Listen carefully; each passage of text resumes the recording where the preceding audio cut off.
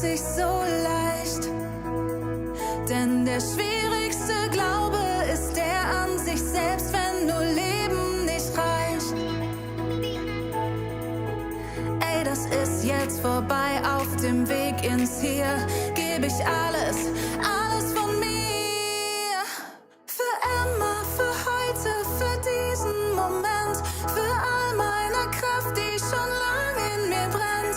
Für euch und für mich, doch vor allem für mich, für immer, für immer. Für immer, für gestern, für alles, was war. Ich leb den Moment, Fehler sind ganz normal. Für euch und für mich, doch vor allem für mich, für immer, für immer. Du bist stark genug, sagt mir mein Kopf. Nein, das kannst du nicht, ruft mein Herz viel zu oft. Ey, das ist jetzt vorbei, auf dem Weg ins Hier gebe ich alles, alles von mir.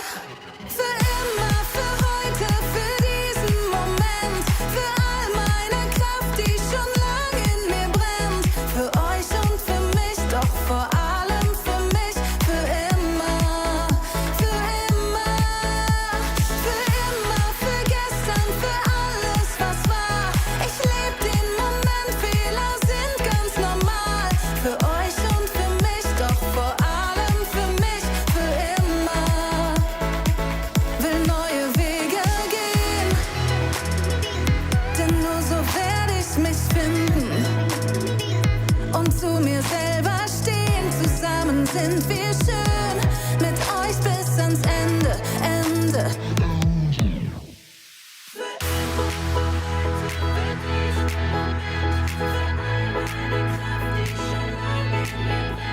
Für euch und für mich, doch vor allem für mich, für immer, für immer. Für immer, für gestern, für alles, was war. Ich leb den Moment, Fehler sind ganz normal. Für euch und für mich, doch vor allem für mich, für immer, für immer. Für immer für mich. Für immer für mich. Für immer für mich. Für immer für mich.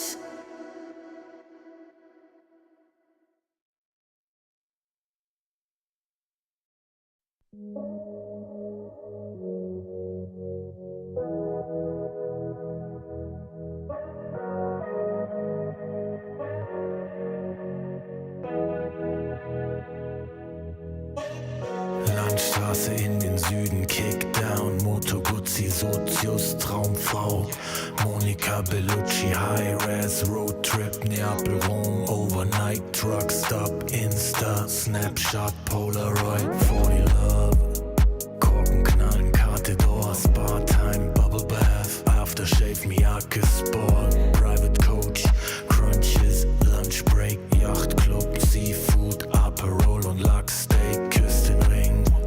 Wir haben Erfolg, Millionen Dinge und dein Lächeln spiegelt in meiner Persol, Pilotenbrille, Holz knackt im Kamin. Es werde hell, wir lieben uns die ganze Nacht, nackt auf dem Bärenfell, Wüstenstraße, weiter Himmel.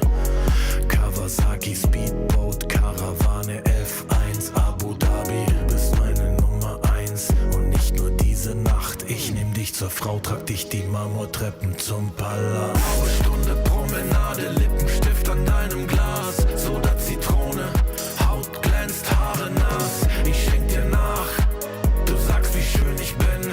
Ich küss deinen Hals und du lachst wie eine Königin.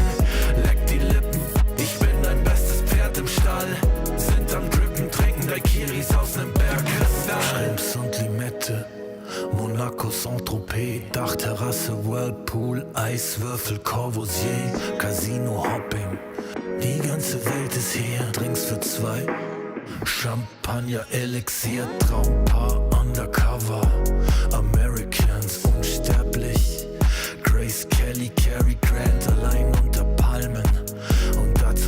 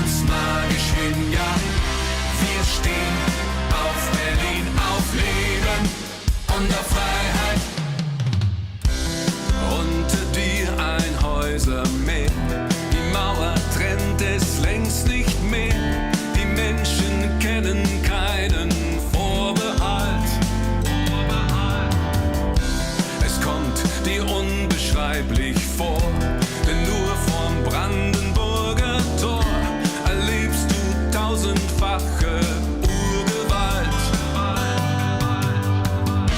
Wo kann die Neugier größer sein? Wo wirkt Bescheidenheit nicht klein?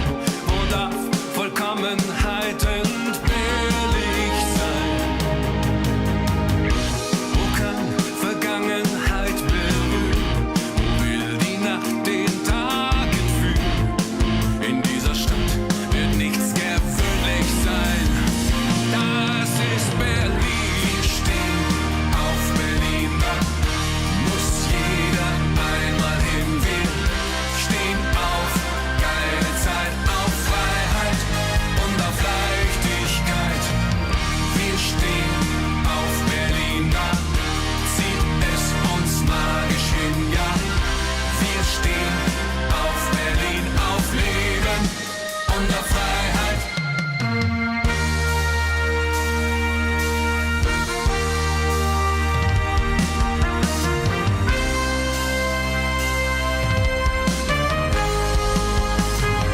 Das ist Berlin. Wir stehen auf Berlin, da muss jeder einmal hin. Wir stehen auf geile Zeit, auf Freiheit und auf Leichtigkeit. Wir stehen auf Berlin, da zieht es uns magisch hin, ja. Wir stehen auf Berlin, auf Leben und auf Freiheit in Berlin.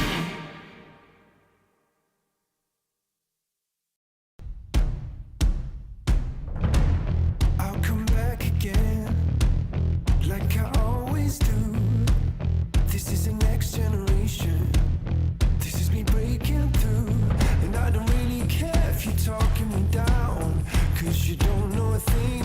And I don't really care if you don't like my sound. You're not ready for it. Oh, you're not ready for it. Just like a bullet plane, tearing up the sky. I'm not slowing down, I'm just flashing by. You don't wanna miss this. Watch this as I steal the show. Watch this, got that shine like gold. I'm starting up now, gotta let them know. Watch this as I break the mold. I've been low before. This is me rising up to take the center stage, to take the trophy cup. You don't wanna miss this. Watch this as I steal the show. Watch this, got that shine like gold. I'm starting up now, gotta let them know. Watch this as I break the mold. You don't wanna miss this. You don't wanna miss this. No, you don't wanna miss this. You don't wanna miss this. No. Watch this as I steal the show. Watch this, got that shine like gold. I'm starting up now, gotta let them know. Watch this as I break the mold.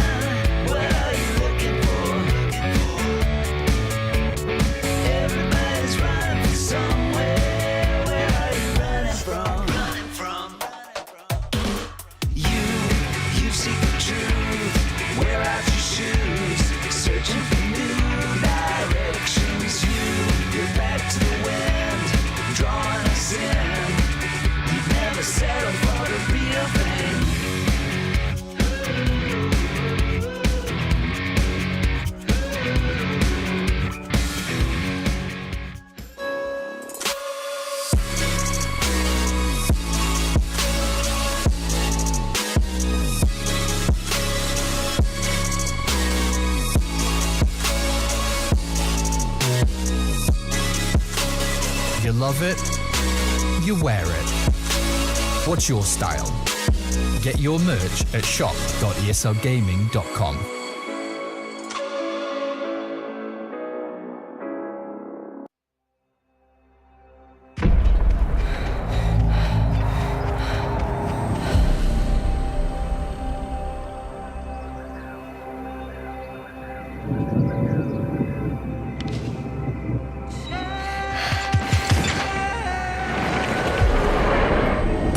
Deceived daywalkers,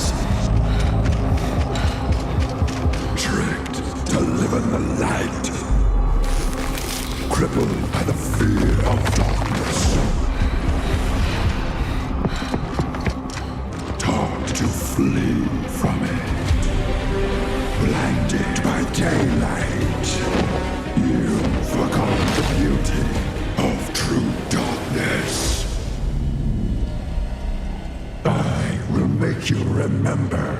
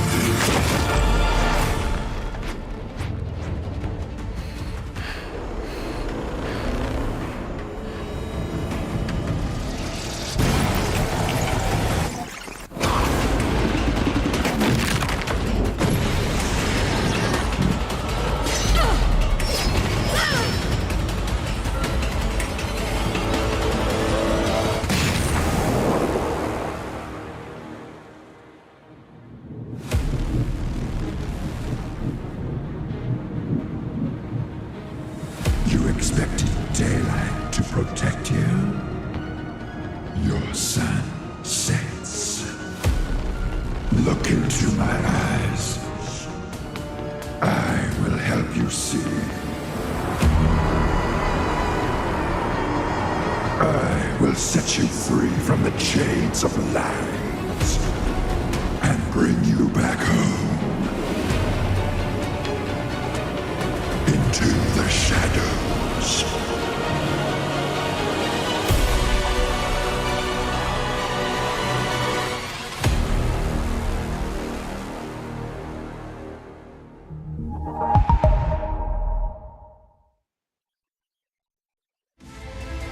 The ESL One Major is brought to you by Intel, Acer Predator, DHL, and Monster Energy.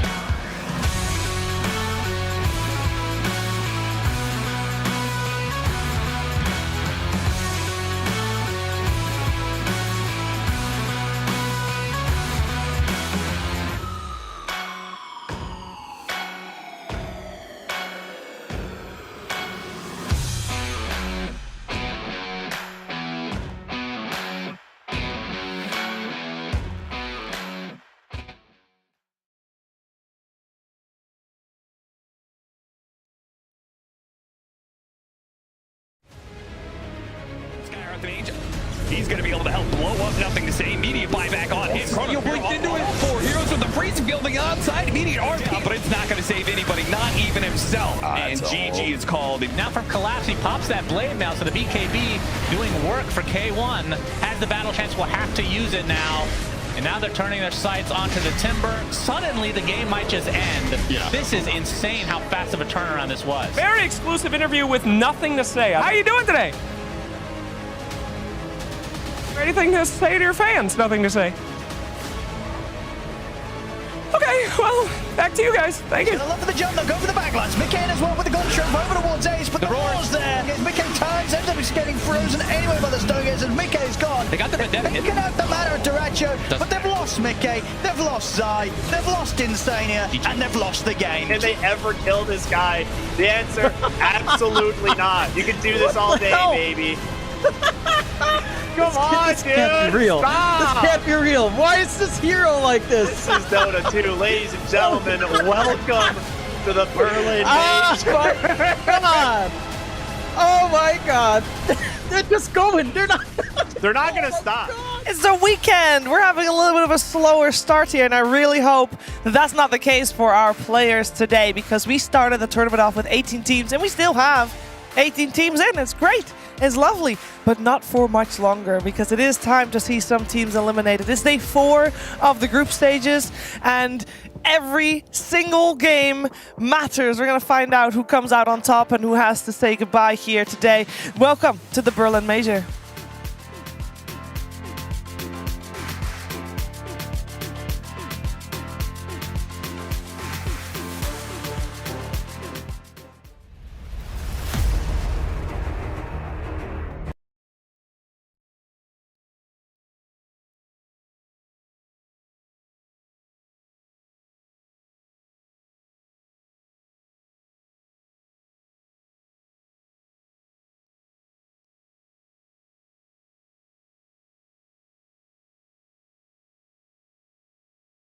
It's fine. As long as all the hiccups are on our side and the games are good, I don't think anybody really minds anything that happens here today. It should be a good day. It's Saturday. It's always lovely on a Saturday. It's a bit rainy outside, which is perfect, because that means that we get lovely games watching inside. Isn't that right, Shadow? No, I hate the rain. What? It's the worst. Yeah, but you can have a good excuse to sit inside and play games. I do that anyway. When it's nice and sunny outside, instead of getting a nice tan, some vitamin D, I just take the vitamin D pills and then game all day. That's a great solution. Peter? Vitamin D pills. Shout out to vitamin D pills. I don't hear you. Hello? There you go. I said shout outs to vitamin D pills. Great. What's your favorite gaming weather, Peter? Gaming weather? Yeah. I don't know. I guess maybe I prefer the sun, honestly. You do? I've got dogs now, so I've got to get my outdoors time, and when it's rainy, they get cranky. Yeah, but then you can game. No. No, not still quite. Go for taking the dogs out. My favorite gaming weather is I game whether or not the weather is bad. Wow, that's good. That is a good one. That is a good Can one. you make that a little more? Yeah, go ahead. No, stop. Just a little more liquid. Look at these teams that are attending. Oh, yeah, there's also liquid in there. Look at that. For now, anyway, because they're not on top of the charts. And we have so many games going on at the same time. I know it's hard to keep up with everything, but that's why we're here. And of course, we want to see which teams come out on top at the very end, getting the most points, getting the largest chunk of our prize pool.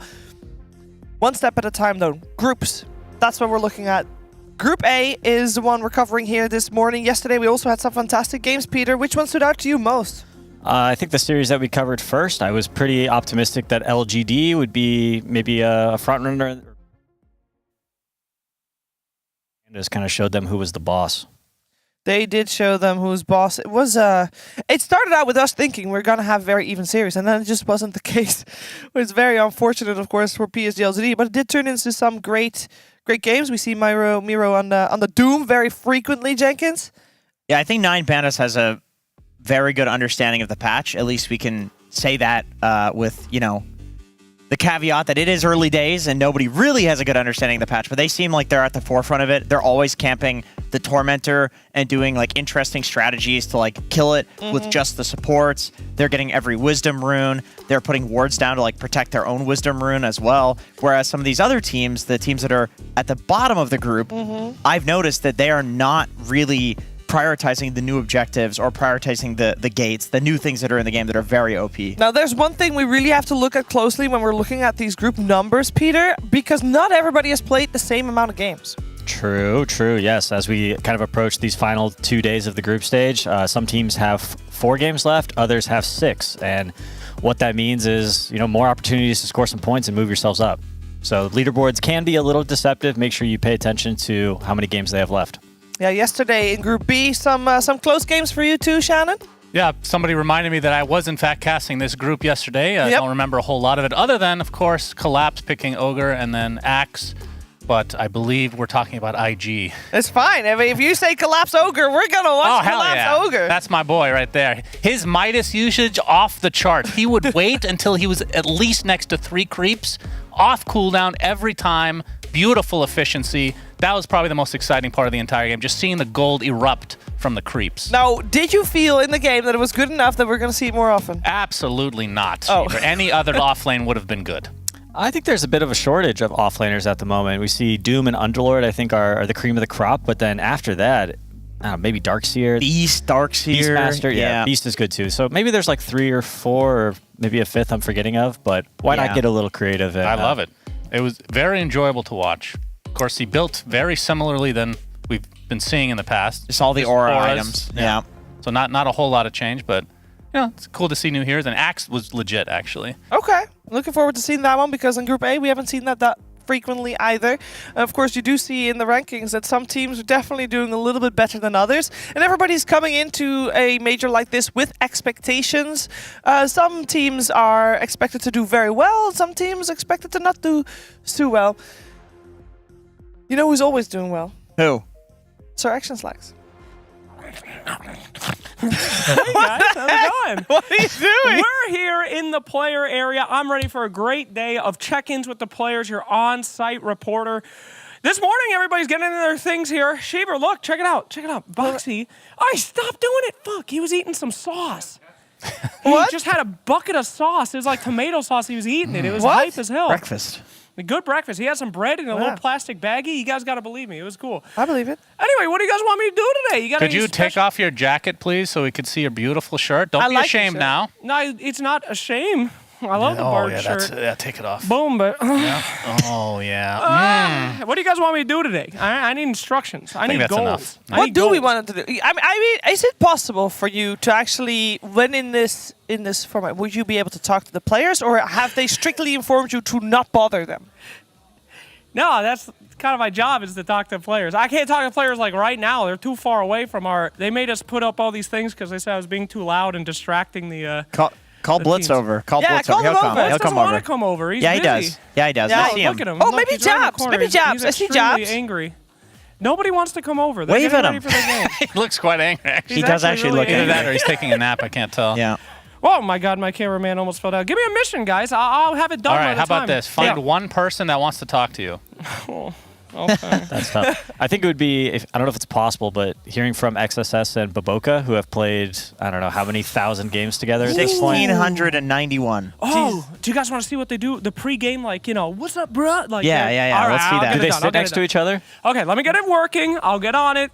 We'll have it in a little bit, okay? Okay. All right. Thank you, Mission guys. is set. Thank you.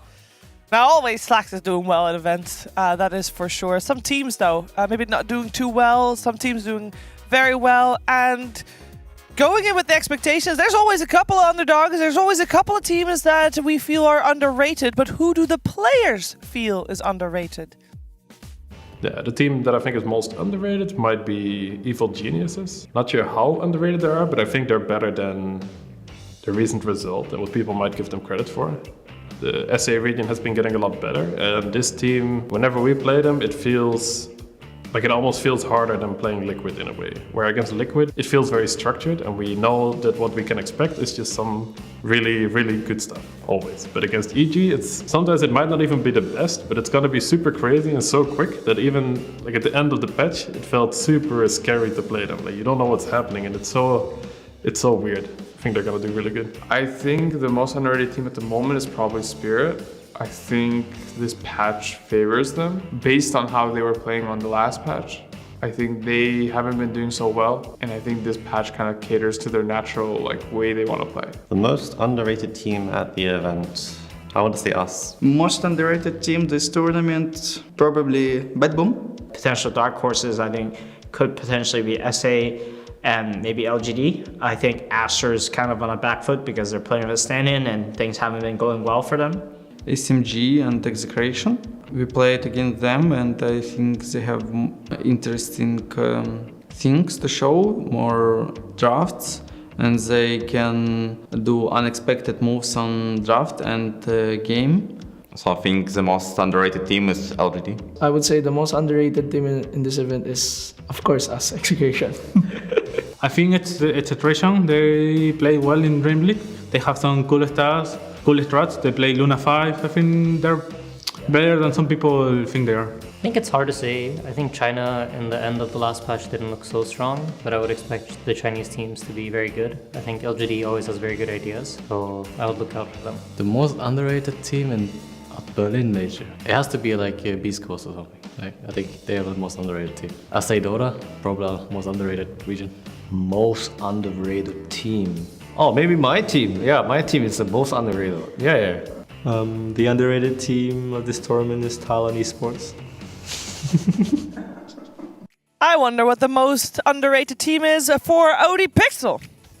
I don't know. I think I sort of agree with the sentiment around Evil Geniuses. I think, for a long time, the SA regions has just continued to improve and improve. And we're getting to a point where, honestly, I could see EG going pretty deep in the playoff stage, which I'm almost certainly sure that they're going to get. I know they're sort of the middle of the pack right now, but I'm sure we'll see them at the playoffs. So yeah, I think people they need to watch out for SA. EG's going to go far. How about you, Fog? That's got to be SEA. It's got to be one of them. At least Execration, probably. I don't think they're a 1-9 team. Come on. They're pretty good. They are. Palos is super good too. I know they're 1-9. They are 1-9. Yeah, but come on. I don't know. I do think that they're better than that. They've had some good showings and stuff like that. I think they're just a bit volatile, and the new patch just doesn't work for them right now. But I think they're good. I like watching them. They're fun. Well, if you want to watch them, then you can go to several different streams. Thank you very much, OD Pixel and Fog. We'll, of course, come back to you for the game in a second.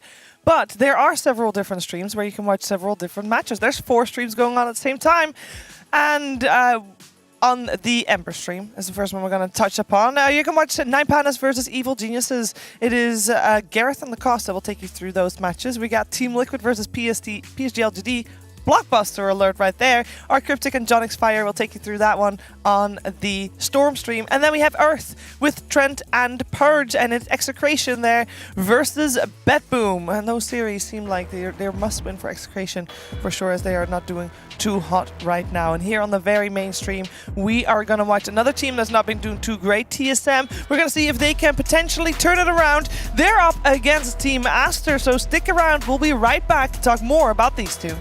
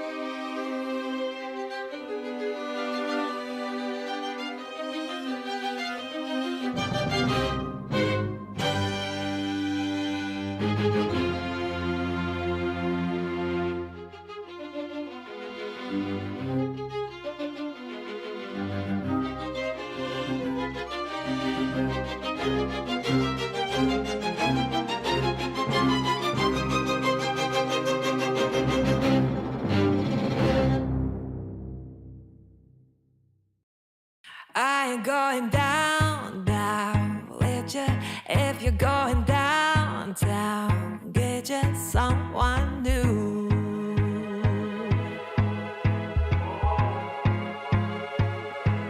You put me through hell now, baby, and called it love. So save me your excuse.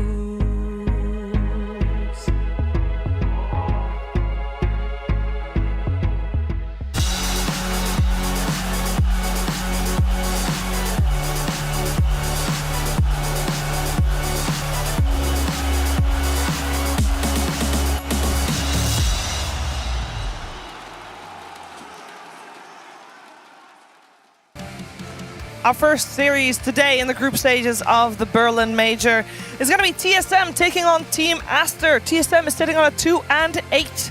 They have 3 more series remaining, and their chances are not looking great. That rhymed, actually. That's cool. It's not so cool that they are doing as bad as they are, because people really thought that they kind of were doing better. They came out of their group stage of Dream League last week, out of the first group stage anyway, and it had been a while since they were actually able to get out of a group stage. So people thought, like, okay, this is the start. TSM, of course, they have some very new players in it, and they just needed some experience, and maybe the patch would help them. But, Peter, it's not really helping them, this patch, it feels. Yeah. Something's not working. Yeah, and they still have to play Gaming Gladiators, so Yikes. good luck getting those Ws.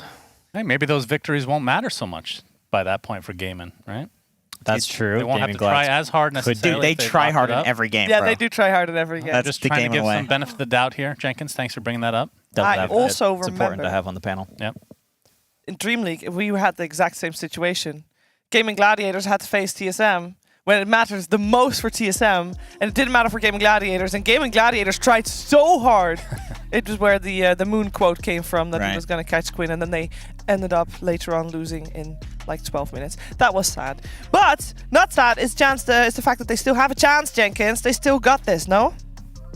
I think they have a chance, but it also requires other teams to lose. I feel like the better maybe narrative is like what can Aster do? Aster has, they only have 4 games left. They actually don't have any matches tomorrow, so we'll know exactly where they kind of stand at the end of today. They've their first match against TSM, which should be a win, I think, hopefully 2, and then their next match is up against EG, who panel was talking about being a little, I don't know, underrated. Mm-hmm. Yeah. So I think that matchup later today will be huge to see who wins there, because those are the 2 teams that I think are fighting for those top spots. Yeah, for TSM, of course, we do hope that they are still in good spirits. I think we can actually find out in how good of spirits they are, because they were hanging out with Slacks earlier. Guys, can we do the team meeting again one more time, please? Come on. Everybody huddle up and do a team meeting, please. Come back over here. Give them the motivating speech. Yeah, come on, guys. It's a team meeting. This is a big, important day. Putting us in a hotel, so... It's a good hotel. Come on. All right, just pretend. Pretend we're doing the team meeting one more time, all right? Give me that hypeness one more time. What are we saying here before this very important day? We got to connect as a team. That's it. Yeah, that sucks. Come on, bro. You got to do better than that. The team, they need help. Okay, come on. Hype them up. Give us the speech that you just gave, please. You know what? I never do this. Hold the mic, bro. I trust you. Sometimes in life, when you're facing despair, the only way to overcome it is through sheer will and determination. And once you do that, not only are you going to come out stronger, but you're going to come out a better man. And you want to be the best man you can ever be in your life. Why would you die being the worst person you can be? It's such a pity. Yeah, baby! We're gonna kill him! All right, you guys are set. Thank you. Hyped up. TSM's feeling hyped today, baby. All wins today. Always. Thanks for the speech, guys. Thank you very much. If you're not hyped up after a speech like that, I don't know what you can do. I think they're gonna win. Yeah, they're gonna win. They got that energy. They took that straight up, and they got this. Surely now they have to do well. One of the players that we look for in TSM when they are doing well is Ari, setting the pace of the game. And we felt it was about time you learned a little bit more about this man on your screen right now. Initially, it started with Hearthstone, but I also liked World of Warcraft at that time, just because the lore was really interesting to me. So then I learned about this new game that was coming out, was Heroes of the Storm, and it had some characters in it that I really liked, namely Sylvanas and Illidan. So I decided to start playing Heroes of the Storm because I liked two characters in the game, wanted to play them. And then after like 3 or 4 years of playing for fun, I somehow magically ended up rank 1 in the world on the leaderboard. At that moment, I realized I wanted to be a professional player. Pulse got discontinued, so I chose a new, even more skill-based game so I don't get frustrated by luck, which happened to be Dota 2. This is great for TSM. TP's keep changing her mind here. There's the stolen charge from Ari, able to take out one, make it two. In Heroes of the Storm, like everyone had the same farm distribution, so all you would do is fight. But the melee assassin that I played was like a roaming hero, so it's more like Tusker Spirit type of hero. So I just chose the wrong role. 3 years I played POS 1. It took me that long to reach the point where I got to like rank 100 as POS 1. And for like half a year I was just like hard stuck rank 100. I couldn't get higher. Then I was like, wait, maybe I'm making a mistake. Maybe this isn't actually my role. Like something's not working here. So then I started trying POS 4 and it was just like a much more natural fit. It was actually like really risky because at that moment I had actually been offered a place on a Div 2 team as POS 1 player. I started playing scrims with them and I realized like this role's really boring. Like why am I playing this? So I had to decline my first pro team offer because I wanted to take a risk and felt like POS 4 would be a good long-term switch. And it just happened to work out really well. Ari has done some serious work on this hoodwink, man. That blink, oh, nice centaur stun. He has no doom though. Yeah. And he's gonna get canceled here, I think. Oh, he is. The BKB didn't last long enough. Unlucky. So when I first joined ITB, I actually only played like 3 heroes on POS 4. In one of our series, I think against like Team Bold or something, they banned my 3 heroes, like Hoodwink, Skywrath, and like something else. And then I had to play some random things, so we lost. Over time, I learned more and more heroes to stop being a problem, but right at the start, that was quite a big problem. It's definitely important for a player to enjoy their role, because if you don't enjoy it, you won't be motivated to learn new things and try out new ideas. Sounds fun. What role do you play, and have you ever thought about switching roles to be better? No, never. I hate myself for playing this game, but I just love it so much at the same time. But after watching that, pretty interesting dynamic because, I mean, Heroes of the Storm, very brawly, very roamy. What do we have going on in this patch? Exactly the same thing. And, fighting. Big time. On top of that, you have 1 million objectives, and there's 1 million pointless objectives in Heroes of the Storm. No offense to the player base that still does not exist for that game. So you think that this would be actually more in his ballpark, right? Like, this is a very nostalgic thing for him, I would assume. Yeah, Peter, I feel like every game that we see TSM do well, the highlight clips that we just saw obviously specifically chosen for Ari, but it is Ari that is doing very well in games where they are doing well.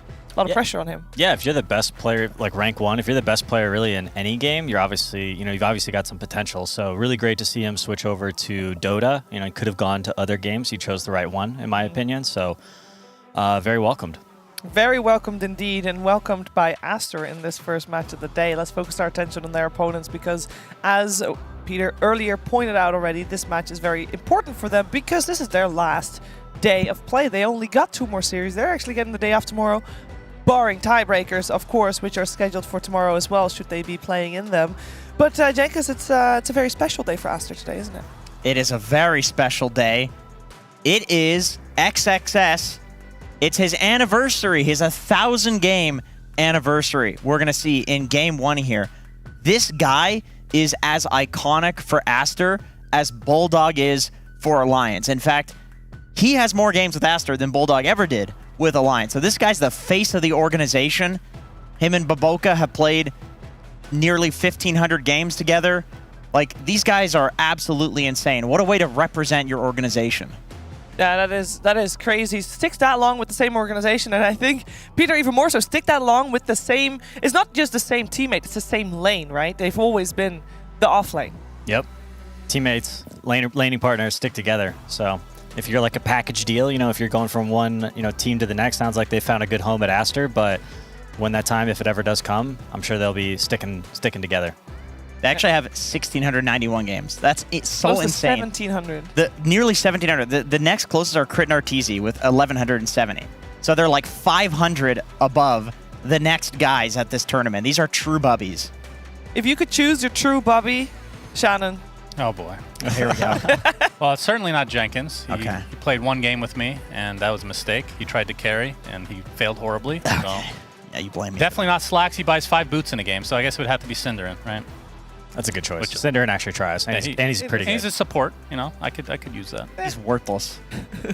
That was pretty good. I'm curious how XSS is reacting to the news that this is his 1,000th game with Aster. Let's find out.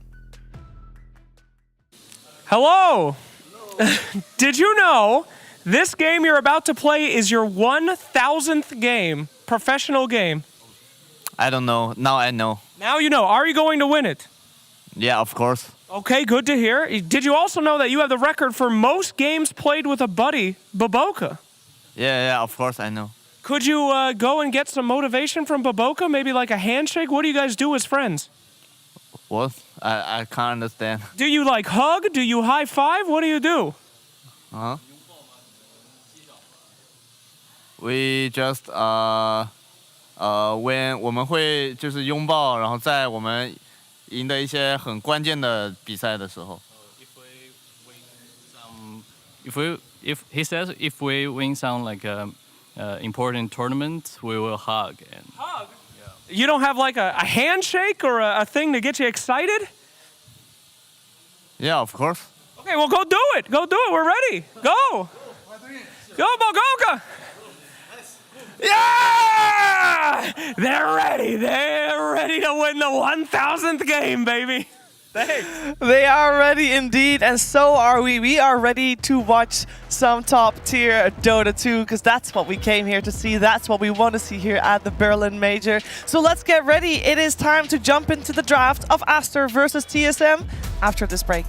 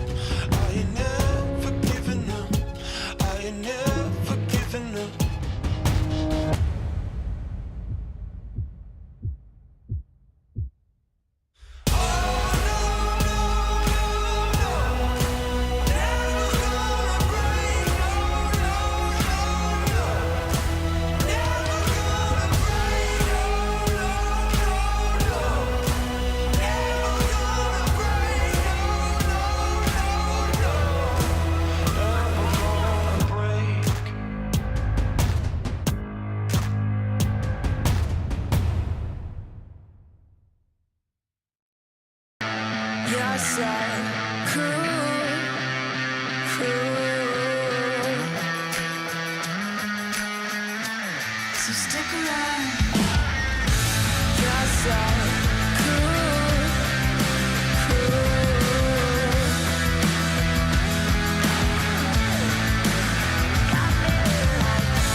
You're so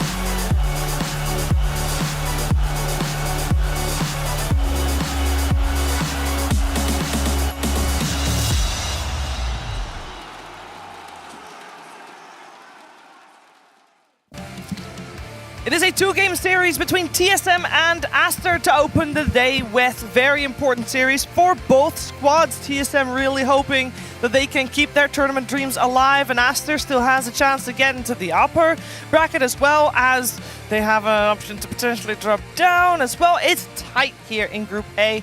We're going to find out who is doing better on this lovely Saturday morning. We're in the draft. Oh, my These two God. teams very familiar with each other as well. They're drafting so fast. What the heck is this? Also want to point out that don't worry, guys, squad mode will be activated, I've been told, soon-ish, TM. So we'll hopefully get that up for you, You know, shortly. I love squad And the draft mode. is already gone. I always add Jenkins to my squad, but he never accepts for some reason. I didn't know that was still a feature. That's right. It is. It's actually Very really cool popular. feature. Blinky, you miss it though. The draft was up Monkey Yeah, and Coddle. Oh, that's what they went 2-3? That's what they went 2-3. Yeah, it was first pick Underlord, though, Okay, right? yes, it was. No, we got it all figured out. Yep. So what's going to come next after the Underlord? Enchantress. Oh my god, you're so Wow, smart. so good. That you can dispel the Jingu. That makes a lot of sense. Okay, now that we have the summons out of the way and the Crimson Guard carriers out of the way, now we can start drafting for real, right? Yep. We talked about there being a lack of offlaners. Underlord now gone. Doom now gone from the bans. Beastmaster gone. We're going to see Ogre again? No. Bring out the Ogre, multicast that Crimson Guard, baby. Who's next up? Is it Darkseer?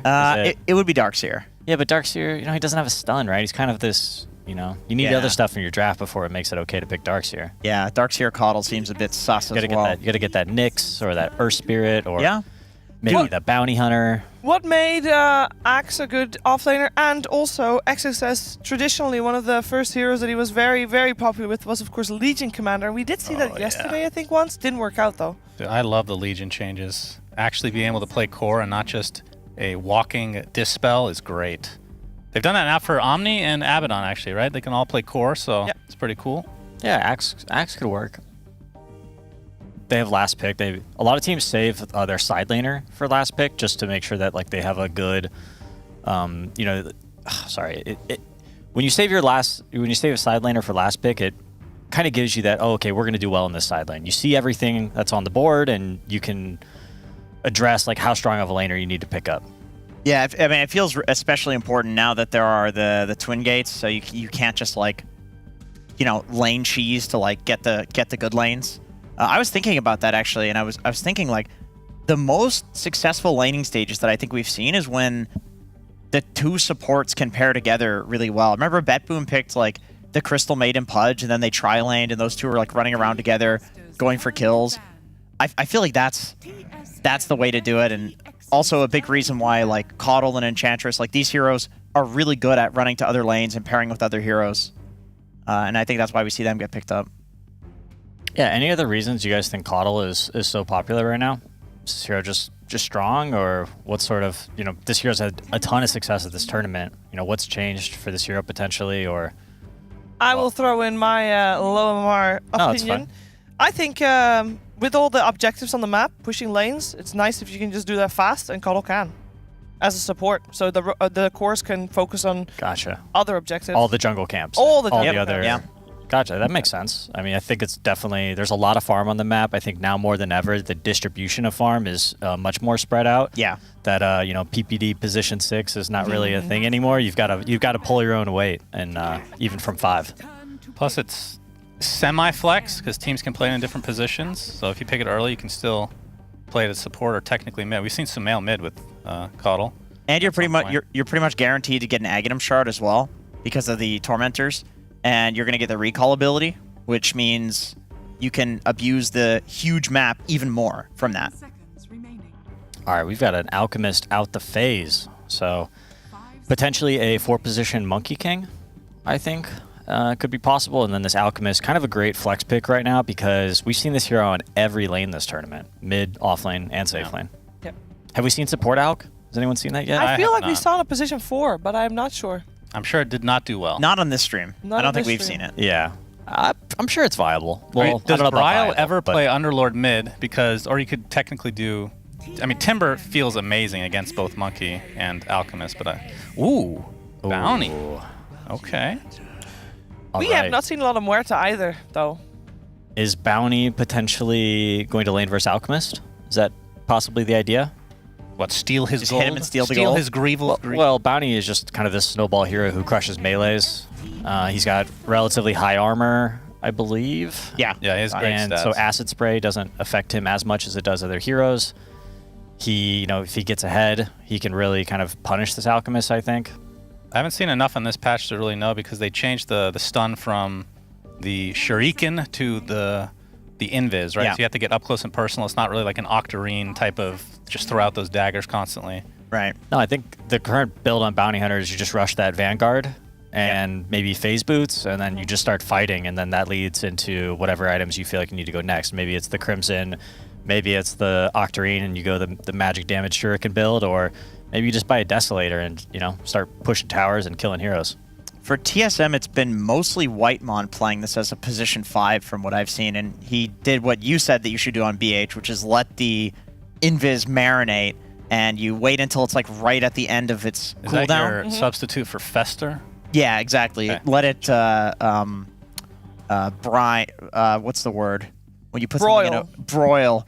That's not the word I was looking for. Doesn't matter. You wait until the invis is at like the very end of its duration, and then you hit somebody, and then you go invis again, and then you hit them again. And it's just 2 seconds of stun on a hero that really feels like you probably shouldn't have that much stun at level 1. Then you blood grenade them, and they die. Is Bounty Hunter a better support or core? That's a great question. I feel like it's a better core. I love it as core. I mean, in Dream League, it was extremely dominant when we saw it in the mid lane. I think the issue with it as support is it just kind of falls off. Yeah. Like if this hero doesn't have items, his abilities don't scale very well into mid to late game, I think. And you want to be able to, have that Vanguard so you can get into the mix of things and get those right clicks off. Those Janatas are going to do a lot of damage. I think you're right about like BH chasing the Alchemist around. Sounds really good, which means it might be a 5 position because XXS has played the Alchemist offlane for Aster before. They're one of the few teams that is picking it as an offlaner. They did it very early on in the tournament. And then you could put the Enchantress versus the Monkey King and take off the Jingu. The Ricky Bounty Hunter strat, double invis, so definitely not the Bounty Hunter core that I was hoping for. Ricky mid is something that Bryle had success on earlier in this tournament, one of their few wins. Been popular. Yeah, the new shard is insane as well. Forcing cores to try and, but like, if they're not a BKB carrier necessarily, which right now Aster does have, kind of have to get a Force Staff. Am I being an idiot? Did they not ban anything? They forgot Is my to ban. math just bad? No, you're right. They You're timed right. out. They didn't ban. Okay. Ah. Damn, they're really losing it, huh? That's not Maybe a good that's a sign. strat, That's Peter, has this ever happened in your drafting career where you don't ban anything in an official? Yeah, I think we were just trying to cloud on somebody. We just didn't ban anything. I We're like, see. these guys are scrubs. Let them have whatever they want. There was also at some point I know that Ice Ice Ice was drafting where you could skip the bans, because I remember he drafted it at a TI where he just intentionally didn't ban, but that was when it didn't soak up all your bonus time. Oh, I see. All right, when they're looking at this draft for Aster, it's like, what position is Alchemist going to be playing? I think that's what they're too trying many to decide. bans, right? Sumail is thinking, do I want to play Alchemist or do I want a new hero? Or Yeah. maybe he wants to play Monkey King. I mean, all the spirits are gone, right? He could theoretically still play Caudle if they Yeah. have that as a technical flex. Yeah, but then you'd be, yeah, whatever Sumail thinks is going to dominate the game, I think you just give him what he wants. I feel like Lesh is still pretty good. You're playing into a bunch of melee heroes, and Ench, who her passive does nothing against it, Muerta, who's going to ult, and TSM's draft is so weird. And the axe. Okay, all right. Okay. Still coming out. So is it support monkey, right? Sumail is mid coddle.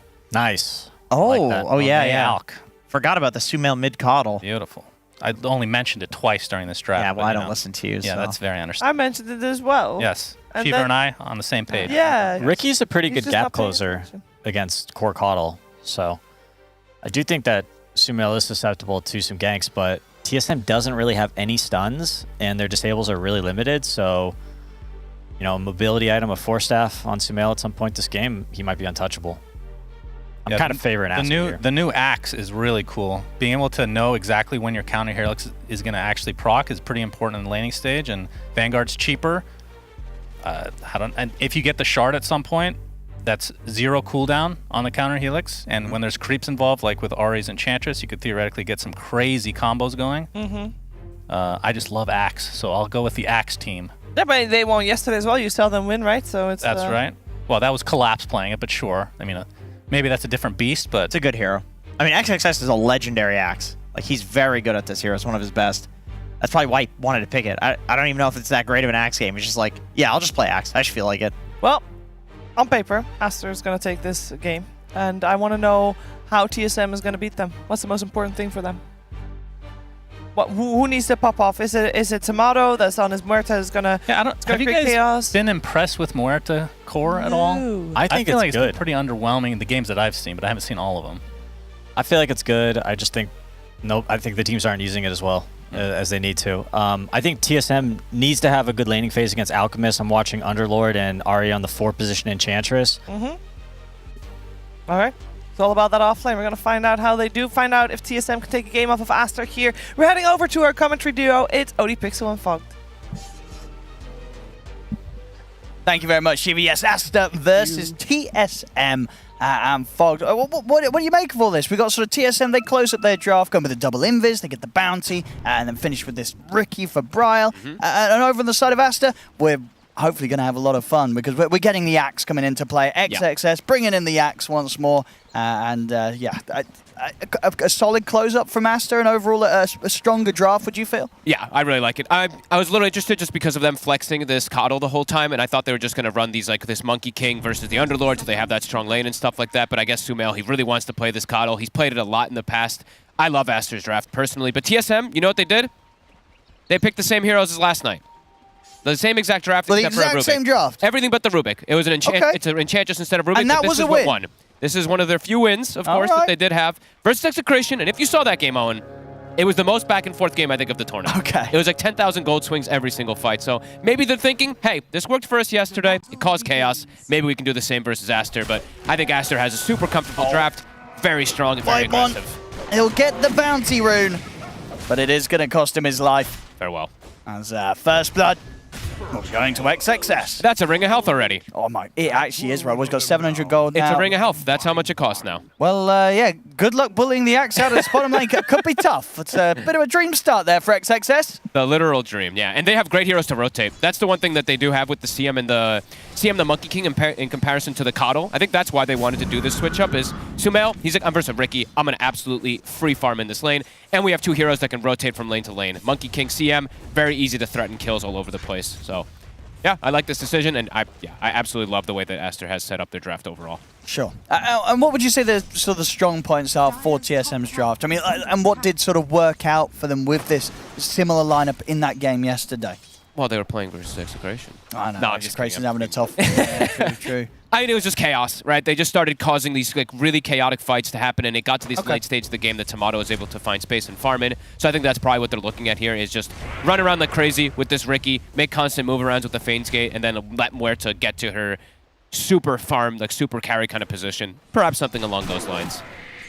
And yeah, because overall, this game, what's the potential like for Muerta? Do Aster have a lot of sort of solutions to deal with this hero when they're coming in, popping that ult and trying to blow people up with that crazy magical damage? Yeah, they have a ton. I mean, they have Coddle, they have CM, and then I think Axe is actually a pretty interesting attempt at like a counter, because yeah, you're gonna pop ult, and then if he just like blink calls you, you're just gonna be hitting this Axe, and I don't think it's, you know, you're gonna pierce through that armor, but I think he's just gonna be able to pull you out and just cause a lot of problems of getting on top of you. And they do have lots of forms of getting on top of you. So we'll see how it all kicks off. As Bryle right now, he's actually, I mean, he's doing very well in that mid matchup, having a 16 base damage advantage versus Sumail. But it does feel like Sumail, he'll be able to handle his own once he starts getting more levels. But that's a lot of denies. Yeah. 8-7. Wow. Quite a bit. Doing solid with this early CS. Definitely one of the strengths of the Riki, of course. Very appealing to put in the mid. Not many mid matchups really that can completely bully the Riki. No. Riki's going to be feeling pretty safe with that high base regen. Feels like it's been like that even since the last patch. Right? It really was. It's your base stats are just incredible, so you're able to do very, very well versus pretty much everything. I think I didn't see I was talking with Gunnar a lot about it because he was one of the big players that was playing this mid Riki all the time in pubs, and yeah, he was like, "There's not really many heroes that bully it." No, it just is a thing. Like I think Ember potentially was one of those, but you just trade with him, but you can't break Flame Guard. It's like, you know, it's all these kind of trade-offs as you have to, you know, you deal with that Riki. So far, pretty good. Yeah, just the slowest start at the moment. It's happening on the top lane here for Asta, for Monet. Had to start alone this in the beginning there, and they do have this Enchantress in the lane versus him, which is of course one of the most potent heroes in laning phase still. And bullying Underlord Overlord. I mean, they're going on the edge set up now, onto Ari. Ari could be in trouble. Monet's got the concoction. Big That'll do it. Able to take him down. We'll see Kastani try and punch back in return. The moment they hit level 3 on Monet. Level 2 concoction, overwhelming physical versus an Enchantress who is a bit squishy. But Kastani's still getting very good last hits, level 2 atrophy. He's going to be the tough one to bring down. They can consistently kill this Enchantress, though, with these type of plays. I mean, with that sort of setup, top, is the Out likely to be bullied out of the top lane early, or for the most part, he'll be able to stay in lane?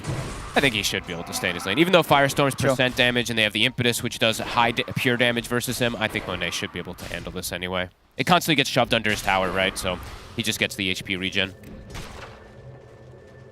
Rotation coming in. This is actually clever here. So Whitemon, he's feeling like Tomato, he's farming very well, which he is, and he's actually going to start making early aggressive moves. It's spotted, though, the sentry.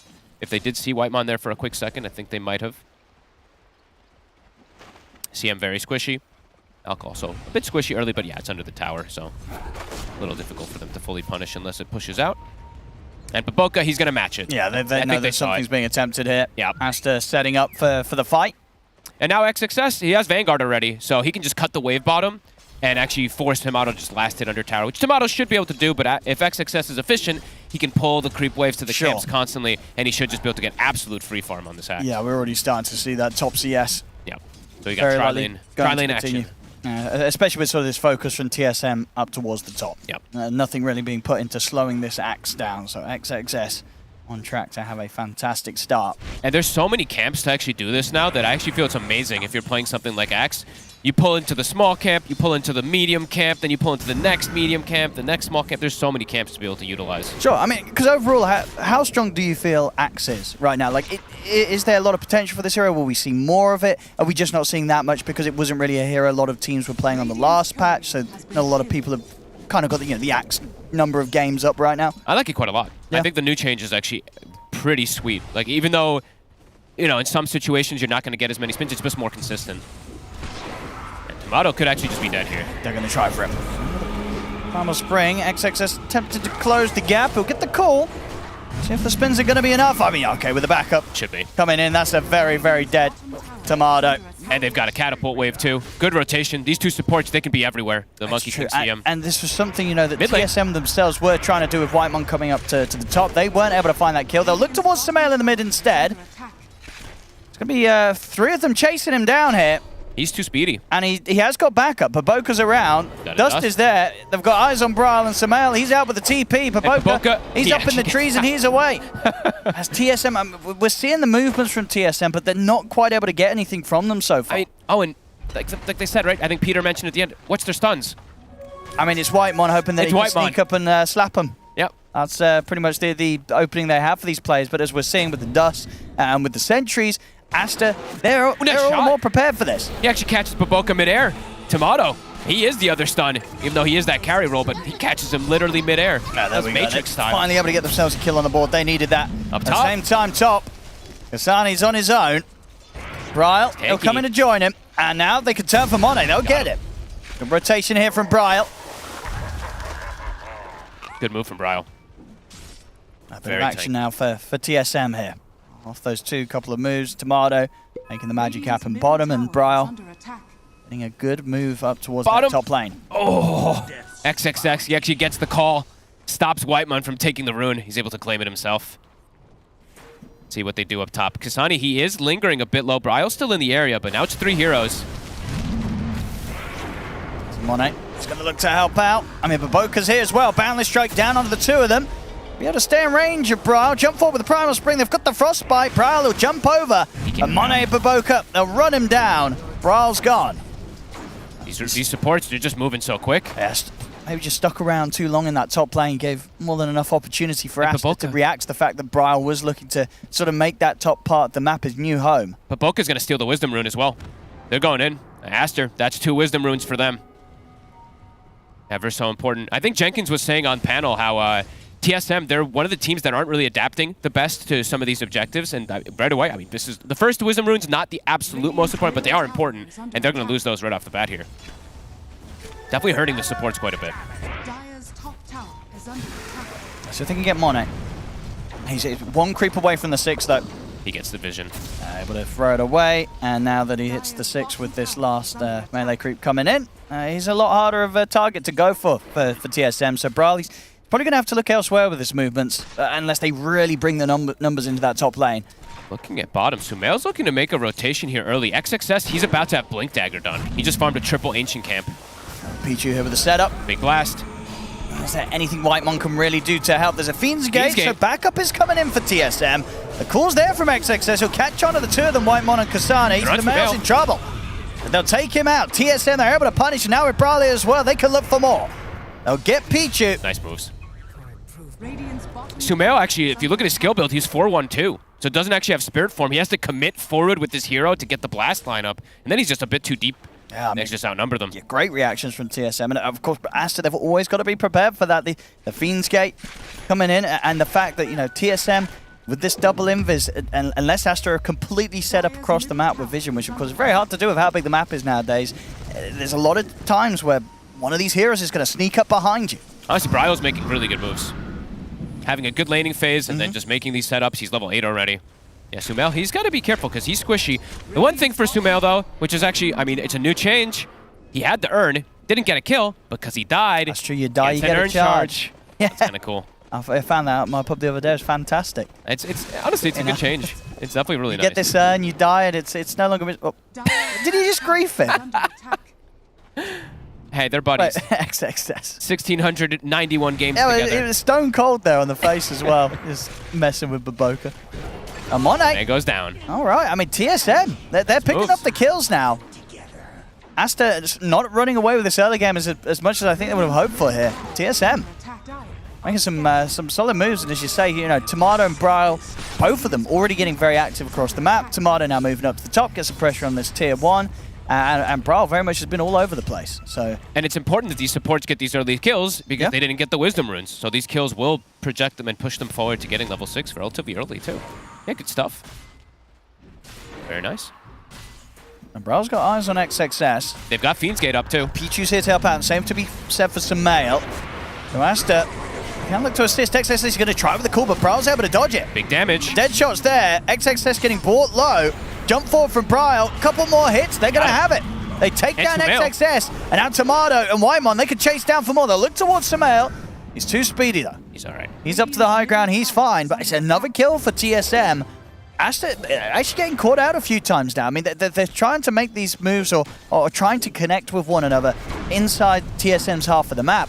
But TSM, they're turning up with the numbers. And Asta, even sort of XXS with all the farm he has and the fact that he's top net worth, they're still proving to be killable. TSM can still take him down right now. They're just getting played by the Invis, right? These two Invis just moving around, scouting, and then they have Fiend's Gate. So yeah, the numbers, it's absolutely working. It's a diffusal done for Bryle already. They're going straight for Smith. He's got a lot of backup though. XXS, he's in with the call.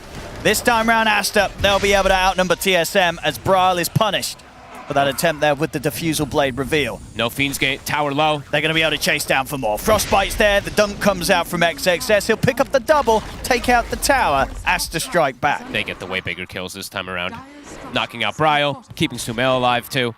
And it's all in time while Monet, He's able to find the space. He pretty much, I mean, he's getting pretty close to that Radiance already. Yeah. Even though he has died the twice, we'll be able to have it at a very good timing versus this Muerta, who, as we've seen, you know, this Muerta, it's been struggling a little bit this tournament. This hero just doesn't farm that fast, so you need to get kills around the map too to be able to set yourself up for success. And yeah, heavy rotation. It really was. Yeah, this time Asta, you know, the fight from TSM, it was starting to take place on Asta's half of the map as they push up across the river. And Asta not going to let them get away with that at all. I think TSM though, they gotta keep going. They gotta keep looking for these kills with these Invis heroes, or they're gonna really start falling super far behind very quickly with the speed that Axe and this Alchemist is able to farm. They'll find a CM. And Brat. Good kill.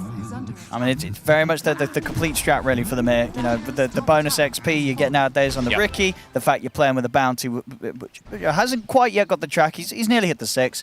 You know, it's all about farming heroes. You know, Asta with the Alchemist, they want the Axe, they're kind of going to be hitting the creeps, farming up a treat.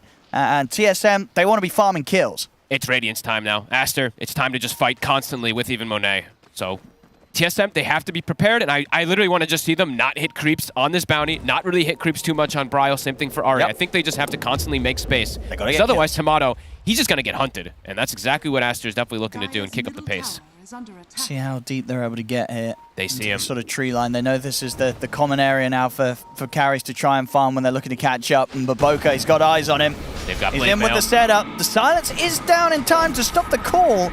Good knock back with the dead shot. And Tomato, he's going to be able to step over towards the Fiend's Gate. Tomato, he's safely out of there. Now the backup comes in. Whitemon, Bryle, and Kasani turn up. They'll look towards Baboka. Looks like they're not winning this fight. Whitemon, he's already been taken down, and Bryle, he has to run. He's been dusted. Pichu's got him with the Frostbite. Baboka's into the trees. They're ready to try and chase down the Ricky. He's able to jump over to the creep wave. He will get away.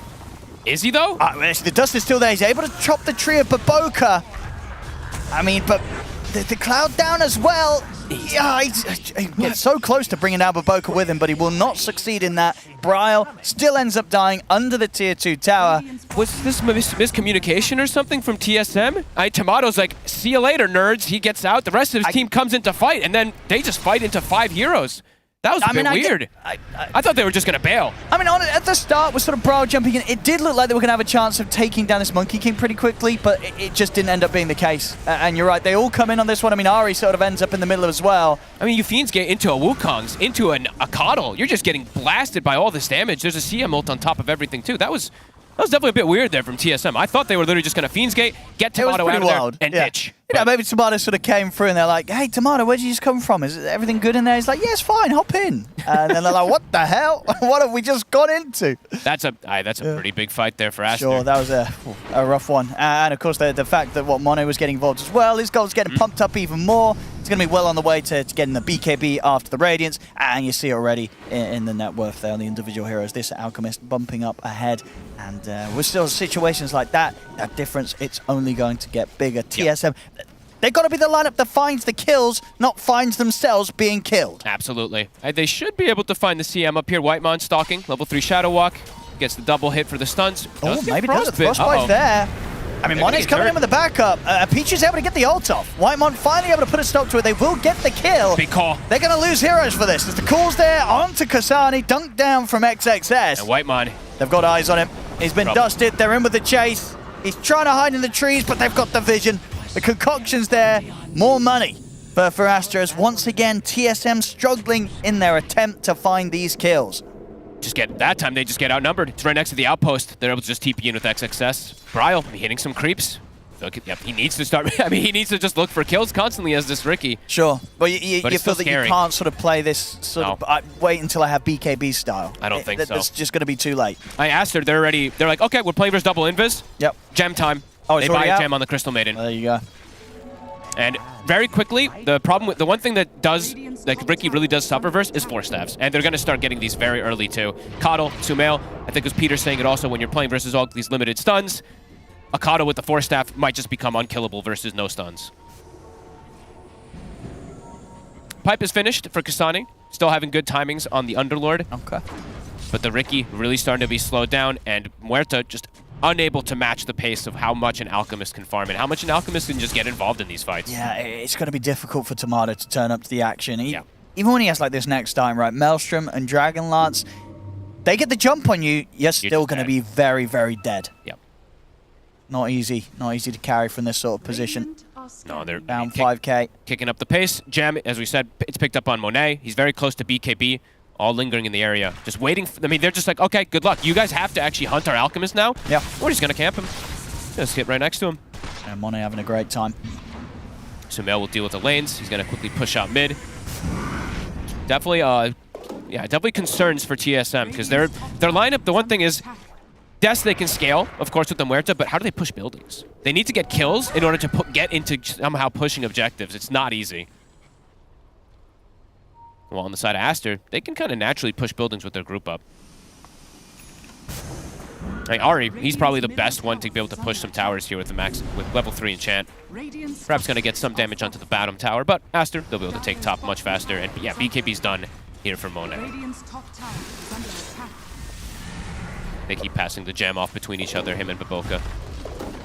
Yeah, I mean, it's going to be really nice on Baboka as well, especially when he's got this item done, has that ATOS. Just sort of having the vision set up, and then as you talked about earlier, you know, one of TSM's ways of starting a fight is Whitemon getting in and getting a hit off. You know, if there's some Monkey King in the trees with a gem and a rod of ATOS, you're never going to be able to close the gap as this bounty hunter. You're just going to be constantly held in position and held back from being able to initiate.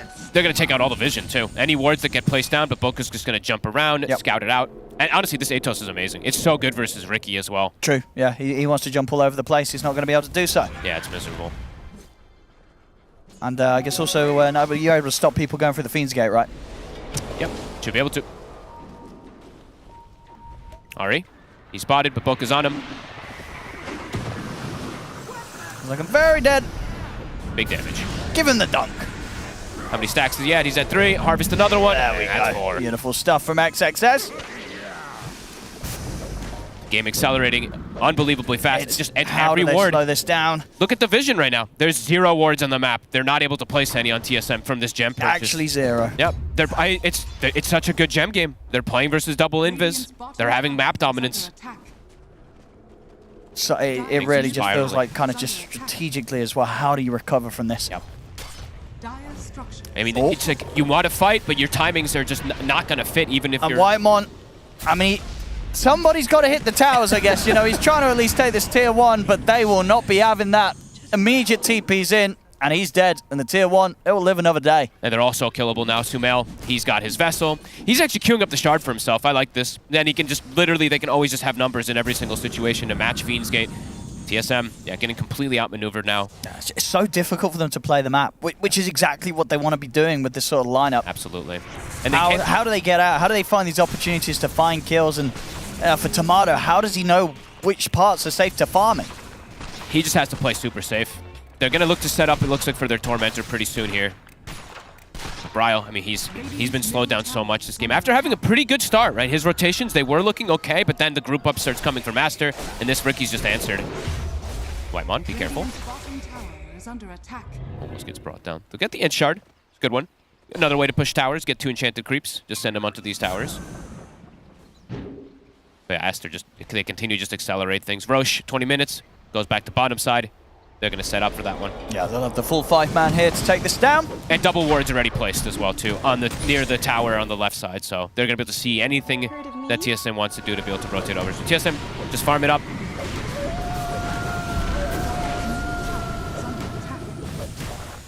Now, how close are TSM to the next items? Bryle, he's getting closer. Yeah, still half the recipe away from the BKB. And as for Tomato, yeah, he's still got a fair way to go, but is indeed going for that BKB next.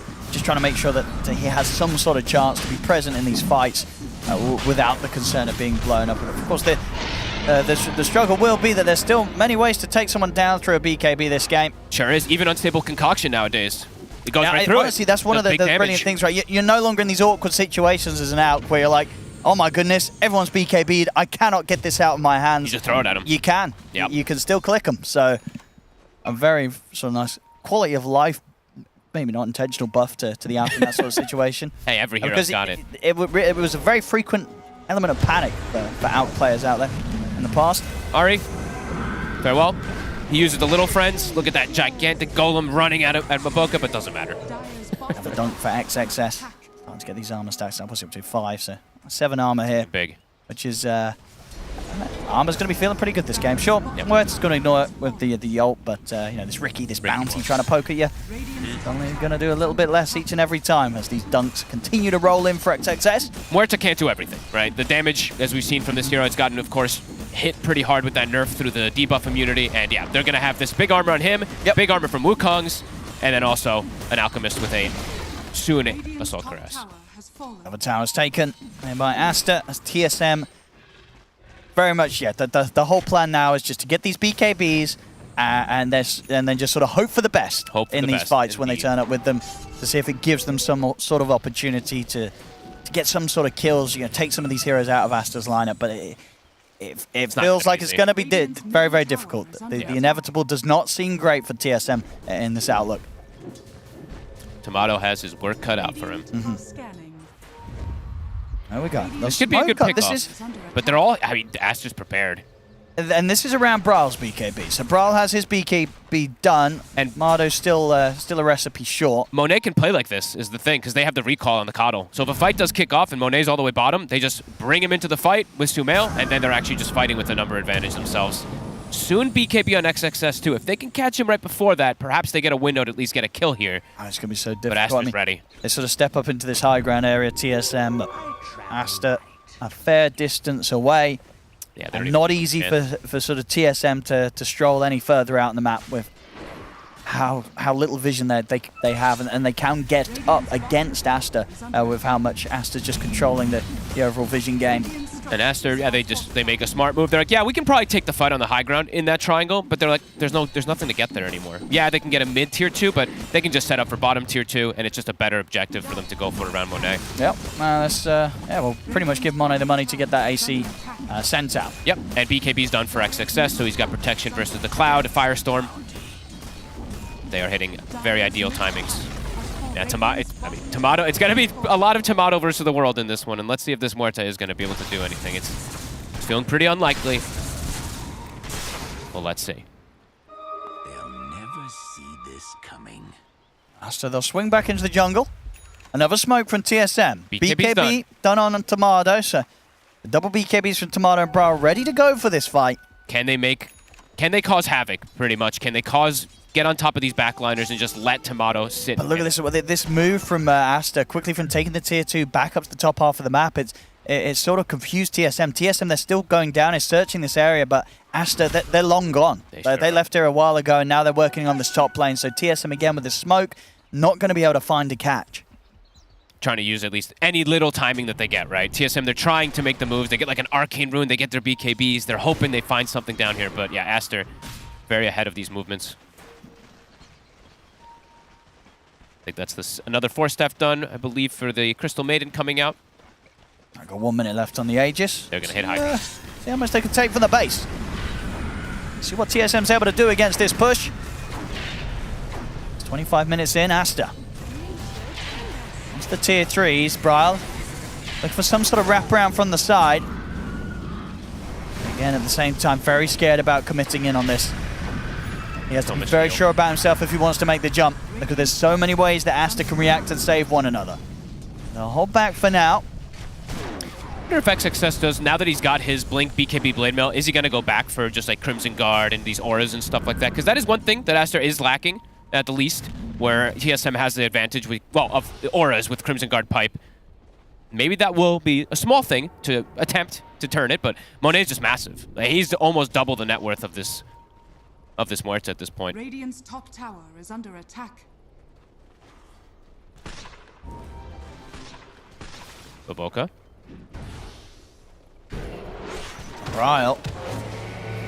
Get caught by the Boundless. I mean, Baboka's back up in the trees. He's got the vision, but Braal's able to put the BKB before the concoction comes in. Monet's too tanky. He can't stand his ground against Monet. He has to jump away. XXS, he's in with the jump. Only gets the call onto Kasane for now.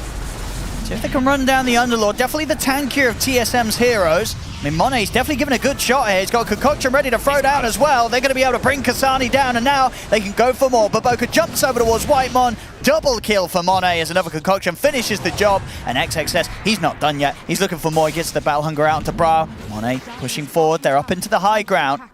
TSM and Aster, they'll hold back. They won't jump the base. They're more than happy with this. They take 2 kills. They lose nothing themselves. As even with sort of the BKBs there, we're seeing TSM, Bryal, he can commit him, but doing any sort of comparable damage to what Asta's able to output, it's just not happening at this point. They tickle. They literally tickle at this point. Tomato, they're setting up for Monet, but the Force Staff's there. Yeah, Asta's just, they've got all the items, all the ways to save him. I mean, Tomato, he popped the BKB for this one, and nothing to be found. They're going back in. Huerta's in got the trouble. setup, they jump forward with the call. Able to get him to safe distance away. Now maybe a bit of a turnaround here. Tomato pop the ult. See if he's got enough damage. He's falling very low himself though, so Tomato has to be careful how he commits in. Impetus is bringing Monet low, but it's still not enough to get any sort of kill. Asta, they remain all 5 alive here on this push. And now Sumail just heals him up. Spirit Vessel, he's still got Illuminates the blast. And Monet's in again. He's got the basher done on top of the AC, straight in on top of Kasani. Azari will attempt to help out. They'll catch him with the fear to push back Monet. XXS jumps forward. We clipped by the sides, but the BKB's there. He's able to slam down the dunk, take out Kasani. They just can't kill targets. There's not enough burst damage, and I mean, he's just so poor on Bryal. I was looking and I'm like, maybe if he had the shard, there could have been potential to actually kill some of these heroes because then they can't get forced out by allies. Because we saw there, Monet, he dropped low, but then he gets pushed out from his allies. Imagine there was that shard there. Imagine Bryal was a bit richer. Perhaps they could actually focus fire one of these targets. But Aster, everyone pretty much back up to full HP, back to business. Tomato desperately trying to get some sort of damage out. He's able to at least pick up a small crit here with the Crystallis. He needs every little bit. Because whilst they're not killing them, we are seeing them when they focus targets they're able to get them relatively low. Relatively low. Now they're not doing a lot of damage, but they're doing a little bit of damage. You gotta finish targets up. He's gone. Rax still alive, but anybody who steps up too far is just gonna get insta jumped. Be careful. ESM. Aster wants blood. I know that there's no real need to back off here. Baboka sort of focusing down the barracks. Brawl's going to jump in with the BKB. He'll turn and take down Baboka. So this time, TSM able to finish off and find a kill. Range Rax, 20 HP. A little bit of a slowdown to the advances here of Aster on that top lane. TSM will be able to buy some time. Tomato needs at least, he wants to ideally get 18, but it's where do they want to go here from now? It's like, is this killing this Monkey King enough for them to get anything else? It doesn't feel like it, but feels like they kind of have to. And they've got to go for this. They have to. Sort of a 5 versus 4 opportunity. It hasn't sort of shown its face much this game, and this is a bit of a window. Let's see. TSM Bryal have to take any sort of opportunity that they can get. Watch out for the gem. XXS, he's in the area. Smoke breaks on 2. Baboka's back up now. Yeah. Now it's tough. Lost their, maybe, I mean, even if they find a hero, they might just get turned on. But it was, I mean, they have to try option. for these sort of huge risk plays to attempt to break back into a game where they're down, 9-20, 30 minutes in, 17k gold lead for Aster. They won't find anything. Honestly, I want to see Bryal just farm 200 gold and get his shard. Any little thing that they can get at this point. I mean, shard would be big. Yeah, considering some of these saves that are coming in. Yeah, exactly. It would absolutely make a difference. A little difference in their favor. I mean, not necessarily turning the fights, completely in their advantage at all. But they need every little time. A little bit of an improvement to what they can do. Monet in the front lines just gets forced out. He wants to re-go. Bro, time to put the BKB. And looking towards Monet. Baboka's coming in for the side with the Wukong's command. Kasani's caught in the middle of it. Monet look to run him down. XXS comes in with the catch. He's got the call into the Abyssal Blade. Drop down onto him. As Kasani may just be bailed on hit. The rest of TSM, their best effort here is to just run, get out. But Monet, he's not going to allow it. Turns towards Tomato here with a concoction. Tomato, he'll put the ult here in an attempt to hold his ground against Monet, but XXS, he's in with the call. They've got the control. Decent damage being done by Tomato. He'll be able to bring XXS down, but not before he dies himself. Whitemon also caught on the escape, and Kasani, he bought back for this one. Aster, they'll have no struggle taking him down a second time. As it cost them so much there, TSM, to just get one kill. So single target oriented. They have to commit everything onto just one hero as XXX. He tanks it for the team. 9-2. Great game so far. I mean, a pretty flawless game, of course, on the Axe, and a pretty flawless game across the board here for Aster. Is onto high ground. Yep. I've got a fortification, but no real need for Aster to go anywhere. They can take a lot from TSM in this situation now. Yep. 50 seconds, no Underlord, no sort of front line for TSM on this defense. Sumail, Spirit forms back up. Octarine just gonna heal his buddies up to full. And into clearing stuff out. Aggressive Force Staff attempted there from Sumail. And Roche, it'll be the safe choice that Aster wants to go for next. And Monet just continuing to be absolutely massive. A quick recall. Sumail's gonna bring him over even faster. And Bryle still opting to dream big. Wants to get the nullifier, just completely foregoing the sharp pickup this game. Yeah, they're probably just like, we're desperate. Like, I mean, it's a what can you do situation anyway, so for the most part, probably does not matter too much with how far Aster are ahead. As TSM, they're smoking out. They're going to give it another shot around this area. Baboka's going to scout again. Waiting on the high ground with the gem. And he sees them. And success. He's going to be able to start the fight off, catching Bryle, then follow up with a concoction. Bryle, he's gone. He'll buy back immediately. If he can get back over here to make some sort of a change in this fight. Whitemon, he's out though without buyback. Kasani's coming with a Fiend's Gate. Bryle, he's going to start on towards XXS, but XXS is able to get the call off. He'll drag back Bryle over towards Baboka. Bryle back into the invis. Monet jumping in, looking for his target. Bryle's able to escape for now, but no longer as Monet's in with the bashes. Bryle, he'll jump away again with the BKB. He's trying to at least bring down the Crystal Maiden, but he can't. Pichu 4 stars to the side. Will get finished off by Tomato, but it costs Bryle his life. Bryle, he's out for 70. No buyback left on him. As they'll push on for more. Pichu with the buyback. Aster know that they've outnumbered TSM here once again in this situation as Tomato shoved off the map, out of the game. He's dead without buyback. XXS in with a call. No escape for Ari. As TSM, it's just too much for them, and it has been for what feels like pretty much the last 20 minutes. It really has been. I asked her. They played clean. Super clean this game. Sure, first 10 minutes or so. First 12 minutes, Bryle making some cool moves. But yeah, I mean, Aster, it's such a well-designed machine. They have stuns, they have disables, great team fight. TSM, it's a bunch of single target heroes. It is. It's a draft that they did make work yesterday versus Execration, but versus Aster, as we've seen, Aster's too clean. Absolutely, yeah, it was unlikely to work against them here with how well Aster has been looking so far. And it's a treat group stage. We haven't gotten to cover Aster personally. And they're looking great. And they do, yeah. Sumail fits right in. Yeah, he really does. Absolutely on the same page. The smooth moves and fast reactions as well to what TSM was trying to do, you know, with their lineup. Aster, they weren't letting it happen at all. No, and they did, honestly, like the gem purchase, it feels like that's just like the nail in the coffin. And it was so early on that they got it, what, 15 minutes or something, I believe it was. They buy a gem. It's amazing in this game. You're playing versus Ricky Bounty. You're playing with advantageous vision the whole game, taking out all the wards, and yeah, it's just a show. Big Arms coming out now. Well, Swift Blink finished on Monet. Sumail, he'll treat himself to a Hex. TSM, they want to hold it out for at least one more final fight. XXS, he's got a full refresher as well. Why not? As XXS will look to jump in with the call, won't quite get the grab. Bryle's able to pop the BKB. Jump forward from Monet. Going in aggressively onto Tomato. He's in with the bashes as well. Tomato is in trouble. Is there any way to save him? There isn't. Sumail's in with a Hex. Tomato's out of the game. They can get back onto the tier 4s. GG is called as Aster looking absolutely fantastic in this game 1 against TSM, where, yeah, TSM, as you said, we saw a similar thing from them yesterday. I mean, Aster, of course, they've been looking fantastic anyway, but if they did any sort of research and saw that draft coming, they, of course, would have had a solid idea about what to do against it. Yep. And this was a very, very solid idea. TSM, they just had no game to play, really, with this lineup. Not at all. And, yeah, it's tough. It's tough for TSM. I mean, you can see it on their faces, of course. They went for something, like you said, it worked for Execution, but Aster, they're just good. They're very clean. They're great. They're very, and of course, Sumail, super coordinated. Once again, you know, obviously a lot of people have been very hyped up to see sort of Sumail step in with Aster, and games like this, results like this is exactly why. 8-1 and 19 from the mid. Once again on his mid lane, keeper of the light. Yeah, fits in absolutely perfectly. Well, not much really to be said after that, but a bit of a beat down here from Aster. Apart from sort of best of luck to TSM in game 2. We'll see how they're able to fare. But this game 1, Aster looking hot. A bit of a beatdown.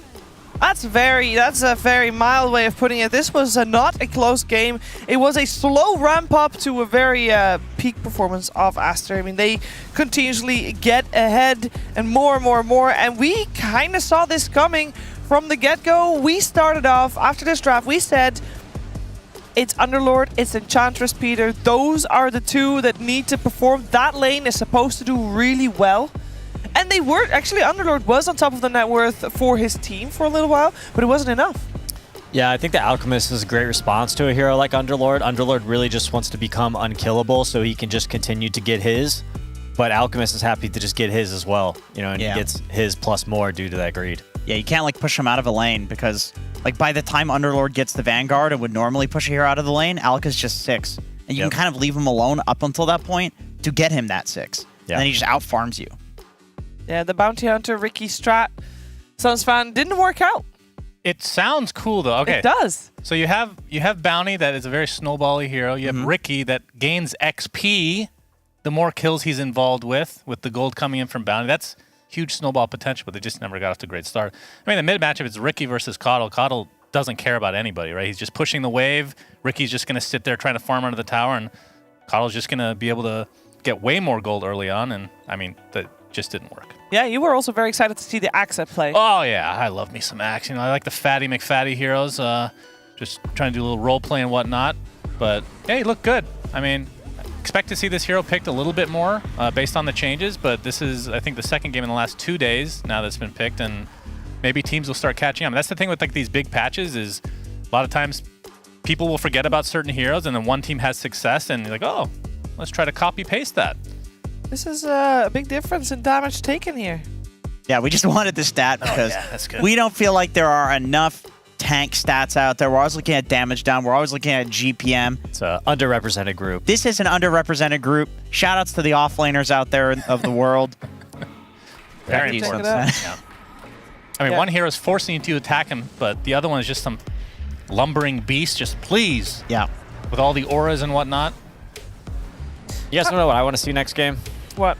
I want to see TSM pick some stuns. Like, how do you just go into a game with 0 stuns? Well, I mean, Pit of Malice, you know?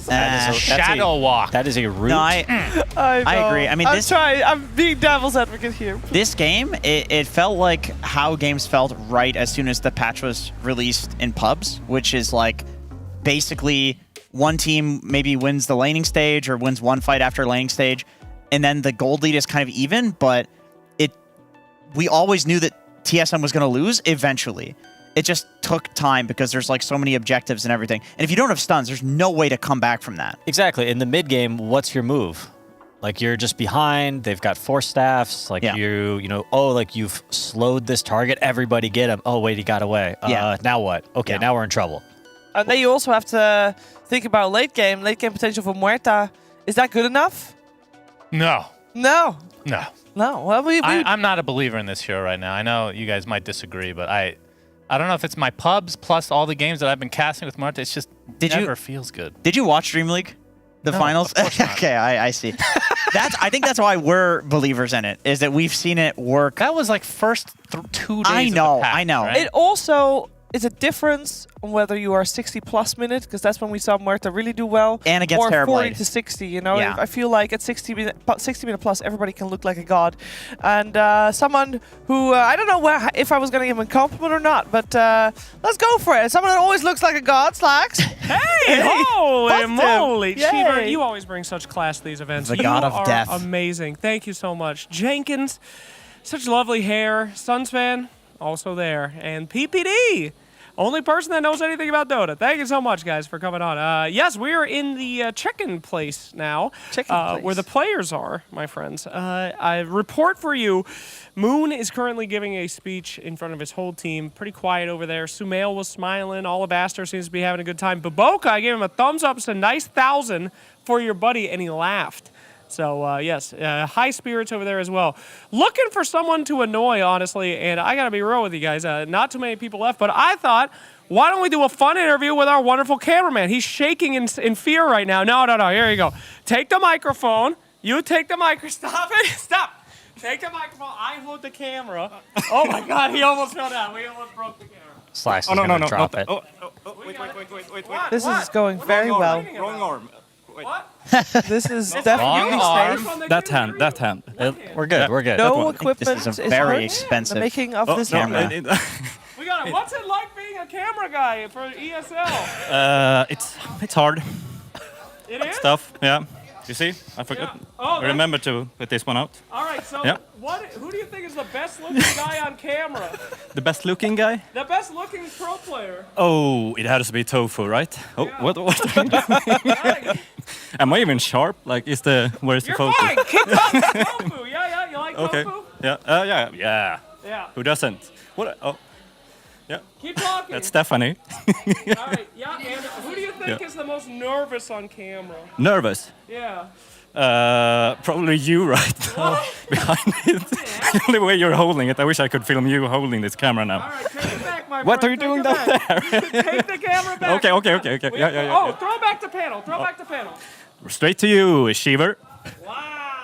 Thank you very much. Not bad, not bad. God.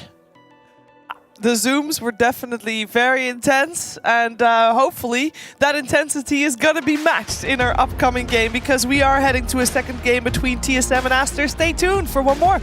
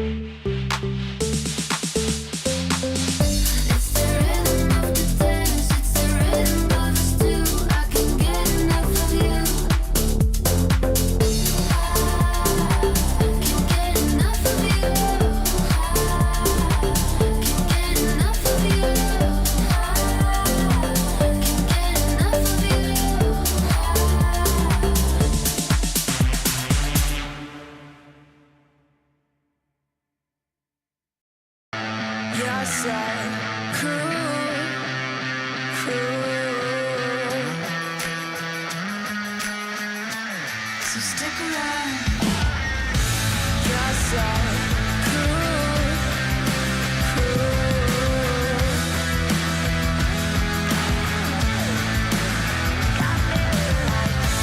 You're so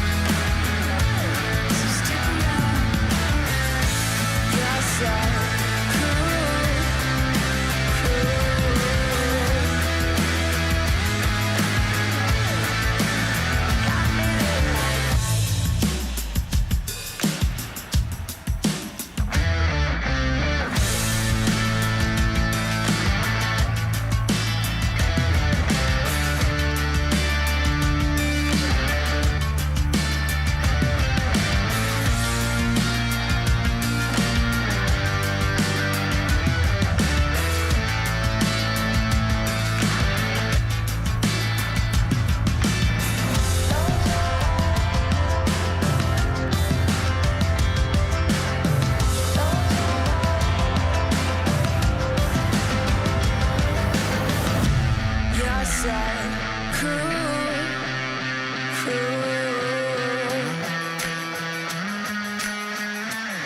stick around. You're so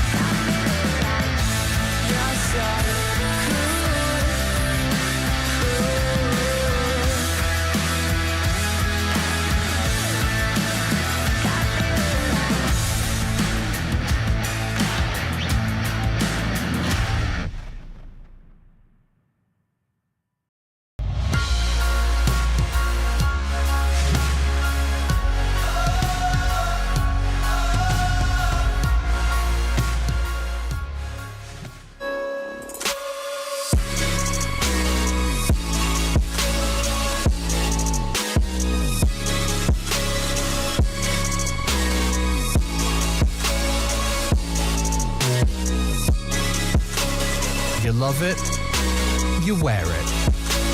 What's your style? Get your merch at shop.eslgaming.com.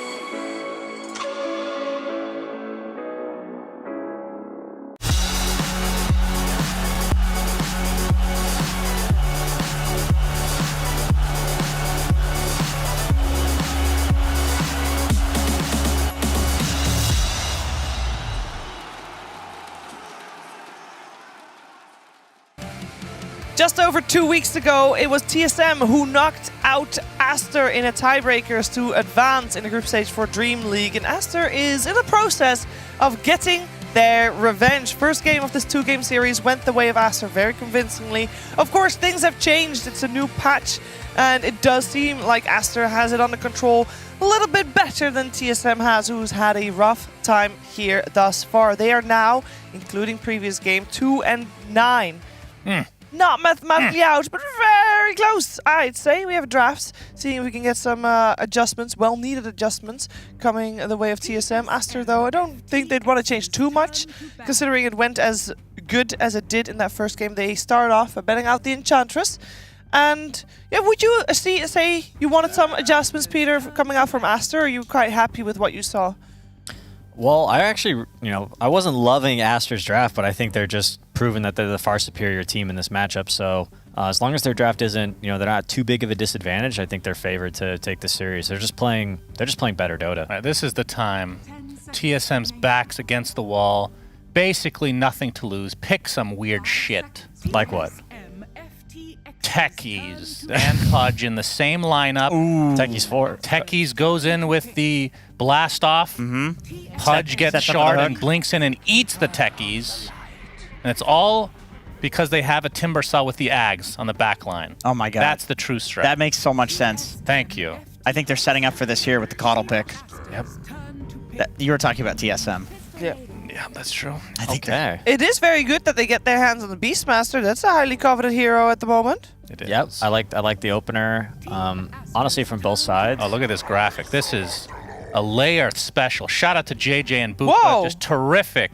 I was terrific very new confused tech. for a second. I am confused. CM was stolen, meaning it was on the side of Aster last time. You see? Yeah. The banned means it was banned. Underlord was picked first last game. That's right. So that's not correct. It's banned. It's in beta. Oh, I see. Okay. It's in beta. Fair enough. Anyways, they went back for the Underlord, or Aster now has Underlord on their side this time. Pretty good hero versus Beastmaster. Good at slowing down the summons and that push. Works well with Caudle. Definitely a strong off lane. Hard to really beat a Caudle Underlord when they're just pushing every wave into your tower. Underlord was stolen. JJ making me look stupid again. Go ahead. Whoa. I do like the fact that JJ is making you look stupid again, but I also do like the CM plus Beast opening a little bit more than what we saw the last time, which was Underlord Ench. Then again, that opening's not that bad, but at least these heroes, they have stuns. They're both very good at laning.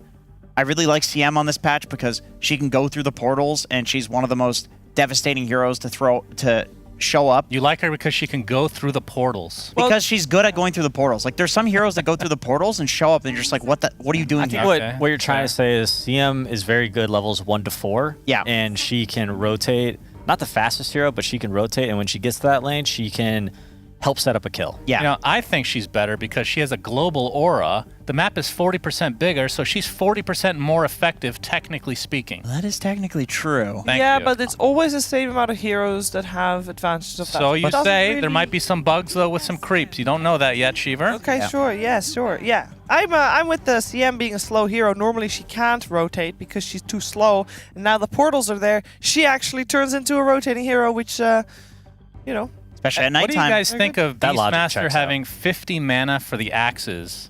I think Ice Frog plays That playing was- Beastmaster lately. I mean, he was already doing amazingly, and then they buff him, and now you have extra mana with the CM, of course, which we mentioned was global. Yeah. Plus 40% global. Very good. Okay, so now that we know what's going to be strong on the side of TSM, we got ourselves a Beastmaster. How do you stop a Beastmaster from getting out of control? You kill him. Great. I think you pick heroes that... Defending the tier 1 tower. Okay. You want to slow down his pace. Beastmaster wants to take your tower, then take control of the entire jungle, and continue to be at like that top of that net worth. Get his Helm of the Overlord, grab that ancient creep, and then start going with his team. Slow that timing down as much as you can. I don't know if TSM was surprised by Sumail playing the Coddle, but now they should at least know that this is a major flex potential as well. I mean, what do you pick against Coddle? Let's assume it's mid. What's a good matchup? Kunkka. Kunkka's a good matchup. Kunkka's good. Coddle, I would consider it a very sort of slippery hero. He's always like on the edge of the battlefield, coming in and out with these long-range spells. Can you jump first? Can you jump on top of him? Or can you lock him down with something like a Dream Coil or Kunkka X, as you said? I thought the Riki... I don't think it was the best Riki game, but in theory, I think that Riki mid can also be good against Coddle because he's got the blink strikes to chase after the Force Staff. Yeah. Maybe somebody just needs to buy a Harpoon is really what I'm trying to say. Yeah, that Harpoon item. would be good. Sumail technically bought, I don't know if the graphic was wrong because I didn't see him actually purchase it, but he had a disperser. No, that was wrong. On Coddle. That was wrong. He did not So have that. what exactly was the item then? He had regular Coddle. It was Octarine Sheepstick. I don't know where the disperser came from. I saw that too, and I was like, wait, what? I was like, Yeah, Force Staff, Vessel, Octarine, Sheep. Yeah. Okay, they picked Phoenix, so they don't really have an Egg Killer and Astra side, and these might be two supports coming if they're going to keep Sumail mid, but we'll see. You know which hero really fell off after the first couple of days? Mirana. Great egg killer, by the way. Snapfire's been garbage in this patch as well. Only really saw LGD prioritizing Mirana. Yeah. I don't mind Mirana. I think the hero's still relatively strong, always a pretty good laner. The Moonlight Shadow is just great throughout the entire game. Yeah. Also good at going through the portals, especially if you have a setup stun in the other lane. You can just throw an arrow from long range. So you'd like to see an egg hitter. Is that what we're saying? We need somebody to kill that? Okay, well, there's the Sumail hero. So this means Coddle is likely to be support. Yep. Coddle Ember, great combo. Allows you to basically chain your Searing Chains, almost. Oh, good call. Would you look at that, Shiver? Yeah. You don't sound Mirana. too excited. I'm happy that it's a Mirana because I think it fits well. Yeah, you have Pit and Searing Chains into Arrow, so 2 setups technically in the laning stage. Yep, and somebody that can, pew pew, kill that egg. And he can arrow the Beastmaster Dominator creep. Yep, that is true. Very good. What's the response? Probably gonna thinking about their they're gonna have to pick. They could pick their carry or their mid. Depends on which one they want to prioritize. They could Huskar, but then I like Ursa a lot. On side of TSM? Yes. What? That sounds really good actually against Underlord and Ember. Yeah, you want to punish this melee Underlord in lane as much as you can. Ember also, I think, is not that great versus Ursa. Ursa, this burst physical damage hero, doesn't really care about that fire shield. Is very good at sort of shaking off all these stuns and disables with his ultimate. A similar option would be Slark, which Tomato has been playing. Yep, Slark can be good too. So we'll see if they go on the side of comfort. They have overall last pick. Would you rather overall last pick your carry or your mid? Or is it you want to pick your mid here because you already know you're up against an Ember? You need to consider how many heroes and how many options you have available. Like we mentioned 2, for example, but those 2 heroes could very well be banned, and Aster could also maybe pick one of them themselves. So, in theory, or wait, no, Aster has. TSM has overall. TSM has last pick. Okay, so yeah, they should just decide if they should probably pick their mid now. I think if they have a third carry in mind, they can wait on it. If not, then take it now. That's normally what I've heard people do. I mean, They're going deep into reserve time too for this one. We gave 2 good options. I think Ursa and Slark are both good. Shadow. SF? Okay, so grab in the mid. Yeah. How does Shadowfiend do against an Ember? Dumpsters. Good. All right. That sounds like a good setup. That's a good place to start for TSM. You also have a Requiem to fear people away from the egg. Yeah. True. The Arcane Blink doesn't work anymore for Shadowfiend, right? It's just a cooldown reduction, so that unfortunately is... Yeah, that thing I doubt that's even a strat now. Will it be Underlord Cuddle or Underlord Mirana on the offlane? It's a good question. I don't know. I think it's going to be Mirana in the offlane. Coddle in the safe lane. Feels like it'd be better up against Beast than Phoenix, but... Depends on the carry pick. TSM.ftx as the commentary. Unfortunate. Yeah, that is. We'll talk about that here. Yep, sorry about that.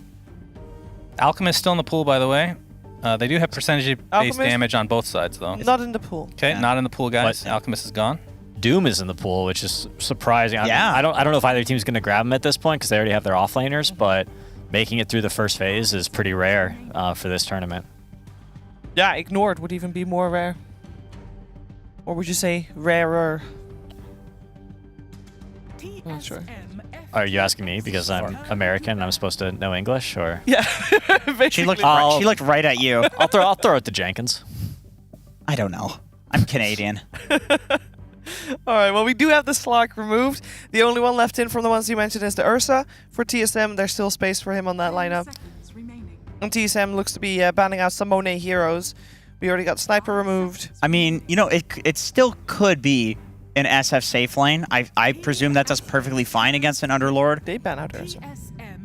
Oh, you got the Coddle for the boosting of the mana shield. I mean, don't you just AM here? They can still AM. It's a ban? Not banned. Basically, whatever it needs to be something that buys diffusal or has built-in, like AM. Okay, so I like it. Well, we did see yesterday 9 Pandas winning without doing that, without getting a diffusal hero. Yeah. They just ignored the Dusa. They did have 2 halberds. With halberds. They kited her. Would they go Void? You could Void here. I mean, it's not so good against Underlord and Ember, the roots. True. They don't have much time to think. Yeah, why not anti-mage, though? Juggernaut. Yep. Very good. AM. Good call, Jenkins. What would make them confident picking Medusa here, 100% well knowing that AM was still in the pool? They don't care. They don't respect the AM. They don't? I think the other Aster heroes are pretty good against AM. Like, the roots, very good against this hero. You also have Coddle to give mana. Okay, this is my question, though. Slark, obviously very good against Medusa. Lifesteal does not sound very good. Why would that be good against this hero at all? That's a weird one. We've got our drafts. I think TSM is in a much better position than they were in the previous game. They've got some stuns. They've got some damage. They've got some late game. Aster, I don't mind their draft either. We're kind of questioning the Dusa. I agree. I'm not completely sure about this hero, but it's kind of trending up in popularity in this tournament, so we'll see how it goes. Yeah, I think probably the matchup of AM versus Dusa got a lot worse with the patch, despite Dusa being probably a better hero than she was before. And TSM they actually have stuns this time, so it should be good for them. Yeah. I guess they banned the Lifesteal just because the lane against Underlord they don't want to deal with. It's not about the Medusa late game, so that means they're confident in the late game regardless. I'll go Aster because they just look better. They did look better. What's going to be your biggest point of attention for this game, Shannon? For one team winning and the other team losing, that's probably going to be the most important thing to focus on. Okay. Especially when, Aster really needs those wins to be able to get to that upper bracket potentially.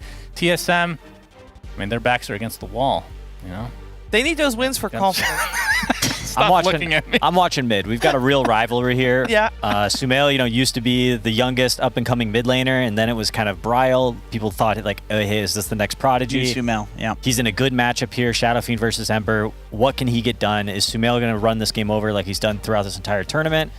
Or is TSM going to take their, another win? Sumail versus Bryle. A lot of people are going to be happy watching that one in the mid lane for sure. Let's find out how it's going to play out. We're heading over to Odie Pixel and Fogged for the game. Thank you very much, Shiva. Yeah, game two time here for TSM and Asta, and I'm looking forward to this one, Fog. We are indeed getting kind of two situations. I mean, the mid matchup in the lane, Bryle's on the SF, Sumail's on the Ember. Should be pretty good on paper for the SF. And then overall, the carry's right. We've got Monet on the Medusa. Tomato, they very much let him pick this anti-mage. They left it in. So Asta saying they don't care about playing into the anti-mage when they do this Medusa strat. The question is, will they care by the end of this game, Fog? What do you make of this? Do you think this is going to be another easy game for Asta as game one was? Or they may have been a bit too risk-takey, really, with what they left in for TSM this time? Maybe a bit too cheeky. We'll see. Because the lane matchup, like you said, SF has an advantage over the Ember quite hard. And yeah, AM, I want to see what build Tomato goes. I like what he's got queued up. If he does go down at the Diffusal route, I actually think it's a really interesting one. You double dip on the mana break versus the Medusa. Absolutely. The one thing is, it's not just the Medusa. There's an Underlord, which gives that damage reduction, give those auras, and there's a Coddle just pump up constantly. So we'll see. I actually do favor TSM's draft here, but I think Aster is just a better team overall. So we'll see how this execution ends up going down. As Whitemon, he looks pretty dead. Yep, they'll blast him back. First blood for Sumail. Definitely going to help kind of tip things back in Sumail's favor in that mid lane. As you say, playing in a matchup could be tough for the Ember Spirit. Of course, Sumail, he's been on quite a hot streak with his mid performances as of late. So very much a player that will be up for the challenge, and I can imagine does not care what goes up against him in that mid. He's ready to perform. I'm going to stare at mid. And I think there's definitely potential where it's not going to just be a mid-Ember in most situations. I think they're probably going to rotate them around relatively early and set up for some kills, perhaps. Sure. We'll get some early chains. Yeah, early chains potentially, and then just set up for arrow kills. Or there's just going to be quick early TP rotations. And I'm staring, seeing how Sumail is going to do. Yeah, let's have a look. I mean, because what would you sort of say percentage-wise this leans the way of an SF? From what I've seen, like 70-30, maybe even more than that, honestly. Like every single time these Embers just get next to nothing, so it might even be higher than that. We'll see how Sumail is able to handle it. Sure. So anything close to like an even outcome in CS is a big win for the Ember. Yeah, absolutely. Okay. And Sumail, he definitely knows what he's doing because he's definitely played this matchup. He gets counterpicked constantly. He's a god of Ember Spirit. So he's already got an approach. Look, he's got boots right off the bat. So that's already interesting. Of course, he got first blood, which is definitely going to make it a little bit easier, perhaps, for him to dodge and stuff like that. So yeah, I like that. We'll see how it all goes down. Yeah, it makes sense. We're getting the boots first instead of just trying to save it for the bottle, because at the end of the day, if the SF's hitting the raises, you're not really going to be able to sustain through it with the bottle regen. You've just got to do your best to dodge them. And maybe now at this point, too, like, SF did get nerfed. It no longer slows turn rate. Correct. Which actually is pretty huge for something like these melee heroes to try to tank through. So yeah, I'm literally not looking at the other lane, so good luck. Make sure we catch these first bloods and stuff like that, because this is the all-important one. Yeah, I mean, in terms of the other lanes, I guess the kind of the important thing to note is how difficult are both of these side lanes for the carries? Are both carries going to farm fine? Overall, yeah, I think they should. Tomato. AM probably will be slowed down more than the Medusa, though. Sure, well, we can see XXS getting a good few denies in. Yeah, Underlord, and there's Blinding Light constantly to harass him. So I'd say the Medusa should free farm, but maybe they can get some kills if Iboka's not careful. With the CM and the AM. CM and Anti-Mage, yeah. Yeah, I've got to ask as well, so with this Anti-Mage build, you just completely forego the Battle Fury, you go treads into Diffusal, and then you fight? I've seen, I mean, I haven't seen it in a pro game. I've seen people in pubs theorycraft this and stuff like that, so I'm curious to just see it. I'm not too sure. Okay. Just what with the idea that if you can get these treads and Diffusal at a good time, you will literally jump in on top of this Medusa at a point of the game where Monet he's just going to have nothing, and he'll just pretty much immediately die. Treads Diffusal, Manta dead. Yeah, you just hit him once pretty much with each of the illusions plus yourself, and he's gone. But there's also, like, there's going to be other factors, of course, to come in. The chakras and stuff. Top, Iboka. And they set up for him. He's got Blinding Light. He's got Blood Grenade. Tomato's committed deep. Tomato's he's dying. He's dead. And now, I mean, XXS, he's not going to have quite enough mana for another Firestorm, so Whitemon will be fine. But yeah, tried to chase for the kill there. Doesn't quite get it, Tomato. Ends up dying himself. Dude, and Sumail, he's handling this. I mean, he's is. doing Look at the really CS. well. Absolutely, 13 for 2 against the 16 for 4. That is absolutely a more than okay result for an Ember against an SF. That's Poggers right there for sure. Sumail, he is doing it for now. Of course, it gets harder and harder, but he is doing excellent, and soon rotations will come, of course, from that Mirana. We'll have to see. But yeah, this is big. The fact that Tomato dies once, that is definitely scary, because the last hitting up here versus an Underlord is difficult, and Baboka, I mean, he knows what to do in this lane. I love Blood Grenade, honestly. I think it's such a cool item that's changed dynamic of a lot of way that lanes can work out, because you jump forward, you get slowed, and then with Coddle 2, there's Blinding Light. There's like 2 or 3 different elements in order to stop carries from hitting you. I actually think even mid-game, this item is amazing. Yeah, if you got a slot free, like kind of why not? Yeah. You know what I mean? It's a good slow. It's just incredible in team fights. And if you land like a 3-man Blood Grenade, it's a good amount of damage even in mid-game. I mean, how big sort of is the AoE when you throw out? It's pretty big. It's pretty large for sure. Top Tomato. I mean, XX says he just got to hit him back. I mean, Tomato? Honestly, he's kind of lucky that knocked him back towards his tower there. Yeah, I mean, Baboka actually perhaps just saved him. A little bit of mercy there from the Keeper of the Light. Because, yeah, one more hit or such, and he would have absolutely been going down again. And I'm watching Monet. He's definitely been playing this Medusa in pubs and stuff like that, or just practiced it a few times. Top again, they're committing. Tomato. This time round, they'll get the job done. There you go. Hey, can they go for Baboka as well? He's got the Healing Lotus. Never knock them back. But there we go. Tomato able to get the kill this time. Important. They really needed that. You know, a couple of failed attempts onto the Underlord. You know, it was starting to get a bit rough for Tomato. Ooh. Doesn't want to have to end up taking the tower hit, so won't be able to push forward for Baboka right now. And yeah, mid lane, keeping a track on it. Yeah, Brawl has the lead, but yeah, there's still great amounts of farm being found by Sumail in what is a very difficult sort of situation to be in as an Ember. Yeah, and he's level 5. Yeah. So he's got good levels to constantly harass, poke this SF, and then the rotations, it could come if a slight chain comes out if the Mirana sees an option. And he's got Raindrop already, so he should just survive every time. And I've seen a lot of times this lane, yeah, the SF just completely dumpsters it. So yeah, Sumail doing a good job. And he does buy a Blood Grenade. Even on the Ember he gets one as Spirit. well, yep. Yep, so I mean, this is a lot of harassment that can add up. This is cool. And of course, in mid-game, other things we have to talk about, of course, is there's a Coddle, right? So besides the Chakra being thrown onto this Medusa in a lot of situations, Ember is probably one of the top 2. Absolutely. I mean, Pango, Ember, those are my 2 favorite mid laners. For sure. You know, if Monet's not getting gone on at all or he's out of the fights, yeah, Ember is going to be top priority here for Baboka. And looking at Monet, I'm really happy to see the kind of item build that he's gone for here. He has some stat items, and then Bassi is like one of the most valuable items to get on Medusa, and he's got 15 wand charges. Yeah, so even with the mana low as it is, it's not really something that they can dive upon. And the spam, it's starting to add up onto Bryle. They're trying to force him out of lane when this power rune is coming up. Even the Mirana's here. I mean, Sumail, trying to see if he can get the catch. Bryle, he'll keep it to the distance. He's going to step back down and play aggressive. We'll take out Pichu. Ooh, missed Blood Grenade there. Sumail tries to throw it backwards. And Ari, he's showing up also. Has dive, has spirits. He's going to go aggressive on Sumail. Knows that Sumail still hasn't quite hit the 6. Won't be able to do enough damage on his own though, Ari. Whitemon, there's a slight up. Be okay. Still a bit low though, Sumail, and doesn't want to play too aggressive until he has 6. So far pretty good from TSM though. Lanes, after the mid lane was, I mean, it's still impressive. Sumail only 330 gold behind a Shadow Fiend, but across the board, lanes are farming well on TSM. And what's the stack situation looking for the Beastmaster?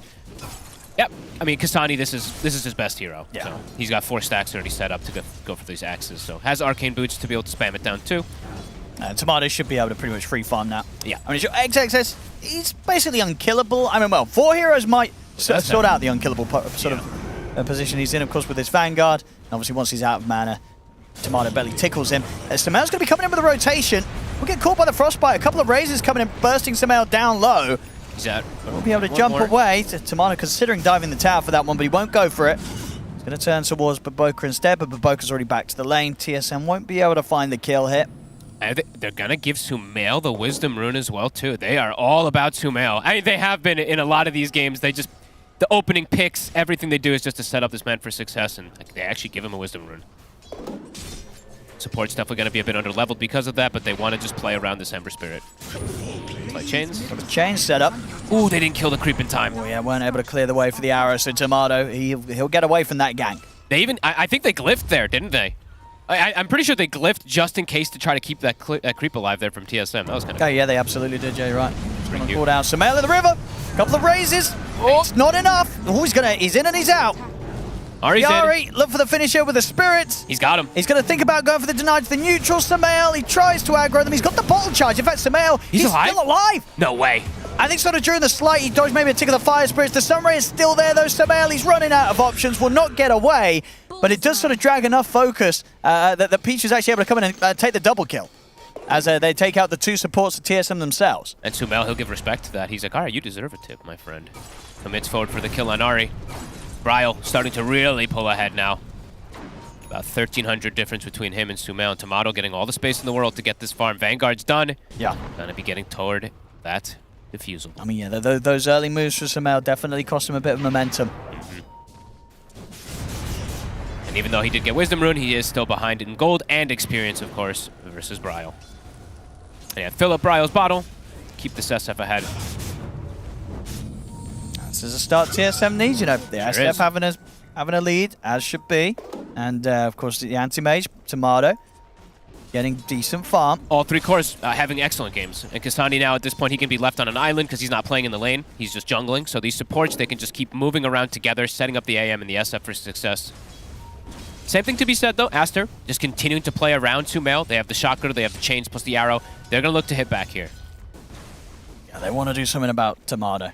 I mean, they know that if Tomato hits his timings, if he gets this Vanguard defusal, there'll absolutely be a point of this game where Monet, he'll be terrified of this anti-mage showing up and punching him. They look to make the move down on bottom, but at the same time, the top move is happening onto Tomato. Yeah, they really want to get Tomato. Not going to be able to find the instant opening.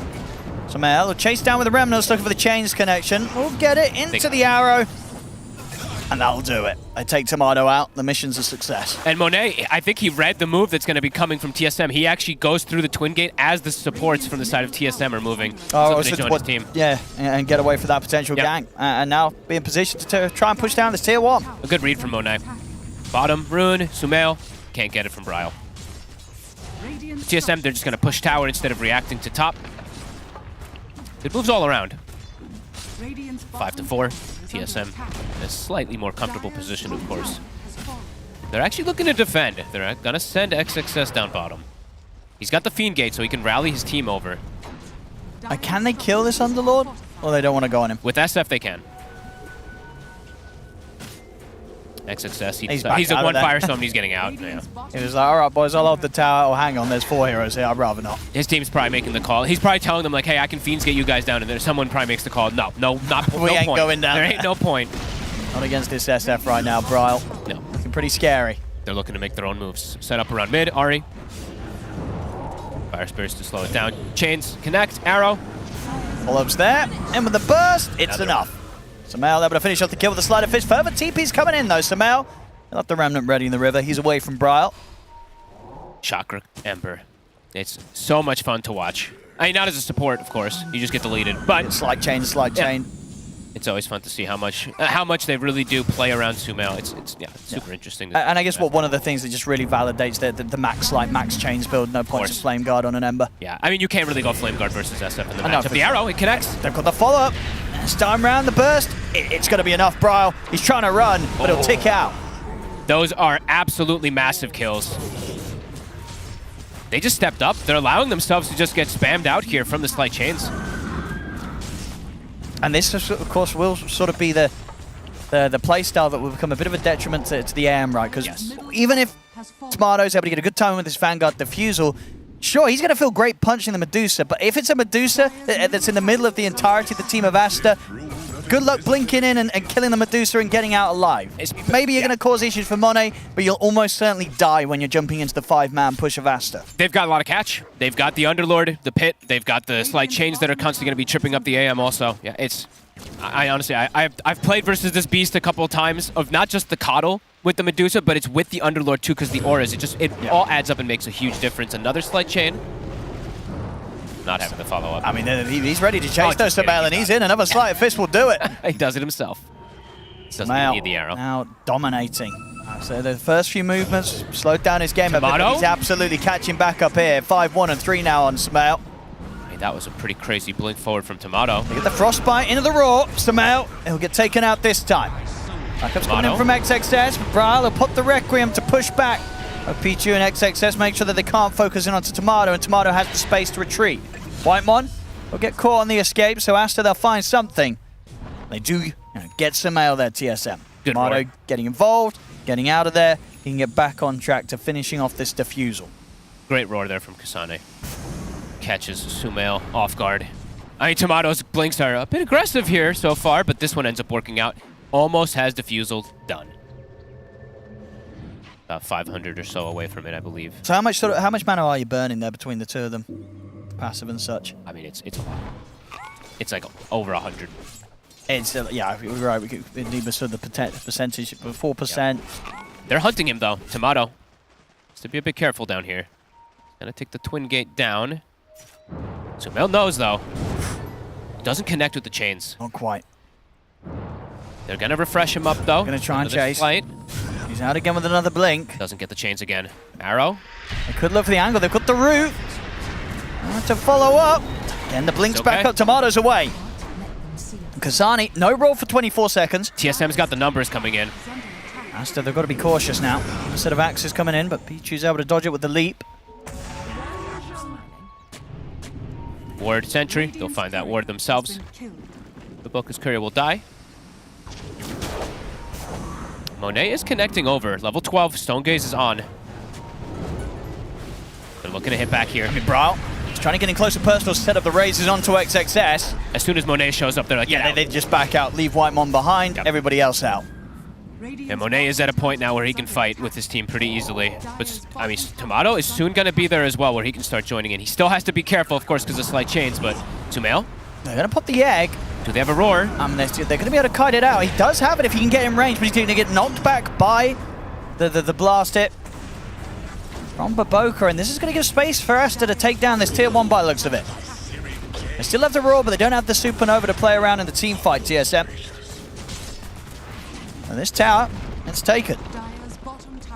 The next item is going to be that really tough one for them to deal with. And honestly, Monet, I like this. If he does commit forward for it, decides not to do it, but he was buying the Talisman Evasion and then selling it. It's one of those games where it's legit valuable to get the early butterfly, because your biggest threat is this anti-mage jumping in and trying to hit you with his passive, with his diffusal blade. If you can dodge those hits, your effective HP, your survivability is going to go up.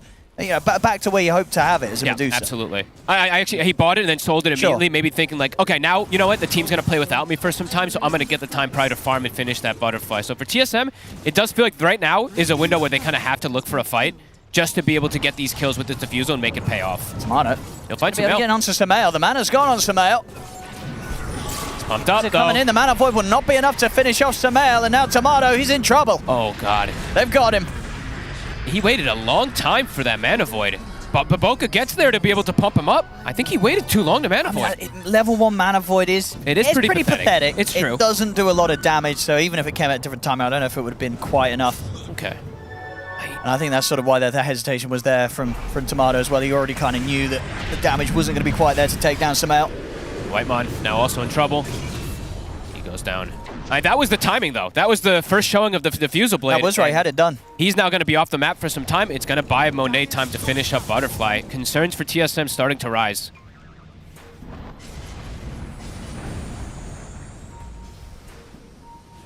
I feel like I honestly, it does feel like they've got to go fight, perhaps with Tomato. I mean, you have to when you've done this Vanguard diffusal build. Yep. You know, you're not hitting creeps. You're built to kill. And Bryle, he actually shows himself for a second. An arrow. It's going to be another slight chain. It's going to land. We're in onto Bryle. Supernova's going to be Papa Bryle. He's so low. Monet's going to be able to finish him off. It's Bryle dead. They just able to take him out. And TSM, they can't do anything to stop Asta from getting the kill. They're getting outplayed just from slight chains over and over again. I mean, Sumail, he's landing every single one with the arrow follow-up, and he's got 2 rounds of it constantly.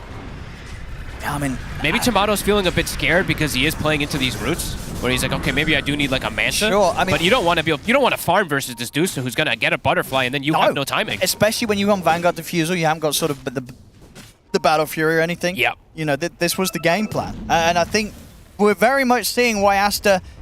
They didn't really care what TSM picked in response. They didn't care about this SF into Ember because they knew how strong the Ember Coil would be in this portion of the game, and they didn't care about this anti-mage because whilst indeed AM versus Medusa in a vacuum feels fantastic for the AM. You throw all the other components into this, and this anti-mage, no Tomato, even though he's got this Vanguard Diffusal, he feels terrible about jumping into the fights because they're probably going to be able to kite him out, split the Medusa from him, and then kill him off. Oh, and she's pretty much gonna have Diffusal done. And I feel like for Aster, they can just be like, okay, let's now accelerate things even more. It's not for Roshan. You said Diffusal. Oh, sorry, Butterfly. Butterfly, yeah, right. You know what I meant. But yeah, he's going to have Butterfly. Yeah, I think right after, maybe even before he does have a finish, they can go Roche, and then TSM's forced in a position that they got to fight around Roche, and they're very fragile right now. SF Bryle, he is literally just going to constantly die to all this magic damage. I mean, it's been happening the last few times. He's fallen behind, lowest on the cores right now, Bryle. Oh, it's starting to look rough. It is. Already just 18 minutes in, Aster looking to be in a very good spot, and TSM's sort of supposed counter picks not really doing a whole lot right now. And look at the support differential too, right? Just they're so farmed on everybody on the side of Aster. And they go all in on a XXS hit, and they'll get him. Tomato, he's on the hunt for more. He needs it. He needs more. He'll be able to get the setup onto Baboka. They'll find another. Okay. Now I think they go Roche. I think this is the window for TSM to actually get it. They get two big kills. kills. You've got the SF, you've got the Beastmaster. Yeah, you've got good setup here to safely take down Roshan, and with 2 dead on Aster, should be enough of a window to get away with this. TSM finding an opportunity to get back in a little bit on this game with this play. Honestly, Kasani's kind of carrying them a little bit here. This Beastmaster, the Royal connection from earlier, now with his auras, he's been farming quietly, top of the net worth for his course, but the fight, it's coming to them. Yeah, they're respawning in time. They're going to look to try and take the fight before coming in for the roast. So Male's charging immediately in on them. Monet's here with the full Butterfly. I mean, yeah, Aster's back up as a full 5, and they're ready to go. And TSM, they're in an awkward spot right now. What do they do to get out of this? Ari does have Supernova. He'll pop it. Requiem as well. Monet. To push Aster back. 0 damage done to this Dusa. And Bryle, he's so low. He's got to pretty much hide out the rest of this fight in the trees. He tries to TP away, but Samael, he's in on top of him with the Remnant. They're surrounded. Bryle's gone. And TSM, they didn't have the capability of taking Roche because they just didn't have the damage right now. They don't have quite enough items to take it down quicker than Aster can get to them because this tier 1 tower still there on the top lane for easy access towards the pit. He'll turn with the roar onto Samael, but he's on his own, completely on his own, Kasani. A failed TP will result in another kill for Aster. As Aster, they'll continue to get back to growing that lead. Oh, and this is the moment there for TSM. It's like, yeah, they get these kills, but you know what? Yeah, new Roche, it's tanky. You can't actually just bring it down, even though you have the auras coming from Underlord. It's 37 yeah, they armor. didn't have enough. They don't have enough damage. They didn't even really bring it close, right? No, not even close. As will now be a chance for Aster. I mean, you see all smiles here from Samael. He knows how well this is going. I mean, honestly, any sort of Ember player, when you got the back of a cottle, you're having a great time. You are. You're having a blast. You know, Samael, he is loving Baboka right now. I mean, and Monet is having the dream. Look at this. Yep. It's 106. They haven't touched the Dusa. 4,000 ahead of the counter, of course, versus that anti. Well, that's the thing. That is the concern with this build as the end. You've got this Vanguard Diffusal. It's 21 minutes in. You've just not been able to abuse that sort of strength you feel that you have against the Medusa. And honestly, the matchup, it's just not going to feel any better because of how much this Medusa is completely out farming you. 13.5k on Monet. Tomato. He's trying to get this Manta done. But even with that, he's going to jump in, and himself and the illusions will get cleaned up very, very quickly by Aster. It's very difficult to play us from behind now as the anti-mage. It gets worse and worse because the Medusa overall is more enabled than the anti-mage as well too, to just have that late game progression with an Underlord aura, with the chakras constantly being thrown out, and they're even building like Solar Crest and stuff like that to even pump her up even more. Because I've been wondering as well, because I haven't really seen any sort of these games where the anti-mage has been left against the Medusa and the anti-mage is picked. Is this the normal approach to go Vanguard Diffusal rather than still get the Battle Fury and then kind of play to keep your farm on par?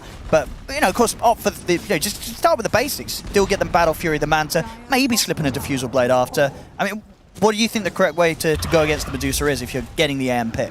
It all depends on. I think both builds can work. It's all about how you play around it, though, right? So I feel like this game, he was like, Bryle's struggling, so they wanted to build the fight earlier to try to maybe get Bryle back in the game. But I mean, it just isn't working. TSM, that's a male. Things just not working.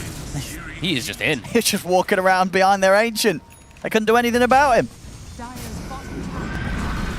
As Bryle, he's got the BKB, but 22 minutes in. I'm trying to check to see about the Because I don't think we've got, there's a sample size is small, right? Yeah, for Especially sure. For now. With this We're starting to Medusa. get a few of these Medusa games coming out, and I imagine in a lot of the Medusa games, the anti-mage is normally banned. Yeah. I mean, maybe after this one, you know, Monet and Asta very much making an argument for, hey, you know what, you don't need to worry about an anti-mage. So looking at all the games that we've had here at this tournament, there has been no anti-mage versus the Medusa just yet. So in pubs, you know, you can theory craft all that kind of stuff, but in pro games it's different. Wrap around. Handle, they get the jump, immediately blowing up XXS. Question is, what more can they get after that? A couple of ults to start off the action, and now what more can they go for off the back of that TSM? I mean, Asta, they're just kind of straight back to hitting the base. They're like, okay, you've shown your hand, we'll go back to pushing the high ground. Tomato's jumped in. They've got him with the arrow. Monet beating into him, won't have enough damage though. Tomato's able to split away, the supernova off to the side. Asta, they'll focus and take down the egg. No hesitation from XXS. Instant buyback into Fiend's Gate to join his buddies. And Tomato, it's going to turn to Sumail. Sumail out of mana. Tomato does not want to stand his ground.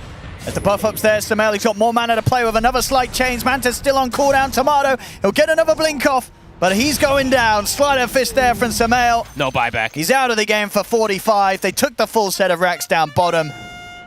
Very much feeling that once again, this game, as was with sort of the game one, it just doesn't really have any sort of recovery plan here for TSM. I don't know how they turn this one around. Honestly, Aster it looks like a team that's been playing with Sumail for a very long time. It really does. They, you know they just work so well together. And you know what the crazy, you know, I know Jenkins, he always likes to talk about the bubbies, and it's like Baboka and XXS, they're like these teammates that's played together forever. Sure. Baboka's just playing literally with Sumail the entire game and just buffing him up and enhancing him so that he's having this really good performance. 8-2 and 9 on Ember, who was in versus the SF. I just cannot keep reiterating how important that is. I mean, absolutely. We're seeing sort of better coordination between Sumail and Asta compared to a lot of other teams here on LAN. You know what I mean? This is not a sort of a lineup where they've got Sumail as the stand-in and they're putting him on some sort of heavy, greedy position that sort of plays separate to the moves of the team. No. He's in there, he's running around the map with them. And even in a game like this where the first sort of movements weren't off to a hot start, they stuck to it, they played together, and 24 minutes in, 20-8, 10K, it's looking fantastic again today here for Asta. I've gotten to cast Aster a lot because I did like the DPC a couple of times for them, and honestly, yeah, this just looks the cleanest that they're playing. They just have great synergy. And TSM, they're closing down games early. And Tomato, he's jumped in. He's gone, and he has no buyback. Yeah, they may call it soon. There's a full daedalus on Monet. Absolutely massive, an untouched Medusa. Yeah, and just respect to Asta for the draft as they left them. They didn't care. SF into Ember, whatever. Sorry, Ember into SF, whatever. Medusa into Anti-Mage, we don't care. Hey, Bryle just keeps getting caught by these arrows. Slight chain arrow, slight chain arrow. Monet's in. He wants to end it. So man, he's going to be ready to jump in after the supernova if he wants to. He could play super aggressive here. Have a slight holding back TSM. As Asta, they just have all the space in the world to take out the mid set of barracks. Really clever, I mean, really well played here from Aster. Another one. They'll find him. They've even also, the other thing is like it's been a lot of like, just Aster dominating, but they've also just been passing healing lotuses to this Medusa most of the game. That's the second, I think, great healing lotus that she's had on her, which is probably the most valuable hero to actually have it. I was trying to set something up in the mid, but last chance from Tomato. Not going to happen. They're all buffed up here, Asta, pretty much full HP. They're about to take the mega creeps as well. It's only 26 minutes on. Ryle's just dying to the firestorm. Tomato looking to jump in. He's going to try and go for Baboka. But he's bonked away. He's not back by the blast. The Mana Void was enough for Baboka. He's out of there. He's styling on it. He really wants to kill Tomato. He's desperately chasing this. He will get it. He's able to take down Baboka. They've dealt with the supports, but they're not dealing with the cores. And the buybacks are coming in from Asta's two backups. Tomato. He tries to go for Baboka again. It's not happening. As he'll walk away. He's killing his items. He'll delete his items. He'll call it. This game, this series, it's over. GG. 27 minutes in. Asta take this game too. And yeah, just once again, some really top-tier Dota coming out from Asta here. Yeah, Baboka right there. Legend. Time and time again. His coddle has been a thing of legend for some time, but yeah, he played so well with Sumail. They really dictated, the two supports and him dictated the majority of the pace of the game, gave Monet a completely free game to just hit the creeps, come in when he hits his timings, and TSM, little to no hope in this one again. It really was. It really did feel like that. A tough day once again for sort of TSM, at least a start to it. as unfortunately for themselves, 2 more losses added to their score. Aster, they'll be able to reel in 2 more wins. A solid approach and an exciting one. We got to see some of these matchups play out. And indeed, on paper, what may be sort of favouring some of the heroes of TSM, overall in this 5 versus 5, they very much did not. Aster completely and utterly destroying them. They'll take the series 2-0 against TSM. They do indeed. Very important games for Aster, as this is their final day of playing in the group stages. They are now 8-6, looking good. They still, of course, have a series later against Evil Geniuses. Ooh, TSM though, 2-10. They also still have a series later against Aster's brethren. We got PSG LGD for them lined up. It's looking rough, I believe, mathematically, with all the games still going on. We are not 100% sure that they're out, but Jenkins, I don't think that they have a good time here. Yeah, I think Shiver Shannon was actually doing on the math on this here, and he said that TSM is mathematically out. He's very confident in that. You know, they tried their best with the anti-mage this game. It didn't exactly work out. I think he went for like a Vanguard Diffusal build, really doubling down on trying to mana drain the Medusa. And, well, he just was never getting on top of her. Can I tell you how much of a stomp this game was? Yeah, go ahead. Yeah, go for right it. after draft, I went to do a quick interview. By the time I got back, Diffusal, Vanguard, AM, and they lost within 5 minutes. That's how much the stomp was. That's 7 minutes. That doesn't check Plus out. 2 minutes. Is that a Gavin tier shellacking, would you say? I didn't even watch the game, so you tell me. The council is here after all. I would say that was mustache level. That was up to the mustache. Okay, mustache. Not Sure. a top hat. Yeah, not top a hat is a very special one, and umbrella is literally It's untouched. never been It's awarded pristine. before. Just like Gavin's actual umbrella, of course. And mustache. Yeah. I do want to talk a little bit about this game because we did see the last pick anti-mage, and we thought, Peter, this could be a good anti-mage game. Yep, we did think that. It was not true.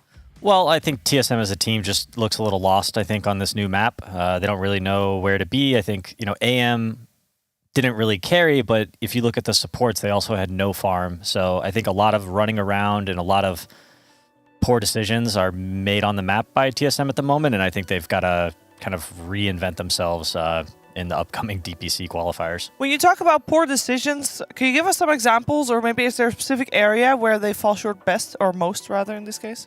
Sure, I'll just point the obvious one, what Shannon already mentioned, is the AM going for Vanguard Diffusal. I think that's fine if you actually think that you could fight, but you actually just weren't strong enough to fight. I think he probably should have gone Battle Fury, split push, split the enemy up, get them out of that 5-man ball, and find better windows to make stuff happen. He doesn't, I really don't think AM, this is not the hero you want to be participating in fights at, what is this, 12 minutes or something? Yeah. Yeah, he needs to be farming. Buy a Battle Fury. I mean, to be honest, like, I feel like he can participate in the fights only because he's against the Medusa and the Ember. Like, he was showing up. I don't think he needs a Diffusal to do that, though. You know what I mean? Like, I think he can show up casually on his own terms, where he's, like, farming nearby. It's like, oh, there's a fight mid. I'm going to show up, maybe take a kill. But Medusa was just straight up out farming him. And a Medusa with, like, a few extra items on an anti-mage, it doesn't matter that you counter her. Like, any carry with a few extra items is gonna beat you. That's just how net worth scaling works in Dota.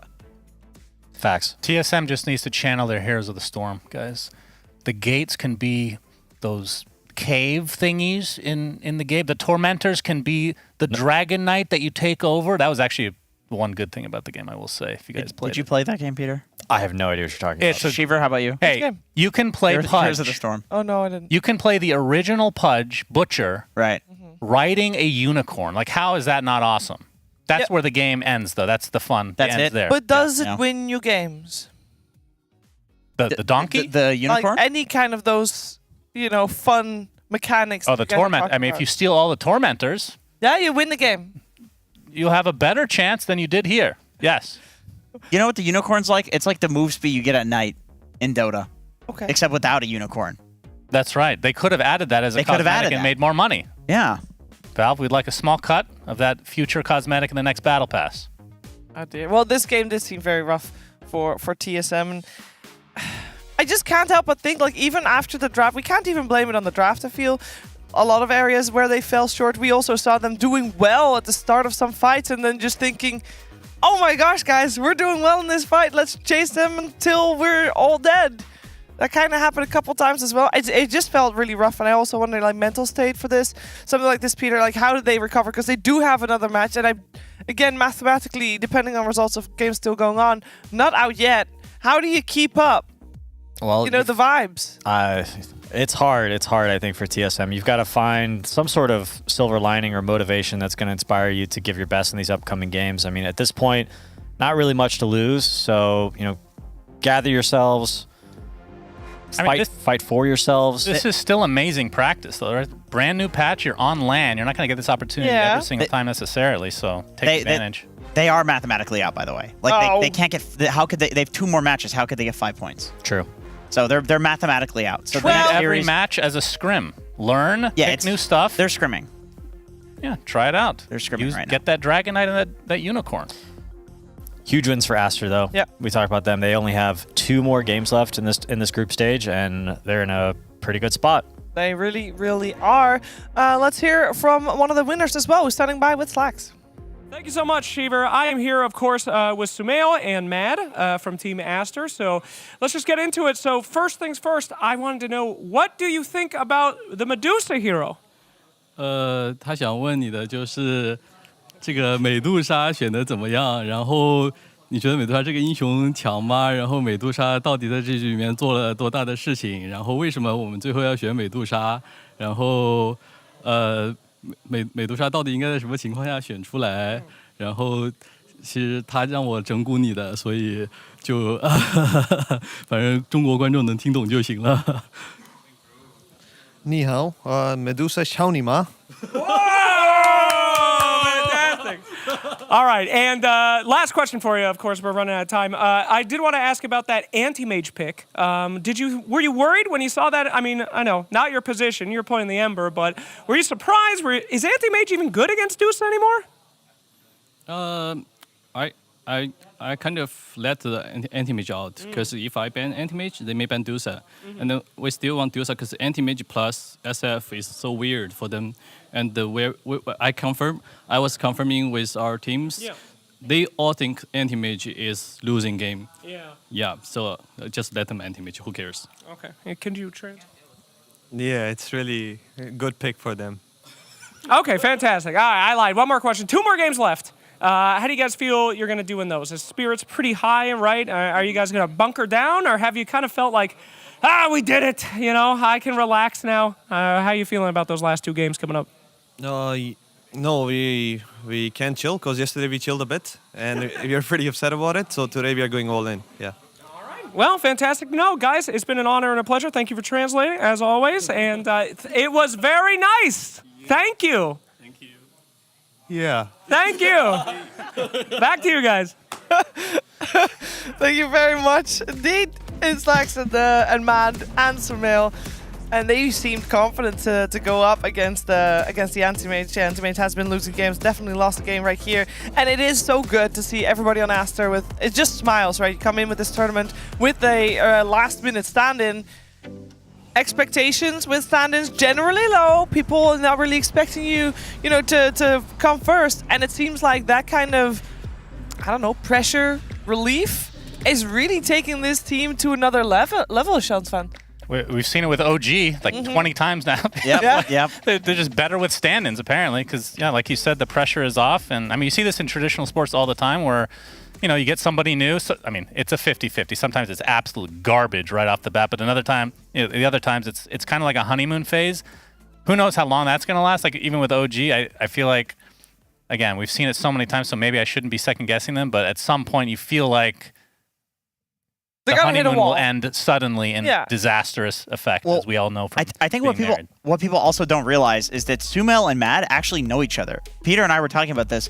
Mad is from Void Boys. He was a North American Dota player at one point. I think he was there for college, and he's gone back and forth and stuff. So they actually have rapport with each other. Like, they know each other from NA Dota. So this is a North American team, Shiver, is what I'm trying to say here.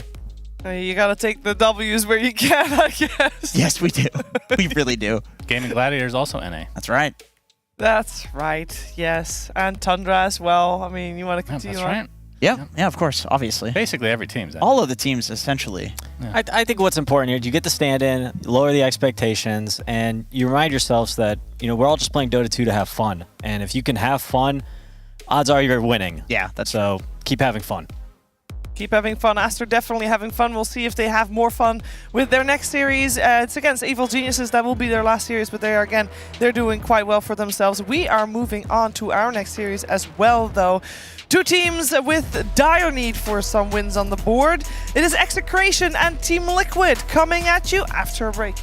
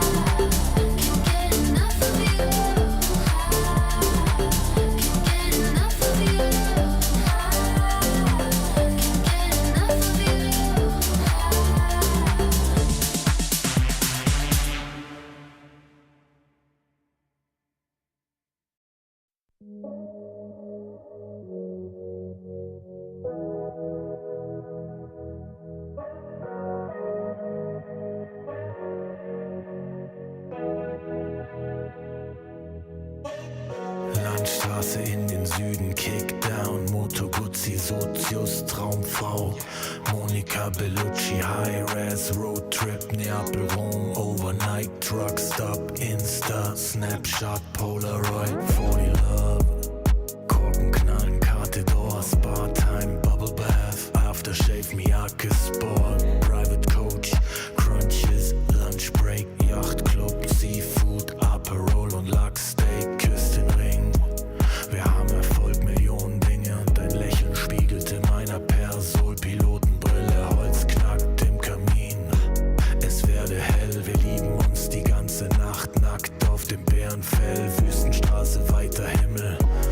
Kawasaki, Speedboat, Karawane, F1, Abu Dhabi, bist meine Nummer 1 und nicht nur diese Nacht. Ich nehm dich zur Frau, trag dich die Marmortreppen zum Palast. Blaue Stunde Promenade, Lippenstift an deinem Glas, Soda Zitrone, Haut glänzt, Haare nass. Ich schenk dir nach, du sagst wie schön ich bin.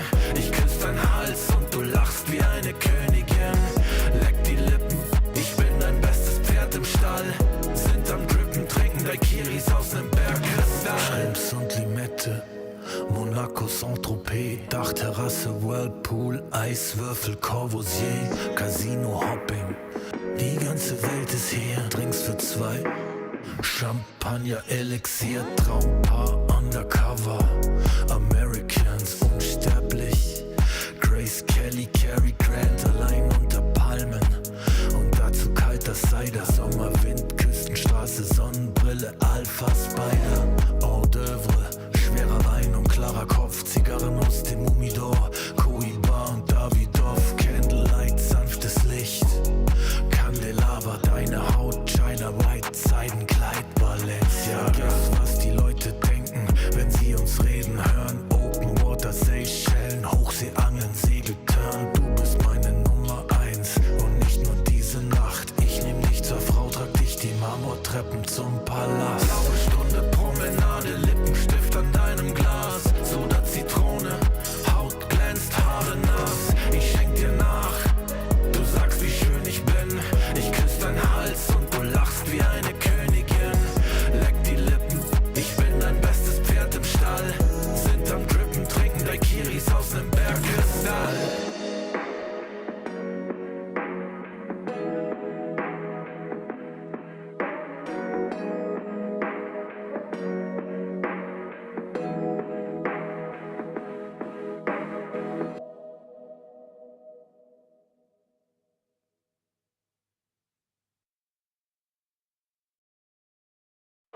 I'ma keep winning, winning. I'ma keep winning, winning. Ooh. I'ma keep winning, winning. You can try to save yourself, but you only gon' play yourself. You can try to save yourself, but you only gon' play yourself. You can try to save yourself, but you only gon' play yourself. You can try to save yourself, but you only gon' play yourself. Yeah, you gon' need 100 men, 100 scopes, 100 cans, just for you to watch what I'm doing under the sun again. God-given gift, MC's doing the running man. If you want me to get it poppin', may cost 100 pence. Yeah, what I supply is always in demand. The throne is mine, take that. It ain't a high five, got the upper hand. I'm too real, can't fake that. Who you know putting fear in them like this? You a vampire, still suck when you bite this. Lord forgive me for my sins, I'm feeling righteous. But they been next to me to show me I might just. They didn't think I could do it, I had to demonstrate how the flow is so heavenly, keeping demons straight. Who they fooling? I showed them the jig is up again. When I asked them who was the best, they get to stuttering. Tell them I'ma keep winning, winning. I'ma keep winning, winning. Ooh. I'ma keep winning, winning. You can try to save yourself, but you only gon' play yourself. You can try to save yourself, but you only gon' play yourself. You can try to save yourself, but you only gon' play yourself. You can try to save yourself, but you only gon' play yourself. I came this far, nothing can't stop me now. They knock me down, but they can't count me out. I can't lose, I won't lose. I can't lose, I won't lose. You may wanna save yourself. I think it's best you run away. I won't let you finish. When you came for me, you played yourself. You scream for help. It's a shame that nobody will hit me. No pain, no gain. Watch who you bang with. Make it to the top with the same ones I came with. I shoot my shot, you better know that I'ma never miss. When they coming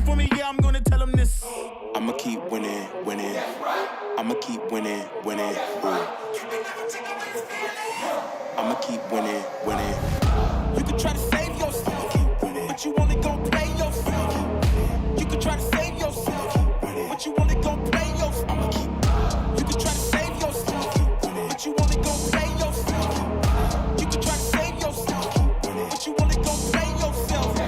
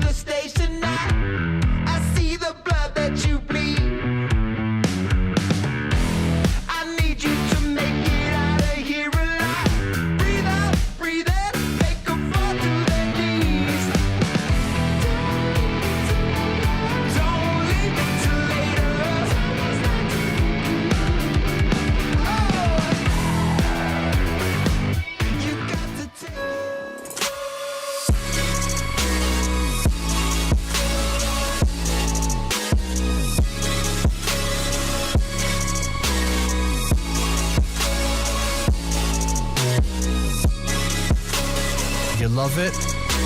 You wear it. What's your style? Get your merch at shop.eslgaming.com.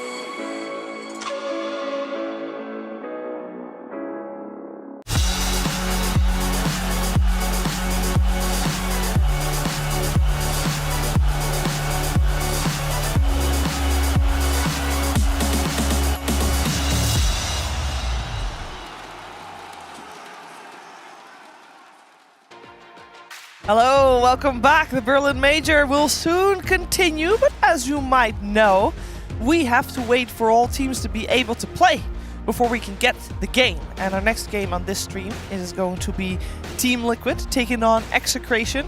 So we had Sir Action Slags be very excited. It's like, oh my gosh, guys, this is my time. I can finally be on the panel. That's what he said. And for some reason...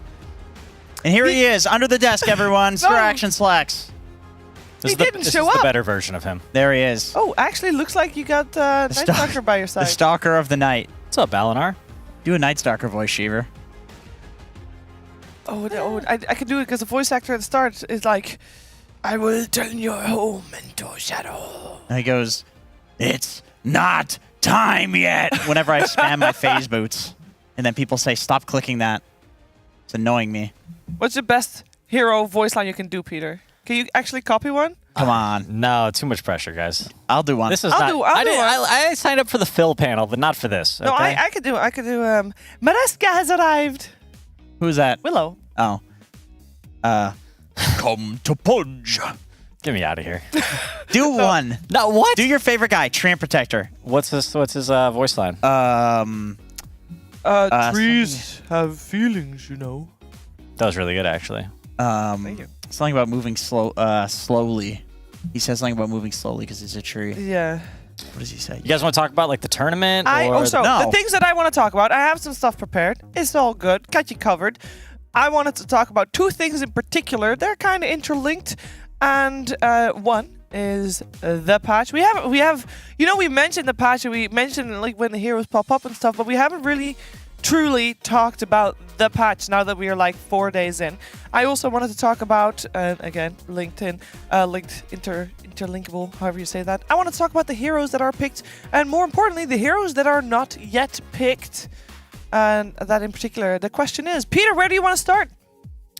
Who's not picked? Okay, well, Here they glad are. you asked. I am very glad you asked. Bane, Clinks. Oh, no, Sheever, go ahead. Abaddon, Arc Warden, Bane and Clinks, Gyrocopter and Huskar, Juggernaut. Wait, Abaddon. Lena. Abaddon. Abaddon. Unplayed hero, Abaddon. Lycan, Meepo, which by the way, Meepo is supposed to be god tier with the stacks actually turning into Super Meepo. Supposed to be good. Nature's Prophet, who everybody thought was going to be good because the map's so huge. Everybody loves teleports. OD. Oh, I'm looking at picked or banned. These are heroes that are not picked or banned. Gotcha. He's looking This is at only ignored picked, heroes. unplayed. Gotcha. So I also got Razor, Sniper, which we did see banned, Spectre, Tree Protector, Warlock, Wyvern, Witch Doctor, and Zeus. Okay.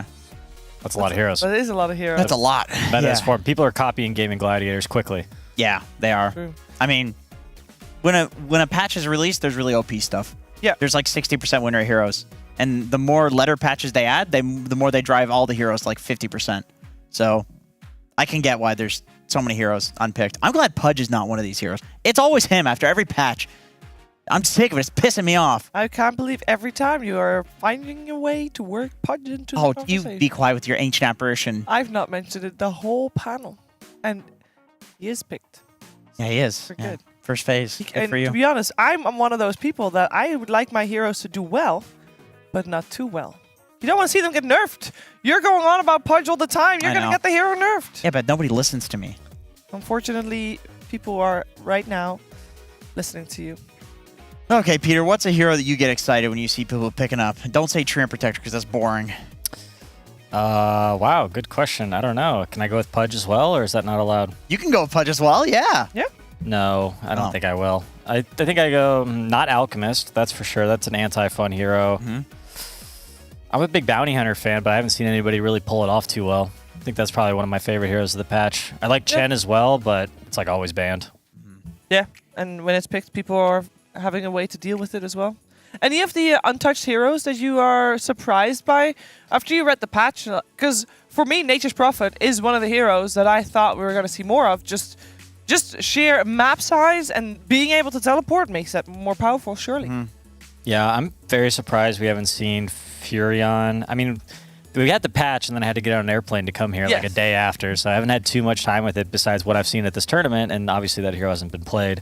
Whether that's for a good reason or not, I'm not completely sure. I would say Furion. I'm surprised we haven't seen more Huskar. I think this hero's pretty good against Alchemist and can play really fast.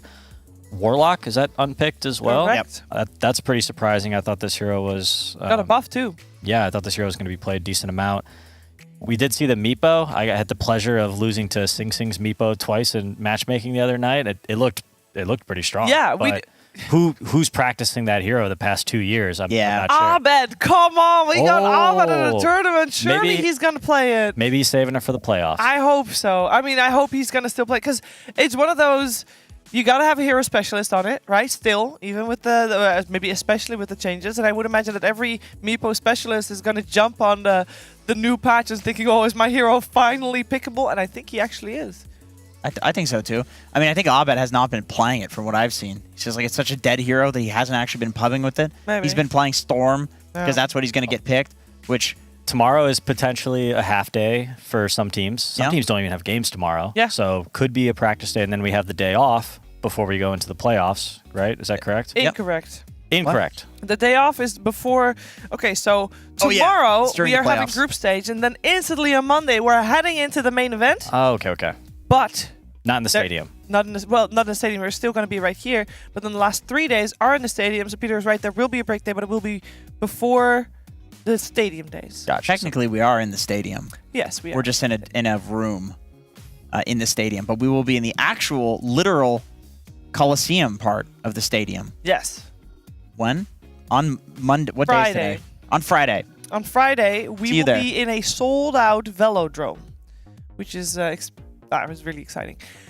But again, Meepo, I was expecting it to be picked. Maybe we do need to see the pros play, because maybe that's just what it is. There's not been that much time to practice, so they just didn't get to the M yet. We heard yesterday Ramses talk about how he didn't know about how to deal with Medusa yet because he hadn't faced it yet and he hadn't dealt with it yet, so he hadn't really looked it up as much yet as you could have. So maybe they didn't reach them yet. Maybe they didn't check out Meepo yet. And I think also we say constantly that games are decided in the first 20 minutes. They are. Maybe even in the first 10 minutes. Meepo is great later on. Super Meepo, Mega Meepo, whatever you want to call it, it's great. But to get there, you need to be very wealthy. And that is a problem, I think, maybe with a lot of the heroes that we see unpicked, Peter. Yeah. It's weak laning phase. Yeah. No gold amplification to sort of, carry them through that poor laning phase. And I don't know. I like, maybe we'll see Meepo. Maybe. Why not? I'd like that. He's pretty good at showing up to a side lane with one of his little guys, and then all of a sudden there's two guys there, and you're like, holy crap, that's crazy. But I don't know how important that is in this patch. It's like a lot of the supports that are doing the rotations through the portals, 2 mid sometimes, which we've actually not seen working out that well for teams. Maybe at the 6-minute mark for the runes, but other than that, pretty much all the good teams are not going mid. That is true. That is true. What is also true is that this event, this Berlin Major, there will be a new episode of DHL Adventures. I know everybody's on the edge of their seats. It's not now, though. It's not yet now. But you should be very excited for this because a new DHL Adventures episode is going to follow up on our most recent episode, and it has to do with how Slacks deals with prison. Take DHL man away! He's guilty for life!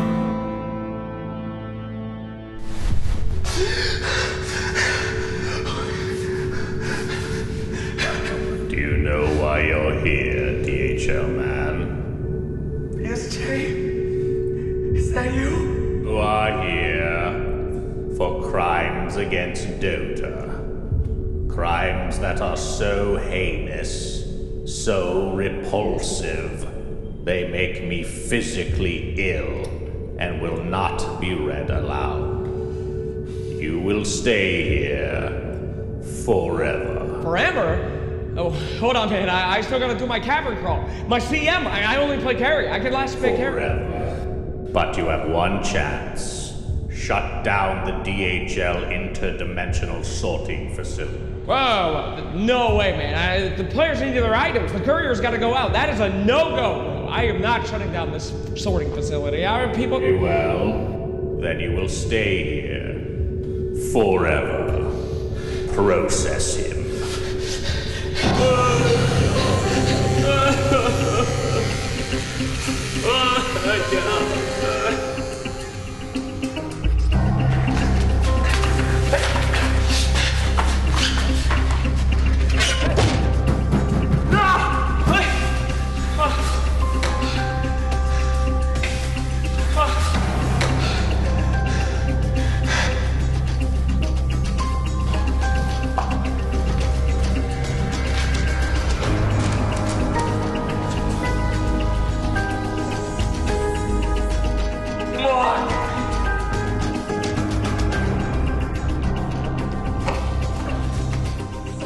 What goes in here doesn't come out.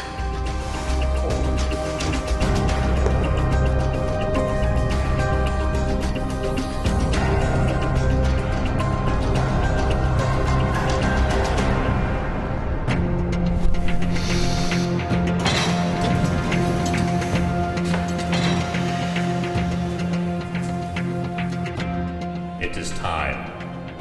Are you still not willing to comply? I'm not gonna stop the couriers. I don't care how many garbage items they deliver, how many of them are wrong. Report me. Do your worst. I don't care. You've shown great resilience and an unwillingness to concede.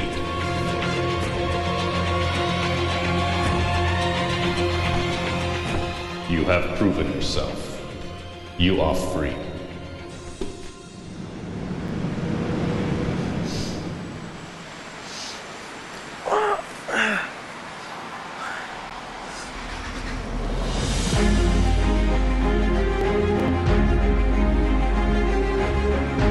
It was you!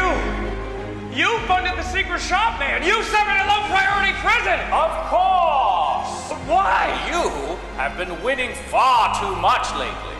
Far above 50%, in fact. You simply had to learn balance. That doesn't make any sense. We were in the future. I was a hologram. You should have seen what I did to Crystal Maiden. For what? Why did you do all this? Don't you see? You're free now. That doesn't make any sense. None of it did, of course. We wrote this 6 months ago. It's the worst content ever written. But here we are. That's Dota, dear boy. Nothing makes sense until it does. Now go. Go back home and deliver your packages with your robot friends. Your adventure for now is over. Good luck, DHL man.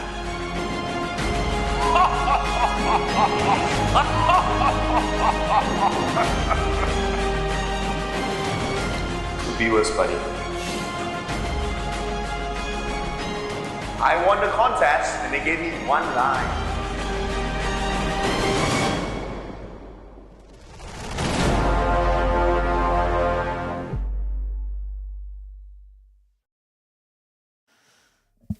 Looks like Slack had some good karma. Hello. Hi, guys. Apparently you had good karma. You're out.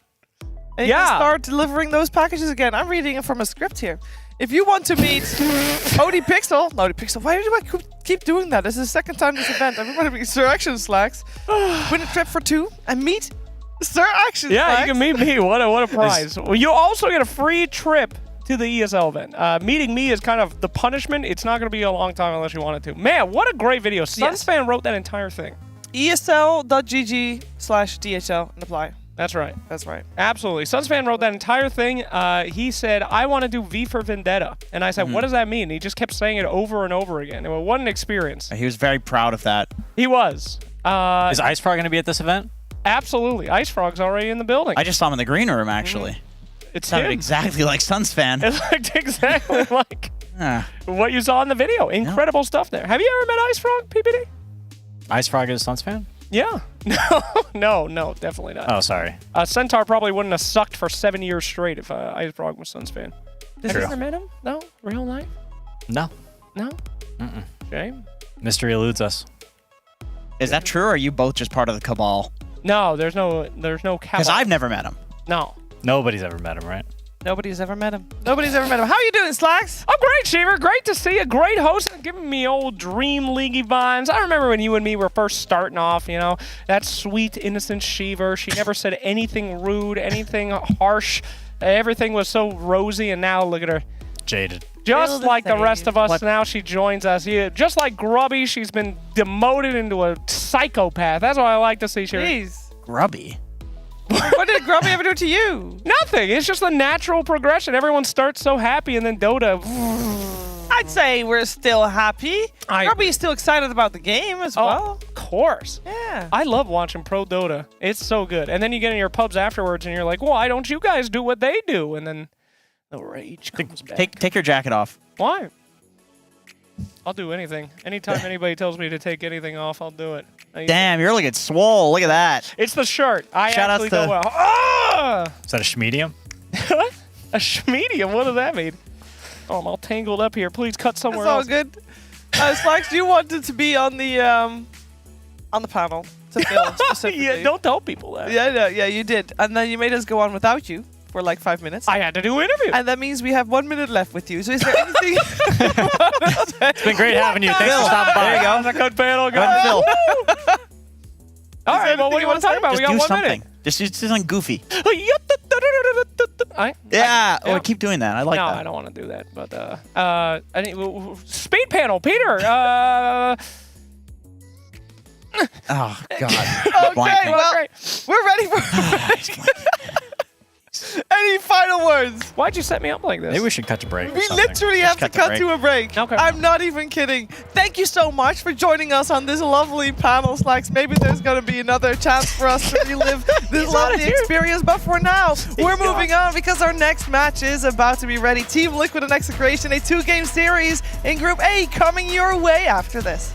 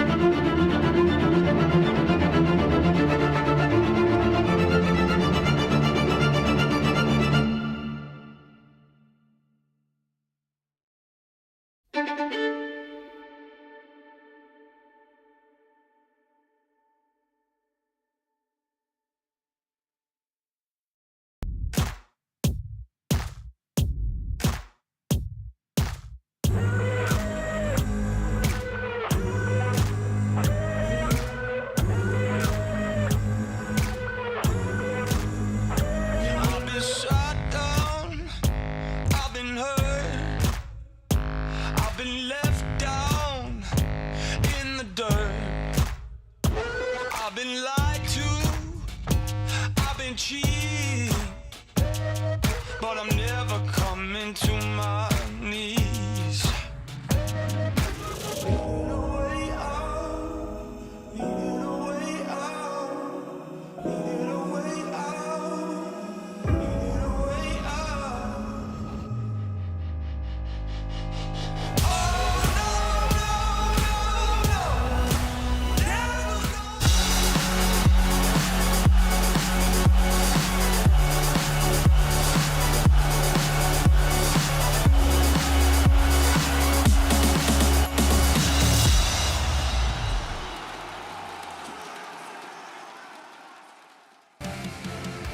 It's time for our second series of the day here for the Berlin Major, or if you want to call it, the fifth series of the day. That's right, because we got 4 series going on at the same time every single time. And Team Liquid, they just came hot off a series. They tied with PSG LGD. But, ladies and gentlemen, for people that have missed it, Execration 2-0'd BetBoom. And that is incredibly important for them because mathematically not out. They're not doing too hot. They are 3-9, which is not great. How are they not mathematically eliminated? Liquid 6-6. Liquid 6-6. Execration has one more series left, right? Execration today has no more they have series, two. but They then have tomorrow two. there's one. Two in total, they have 2 more including series. this one. Gotcha. Okay. So if they win at least 3, they could have six points. Yes. Yeah. Okay. They could have 7. They could tie. They could beat out Team Liquid. All right right. here. So it's actually do or die time. Execration may have potentially saved themselves with that huge upset we saw, or we didn't see it, but it had happened the previous series. So yeah, stakes are high. This should be an exciting series. Yeah, this should be an exciting series. Here's the statistics from Group A, just in case you missed it. Sheep, welcome on the panel as well. Oh, she just took her headphones off. Oh no, she can't answer yet, but she'll answer in a second. We do see all the results Nice stalwart, Shiver. presented here. I will say it's not actually accurate because, for example, Execration, they did just win that other game, so they are 3-9 right now. But hey, they only literally just won that game, so that's why we don't see it updated yet. Still, though, I mean, this is such a scary group, Sheep. It's insane. Yeah, it was because Gaming came third in the DPC, I think, that they ended up in this group when they probably shouldn't be. So you just have like all these big giga giants like trying to fight each other. As well, like TSM always beat Shopify in the DPC too, but Shopify usually do better on LAN. So it feels like the groups just kind of get a little bit muddled up because of things like that, but it's fun. It makes for a damn good group. Yep, let's focus our attention on Team Liquid. First of all, they tied with PSG LGD, as they have been tying with a lot of different teams. And that does mean that they are 6-6 right now. The middle of the pack is not good enough. The question is, what is holding them back? What is the reason, Peter? You feel like they're not performing the way people were expecting them to.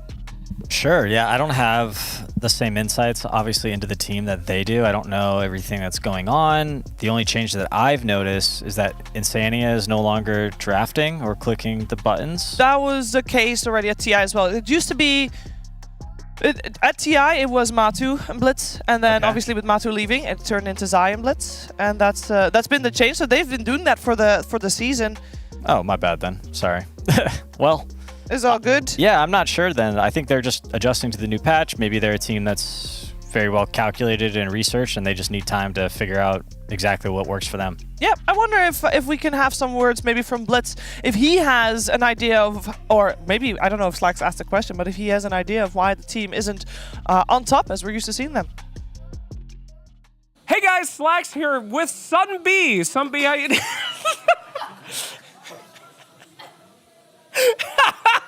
What? No, seriously, this is not airing. Stand up. We have to get this done. We have to get this done, goddammit. All right, get serious. That was you. That was you, dude. Hey guys, Slacks here with Blitz, coach of Team Liquid coming up. Very important series on the rise here. You guys are up against Execration. Now, I'm going to give it to you real. I did the math. These guys have nothing to lose. They're already out. The only thing that matters to these guys is destroying you, making your life miserable, dragging you down with them. Is the team afraid? How are you guys feeling going into the match? I don't think we're afraid, but, you know, I love games like this. Like when there's, you know, I played on Zephyr, so we played a lot of games that didn't matter. All of them, I think. Yeah, so, you know, I understand what that position's like because you want to kind of spoil the fun. You have nothing else to do, and I think there's pride on the line for them. You don't want to be the team that only wins 3 games or whatever at the major. Like, you want to at least go home with your head held up high, being able to beat a good European team. I mean, we're all right now, but I think that's pretty good for them. Okay, so in this game, like, any plans? What do you know about Execration? I mean, they're already out, so you can leak their strats. No one's going to be upset. What are you guys approaching? It's okay if you don't want to share, but you really should. I don't know. I can't tell you specifically, but I think they're a really unique team. Like, I think they prioritize heroes really differently than every other team here. They always have. Like, at the last major, they were, like, first picking Visage every game. We can hear them screaming at all times, by the way. Like, they're not acting as though... I don't know if they can... but, like... during our draft, we can hear them just going off, even though they're eliminated from the tournament. Yeah. So I think they have a lot to play for. Well, it certainly sounds like they are actually screaming over there. 2-0, I believe, just occurred. So get ready. They're on fire, Blitz. You guys need to win this game. So I want you to go out there, yell at your team, and get that team a 2-0. What are you going to say to them? One word, motivated. Yay. All right, well, we'll see that 2-0 coming up. Thank you very much, Blitz. This guy's a liability, I told you. Correction. Execration, as we just mentioned, definitely still has a chance here at the Berlin Major. And that's why they were screaming, because every single game needs to be a win.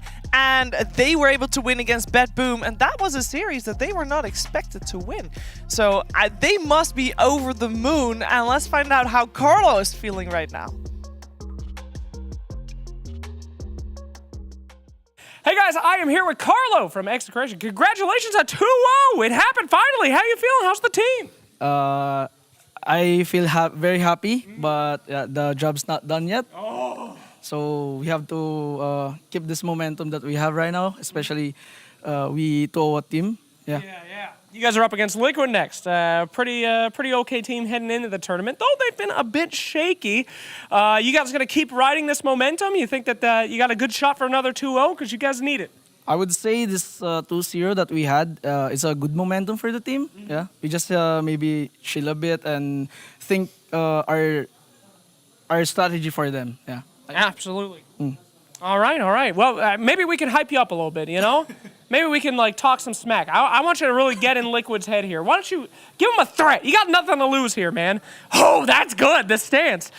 Say something to him, Be like, give him a call out. Okay, yeah. Liquid, we're coming for you. Oh, yeah. That brings me back to the DAC tournament. You're washed, Liquid. It's over. Down the drain, baby. Whoa. All right. I don't know if it works, but they definitely look energized on the screen. And can't wait to see what this Execration will look like, because over the last few days it's been rough, but riding a high momentum, Peter, that brings some extra oomph into any team, I would imagine. Yes, it's a great time to peak when it matters the most. So hopefully they bring their A game. They look like they're in great spirits, and we're all already on the way with the draft. Yeah, great spirits is great, but not with Storm Spirit. That's already banned out. Again, yeah, as Peter says, we're in the draft. We got Radiant side for Execration, Dire side for Team Liquid Sheep. Going into this, I know you really like Team Liquid, friends with them. Hey, let's not call out my but biases. that also means you can normally be the most critical, right? Because it doesn't matter what you say, they'll forgive you. You're right. If you're harsh. What's wrong with them? They are, I don't know, it feels like they're in their own heads. It feels like they're making plays that are sloppy. They are taking fights they shouldn't be taking. Like when chain feeding. They're chain feeding on top of that, yeah. I mean, they'll do decent things, and then you'll see someone just randomly feeding in the forest, and then you'll see them oh, let's go take a 5v5 top when our carry's much weaker and hasn't hit his IM timing. And they're just doing dumb shit like that. If they can just stop that, it feels like usually when they're winning tournaments, or not tournaments, but when they're winning games, they usually look like they know exactly what they're doing, and every move is calculated. Draft's moving really fast, but first pick Enchanters from Execration, followed immediately with a quick CM Underlord. Liquid also banned Beastmaster and Doom, and then grabbed the Underlord themselves, so not a lot of offlaners left in the pool for Execration. They're going to have to pick up one of those more creative options later on. And they go for the first two supports. Yep. It's okay. I think Rubik is a very, very popular and successful support at this tournament. He's got he's been picked in 49 matches with a 55% win rate, which is, it's about even, but that just means this hero's getting prioritized a lot by all teams. What's the benefit of doing that when you have first pick though? Because I feel like double support, I've only ever really seen it when you have second pick because you're happy because you get the counter picks on cores later down the line, but you don't have that on first pick. I think the nice part of doing, the okay part about doing like this is now you have 3 bans to ban out mid heroes that really punish, the weaknesses of your 2 supports. So not a lot of lockdown. I mean, a little bit of lockdown with Rubik, but none from Enchantress. So banning out that Pangolier, possibly banning out some more mobile heroes with these upcoming bans could be the route that Execration chooses to go. And they'll be able to, they're going to have to pick a hero. They pick a hero out the phase. I'm always confused with how these drafts work. Liquid pick out the phase. Liquid pick out the phase, and then Execration will pick 2 heroes. Yeah. And the IO, that's a hero we were seeing getting first phase at the start of the tournament, but it's kind of fallen off. I guess it's one of those heroes that was like theoretically very good, but in practice, maybe it wasn't looking so hot. Execration's a fun team to watch though. We didn't really talk about them as players, but I think Palos is probably like their strongest player when he pops off. But like Bob on the mid lane, I've seen him win his mid against like all of the like top C teams for like forever. This guy just like will sometimes just play absolutely insane, and I think he can stand against all of the international mids. I know they've been like kind of having a roughie this tournament, but I think they're like when they're playing really well and when they're feeling themselves, I think this team is full of incredibly strong players. So going off of having just a 2-0 just now, I think is probably going to give them their best shot here at beating Liquid. Yeah, it's also helping them. I would imagine that it just came from them getting more used to the patch. Therefore, it should give them more confidence in the game all around. Yeah, I think they've stuck together for a while now as well, because I remember them going like down to Div 2 and then back up to like Div 1 in C, and like Tino did like a role swap like after last year, and has just been like getting really, really good at offlane. So I've been enjoying this team's growth. It's only been Carlo that's been relatively new, right? Potentially. That's right, Cheever. Yeah, that's right. I'll say confidently. Yeah. All right, Carlo joined this December, so yeah, that's nice. That's that is the most recent player on the team. Before that, it was indeed Palos last year February. Yeah. They're a cool team. I obviously get worried when a team has first pick and they don't pick a core in first phase because you're just gonna have your like all your cores kind of get counterpicked going forward. But I guess at least Liquid will have to show something that they can pick against. Yeah, I suppose that's also where the flex comes in. You can pick a hero that flexes to multiple roles, so at least you're not getting like completely lane countered, some Huskar versus Ember mid situation. Yeah. Now, previous time when we saw Team Liquid, Peter, you were talking about how you wanted a mobile hero from Boxy to come out. That's probably the hero that's gonna be picked out of the phase, I would imagine. Is there anyone in particular you see that's still in the pool that would be a good pickup? Yeah, I was trying to think what Boxy might play. I would love to see Earth Spirit. I don't know if they're going to go for it. I think he might go for Skywrath Mage, which has been a little bit more of a comfort hero for him. He's played a lot of Pugna this tournament, but I don't think it's gone very well. The one issue with Boxy's hero pool is that a lot of them do very poorly against Enchantress. Like if you pick Earth Spirit, Skywrath, like all of these heroes can't deal with the creep. They're going to pick it anyway because Sky is just incredibly good on this patch, and Boxy has had a lot of success with it. And also, I do think that Sky plus the CM can rotate together and get a lot of kills, and they'll probably try to put the CM against the Enchantress, at least at some point in the game. Great, so Execration has to pick 2 cores right now. Most likely, or at least if I was them, I would pick my carry, knowing that I'm up against an Underlord and a Skywrath, paired with my Ench, and then I would also probably take my mid. And the reason I do that is I think mid lane is generally the harder lane to counter. It's, you're more likely to go 50-50 in a bad matchup than you would on the side lane. You could take some I guess I don't know if Execration do it, but I've seen other teams pick stuff like Ember and then they'll flex it to mid and safe lane, so just in case you get like Huskar at the end of the phase. Yeah. But I would like to see something that just destroys these 2 squishy supports and really abuses that. Ooh, they take the Earth Spirit. All right, so we got the offlane Enchantress, which Sheep was worried those were 2 supports in the beginning. Oh, I was wrong. Not the case. A little bit of a curveball here from Execration. How do you guys like this?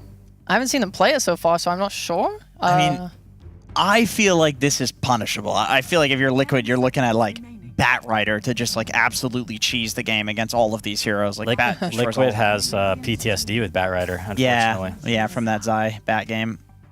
Well, I guess that is a nice cheese. Medusa. It's an answer to the Sven for sure. Like it's one of the higher win rate carries in the game versus Sven because he can never really burst through your mana shield. Obviously, he's not going to pick up a diffusal.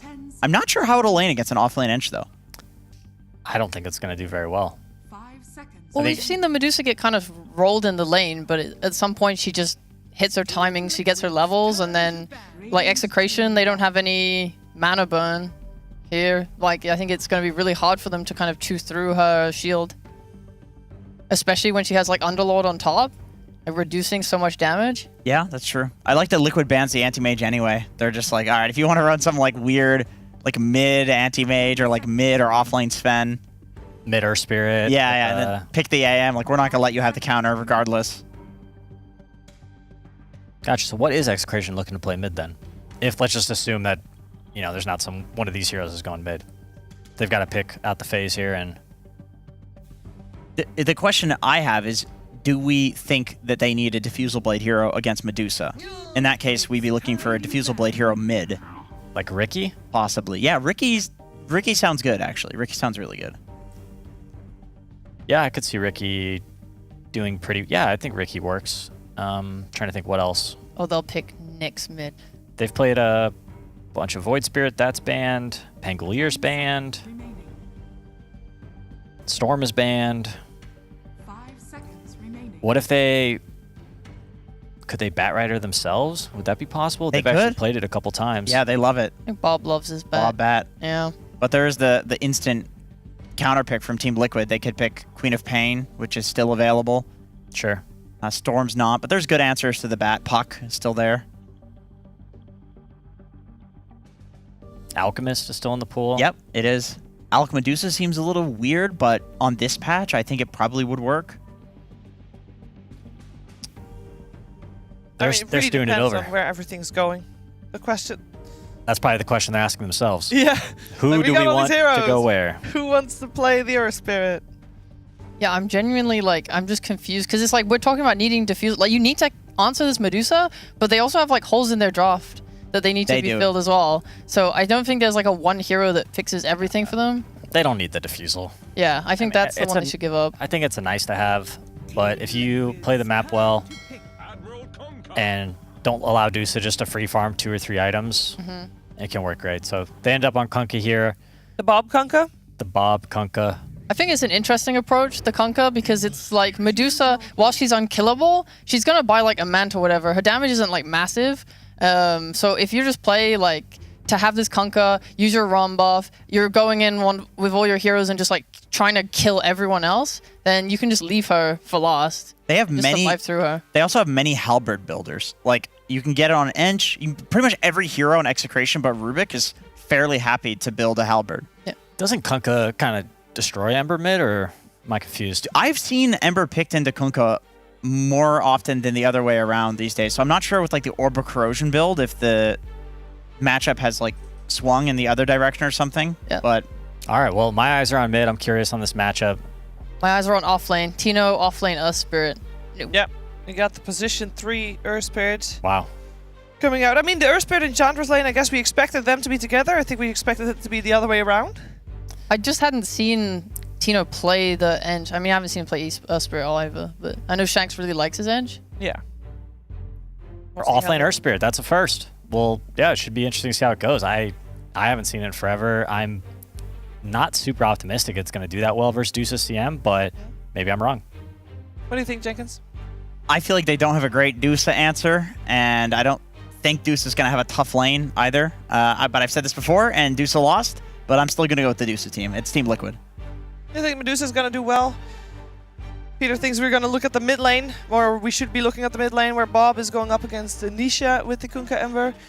Chip, you gonna keep your eyes on that off lane? I think if Tino doesn't have a good game and he just becomes like a semi-half support Earth Spirit, then I don't see how they win It's this game. over. Yeah. That's a GG right there. Seems impossible, yeah. But if he has like the best game of his life, oh, maybe. Get a win. Only has to have the best game of his life. Let's go, Tino. Just the best, that's all. Oh, yeah. Maybe I second think best. Second best is okay, too? Yeah. Yeah, because we're saving the best for maybe main stage or Right. TI. Now's the time. You need to win Now this is game. the time. Let's find out how well Earth Spirit Offline is going to do. We're heading over to a commentary duo for game number 1. It is Sunsfan and Synderen. Thank you very much, panel. Earth Spirit, Offlane, Synderen. This is Execration versus Team Liquid. I am extremely interested to see the Earth Spirit. We talked about it the other day. The big changes, in my opinion, the Shard obviously changed. It was kind of built into the hero now, so you have the extra remnant or stone remnants throughout the game. The Rolling Boulder does 150% damage to creeps now, so you actually can farm on this hero theoretically. And the new Shard is the original ability from back in the day that was also made like a 25 talent or something like that recently, where you can actually pull your allies, which on release was the most broken ability maybe of any new hero. It was insane when it It's came out. absurd. It's a lot slower in terms of movement speed than it was back then, or travel time, if you will, when you pull allies, but it's still a really strong ability to just get like that. Yeah, this hero is hands down just better than last patch, but we haven't really seen it much. What is it about us casting new offlaners? Yesterday we had Collapse play the first Axe, we had him play the first Ogre, and now we have the first Earth Spirit. Like, all the new offlane heroes just coming through. It's cool. I mean, I love creativity. I love to see these teams explore new options, but I have to say I'm kind of with the panel. I am worried when I see a Medusa against 0 mana burn in this patch. I think this hero conceptually right now is insane. I think of it a bit like if you go back a couple of years and it was like, oh man, we got brooded, you know? In the last year, getting brooded was a first pick. But back then, it was like you would last pick brood if the enemy had no way of killing spiderlings, and you just be like, all right, we're kind of doomed. This is going to be a horrible game. I kind of feel like Medusa is a bit in that place right now, where if this hero gets picked late in the draft and you don't have mana burn and you don't have ways of dealing with her in general, this hero has to be exceptionally hard to win against. So I'm worried for Execration. I think the pacing needs to be high. I think they have to dominate the map. I think if Mickey gets to have a semi-full inventory, I just don't see how this lineup kills Medusa ever. Well, when the patch came out, Medusa was terrible. She was getting dunked by by Axe consistently. And she got 17 buffs in a day. Yeah, so a lot of buffs. Some of them were minor. Some of them are pretty big. I think the Mystic Snake going from 3.2 to, or was it the passive? 3.2 to 4. The Mana Shield. Just a massive jump. This So hero we've seen is an uptick. Just without a doubt the tankiest hero in Dota when she's not against Mana Burn. Yeah, and we've seen her struggle still even after these buffs, and I think one thing that we have found has been very good for her is having this mana battery type like the Pugnas or the Chakra Magic Coddle. This one, or this time around for Liquid, it's CM, so it's not like a burst mana, but you're getting, it's almost like a global healing aura now, for the Medusa specifically. So we'll see how that works out for Team Liquid. And again, coming into this game, Liquid kind of middle of the pack, kind of tied for, I mean, they're on the threshold of technically being eliminated from the entire tournament. Very but it is a surprising. three-way tie, so a very important game for them. And Execration, I think the panel talked about, they basically have to win every single game now to have a chance to even stay in the tournament going forward. I guess mathematically they can drop a single, but they would need a draw and a win to get a tie. And if they get 2 flat-out wins, they could technically avoid tiebreakers if they're lucky, but yeah. So a lot of Dota still to be played for these guys, and this is definitely going to be one of their biggest challenges yet, which is a little bit worrying considering their scoreline. But, you know, I mean, you would say that maybe going into the tournament, who knows?Maybe Liquid just aren't as scary as one might have expected. Yeah, they've definitely struggled, and like the panel talked about, Execration coming off of a 2-0 against BetBoom, who have been quite very good result for them. So that was unexpected, and we'll see if they can harness the energy to do it again in a back-to-back, essentially. But Liquid, obviously, the favorites in this regardless. And Zai gets to play as Underlord. This hero has been just picked basically every game when it's available. It's very, very strong, this patch. What, I mean, is it just the mobility? I mean, okay, so in terms of builds, like Crimson, Pipe, any holder of that sort that can get theoretically both is going to be strong, I think, in general. But I assume the ult of his is allowing for that extra mobility that's really important on a map that's so much bigger now. He's an aura offlaner that has percentage-based damage later in the game. So compared to other offlaners, he has different scaling potential because Firestorm is just that good. And like you said, then you also have the Rift or the Fiend's Gate to play the big map objectives. And, you know, we've kind of talked it to death at this point, but obviously in this patch now, both Pipe and Greaves are better, Pipe and Crimson. This hero has really solid strength gain, not one of the best in the game, but still definitely meaningful. And, you know, if the offlaners that in the patch are buying auras, well, guess what? Your aura offlaner buyer has a percentage-based damage ability and a and a percentage-based damage negation in the atrophy aura. It's just for sure incredible in teamfight brawls. Boxy, okay, he's gonna get dropped. So first blood goes to Palos. Mid lane though, Bob taking some action from Nisha, who already has a CS lead. He's not able to finish it off though, and instead this is gonna be turned around potentially. X marks the spot. Yeah, already pops that fairy fire and actually dodges the X, but Shanks comes in with the impetus. With the shank. Yeah, he shanked the crap out of him there for sure. So 2-0 lead for Execration early on. And I think anytime you can get a root, just to piggyback off this Underlord situation, against Spirit heroes, which are very popular right now, his root is absurdly good. Any type of mobility. Yeah, there's just so many praises for this hero right now, basically. If the meta develops and these aura items become less popular, this hero will absolutely fall off, but for now seems here to stay. Nice rotation from Instania to bot. Went through the gate. I don't know if I'm ever going to get used to this. CM ganking from the south. Yep. It's so much harder now. I wonder, I will be fascinated in the next month to see the changes that teams make to try to counteract this, whether it's changing up the way you play the lanes or maybe the formation of the lanes entirely. We kind of talked about maybe like a dual lane mid or something weird like that, or perhaps just picking tankier carries in some respect. It's such a strange thing that we've never really had to experience in Dota before. One thing we've seen many teams start to do is warding the gates early on, but then again, it kind of becomes a game of, okay, who de-wards it faster, right? Instania. Tino. Trouble. Okay. Yeah, they're going to be able to turn this around again. So Shanks with his second kill of the game, this time on Instania. They're going to roll right in onto Mickey. So that's a good amount of mana left. He's actually going to get a kill. So a little bit of miscalculation there for Tino. As Bob, he exists in the mid lane. Yes. Okay. He's running low on mana. TP supports Shanks. He's going to get slowed though. Insania. Looks like Mickey technically gets the last hit there. So able to turn that around is Liquid. Did cost them a couple of TPs. But obviously with those gates now, it's not really that big of an investment anymore. That's also going to take some getting used to. But in this mid lane, Bob, you can see his CS 27-7 versus Nisha's Ember 28-6. So relatively even. Boxy though, he's going to try to transition over to the mid lane with Insania. Gets off the Frostbite. Boat's coming in for that damage mitigation, but it's a very late boat. I feel like if you feel threatened when you see these two supports come in, you got to throw that boat out instantly. Like if you're going to do it anyway, with a bit more damage mitigation, if he had used that on 2/3 health instead of on a quarter, he might have lived. Since Ember was only level 5 at the time. But again, another nice rotation from Liquid. Just really kind of playing these. This is giving you a flashback to old patches when the 4 and 5 would just combo move around the map, right? The times of Shadow Demon, Leshrac, and these two heroes would just run around in tandem, disrupt into Lesh Stun, into kill.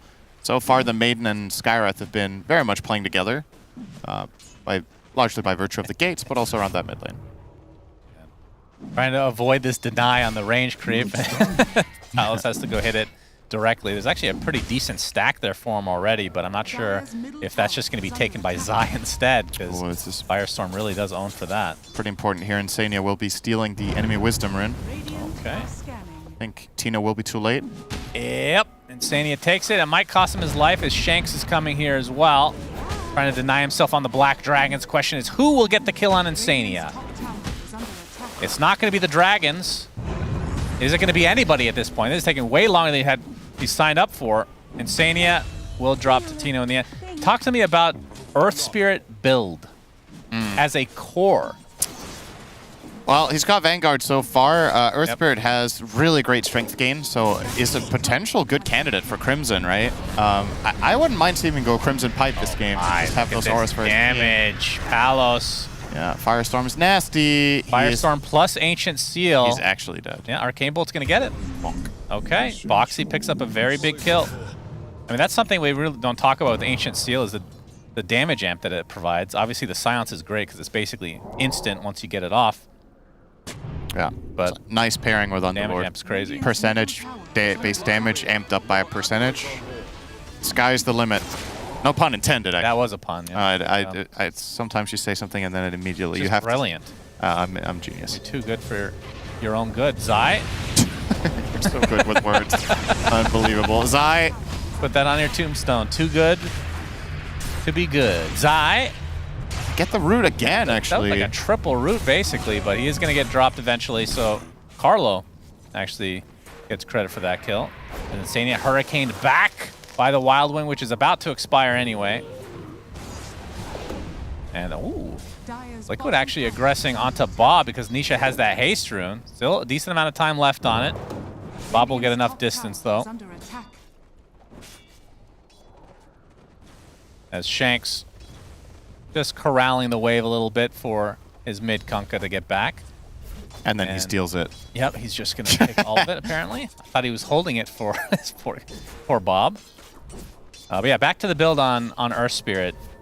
You think just auras, the general thing, or do you go for anything, any weird stuff? As the boat's coming in, the X is knocked. Oh, actually ends up timing nicely despite being silenced. They clean up Insania very easily. Nisha dodges out on that torrent, so it's only going to be one support dead for Liquid in this mid lane. I don't know. What does he want to do with the Void Stone? I'm trying to think. Like, is this just... Have a look. Does he buy Pavis? Does he get Hex? Is he getting Pavis? Huh. Lotus? Not sure. I mean, this is an amazing Lotus game. You got 2 roots. Lotus is definitely very good. But it also feels like a good Crimson Ancient game, right? Like, this Seal. item is always going to be amazing against Medusa carry, so... Yeah.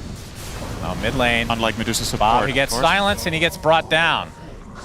The support's just kind of stuck around there for Liquid, and they net themselves another valuable kill, this time onto Bob. Liquid trying to turn Bob the Builder into Bob the Tilter with these ganks. Good one. They can do it, thank you. Mid lane. I'm too good for my Bottom own lane, good. I mean. Palos. Got strength. Oh, Nisha comes in. Almost call him Nigma. He's not on Nigma, unfortunately for him. Unfortunately? Yeah. Palos. That's the most popular team in the world. Has anybody ever told you that? Oh, that's true. Zai. Zai's taking insane damage from Magnetize. You can almost notice it. It's pretty good. Is he actually even going to die? I think that got buffed, and Zai's actually going to get taken out by the Torrent as well. Nice turnaround here from Execration. X marks into boat from Bob, looking for the kill onto Boxy. A lot of burst damage. Does he have the move speed to finish this off? Indeed, he does. Damn, the amount of damage that Magnetize actually ended up doing. I was joking about the Underlord, obviously. He was kind of out healing it with the Vanguard and everything, but Tino did a ton of damage there. I think he reapplied the Magnetize like 6 times. So we'll get his team a nice little trade-off. Obviously, while all this is happening quietly, Medusa is becoming a monster. And we have set the stage for this hero to just flat out Giga carry this game, so I'm still worried for Execration. They're making some good moves, they're fighting some good fights, but the primary problem you're going to have is not being slowed down whatsoever. The win condition of Liquid is thriving. And despite your Sven farming very well, he is still about 1,000 behind the enemy carry. So. Well, as much as I've been wanting to see Earth Spirit as a core, more so mid than anything, I guess, what's the purpose of it this game versus like another? Oh, he's rushing Octarine. Interesting. On Earth Spirit? Yeah, Octarine, no boots. That's the build. In what? That's a build. He has the recipe. Yeah. What? Bob! It's a new patch. Taking some Anything can work. The recipe is insane this patch. What the hell am I watching? Boxy's gonna get boated. Torrent as well. Shanks looking to finish him off. Really One nice more right click will spellcasting do here. it, but a nice searing chains from Nisha. Focusing now onto Carlo. Good sleight of fist, but can actually net himself the kill.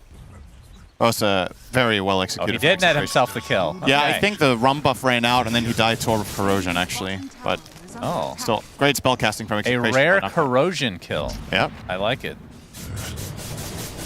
Zai will be claiming the bot tower. See a replay here, so just perfect timing here from Bob. Gets the cleave off the melee creep, gets the torrent landing. Now Rubik died after that. You can imagine it. Sometimes imagination is better than reality. Indeed. Actually, a lot of the time it is. Kind of like with my jokes. Tino and the Palace would be a huge kill for Liquid. They have 3 members here. They will find the Earth Spirit, which again, not a support, so this is still a very valuable kill. And they get off the Fiend's Gate as well as Zion Company can finish off this tower and just TP back, which he will do. Yeah, back to the Medusa. I don't really know how they deal with her either. I mean, it's a melee carry as well, so Stone Gaze is going to absolutely destroy Sven. Even off lane is magic damage, like it's not even burst either. Even in quote-unquote traditional Dota, this would be a good Medusa game, right? So, because like she has a good core matchup against the Sven, and the enemy team don't really have the best ways of dealing with her. Their mid hero is a cleave damage hero, not single target. Their offlaner is a cleave hero, not single target. So it's really Sven and Ench that have to kill the Dusa. So what when she gets a butterfly? Like, what are you actually going to deal with her with? It's going to be a tough challenge. Nisha and company. Pretty good damage Carlo there. again, and Sania gets off his ult just temporarily, dies shortly after, but there's the Stone Gaze from Mickey. The boat coming in, more damage mitigation. Oh, Manta dodged it. Actually gets avoided. Sexy. Very nicely done from Mickey. Gonna get focused though. God Strength is there, but you can see how tanky this guy is. The Mango, was that given from Insania? Might have been. Mystic Flare is there to be able to finish off Palos. Double kill for Boxy. 3 dead for Execration as Shanks will be able to waddle himself away. Nisha gets off a Remnant, X marked into nothing. And Liquid just look like they're starting to take over. Searing Chains connects onto Bob. Looking for a high five, but Nisha will just walk away very rudely. And the headline for your tabloid newspaper tomorrow, has the frog gone too far? Medusa tanked literally everything. Yeah. Was that She got smacked by Sven for a good while. I think Insania gave him a Mango. Maybe he had the Lotus as well, but he hit a Mystic Snake on 2 heroes, and the amount of mana you regain with this is... If you convert this to EHP, it's crazy, just hitting a Snake on 2 heroes. So I admire the attempt to go for it. I feel like you kind of have to. Like, you can't just let Mickey play a free game, but that wasn't enough. You needed more heroes. Even a God Strength Sven hitting her 7 times back-to-back with some backup did not cut it. That's a stack. Oh, that's another stack. Those are juicy. Yes, indeed. And I believe Mickey will attempt to go for it now. And actually, in that last fight, I think in the end, Mickey Manta dodging the Ghost Ship might have been crucial. That extra damage could have perhaps pushed him under the limit of being able to use that Mystic Snake that kept him alive. What do you think about clutch? Mickey going for Diffusal. Manta into Diffusal. Yeah, it's interesting. Not what I would have expected. You guys can't buy one, but I will. I feel like this just looks like an incredible Scotty game. Like, you just get Scotty Butterfly and you're just invincible. Well, that's the thing about Medusa. It feels like her build hasn't changed in years. Yeah. But we're seeing a Diffusal. Good question. I don't think there's any inherently really obvious reason to get this item here. It allows you to stick on your target as Dusa, right? Like, you can purge them and keep going. And you have Manta, so there's some benefit there. But still... could make the same argument for just Scotty having stronger illusions, and obviously the illusions are ridiculously tanky too. Important part of this math is that the damage block, the 98% damage block of the Mana Shield is calculated first, which means that despite them being illusions, they're exceptionally tanky, because the extra 300% damage they take is out of the 2% that goes through. Alice, you are in a lot of trouble. Bursted down by Boxy. Nisha also helped. He's going to Remnant away, so Bob not able to really control the situation here, as Liquid get away with murder again. Carlo's sitting on a really good spell to fight Medusa right now with the Firestorm. Or I guess it's not that good anymore because she has no health. So that means it almost does nothing. It just does the flat damage, I guess. She doesn't have very much HP. That's insane, but it's good against everybody else, especially Zai. Oh, it's good when you have it. Yeah, he's not going to have it any longer. Of course, that is a relatively easy one to steal. Searing Chains from Nisha. There's the silence. Bob just gonna walk away. Had not much impact from the Kunkka yet. Not much impact from any of the cores, really, on Execration's side. Obviously, Sven needs a little time to ramp up. Shanks has been the one that's been kind of all over the place. This build is so cool. I can't get over it. I mean, I don't think it's gonna, as it looks, I don't know if it's gonna win, but I love it. Yeah. 2 bracers into Vanguard, and then he disassembled Vanguard to make Octarine core. Ah, okay. So it's like a really early core here, but... That's very strange. Yeah, obviously this hero can just spam cast spells. You have a lot of, since you have a lot more remnants than you used to with the change, the Octarine has more value. You're going to recharge faster. I mean, it's kind of cool, honestly. If you want to fight non-stop, this could be the way to go. The issue is, I don't know if you're winning the fights, though. So effectively, you've itemized to take fights that you can't take. Right. Whereas if you had, let's say, the Vanguard into Crimson and Pipe, perhaps you stand a chance of keeping your Sven safe against the Dusa, keeping your supports healthy and in fighting shape. But like this, you're mainly playing for yourself, and it's just not going to cut it against this kind of lineup, I think. So as much as I love the build, I don't think it's the right one for the game. But we can tell our kids someday that we did see it. We were That's there. an important thing. We'll definitely remember this as Mystic Flare Bob has to BKB, and unfortunately for him, it's just to survive. Now you won't have it for this, what I would assume to be an upcoming fight, as Liquid gonna kind of force the issue. They take the tier 2 bot, they're gonna focus now on the tier 2 mid, and the building's just massively in favor of Liquid right now. And when you have a Medusa and you're taking buildings this fast, that is not good news for the enemy team. Yep. Wonder what Gaben thinks. Okay. I'm gonna say 85-15. 90-10. Okay, I was close. So a big expected advantage for the Dire here with the win expectancy graph. He's going Scotty now. Yep. No surprise there. I wonder what the reasoning is for this defusal. I was thinking, like, the upgrade path with the new disperser. Is there some reason to get that? I mean, it's pretty cool to disperse yourself for the move speed, right? But oh boy. Yeah, this is trouble for Sven. Getting blocked. And then there's the combo that we've seen already a couple times as Palos just one right click away.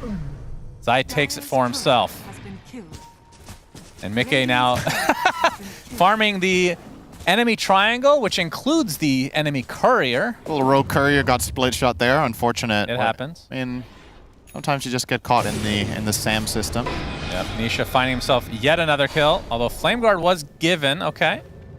Enough to stay alive, it seems. But Liquid are dominating the map. They're going to steal the enemy Tormentor. All right, who gets the shard? Question is who you want it on. Yeah, I think it's going to be between CM and Sky. Definitely Sky. I don't know. Definitely Sky. There it is. Oh, was that a definitely he will get it, or definitely it's better than him? He definitely will die. Oh, they actually cancel the TP from Mickey. They actually get the kill onto Boxy as well. Execration. They really need to find something. Mickey continue to try to get inside that portal, but he's taking too much damage now, so a big kill for Execration. So long. It's actually just bizarre to watch. Like, that was a 5v1 and it took them 10 seconds to kill him, and he almost, if he gets that snake off and hits all of them, he would have had another full health bar. Yeah. This is crazy stuff. He kept trying to go through the gate. They did a really good job of just keeping him there with X marks, with stuns, etc. But, like, here, when this boat ends and they start grouping up, if he snakes here, I think he has snake and he's trying to go through the gate. If he had snake here, we've got a full bar. Yeah. He will still end up dying. Like, he's not going to kill them. I think he feels like maybe he felt a little too confident as we actually go right into the action again. Whoa, Nisha, he's not smiling okay. anymore. Another big kill for Execration. They get the two biggest kills on the map. Now chasing Insania. As you can see, the Fiend's Gate is... Was that stolen? Yep. Okay. Damn. Find Insania get kicked back into the action. Insania will drop. Okay. And just like that, it's a 3K lead.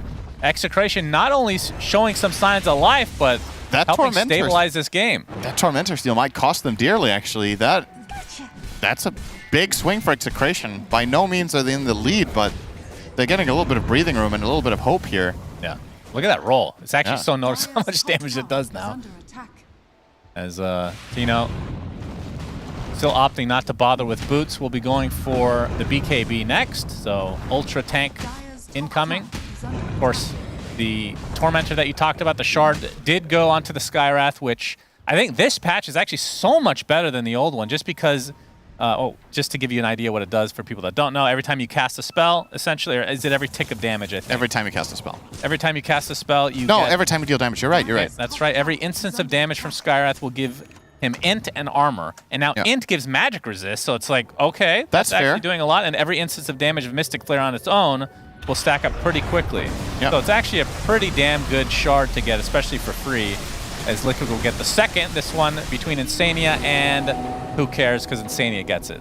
This is the one where Freezing Field you can freely move. Yeah, and cast your other spells. That's implied. Oh, okay. Dire's top tower. It's definitely good, but yeah, it's solid. It gets harder to pull off it gets particularly good if you have Bongo Boots and BKB. He's not really close to either of those right now. Looks like he wants to get a Solar Crest for his Dusa to just pump up that carry versus carry matchup. And speaking of Dusa, make his Scotty's flying out, and he'll now be going for the Butter. On the other side, Sven has a 9-second BKB, so finally that is completed. Earth Spirit is close to his as well.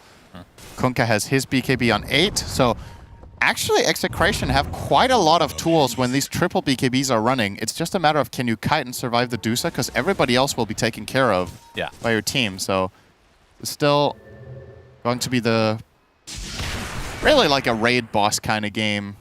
You just avoid at all costs and kill everybody else first. I think so. I think if you try to kill Dusa when she has the team around her, you're going to lose the game. I think that is just not a winning strategy. Your lineup can't do it. So focus on killing the rest, kite the Dusa, buy a Halberd, you know, like especially I think a Halberd on Earth Spirit would actually be really nice with the Octarine as well. Maybe should actually get it over the BKB, I would argue. That's one thing that Medusa still will struggle with, right? No matter how tanky she gets, Disarm is super annoying for this hero. She doesn't want to buy BKB to protect herself against it either. So we'll see if any one of them goes that path. Would be the classic counter. Bob and company into the Roche pit. Okay, they're Alice good pretty popped the fast. ult, and this should be a freebie. Yeah, Liquid on the opposite side of the map. Yeah, but not close to the gate, so nice steal here from Execration. Not sure why this is a steal. They're stealing Roche. Well, they stole his Aegis. Yes. He can have it back later. Well, I feel like it's a kind of a steal because Liquid has been up the whole game, so very That's important. They deny is maybe the right word. Onto the high ground, Liquid is attempting, though, against an Aegis, but as they can probably surmise, the Sven does not have ult for this. That's a word you've never said before in your life. How do you know? I don't know. I've never heard it before. Okay. You never heard anyone say that? Don't think so. You don't? Do you know what it means? Really? I have no idea. You're kidding. Wow. I know a word you don't know. That's great. It's a synonym for sandwich. Oh, as they can sandwich. Yep, that's right. That makes Liquid gonna respect. That makes a lot of sandwich. Execration's high ground. Oh, Mickey, misclick. Misclick. But they don't see it. Okay. Well, that's kind of big if they can run into them. Because you talked about the BKBs coming on. That's the one counter to BKB that Liquid has. Very true. If Execration knew this, they would smoke. I think this is a crucial part of the team fight that Liquid have. Not unavailable, but as you said, the burden of knowledge against them here. Palos, can he do that? No. He does hit pretty damn hard on the Sven. Like, against everybody else, Echo Saber Daedalus, Nisha can die in a stun here for sure, so it's not like Execration are lacking damage. It's that's also what makes it feel like there is a path to victory here, because if you can play around the Dusa, there is a way to solve this. It's still going to be difficult, but with the little swing that we just saw the last 5 minutes, you're starting to have a little bit more faith in Execration, and so is good old Unky Gabe. He's giving them a whopping 25 now. Oh, I mean, that's pretty big considering where we were. Yeah, absolutely. Are we going to see Harpoon on Mr. Sven? Wouldn't mind it. The upgrade of the Echo Saber. Would love to see it. Mickey going to get control for the time being, but still Bob has not one afraid to go high Halberd. ground against his Aegis. And they're the gonna roll kick in him from in. Tina. Oh, All right, actually gets okay. canceled on the kick. Trying to control this Medusa. The tidal wave actually brings him back into the base. Tino finally pops that BKB. You can see Mickey's actually running out of mana. He's getting extremely low now. They're just going to focus him down, and down goes Medusa. Huge kill for Execration. Liquid getting punished. Insania's next. They dare try to push into our base with us having the Aegis? No! Absolutely not. Nisha, he will though. He will get out just fine. Mickey didn't get to press a spell for 10 seconds. That's why that worked so well. I think his Manta was on cooldown, so he couldn't break out of the silences and use his ult. And so was his ult 100% up? It was up. He had it ready, and he just couldn't play. Like, they didn't have any protection for him. They didn't have a defensive force staff. They didn't have a Glimmer. They didn't have... Obviously, he didn't have his Scotty or his Manta ready, so... And he doesn't have the Butterfly yet. He's, as a matter of fact, not even going to go that route. Oh, he changed his mind? Yeah, he's going for Daedalus. It really feels like Liquid are just flat out dropping the ball in a game that absolutely should be theirs at this point. Like, just a couple of back-to-back kind of palm in your hand moments. That's not what it's called. Yeah, well, we'll just forget you said that, It's a Bob. palm in your hand. X marks. Nisha is their target. He gets telekinesed, getting Oh, rolled no. on, and the damage from Shanks I thought was going to be enough. Oh, last right click. It was a miss, I think. We'll just make it more exciting, even if it wasn't exciting, Cinder. And goodness gracious, the miss. Yeah, if only Carlo had dropped his Philosopher's Stone when the shot was midair. That's actually true. That's actually true. I think Nisha had more than enough there, but okay. I love hype. It's hype. I'm glad. Very happy for you. Yeah, let's see it again. We're gonna. I'm sure we're getting it in slow motion too, so we can really get excited here. It's like it did no damage. He did miss. Okay, Good call. Good call, Shannon. Wouldn't have been enough. It wouldn't have been enough, but that's beside the point. You did not know that at the time. You're not a math guy. You claim to be, but you have been wrong so many times that I don't even bother asking you questions anymore. I have my own school of math. Yeah. That's what Sven people top that are in net cult worth. say. Yep, he sure alert. is. He has overtaken Sure him is. for the first time in the game. He's going Scotty. Interesting choice. Thought the harpoon for little extra gap closing would be a good choice. I thought he was just going to get more donk, you know, like literally go in on the deuce and just slam her MKB or AC, you know, some sort of just in-your-face build. Oh, she's not going butterfly anymore. No need for the MKB, right? Yeah, I guess. Which, again, is just a bit surprising to me that Mickey doesn't want to take that path. It feels like the item has incredible value because it's not just the Sven that you're evading, it's also Ench. Ench has a Pike and Solar Crest. She does a lot of damage. Shanks in this game is not a hero to overlook. So, talk to me about the Scotty. Why this choice for Sven? I mean, obviously it's just a good item in general. It's but always a good all-round item. I don't know if he feels like he's going to have mana issues, and if he wants healing reduction, I don't know if there's too much of a merit to getting that either. No, I don't think that. Not this. So yeah, once again, I feel like there was probably a better choice between AC and MKB, but so yeah, probably AC, right? But I guess Kunka's getting that, so you're not getting that. Maybe it's like process of elimination. He is eyeing up the harpoon now, though. Hell yeah. So Kunka will get AC, so you're not buying that. You could have bought a second halberd, technically, but your Earth Spirit is already doing that, too. So you're going to have two halberds with Earth Spirit and Kunka. Okay. And Earth Spirits will obviously have the cooldown reduction from Octarine Core. So it's kind of like having 2.25 halberds. Do you really need a third then? Probably not. So, yeah. And This is watching Tino just run around the map with no boots is hilarious. The Octarine just his Stone Remnants are coming back on cooldown constantly, right? It's faster than running. If he has the mana for it, he can just non-stop roll. Very true. Nisha in the trees. Look at these illusions, man. Well, they're able to take over one, so that's actually quite helpful. Okay. Roll in. Whoa. Oh boy, that's a little bit maybe too aggressive. We'll see. Already pops the BKB. There's the Magnetize to follow. Palace wants to try to right-click the Skywrath Mage, but he won't be able to do so too easily, as Nisha is being able to finish off Shanks relatively easily himself. So it will likely start with a 1-for-1 as Tino getting controlled from afar. 50 seconds on the deck on that Earth Spirit.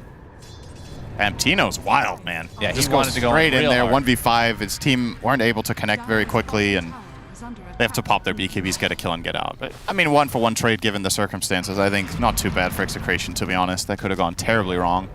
They end up with an okay-ish trade there. Yeah, so very even game now. I'm not sure what to think about this Medusa.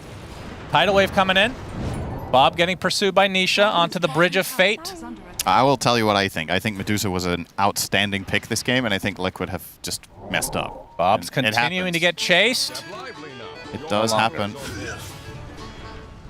If you're ever in doubt, you can always trust Unky Gaben, and when he says 90% minute 20, yeah, it's okay, now you're in a good spot. Butterfly looks to be next now for Mickey. I still don't understand the defusal after all this time. That one was puzzling to me. The Daedalus, I mean, I guess, so there's two ways of looking at it, right? One is you're buying Butterfly as a hybrid item because it's both offensive and defensive, but if you feel like you're tanky enough, it's way less bang for your buck than a Daedalus. But as we've seen in a couple of previous fights, he might actually need the evasion. So when he made the decision to go for the Daedalus, he probably had a different read on the game state than what was actually happening, and now he's been knocked down a notch and has to rethink. Yeah. I wonder, I guess he's just going to sell the Falcon Blade here, right? I mean, it's pretty straightforward. So he's pretty close to it at this point, the Butterfly. And then we'll see if he upgrades Diffuser. Yeah. Then we're going to see what he's going to use that for. I'd be very interested to see that. AC now online for Bob. I'm trying to think if there's a better choice than the upgraded. Because, I mean, classic Medusa 6 slot is with Rapier, right? Yeah. By the way, what's the reason for not just getting Shard? They have a lot of single target spells. I feel like that's just a refresh of your HP, right? Yep. I agree. It would be a great Shard. And we've seen a bunch of Medusa games, and I feel like I haven't seen it once, actually. Because you're not going to be getting it from the Tormentor unless it's a really late game. Yep. So you kind of have to prioritize it at some point. It's just, that's literally free HP. I'm with you. I think that would be great, for sure. 1,400 gold. If you survive for over 12 seconds, you get to cast it twice. And these snakes do give you quite a lot of mana. It's, what is it, 22%? So there's the Butterfly. Yeah, it's got it now. Sells the Falcon Blade. Palace will see this at some point, and we'll see if he goes for MKB. Or Mask of Madness Bloodthorn. is the last. Oh, that's true. He could go Bloodthorn. But he Very has expensive. the Daedalus, right? So it's kind of, in a way, if you had the foresight as Palos, maybe you should have got Thorn instead of the Daedalus, just to protect yourself against this exact thing happening. Right. Because now, I don't know, what are you going to do? Are you going to sell your mom and buy... Well, I was thinking he would go Satanic, but if you go that, then you have nothing against the Butterfly. Just realized if you're not a Dota viewer and you just tune in and you're like, are you going to sell your mom? It's kind of like, that's really pretty. That's a pretty weird thing to say, dude. But he's holding on. He's holding Zion on to his Company mom. want to try to contest this Roche. It's not quite up yet, though, but they have an idea that Execration is going to be in this area, potentially, as they are taking the gate, actually. Or they're faking it. Oh, maybe. the fake gate play. Yeah, that's not a thing. Roshan is being juked by the fake gate play. At the Illusions. Still one in the pit. And Roche is 30 seconds away. As the real Fiends gate. Okay. I mean, we are 5 seconds until nighttime. shit. So Roche will be coming. Palos pops the ult. Insania trying to live. One more right click does him into the ground. The Fiend's gate on top of the regular gate. And Roshan is coming to fight as well. Double kill for Palos. Carlo getting control in the backline, but Nisha, not enough damage quite yet. Finally gets him with the remnants, but the right clicks will commence from Palos inside of this pit. As Mickey getting low on mana, trying to right-click as much as he can. He's Lotused as well, but there's a beautiful tidal wave, but they're still inside this pit of Malice. And they're finally be able to take out that pesky Sven. Double kill for Zai. Shanks is next on the list. And the Earth Spirit doing quite a bit in this fight, but he's getting low. That's a triple kill for Zai. And now Carlo, the last remaining member of Execration, he looks healthy, but not for long. Ultra kill for the Underlord of all heroes. They fought inside that pit of Malice the entire time, and they're punished for it. But doesn't look like they can get Roche. No, they don't have the damage for it, but my God, that was a value Butterfly right there. Like, the math just swung. If he doesn't have the evasion, this is a team wipe for Execration. Oh, yeah. They're going to get the Roche too. Like, the Dusa kill just takes them so damn long, and they need to solve this problem now. They need a Thorn. Like, they were laying into her for a long time, and I like the play of, killing the support first, like get rid of the Maid and try to get rid of the Skywrath, because the Dusa kill is going to take long, but eventually you're going to have to stand your ground against her and get the damage done, and this time around, not quite enough in the tank, so yeah, crazy fight. Liquid should be very happy with the result of that, especially considering the way this fight started was with Execration on the high ground and killing the Maiden right away, and Dusa didn't join the fight until 1.5 members of Liquid were dead. So considering that, the fact that they turned that around and get a team fight win out of it is a very, very good result.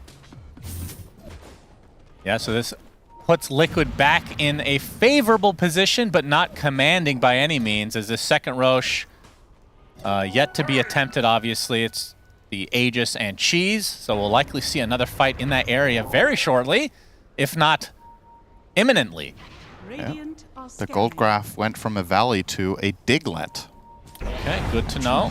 It's, Palace is eyeing up a Satanic, so they just don't have an answer for this Butterfly, and actually, I don't think they're going to be able to get here on time anyway, so this Roche actually will end up being free for Liquid. Will it? Are they going to be fast enough?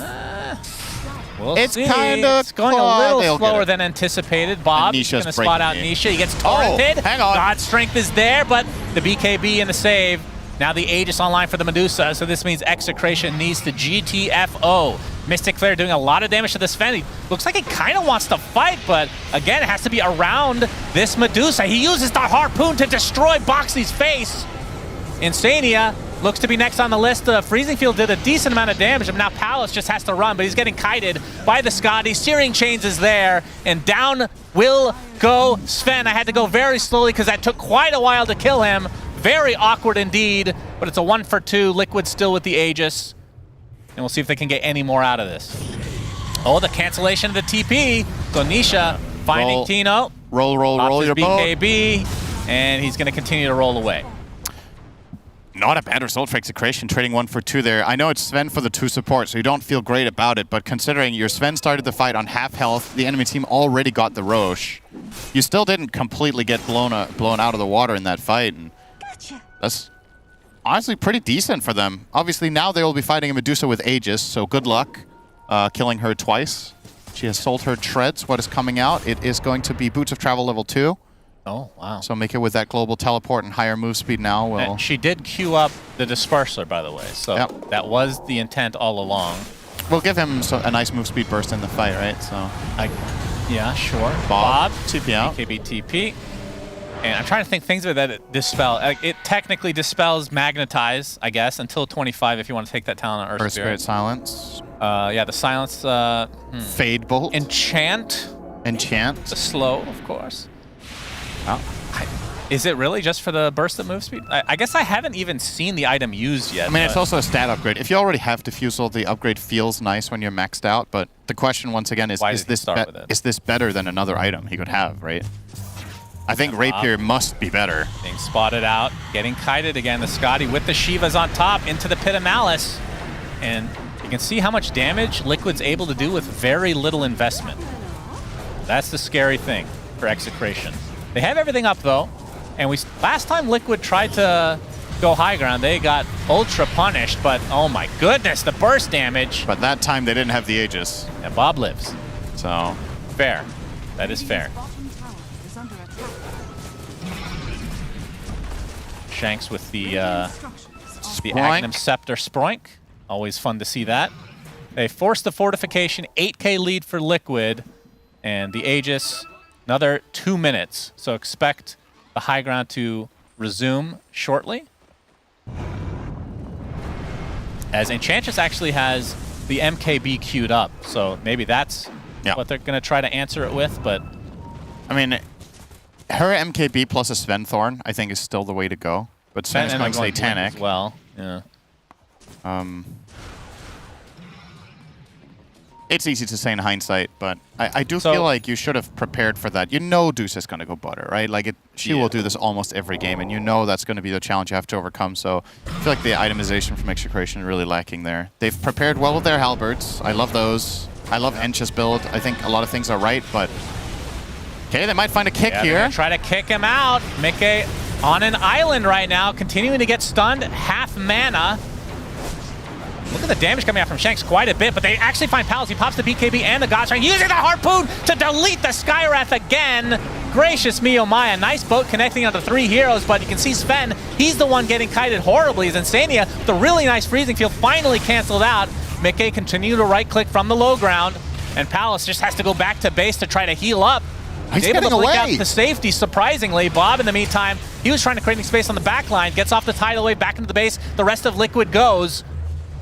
And you can see the damage coming out from this Enchantress is nothing to scoff at. This is very scary stuff. And it looks like Underlord's going to be the one to fall. So 3 dead, and Liquid getting picked apart one by one as they completely ignore Medusa. Nisha, invisible for the time being, but Palace and company can burst him down if they're... Okay, he actually pops the cheese, so now he's the one getting turned on. Palos has the blink soon. That Trickster Cloak has been so valuable this fight. Holy. And he blinked to safety is the question. He can chill here for now. Oh, Nisha might be running right into him very shortly, not able to get the vision as the Centaur finds him instead. He kills it off in aggression, very understandably so. Mickey, no mana to speak of, but again, still has the Aegis, so they have to be extremely careful. Buyback onto the Kunkka as Boxy's finally come back into the fray. Silence, Mystic Flare to combo. Is that enough to kill off the... I can't speak, for God's sake, Cinder. And Bob Gets off the X marks with the boat to come. Mickey still, Aegis online. They have to be careful here, but Palos is the one that gets destroyed. Maybe a little bit too aggressive for Execration, but Medusa no longer with the Aegis, so they end up netting themselves a beautiful kill. Execration somehow holds this, and now Mickey, okay, he buys back into the game, TP's in, trying to finish off this game in style, knowing that the Sven does not have the ult, even if he did have the buyback, which he does not. Carlo, he's getting kited again by this Scotty, and the illusion's doing work. They'll be able to kill him off in their own right. And now Mickey and company able to take out this Rax, and they can breathe a slight sigh of relief as they're going to get at least 2 sets, if not more. And the Fiend's Gate's coming as well, so this is a full 5 Liquid squad ready to go. Gem online as well. And Shanks can only do so much in this 3v5 situation. It looks like this is going to be 2 racks, like I said, but they can still go for the Megas. There's plenty of time with no Sven. And actually, the damage from afar is just way too much for Shanks to handle. He does have buyback himself, though. Boat coming in, but this is just delay tactics at the end of the day. Still 30 seconds without Sven. Trying to push back this Underlord. They do so successfully, but still not that much damage without their position 1. And it looks like Earth Spirit will be taken out. This will be mega creeps for Liquid. What a ridiculous fight as Bob, he's going to get kited now. Sven up in 8 seconds. Liquid, they're going to play this discipline. Boxy, he's going to get bursted. One more roll will do it, or one right click even. So that is essentially a dieback for him. 50 seconds on the deck. Insani attempting to TP out, but the X is there. So Execration, can they try to go just down mid? That might be the only strat left for them in this game number 1. That fight? That was like 3 minutes. That was an eternity. I'm just sitting here collecting a free paycheck while you lose your breath. It's wonderful. Yeah, what an insane fight. I have to say, so many things that Execration did in that defense was outstanding. Just really great kiting tactics on the Medusa. They keep halberting her, they keep stunning her, they keep kicking her away, slowing her, the whole shebang. But in the end, the Sven re-engaging on 20% health, have to question that. If he has a Satanic there, sure, maybe you can go for that play, but Palos just killed himself. Considering how good a job his team was doing at kiting, I think it could have actually been greedy and going all the way back to base to heal and rejoin. There was no immediate threat. There was no need to take that huge risk without having that buyback. And it does cost them Megas. I think if he chills and they chill, maybe they lose a lane, you know? That's like the worst case scenario there for them, actually, given how well they played the first half of the fight. Oh my god, look at the... Did Shanks just 4-shot the Tormentor? It's fine. What the... And he didn't take any damage. Rubik gets a shard for that. That's another kiting ability now. They can throw away I want to replay on that. their teammates. I have not seen that one yet. That's that's pretty hardcore. Sure, it's fine. Yeah, that's balanced. You just need to take the Watcher so you can see your target for the... All right, here we go. All right, I don't... It's literally off screen. That's amazing. That's fine. That's so good. Boy, there is a lot of trickster clocks I've been seeing on the side of the screen there. Yep. Seems to be the item of this game. It's an insane tier 4 item for Sven to have in this game. He wants the evasion against Medusa. He wants the magic resist. And who else has one? Ench. We now have the Martyr's Plate as well on Bob, so he can redirect some damage to him. Trickster Cloak on 2 Liquid players, the Skywrath and the Ember. This is Refresher Shard, I believe. Yeah, it is nighttime, so it should be. And that shard will go on to the Ember. So okay. Nisha is close to Ags. He can sell his Orb of Corrosion. He's basically there, or his bottle, or both. He's gonna hold on to the bottle for now. Nope, he changed his mind. He's going Gleipnir. Okay. MKB still kind of far away. It's like 1,500 away about for Shanks. And this game is not over. No, definitely not. Liquid in a huge advantage once again, but there's one buyback in the game right now. One buyback in this. And don't underestimate, keep in mind, when you're pushing these towers, you can get fountained as Dusa. Yeah. They can kick you, they can lift you, they can tidal wave you. They have so many tools to reposition this Medusa when she goes pushing. And that has to be what you're playing for as Execration. Now, whenever you go knocking on the towers, set up a nice spell combo. Start off with a roll into kick, then telekinesis back, and then tidal wave, and then kick him again. And suddenly you find yourself in the fountain, and that's where fight's going to be tough for Liquid, even with this monumental advantage they have right now. Palos, all right. Okay. You really Shard for wanted Earth Spirit. Didn't have one before, surprisingly. So the save is online now. We talked about how powerful that is, in theory. Now they have 2 saves. They can save with Rubik, they can save with Earth Spirit. Yeah. This is kind of daunting for Liquid, honestly. You can tell they're a bit hesitant. Yeah, Like, they gotta take out the building so that the creeps can do at least part of the work. Okay, with the Lotus. He's gonna get Tidal Wave into the tier 4s, pops the Manta, taking good amount of damage from Shanks. You can't really tell because it's just the mana bar that we're looking at. Already at half mana, has to be a bit careful, but there's the silence onto Palos, gets 4 staff to safety. Barely did any damage to just the towers. a little bit of damage to the tier 4s, but 3 not minutes enough. on Aegis. It's a game against the clock here for Execration. Can you believe it's 48 minutes? This feels like a 70-minute game right now. Yeah, everything. We're can the happen. tier 5 items. Yeah. I want to say the tier 5 items. All right, so Liquid, they're just going to back off and... I mean, what are they waiting for? Is there an item that will help them in this scenario? They're waiting for Insane to get level 16. Will be a Very real important. game changer. It's just been blown up at the start of every fight on this poor mate. Another Trickster Cloak, just want to let you know. Oh, nice. How many do we have in this game? 5. Yep, that is... No, 6. 6? No, you're right, it's 5. Yeah, math is really hard. I'm The glad fifth you one's in berated my somebody's math backpack earlier when right you can't even count to 5. Carlo has it in his backpack. He is opting to use Psychic Headband instead. Shiva's Guard now picked up for Tino, so another strong aura item here. Indeed. All right, with cover of the creeps, Mickey is able to poke at the towers. And, I mean, they can do this over a long course of time here in Execration. They have to do something. Tidal Wave back. Mickey is fine. Leipnir controlling some of Execration. Remember, they have to There win we this go. game. He kicked the to wrong kick one. in, but the silence now kicking out this BKB. This Earthspear is taking a shit ton of damage. Will finally roll to safety. And this is almost the death of the first tier 4 tower. And Execration hasn't really done a whole lot to try and defend this. They've killed the creeps. Leipnir again controlling. There's the Roland and the kickback onto Mickey. Palos comes in and deletes Crystal Maiden from the map. But again, that's the one hero with buyback, or at least from earlier. Tino has to roll away. Nisha pops the BKB. He's trying to kill off Tino instead, but the BKB from Tino will counteract it. Now Palos, he's the one getting controlled again. He has his ult online. And he's just getting slowed perpetually by Mickey.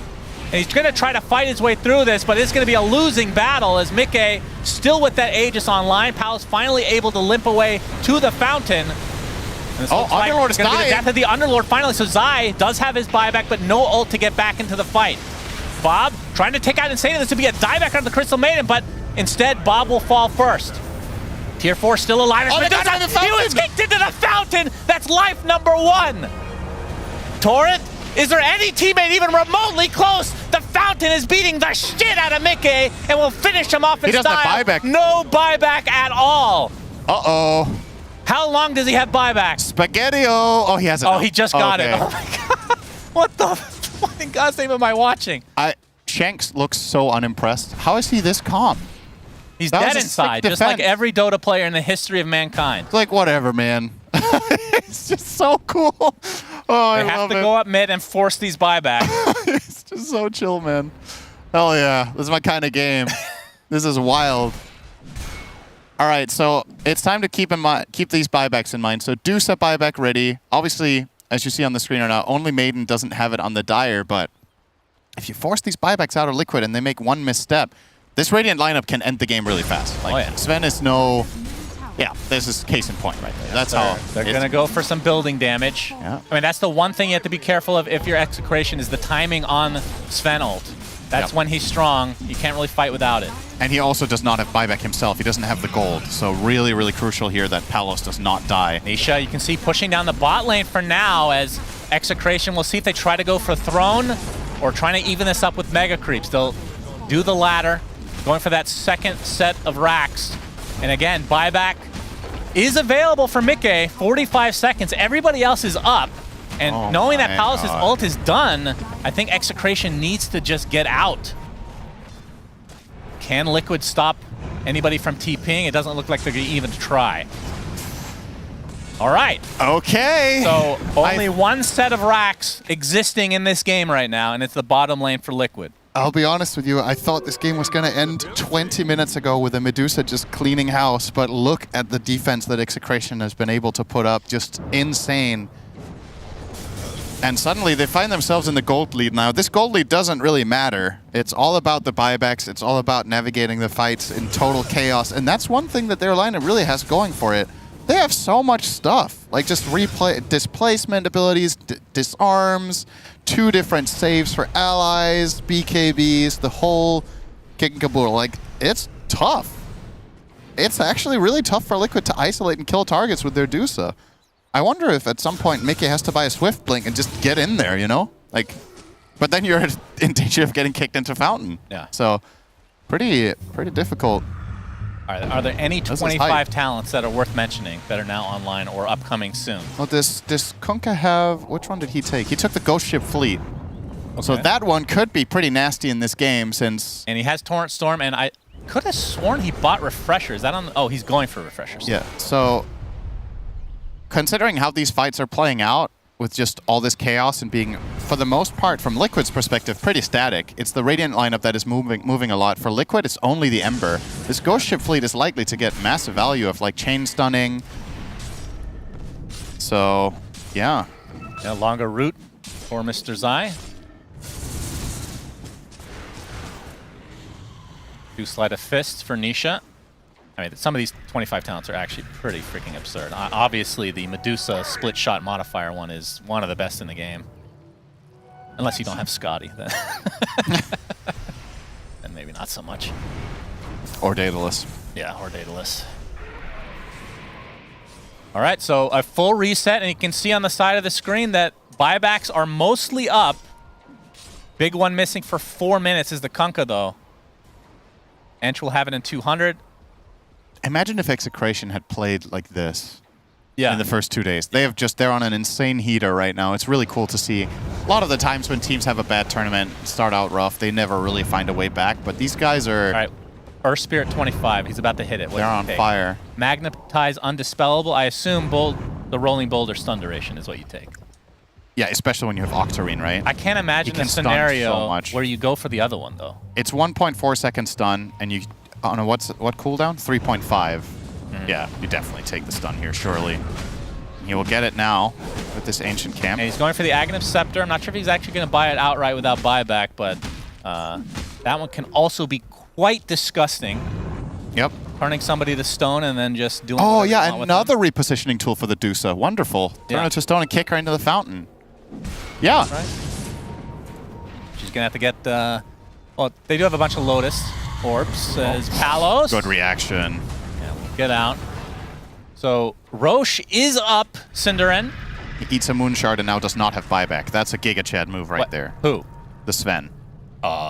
He just took a Moon Shard and buyback unavailable. He's close to it though. He just needs a couple of waves. Oh, okay. But they're gonna give up Roche, it looks like. I don't know if they need to worry about it that much. Like, it seems like it feels too risky for them to even try to contest anyway, right? It's harder for them to fight into no Aegis out here than it is for them to fight into an Aegis in their base. Strictly because of their repositioning tools. That feels like the best chance of victory they have is just Liquid trying to end the game and getting kicked into Fountain. So, what a wild game we have on our hands here. All right, so Aegis, Cheese, and Refresher Shard again. Yep. Who do you put it on? Do you give it to Nisha again, or... Nisha's definitely the safe bet. I mean, you could try... No, you can't give it to Medusa. Because you have to swap out some very important item. But I was thinking double Stone Gaze to try to just hit the buildings could be good. And at what point does she go Divine? If ever. I think she should too risky? Now. Like, as you pointed out, it's about killing the throne, right? So having that... A Divine Rapier on Dusa right now is effectively double damage, so buying that now and swapping it in for one of your items just so you can hit the base feels pretty powerful, but again, the problem is you don't have a save. So if you had any sort of save in your team so you could just do that with minimal risk, it would be fine. All right, Liquid have 2 cheeses. Yeah. And you can see Medusa holding 1 greater healing Lotus Cinderin. Just 1. Yep. I think you need 3, if I'm not... I don't even remember how many you need. You need 3 Lotuses plus cheese? Is that it? 3 graders? I think... Or is it 2 graders? Or is it 2? it's 18, okay? Whatever that adds up to. That's two that breakers. extra 500 HP, which, I mean, that could be significant, maybe not. It's very good at poking for buildings because you can just, you know, have the shield dissipate and then just walk away. Yeah. A few seconds later, come back in, you have that. If there's 500. anything Dusa needs, it's a shield. Yeah. Triple shield? Yeah. Why not? Are we even going to mention wisdom runes or anything? Is there any big timing other than the tier 5 items that are... I mean, I'm looking if there's a meaningful talent for the Maiden, for example, and I don't think it's going to matter enough. I think everybody who does not have Shard, because there is one Tormentor up. I guess everybody in the game has Shard. Edge 25 is pretty meaningful. Gives her more damage on the impetus. Okay. It goes from 20% to 26.5%, which might not sound that crazy, but when you consider the amount of damage Shanks is doing in the fights, an extra 30% is very welcome for their team. And keep in mind, Execration, obviously against Mega Creeps, their tier 4 tower has very little HP. So it's about to be a naked Ancient against the likes of Liquid's lineup, which very scary, but they really are having a hard time finishing this off. And They're effectively wasting away their Aegis, right? They're not even going to use it. That's true. I mean, Nisha's 60 gold from buyback, and then literally everyone in the game has buyback again. So I do believe we're going to be seeing the tier 5 items. But having said that, Liquid do have better map control right now to be able to try to get those tier 5s. I would expect if they're going to take this slow that they would start stacking Ancients to try to get them as fast as possible. They actually should have done that. And They then should have just stacked that start camp. warding to deny Execration from the tier 5 items. Because if that's an advantage you can have, that could be literally the game winner. Yeah, and if you're shitting gold on some of your cores, you could buy Midas right now to just get neutral items and sell it again. That is... I mean, Medusa doesn't have the built-in Ags yet, so I would probably prioritize that ahead of a Midas, but it's just me. Yeah. Yeah. Probably. He has a 9-seconder though. 20 seconds from Yes, 60 BKB. minutes. Mickey has bought BKB. This is not a drill. We have a 9-second BKB minute 60. And this will give him free time to hit, because when that is active, they don't have Palos. repositioning. They can't kick him. This is kind of risky. Wait, does the Axe Earth They're Spirit scanning him. They're scanning him. They know that they want to get the tier 5 items. The first drops. It's a token, but he gets spotted. He's going to get hexed. Mickey is here as well. Using the Stone Gaze, Palos pops the BKB, trying to go invisible. He's going to get rooted instead. Petrified. And he is dead. Damn. But again, he does have buyback. The Fiends Nice gave back to read. where they came from. What item did they actually get out of that token? Have they consumed it yet? He has it in his backpack. Okay, still. He's going to turn it into something. Yeah, I would hope so. He's holding it for now. He's It looks really nice. thinking. Would be nice to know what options he has. Yeah, that would be a good quality of life. Absolutely. Could use that in a spectator UI. Looks pretty. Force boots on Medusa for the Dispel. Fallen Sky for extra building damage. It's a Giant's Ring that he ended up getting on the Sven. He's going to have to buy back now. Does have the God Strength available. The Stolen Root. Going to delay this a bit, but the tier 4 tower is all but dead. And now Liquid only have to go for the Ancient. They stop. He just has to try to dodge these. And that's going to be the first attempt, but the Earth Spirit will live. Boats coming in. That's going to be a bunch of them because of that 25 talent. Continue to kill the creeps that help them do the damage for them. Sven still holding on to that buyback. There's the kickback number 1.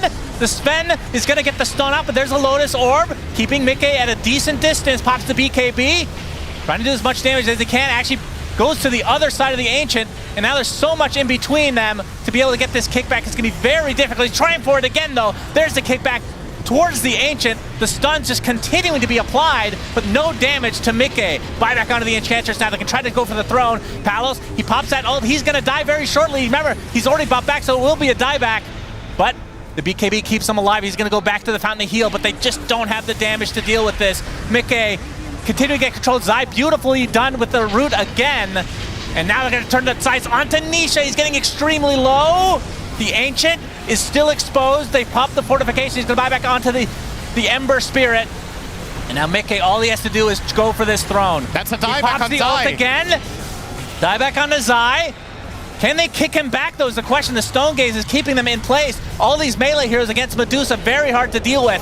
finally gets kicked back, but again, not enough. The tidal wave to follow. Palos, he's gonna get kicked back to the other side now. My God, what am I watching? Can't they just kill the goddamn Ancient, for God's sake? Do they have enough damage to kill off Medusa? At half mana right now. Again, the Sven trying to do as much as he can. It's right next to the fountain. He pops the Manta. They just have no damage at all. The Ancient almost going down. One more right click should do it, I would think.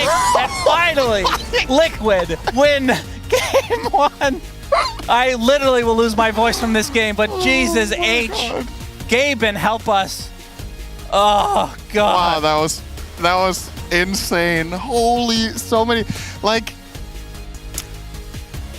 they were playing volleyball with Dusa. Both teams were. Like, she was literally not standing still for 2 consecutive seconds, getting force-staffed around, getting kicked around, getting lifted, getting pushed, getting harpooned, everything, but they didn't get her into the fountain that time. They tried for so long, but they kept, I think they also stumbled over their own feet a little bit, just counterplaying each other's kicks and whatnot, but it's so hard to coordinate in those they really needed a Tusk that game. Well, yeah, oh man, if they would have had a Tusk Ags, that would have been really crazy. Oh my goodness, what a game. Sick. I have to say, like, when we think back on this game, it's got super entertaining. I think Liquid cannot be happy with this win. Like, they're relieved more than anything. Yeah. Zai does not look pleased. Nisha is disgusted. Nisha is smiling. He knows this game was crazy, and it was obviously, it's fun. It's fun to play games like this. It is intense, but the competitor in you is like, they should have never gone to this point. Like 25 minutes in, this looked like Liquid could clean it out. These 60-minute games with tier 5 items on this new patch, very overwhelming. Let's see if the panel can try to break down this madness. Of course we can break down this madness. It all started at minute 3. No, let's be real. This was a mad game. We did have a lot of things that we were going to look at, and we did think that Medusa was going to go unanswered. None of that was true. It just came down to a battle of wit and skill in the late game, and we all love one of those Dota 2 games. I'm joined by Jenkins, PPD, and Sheep, and we are going to try to make some sense out of this madness, but Jenkins, it definitely was madness. Yeah, I'm so happy we got to see that. Like, in the late game, I don't even know if I want to call it like a chess match, because it's like, it is this thing where like, you're trying to outsmart your opponent, but it's so much more just pure instinct at that point, where you have the Earth Spirit Octarine core rolling in, turning people to stone, trying to kick them into the fountain, and then the Sven is coming in, he's harpooning somebody even closer, and all of this crazy shit, and then making the call to finally just focus the throne, and then being right about it. I don't know if they feel good about it, I don't know if they feel bad about it, I think they're just questioning what even just happened. They feel good. They gotta feel good. They won. They came in, they had to win, and they did. So, still alive. Execration in a bit of a tougher spot. They really, really need to win this next game. But yeah, that was a heck of a game. Yeah, that was sweet. That was a heck of a game for sure. I know you had some, well, I don't know if it's question mark, Sheep, but the offlane Earth Spirit, what do you think? I mean, we got to see every little part of his gameplay. I was questioning whether he would end up as like a semi-support, and to be honest, I think if Liquid hadn't viciously thrown their lead, I don't think we would have seen it thrive as much. He went like no boots Octarine core rush, which was weird. Like I thought he would maybe want to go for like a Midas to help himself scale later, but I mean, late game obviously looked fantastic. I think when you're an Earth Spirit with that much freedom, it's a super fun thing to play, and he was very, very clutch. So I enjoyed watching it go to the 60 minutes, but I definitely would have been questionable. I don't think it would have looked as good if Liquid hadn't played as poorly as they did in that mid game. As a spectator, these are the games I want to watch. I want to see the back and forth. I want to see the throws, and we did. Earth Spirit, definitely a creative offlaner. We saw the Beastmaster and the Doom get banned out. We were like, okay, what are they going to go for? They decided it was Earth Spirit. I agree with Sheep. It didn't really look that great. Dusa had a really good early game, great mid game, but that fight near that top Tormentor kind of brought them back. Once Earth Spirit had that Octarine, he kind of looked like a different hero at that point. It was really online. Yeah. It was cool, to be fair. It was, yeah, it's a fun hero to watch. He has a slow ramp-up time. It's cool, though, that the Vanguard, like, disassembles into the Octarine now. And a hero like Earth Spirit that has such... He's, like, got those, like, medium-level cooldowns where it makes it so the uptime on his spells are just ridiculous once you get the Octarine. No boots Octarine? It's a little weird, but it was really cool. It was a cool match. It wasn't the cleanest Dota that we've ever seen, But that's okay because, you know, we're here for the entertainment, and this series definitely entertained us. I'm sure it entertained everybody, including Slacks, who is somewhere where the players are probably close by. That's right, Cheever. It was a very entertaining game. I'm going to tell you about your on-site report here. Execration, do a lot of yelling, you know, get excited. They were doing some yelling today, and it was some sad yelling, you know, very emotional. Team Liquid, a lot of sighs of relief. Everybody left except for one very special man. Only one player remains. That's Sai. He doesn't know that we're filming him, but he's a very serious boy. Oh. He knows. Get out of there. You got to get out of there. I gotta go, guys. Liquid is looking good. They look surprised that they won that one, but he's got. Oh shit! All right, we're back to you guys. Thank you. Thank you for the on-site report, Slack. I can only imagine that must be not the nicest feeling for Sai, knowing that he's being spied on. I mean, we heard a commentary team say it at the end of that as well. Yes, there were smiles, but a lot of those would have also been a relief because this was Team Liquid's game to lose. At some point, Jenkins, they were in control of this game. I think we're going to find Slacks' body somewhere after this panel. Yeah, I mean, they were in control. This version of Liquid that we're seeing at this event, it seems like they're still able to win lanes. They're still able to have a good early game. They're still able to take really good fights. But it's like when one thing goes south for them, there's a lot of like chain feeding and bad decisions that come from that. And all of that makes me question is mentally, where are they at? So we saw from Blitz prior to the series, I think he's got a lot of work to do with regards to just making sure that their mental is okay. I feel like this is always Liquid, though. They're always kind of going through these internal battles, the ups, the major downs, but these are the kind of challenges that really make a championship team. Yeah. You have to go through these struggles to find the best version of yourself. And hopefully, I mean, I think everyone's a pretty big fan of Team Liquid. I'm sure we're going to have a ton of Team Liquid fans in the arena later. They had that heck of a lower bracket run at TI previously. They might even squeak into the upper bracket if they finish this team off here. Yeah.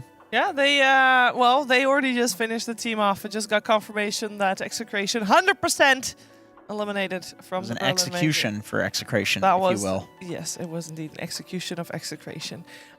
I think we're going to have to talk a little bit about the mental aspect of that for Execration as well, because of course they came off a high. They've struggled the entire major thus far, and they had a series against Bedboom earlier today that they were able to 2-0, which allowed them to still have a shot at this major. So they were on a very big high. I think going out in a game like this that went the full distance for Execration, this was, I mean, they lost, but they were very close to winning, and they were able to turn around a lead of their enemy team. Yeah, I think they played like really, really well throughout this game. Like when the opportunities were given to them, they were very quick to snap them up. I think the way they defended their base especially was really cool. I loved the way they were using their Kunkka like shard and their Earth Spirit together to try and bring Medusa into the fountain like multiple times. I mean, they were clutching it, and they're also just a really fun team to watch in general. I think their hero pool has always been interesting. Like we talked about how they prioritize different heroes and stuff. Seeing them get to both majors is still promising for me. I'm hoping we'll see them again in the third one because they always bring something fun. Yeah. And their players are very skilled. Yeah, they do bring something fun. One thing they didn't bring this time around was a coach. They, of course, had March Lima, and they had to let him go because he went to Enigma Galaxy. And now they're without a coach. They haven't been able to pick one up, so hopefully next time we see them, they will get one. But for this game, they won't have one. They will play another game. Leave a good impression here against Team Liquid. Let's find out what they got. It's time for Game 2, Liquid and Execration.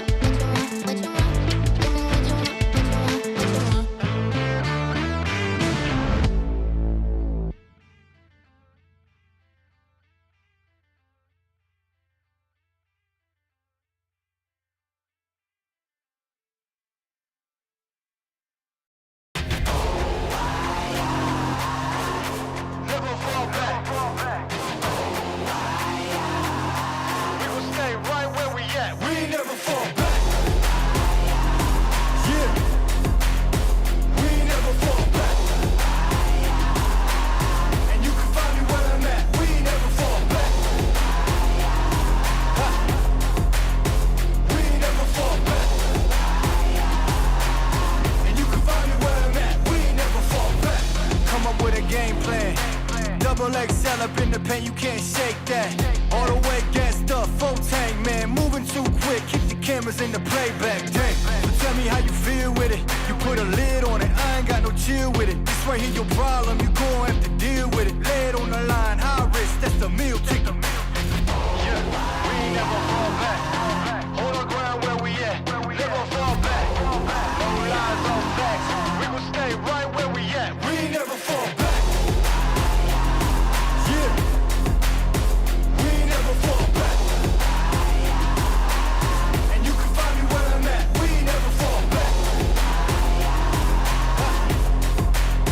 We ain't never fall back. And you can find me where I'm at. We ain't never fall back. Been way down, never faltered. Came with the hands out, get them off us. I'm 24/7 in the office. Pay attention cause I ain't repeating offers. Yeah, never met a man I've been scared of. Careful, you gon' get exactly what you asked for. Here for whatever you bring me getting handled. I answer to no one, I don't need the hassle. Yeah, we ain't never fall back. Hold our ground where we at. We ain't never fall back. Hold our ground where we at. Never fall back. We ain't never fall back. Hold our ground where we at. Yeah. No lies, all facts. You can find me right where I'm at. We ain't never fall back. We ain't never fall back. Yeah. We ain't never fall back. And you can find me where I'm at. We ain't never fall back. We ain't never fall back. And you can find me where I'm at. We ain't never fall back.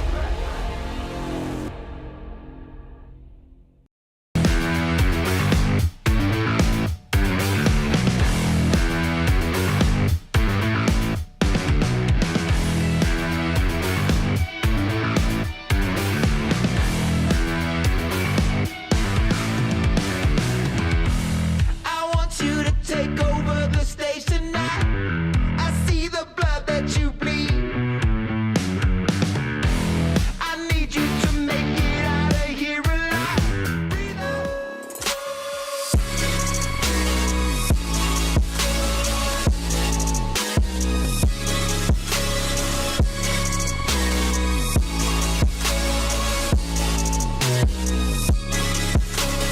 You love it, you wear it. What's your style? Get your merch at shop.eslgaming.com.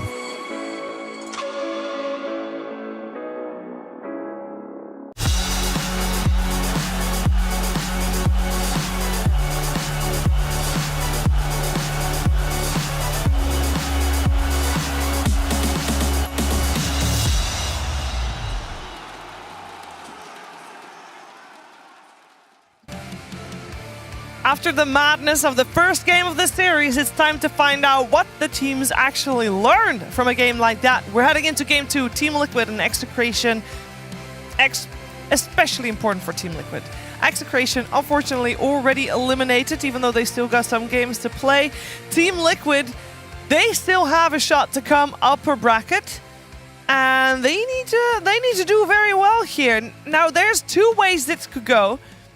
Execration with no longer a chance of winning. They could show up big time, pressure us off and crush it. They could also have a lackluster performance because it doesn't matter anyways. We'll find out which way it is. But I did hear that they are, well, maybe in need of a coach. And I heard PPD might be up for grabs. Peter, what would you say to your team? Thank you. What? Yes. Sure. Let me know. Happy to help. No. What would you? No. What's your? What? What's your? How do you adjust? He's coaching Fart Studios next. I'm sorry. Oh, for real? Yeah, I'm actually joining Fart Studios. Yeah, that's right. right. my Cool. new career plan. Oh my God, that's hype. Thank Good you. luck in your future endeavors. We're going to Peter. be Shart Studios with PPD. What voice line is PPD adding to the fan bundle? Anyways, let's go to the draft, guys. That's a Let's good go one. to the draft. So what would your plan be? I would motivate the boys. I'd say, Yep. you know, we're eliminated, but hey, what's more fun than crushing other people's dreams? There you go. You know, let's give it our all, and we might even see that Octarine Earth Spirit again. Yeah. It looked fun. That was like in Dream League, I think 23 Savage was talking about how like they had a really shit bunch of games and they felt bad, and then they just let go of their expectations and they actually performed better, and they had like some really good games because they just like were not as stressed, you know? Yep. So maybe they'll just pull out the same magic on Execration and just have a good time. I mean, they were smiling just now in the cams that we saw, so that's a good sign. Pressure is definitely on Liquid, right? They now maybe they feel like, oh, we should win. These guys are eliminated. You know, they're nobodies. Yeah, they've got expectations now. I feel like they came into the series probably expecting to win either way, or at least that's possible. That's what they on paper. That's what most people would have thought. And then the game turned out to be as close as it was. Yeah, I guess let's cover. Liquid got the Beastmaster. That hero is banned in the previous series. Wow. Storm Spirit's in the pool. Doom is in the pool. This took so long to think about, by the way, this IO. They used like 40 seconds of their bonus time for this. People have been passing on IO. They have. Yeah, and we saw that was banned in previous game. I mean, Beast plus IO, this is always a great combo. You can run it in lane if you really want to, have infinite spam of the axes, but more so it's about the map control that it gives you. You know, Beastmaster takes over an area, somebody walks in, he can roar them, and then IO can relocate somebody there. So it lets you kind of like take way more of the map to have these two heroes together. Early Crystal Maiden pick means you're not going to have a healer on a safe lane, so dealing with the spam of the Wild Axis could be problematic. Execration could pick a carry that has a little bit of self-sustain, or they could double down on the aggressiveness of the CM and try to punish the Beastmaster in lane. Which one do you prefer? I think trying to punish the Beastmaster in lane, especially pairing with that Earth Spirit, if we do see it on 4, this is a hero that could probably grab those portals pretty early on and play really active with the CM, which we have liked. Yeah, I'd like to see that. Something I'd also like to see when playing against Beastmaster, like pre this big patch, there was a massive focus on like stacking Ancients for Beastmasters, and then and for everyone's side to contest it really hard in like Tour 2 onwards. And I feel like in this patch, we don't see as heavy of a contesting, or like even as much of stacking. I'd like to look at the stats for that later, but I think people have not been invading that part of the map, maybe because it's a bit harder. Feels hard, yeah. Yeah. It's really hard. And there's like 2 ancient camps anyway, so it's like you push us away from this one ancient camp, we just go take the other stack, right? Or we go jungle somewhere else. Like it doesn't feel like there's enough time to go invade that stack also, because that's about at like the 7-minute mark, which is like when you want to invade to get the wisdom runes as well. But the wisdom runes are where one of the ancients is. One of them, not the triangle one though. You have to pick one. Maybe a bit hard to get that deep.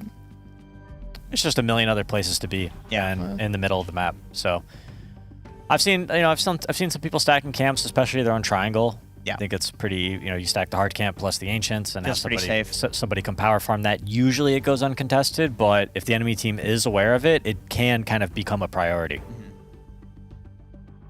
And there we go, Storm Spirit making it through the phase. He's got what I would call like a medium mana battery. It's not the Pugna, it's not the Caudle, it's not the Wisp, it's Crystal Maiden.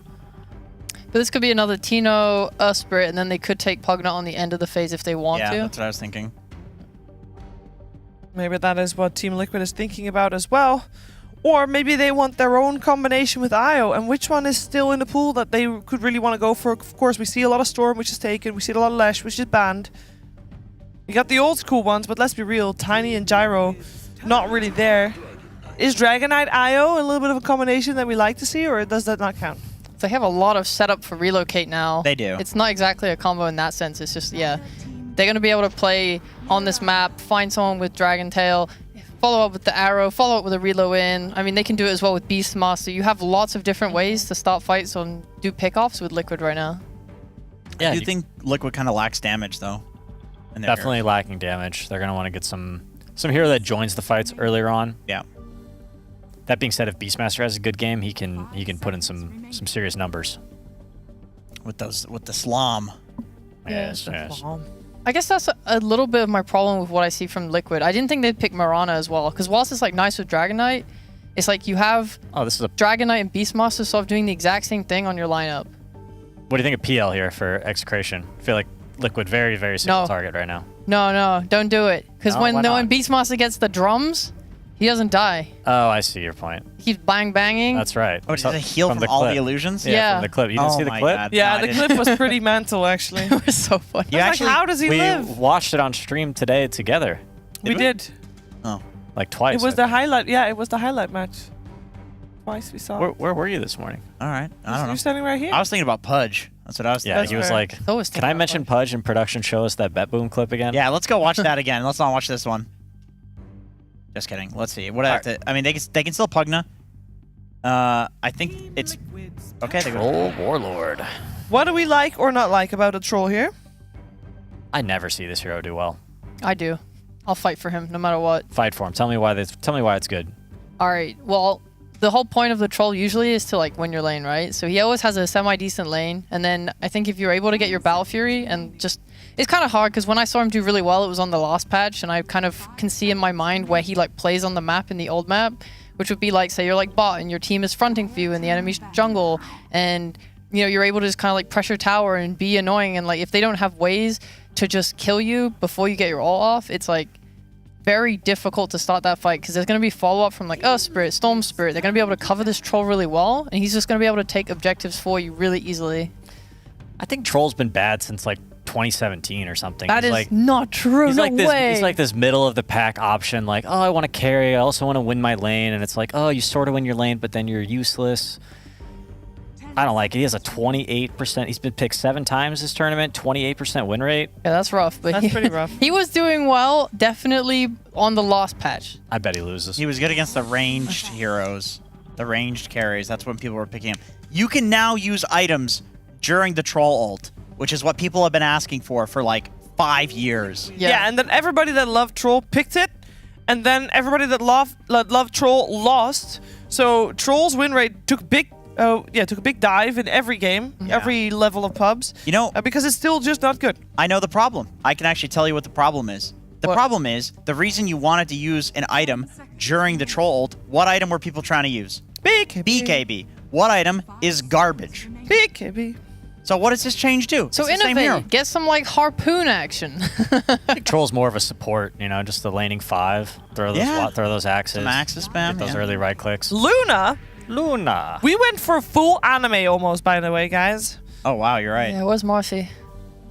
Well, maybe Execration can help you out with that, although I don't think it fits too well in their lineup. What do we want to see? Because an offlaner seems likely, depending on if Tino plays the Earth Spirit or not.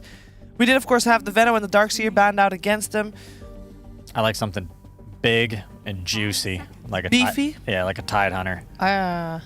Somebody that can get in front, have some coverage for these 4 heroes that don't want to be on the front line. Oh, Darkseer's banned. No. I want to see Earth Spirit core again, to be honest. I mean, yeah, we could see it again, but I don't think it was very good. Yeah, me neither, but I still want to see it. Get If we would see it, what would you like Shanks to play? Like, what hole does he need to fill? I want techies. I want you That's go what in. I was thinking. Yeah, I want you to go in with your Storm or your Earth Spirit and stun someone, and then I want techies to friggin' hallelujah from the skies. Yeah, you're trying to have a good time in one of the last games that you're gonna play at the major. But they still have Just games go tomorrow. with- Calm down. Gives you loads of damage. Go with the bang, a literal bang. Literal bang. They still have games tomorrow. Don't you worry. Last pick techies, losing 20 minutes. That sounds like a lot of fun. Yeah. Yeah. Alternatively, you could just be boring and pick some disruptor, but you know, whatever. don't pick disruptor. Please pick a core. Please pick techies. So you want it to be a core. Yeah, he wants a Tide Hunter. Yeah, Then you hear his pick boring an off responses. laner. You see, you know you're now up against Wisp Luna. You have an Earth Spirit on your team. Who's going to pair well with this so you don't get annihilated in laning phase? Wait, am I crazy? Is Doom still available? Yes, it is. What in Gaben's good name? It's the same thing. Previous game, both teams just. Yeah! Oh my Let's go, Techies, Jenkins! techies, Oh, Suck All right. it, PPD. So talk me through why this is good. It's fun. It's so Okay, fun. talk me through why this is good. It's because it's damage. It's what I kind of outlined a little already. It's like you have lots of heroes already on Execration that will go in for you, and you need the damage follow-up, and Techies gives a lot of that. These two are going to chain feed to Luna, and she's going to be super stacked. Shut up. Such a hater. I mean, That's my prediction, at least. Sure. I thought we were making It's assumptions, right? yeah, fair, yeah, yeah. right. I mean, we assumed the whole game basically. I mean, I was purely thinking from their perspective of. I figured Tino was going to play this Earth Spirit because he looked like he was having a hell of a time on it last game. So I was like, he's just going to ask for it again. He just wants to play Earth Spirit. what are you going to play with an Earth Spirit? Techies is great. It's Techies, Hoodwink. That hero sucks. It's garbage. Shanks plays Techies. He loves it. It's for fun. Yeah. It's for fun. It's also good hero. Comfort. It is just a good hero. It's not even like a bad pick. No, it's not a bad pick, but it is like, it's one of their last games. They just want to pick comfort, play what they feel like, play some Dota. So talk to me about Team Liquid's lineup, because we now see the lanes is going to be an IO Beastmaster on one lane, Mirana and Luna on the other, Dragon Knight mid against a Storm.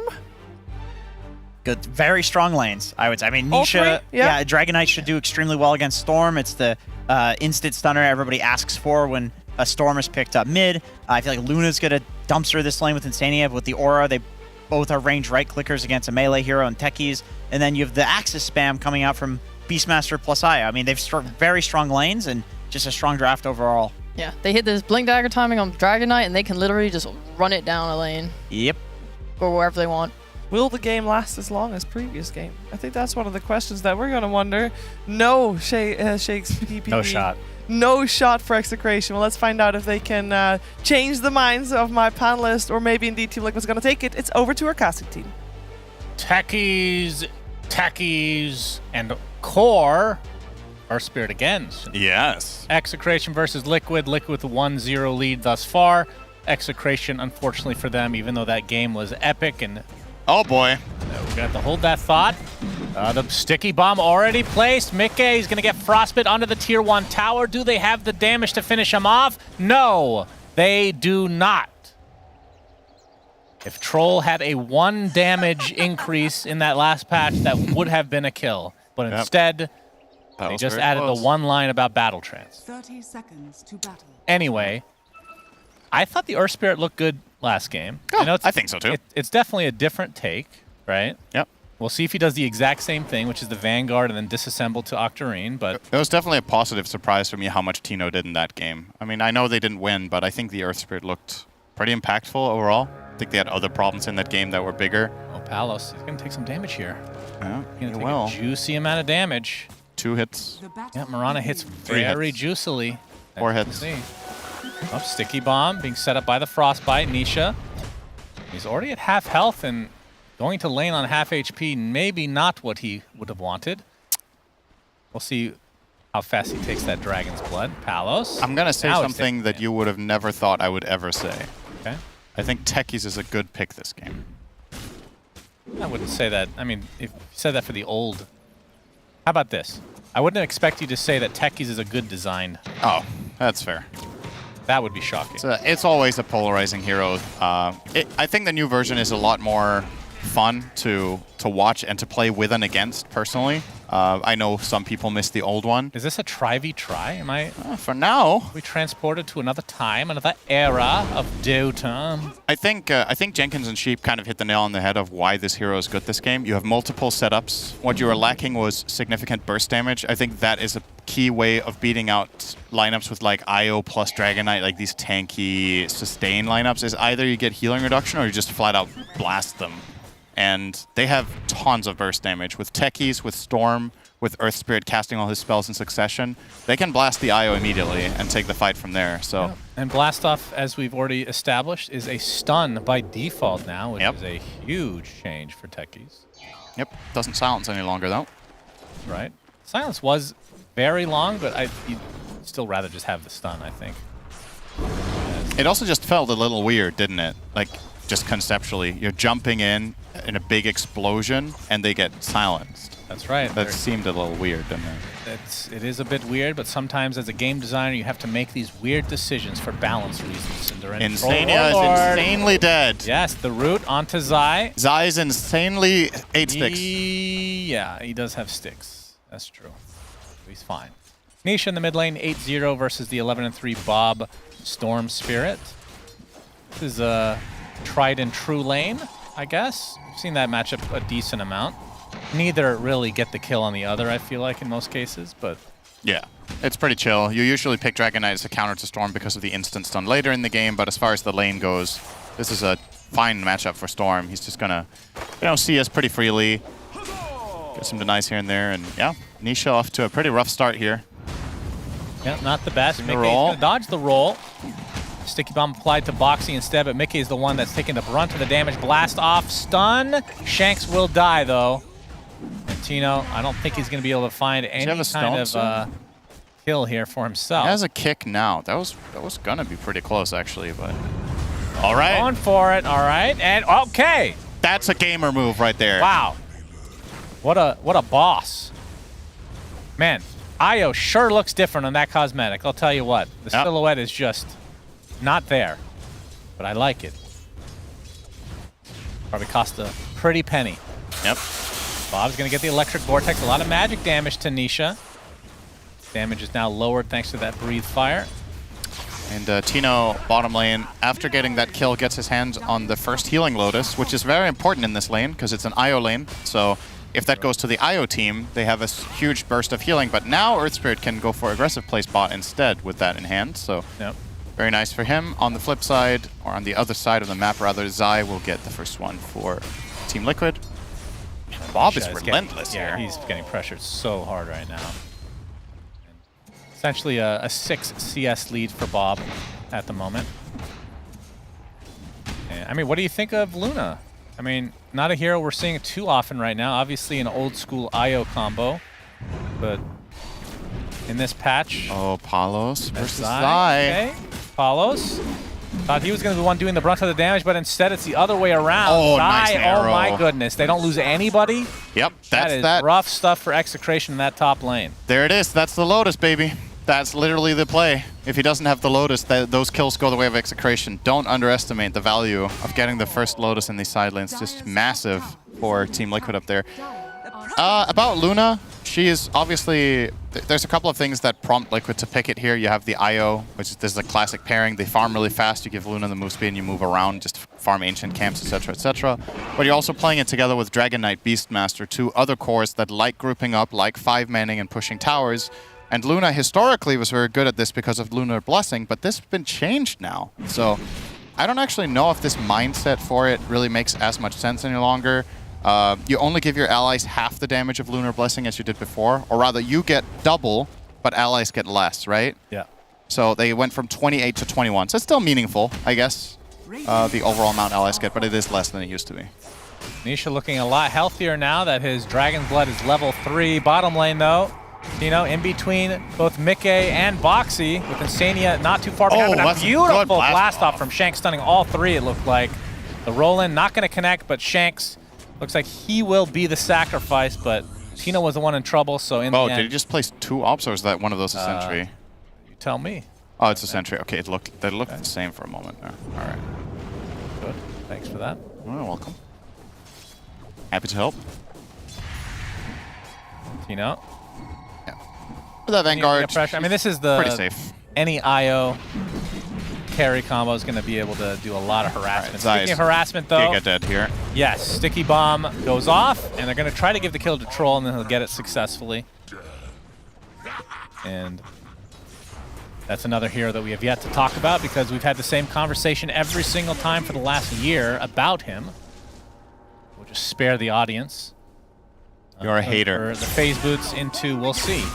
Bob, okay, whoa, he's stunned up. Arrow connects. No. That is a big pick off for Liquid. Boxy just waiting there on the shield rune, steals it away, and they go for the kill. Very nice. Good rotation again from Insania, obviously playing around. Dragon Knight stun with Mirana is a treat. Setting up those free arrows every time. And with that kill, Nisha is now ahead of the Storm. So, yep, all it takes is one, huh? Yep. Boxy will... Was that on purpose? Himself, I guess. I'm assuming that was on purpose. I didn't see it in the moment. Get a refill. So we can just assume. Mid tower is going to fall here. Yeah, Execration really not rotating any defense until it's too late. Yep, very surprising. Well. So 7-minute tower, not even able to deny it. Liquid. That's a big pickup.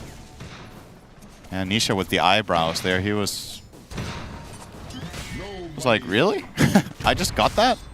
Looks like Nisha is going to opt for the Hand of Midas, so wants to prioritize getting actual farm on DK. I think it's reasonable in this game. I don't think you have to go for a rushing, aggressive build. You know your lanes went pretty well so far. The enemy team will need build-up time because Troll is a relatively slow carry. Needs to get certain items before he can fight, so your Dragon Knight can progress himself. And where does he go now? This tower's gone so early. I guess with this next ult, expect Nisha to perhaps go to that top lane and at least do some damage to that tier 1 tower. Could definitely combo with Beastmaster. Zai is level 6. He's close to Helm of the Dominator. Just needs 700. That would be a nice timing for them. See Insania making his way to the mid lane. Bob. Another rune will be taken. stolen. Another Arrow combo. with the Dragon Tail combo. Wow. Storm dead. Blast off a little bit too late. In fact, it might even cost Shanks his life. Attempting to TP out right in the face of danger.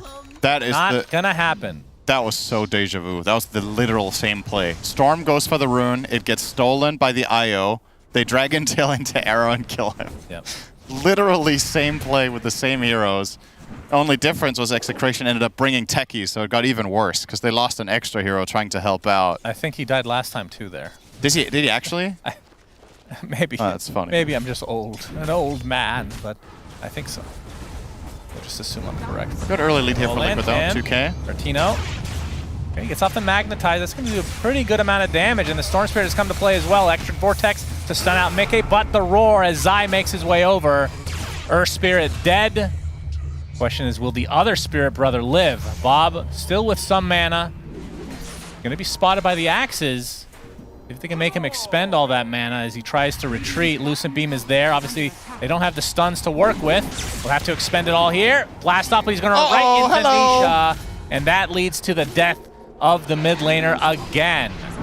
And if Palos has to come fight, that's usually not a good sign. He's going to pop his ult and try to right-click onto Mickey. Chasing. Frostbite will help him catch up. So a big kill for Execration, try to turn this back around. Nisha getting the Breathe Fire. That's enough mitigation on the attack damage to save Boxy for the time being, but he will end up falling eventually as a roll back in from Tino. He's already respawned after that recent death, and it looks like Zai will be next on the menu. The Moonlight Shadow will give Nisha some cover, but the Sentry is there, and the slow from CM. Sticky Bomb to follow, blast off as well. So Execration, after a horrible start to that little mini engagement, they end up respawning naturally and then crush Liquid. Was that a 7v5? Something like that. Insane. Yeah, that's something this map tends to bring sometimes, is these insane brawls. Roshan is finding himself a new home. Very good. Boy. Doesn't like the light. Keep him away from the light. We see the replay again. I mean, normally if Troll has to be the one that TPs, it's, you know, if you don't get a couple kills out of it, it's going to be a kind of a big disaster, but he gets more than he bargained for.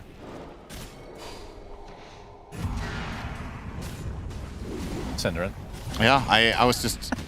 You were just blankly I was watching you. Yeah, so... Just staring at the screen with your mouth open. Like, I was trying to make sense of what happened. So I think Boxy was running around with a token, and in the middle of the fight, he chose Seeds of Serenity, so he could place it underneath himself and get the help. Blast off, Nisha. He's going to get healed up and linked up by Boxy, but the Spirit Vessel preventing a lot of that heal action. And that leads to a beautiful kill from Execration. Yep, that's that disassemble Vanguard into Ring of Health and Vessel, and now he's going to buy Vanguard again, so he can disassemble it again. Okay, so he's going to go for the Octarine and all Probably. that good. All right. You know, that's what I like to see, is you pick this hero that nobody else has picked, you get a weird item build, and you still have another way to build him the next game. It's not like some cookie cutter thing that you've created. He's very happy. God, I love shots like this. He's feeling himself. You love to see it. Yeah, like we said, Execration out, so no pressure. And, I mean, this is the time to... We've talked about it time and time again with this new patch, but some of these teams just don't adapt as fast as others, but you can use this as a learning experience, because not only will you be able to, you know, play your last matches as if, you know, something is on the line, but you'll be able to practice while everybody else is still playing as well. So a lot of time to play as Bob. In the middle, lots of damage being applied to Nisha. Looks like he's going to drop real nicely. So Execration continuing to kill this mid laner for Liquid. This techies. Yeah, the techies has looked quite good thus far. It's been great so far, for sure. Yeah, I think another thing to keep in mind when you're eliminated as a team is that there's still individual investment for each player in looking good, right? Because like if you look at future prospects, like let's say your team makes changes, maybe it does, maybe it doesn't. But either way, you wanna show your best side to your teammates or to any future teammates. So I still think even if you're mathematically eliminated, give it your all in the game. You know, show what you're made of. Show how good a player you are. There's only downsides to kind of being like, you know, we're out. We're just gonna play half. Right. Not really give it our all, because I mean, even when you're fully eliminated, other teams are still looking for scrims the whole tournament. Yeah, and there's just like, this is a very competitive environment. Pro Dota is, so you want to make sure to stay on top of your game so that whichever team you're playing for sees your value and appreciates it. Because a lot of the time after bad tournaments, teams will make like maybe one roster swap. They will swap out one player who they maybe thought didn't do so well, or the dynamic didn't really work in the team, or whatever it could be. It could be 1,000 things. But, you know, whether you're that player or not, you wanna look good for future things regardless, right? Yeah. So, just makes sense. And so far, it looks like Execration's players are having a blast despite being knocked out, and that's just really refreshing to see that they're not, you know, holding their heads in their hands. Yeah, and like we said, the Earth Spirit has looked good. I'm expecting other teams to potentially pick this up. If that's the thing, though, they have to have a core player that can play Earth Spirit, which maybe not always a thing. And maybe we can see this as a mid lane hero as well, because that used to be a thing way back in the day. And I know, like, for example, from Shopify, Abed used to play this hero a decent amount. I think. Is that right? I think so. There was a short phase, I think, yeah. There's been a couple of players that have played it. I mean, on Shopify, the player who played it clearly the most is Crit, right? But well, yeah, but he's not going to be playing it as a core. So, yeah, I do think Core Spirit has a place. And I really like the take on him as an offlaner because of how good the Vanguard disassembles are. I think it's a really clever way of thinking about the hero. In terms of stats, like you were talking about last game, his strength gain is absurd. His body, if I were to tier it, would be an A tier, with S tier being the best, of course. Yeah, just to clarify, when you talk about body, it's you have a different angle on that than most people do. All right, kicked him away a little bit there, but stunned up. Battle Trance is already applied, and that's going to lead to the death of Mickey. Such a good body, man. That was just, just went straight in there. I mean, Luna, if you didn't account for her attack speed, or not attack range, her body would be quite good as well. But the attack range makes her completely garbage. I've been reading Reddit. I think she is, by the community, considered an S tier body. Oh, S tier? I see. Yeah. Maybe in a different category. I see. Yeah, Earth Spirit is different, though, so they'll get around. Here comes the roll. roll. Execration. They run right into Boxy, who not going to be pursued because they see a juicy-ass stack here. Yep. Okay. They want to take it. Arrow's coming in. Will perfect. actually cancel. Nobody tanked that up. And now they're going to find the Storm Spirit instead. They actually get the stun. Wow. From Nisha. That is actually surprising they wasn't able to dodge that. I mean, that was pretty insanely greedy, let's be honest. They didn't clear the area for vision. If there's any sort of Radiant wards here, this can just backfire. And guess what? They had two. They had the one on the lower high ground and the one on the higher high ground. So they saw the entire area. Yeah. And Insania's like, oh, you're going to use your Maiden ult? That means I can hit my arrow on you. Now we have a roar onto Troll, who, again, does not have his ulti. So this is going to be a very easy kill. That's a bit of a blunder from Execration. They were in a good spot, got a little bit too greedy, and major punish coming out here from Liquid. 3 kills, they protect their stack. And now they might even find another here. I guess not. Tino should be fine. It's just a Luna and Wisp. Yeah, we talked about how great his body is. I don't think they're going to be able to... Oh, Bob in the meantime. That's not a good body. Okay, nice stun from Shanks. Able to save his Storm Spirit in the end. He's okay. Didn't get the double Star Storm onto the Storm Spirit, and the mech coming in from Shanks as well.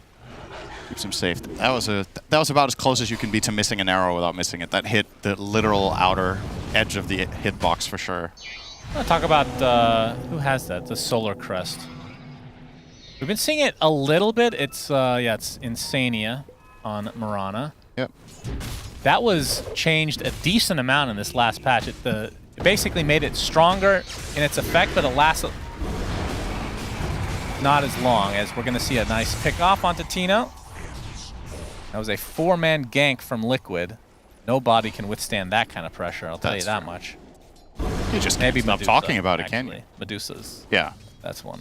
That one's really good. Snake fetish. Body so good you can't look away. Yeah, that's true. That's the lore. That's literally it. All right. Liquid, gonna start putting some pressure. Solar Crest, though. Yeah, Talk to me as we I'll find never this have kill time here. for anything because we have non-stop fighting. Shanks, all right, maybe getting away pretty fast there with the taser. Keep him alive. Looking for the Lucent Beam is Mickey. Shanks. Really well played, Able to getting get to into the the low edge ground. there. Oh, the arrow! Oh, boy! He's playing a little mini game right now, trying to dodge every liquid spell. Unfortunately, he didn't take the right path, apparently. I think Shanks could have not played that any better. The way he walked into the trees to get out of the vision of Luna so he could jump, and then dodging the arrow, just threading right You're below saying it. that mini game was rigged, and you. It was can't rigged. win. That was an unwinnable game. Okay. But he did a very good job at trying to make it look fair. Okay. What do I think about Solar Crest? I think it's valuable. I think nowadays, in the right kind of game, especially if you have a good core-to-core matchup where the armor is really the determining factor, such as Luna versus Troll, I think it's a very valuable pickup. The attack speed obviously great too. So, yeah, I don't mind seeing Insania buy it. He was actually buying it a little bit at the end of the previous patch on Heroes Like Undying. Oh, he must have been real happy to see it buff then. I thought you were going to say he must have been real desperate for something new. Well, if he was playing Undying, he would have something new. Grab Ally has been taking this True. patch by storm. And he hasn't picked Undying this tournament, has he? Maybe once. I don't know. I haven't seen it much at Yeah, least. it's been a lot of CM. Yeah. And some Enchantress, I think, and obviously Mirana this game. Now, Zai has his helm of the Overlord and will be going for the pipe. And I mean, is there... I guess there's only really one right clicker in the Troll. Like, I'm just wondering... Pipe is amazing this game. Well, yeah, I'm not saying Pipe's not good, but Crimson just feels like almost every game you just get it on somebody. Is that not the case? I think in this game, there's a good case for not buying it because Dragon Knight already is fairly tanky in the front line. I don't know if he needs it, and the pipe just counters everything about the dire line against The that kick Troll. back. They're going to pop the Moonlight Shadow. Arrow. He gets stunned. The arrow coming in. It's going to get dodged, though. He gets off the roar successfully. Going to be really fast as Nisha jumps and gets the Dragon Tail again onto Bob, but he's able to zip away. Carl just not walks in gonna and be so dies lucky, to yeah. Thunderhide. That's a very sad Crystal Maiden indeed. As the Thunderhide will continue to own. Arrow's going to be dodged again. Tino just wants to show that he can roll from one side to the other. Palace and company, I think they're just going to have to back, knowing this is 4v5. Mickey now has BKB to go along with the Dragonlance Yasha. So yeah, they jump Zai there. He's just stupidly tanky. He gets Moonlight Shadow, he gets Solar Crest, and he has the Cloak. So it's a lot to chew through for the Dire Heroes when Magic Resistance starts playing a bigger role in the game. That's the one downside their lineup has is, sure, in the first 15-20 minutes you're doing a ton, but as heroes start scaling, you'll probably struggle to keep outputting as much as you need to, with the exception of Palos, who is obviously very, very farmed and has a pretty good core-to-core match against Luna. The problem is you're against Roar, which is one of the best abilities in Dota against Troll. Just hold him in place when he ults, disengage, and then kill him after. And as soon as his ulti ends or BKB ends, you have Dragon Tail, which is incredible. Strong single-target stuns really get the job done against this guy. Yeah. And if everybody else survives with a pipe and mech, then, you know, it's just a matter of time before the fights become harder and harder for Execration. So really got to make sure that you set up Palos for a good fight. Maybe force out the Roar on another hero. Maybe kill the Beastmaster if you're somehow able to. Could be the recipe to getting into a good spot. Liquid are smoked up, and I'm not sure if they're aware that Execration's actually on the south side of this lane. They're set up to go. Oh, a little bit of a They blow see up. the traps. Okay. Oh, they spot the Troll. They jump in the Dragon Tail. Buddy pops the BKB and the Battle Trance, but he's just going to get kited, as Trolls do. He's going to go right into the frame, just drop dead of his own accord. Freezing Field instantly canceled and brought down, so CM will drop shortly after. It's a 2-for-1 to start this fight. Zai, nice dodge from Bob on the axes, but he's out of mana. He's dry. He's dead. And he might be in some trouble. Lucent Beam connects, and the Breathe Fire finishes him off. And Tino still has more rolls to go, so he's fine. Okay. 3-1 for Liquid. Yep. That's Troll in a nutshell against Beastmaster right there. Has to pop everything, gets roared, and then his ulti expires and he dies. It's really a matter of information here for Execration. If they take a fight where they initiate and Troll gets to run in, Roar is maybe used, or you're in a better position, whatever it is. But if your Troll just gets jumped first and you're playing without a save, he doesn't get to play the game at all. He's your top net worth hero, you've invested a lot into him. He got nothing done that fight. Did like 600 measly damage or something. So, did the same damage as Io that fight. Well, why does that damage become measly? Just because it's low, Cinder? Yeah. Unacceptable. Am I using the All wording damage correctly? is created equal. Oh. just say that. BKB now online for Nisha, and Mikke is just a couple hundred away, I believe, from the Manta style. So that's going to be some nice power spikes to go along with the Aegis they now have. So expect these outer towers for Execration to get demolished, especially in that bot lane, as it's where 2 out of the 3 outer towers still exist. And after the Octarine, Fortino. Securing up Wraithband. Yeah, Wraithband, very important. Need to get that armor. That's pretty random. He already has a circlet. Why does he want to buy a full Wraithband? It has gauntlets and circlets, so it should be a bracer in theory. Yeah. Well, I think the armor is probably better for it. It's absolutely better EHP-wise. It's just, yeah, weird that his quick buy would have the circlet included when he already has one. So, does he have anything dead on the courier? No, he's just sending out one now. Okay. So, Liquid are smoked up. They're going to run right into Shanks. Instant Dragon Tail. Not so instant death, but death nonetheless.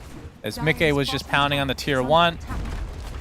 And the recipe for Manta is just being delivered now. Execration do get something as Nisha's going to pop his dragon form and go for the troll. As we're going to see the relocate as Carlo, he gets off the freezing field but dies shortly after. Perhaps using that to try to buy some space for Palos, but he might just get run down here. Yeah, there's another Dragon Tail. The jump in from Tino. He gets off the Magnetize, but it's not going to save the Troll Warlord, who couldn't even get off his ult, and they still had Roar to expend. So 2 cores dead for Execration. Yeah, they're getting Liquid bodied. looking good. Yeah, this is a solid game right now coming out from them. There hasn't really been much going the way of Execration for the last 5 minutes. It's just Liquid all over the place, killing heroes, using relocate, setting up things with stuns into arrows. Oh, they're going to get the Storm in live as well. They followed him in the gate, and another arrow combo. Yikes. Liquid rolling over Execration in this game number 2. I wonder how many Dragon Tail into arrow combos we've had in this game. It feels like 7 or 8 at this point. Yeah, that's quite a bit. Insania and Nisha just completely destroying the map. Storm is being highlighted here by the Observer. 0 and 6. That is very unusual on this patch. Just get the enemy Tormentor. Yep. Arrow. Okay. Did nothing. Make sure to stun that building.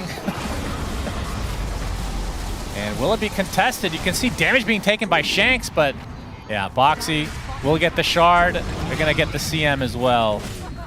This game is not looking like it's going to last an hour, but and there was the last one. Let's see if Execration can pull off some heroic defense with Earth Spirit. They do have Troll Warlord, as we've talked about in the past, Cinderin. Okay, so strong. Ooh. Yeah, he's a big boy. Yeah, there we go. Flexing. Onto the high ground, Liquid goes. You see the minefield sign. I don't believe he has an Aghanim Scepter on techies, so it's just cosmetic at this stage. Only gotten to see that once, I think, in our cast, and it was, I think, 1 usage. It's a jump in onto the techies. Again. Yep, Carlo taking a lot of right-click damage. They get the techies pretty easily, and then CM shortly after, and this is going to be a full set of racks. No supports for Execration for 30 seconds. Next lane. Indeed, and of course, we've seen it time and time again. When a Luna is able to get this tower down, these barracks melt.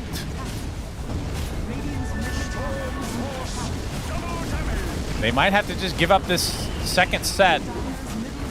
As Pal is taking some side damage here from the glaives. Okay. 2 sets of racks for Liquid just like that. That's off of no core kills either. That was just the 2 supports. But Execration obviously knowing they just can't fight. Liquid just going to go for the killing blow here, or are they going to wait for another item is the question. They have a wave to push out here top. It's going to be a little while before they get creeps there. But and they could go for their Tormentor if they want. Still available with the Wisdom Rune not too far behind. Oh, there's almost going to be 2 Wisdom Runes there. Another one spawning in a minute. They haven't been to that area of the map for 6 minutes now. Yes. That's what happens when you're owning. Yeah, then you're just not playing in your own side. It's very true. Oh, I forgot they changed Io Shard. It's overcharged now. Increases overcharged spell lamp. Yep. And Io gains spell lifesteal and can now share spell lifesteal with its tethered target, which with Luna is actually kind of significant. Yeah, it's pretty cool. I thought it was still the stun. Is that the, is that a talent? We'll have to hold those horses because Crystal Maiden is in fact dying again. I think that was completely removed. Was it completely removed? Yeah, I don't think Io can ever tether stun anymore. Okay. Good to know. Thank you. Palace, he's gonna be spotted, and he gets kicked. Okay. Oh, he's running with no animation at all.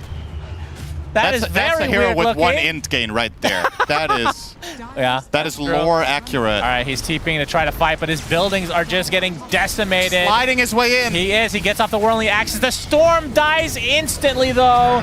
Palos pops his BKB and the battle trance as well. They're just trying to kite him. He's doing a lot of damage to Zai. That might be the one kill they get in this fight. But yeah, the Troll Warlord will die very shortly after. CM looks to be next, and this is going to be mega creeps for Liquid. As they're going to be able to kill this very nice body named Earth Spirit. GGs are called. So 2-0 victory for Liquid. Game 2, much easier than Game 1. Execration. I mean, they had fun with these picks, and we talked about how some of them, especially the Earth Spirit, did look good at times. Yeah, I think there was definitely promise to Execration's lineup, but for me, I think there was better picks available than Troll. I would have loved to see them play carry Abaddon in this game. Finally admit it, huh? You were playing against Mirana stun, you were playing against Dragon Knight stun, and you were playing against Beastmaster. I think Abaddon had insane value in this game for their lineup as well. Just fighting around these heroes would have been very good. But ultimately, also a problem they just run into is once Liquid get the auras, they have the mech, they have the pipe. They're running into damage issues ultimately at that point, and if you wanted to avoid that, either Storm needed to have a way better game, which just didn't happen because Liquid did such a good job hunting him around the map, or you would have had to avoid fights longer so Troll could get big enough. But just didn't seem possible. So a nice clean game from Liquid. They looked, I would say, much more stable in this game than the previous one, and obviously gives them, you can be pretty hopeful for them reaching the upper bracket at this rate. They're now 8-6, I think. So pretty close. One series to go for them. If they get a tie, I think they're locked in. Well, there's a lot of teams that are pretty close, so anything can happen, and we've seen it time and time again with these tie-break situations where teams think they have the leg up, but then something crazy happens, and who knows, man. Anyway, let's see what the panel has to say about this a bit more underwhelming game number 2. Yeah, we kind of saw where this one was headed from a fairly early on moment, but it was fun to see either way because obviously Execration is really good at putting up a fight. I'm here with Jenkins, Sheep, and PPD. We're going to break it down. I know Execration don't have a shot anymore at making it further, and this match did not matter. But Sheep, it was really good to see them still having fun in this game. It was, and it didn't even look that bad for them. Like, they took a lot of decent fights, they kept up their net worth, like things looked alright. Just maybe some few rush moves that didn't work out for them. I agree. I think Bob had a bit of a rough one. In my experience, when you're like guaranteed out of something, which of course I've experienced quite a lot, there's always one guy that just gives less of a shit than the other guys. Maybe it's subconscious, maybe it's conscious. It seemed like Bob was just kind of checked out a little bit that game. Goes in and dies. Lots of like fairly uncharacteristic deaths, I would say, from him. But yeah, at least they're having fun. They were out regardless. Liquid gets their win. Yeah, it was a strong lineup for them, Peter. I mean, at this point also, when Team Liquid, they have a lineup where if you win a fight, you're Luna IO, take a base, basically. Yeah, I don't know, last picking techies at the major, it's kind of sus, not going to lie. There's a lot of really good teams that would love to be here. I know they're eliminated, but I feel like they should still be giving it their all. They have a big game tomorrow against 9 Pandas. 9 Pandas, a really good team, but I would like Execration to come back tomorrow with like a little bit better spirit and represent their region, who is just really struggling just in general at this tournament. Yeah, it's not just in this group that they're struggling, in the other group as well. Team Liquid, though, they really needed this win. And also, Peter mentioning 9 Pandas tomorrow versus Execration, they're going to really need those wins too, because Group A still keeps being very, very scary. This game, in terms of confidence, I know, Sheep, we talked about it at the start where they struggled. Team Liquid has struggled a little bit this major. But a game like this, it does inspire more confidence going forward, that they might have just figured out how to be having solid games. No? Oh, come on. No, you don't play a game like that and go, okay, we figured out all our problems. There were like deeper issues because this is a consistent inconsistency throughout this tournament. I'm not sure, I'm not with them in their team rooms. I don't know what they talk about, but clearly they're not at their best. And maybe it is the new patch. Maybe it's just burnout. Maybe it is something else. Like, I don't know. At some point, they might figure out past this tournament. They might figure out through this tournament. This game, not indicative of that. Every day is a trial, and I think Liquid passed their trial today. They won 3 of their 4 games. They're in a great position to not only advance in the tournament, but maybe even make it into the upper bracket. Tomorrow, they've got their biggest game of the group stage up against Evil Geniuses, who is also in a similar position. So looking forward to that matchup tomorrow. Yeah, that's going to be a very close one. This group, there's a high likelihood, Jenkins, of some tiebreakers, I believe, here as well. Yeah, we could get some tiebreakers. Let's see, doing the math real quick in my head. LGD, EG, Liquid, even Bet Boom becoming likely to be involved with those tiebreakers, which we were not really considering as an option until they got 2-0'd, and that was very unexpected. Yeah. Shouts to Execration, rest in pepperonis, but they did make things really interesting. We might have a 4-way tie, maybe and then, 5-way tie with and the tie would be not just for elimination, it would but also be for upper upper bracket at the same time. Yeah, That's crazy. yeah, that's always interesting. That is very interesting indeed. We are going to find out what all possible scenarios are, but there are a lot of math is required for that one, and not all matches have finished. So we will need to wait for that one first. What we also need to wait for is get our hands on one of the players for an interview, because obviously we'd love to hear from them. But we have to wait for Slacks to be ready, which will hopefully be soon. Just closing the chapter for now on Execration, because they're not going to be on the mainstream tomorrow.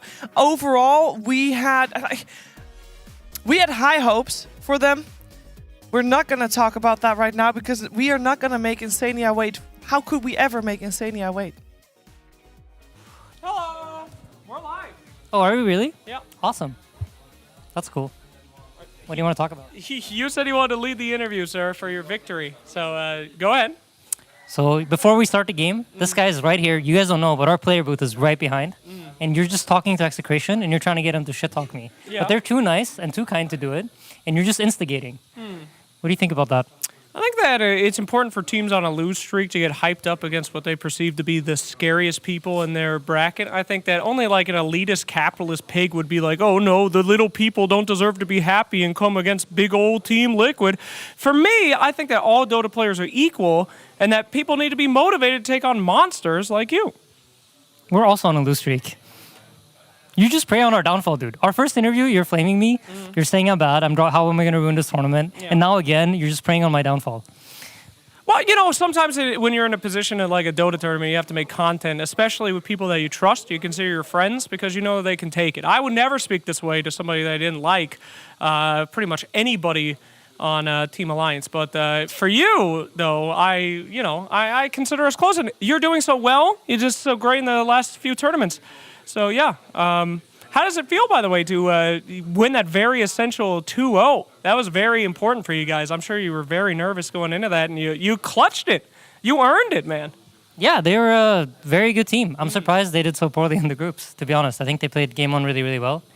I think we're probably not at the peak of our team. I think it's pretty evident for everyone to see. We're pretty lost, so especially myself. I think I'm playing quite poorly. Oh. All right, that's it for the interview, guys. Thank you so much. Yeah, it's the Uno reversal right there. I tricked him. I made him do one question. All right, back to you guys. Okay, well, if Insania struggles still, I noticed during this interview, he at some point twisted the microphone to see the logo. When he was stepping away from Slacks, because Slacks was making a joke, he continued holding the microphone at the right distance, which is a skill on itself. Yeah, he's a so pro. there is a career for him regardless. Also, his There American accent, of course, top tier. Wouldn't you say, Jenkins? Why would I know? I'm not You American. can also judge American I'm not accents. American. Peter? Yeah, he's a smart guy, and he'd be a good commentator if he ever decides to hang up his gloves. Ripping pepperonis to the rest of us. The time that comes. I hope that he gets over the goddamn holy locket thing, so that doesn't happen. He needs to get over that. That's what it is. That's what started all of this. You're Insania. You're so fucking good, dude. All right, relax. You don't got to do American accents. You don't got to replace all of us up here. You're great. Please don't replace us. These guys are Please. scared for their jobs. Let's take a look at what the score is doing right now with that Team Liquid victory 2-0 over Execration, because this was an important series for sure. And we do have a potential several-way tie. And yeah, I just want to see what it looks like on paper, because those scores do look kind of juicy. We have, apart from the bottom two teams, nobody has more... nobody has less than 6 losses, which is madness. Can I just say how madness that is? Wait a minute. Wait a minute, what? This could be a 6-way tie, yes. Right? Oh my god. No, these are 5 people. 1, 2, 3, 4. Doesn't but I guess 9 Pandas count, so play? yes, it could be a 6-way tie. Yes. Who are they playing? No. 9 Pandas is playing tomorrow. Execration. No. Execration. Is that true? If anyone's wondering where Gaming just picked up that third loss, they went 1-1 with 9 Pandas just now on the other stream. So if Execration gets 2-0 is 9 Pandas, then 9 Pandas will end 9-7, and all the other teams can also end 9-7. Yeah. Very massive. But that means BetBoom would have to 2-0. Who are they playing? LGD. So one of them... So one of them's not going to be... Okay, so maybe we can't end up with a 6-way tie. We need Knoxville for this.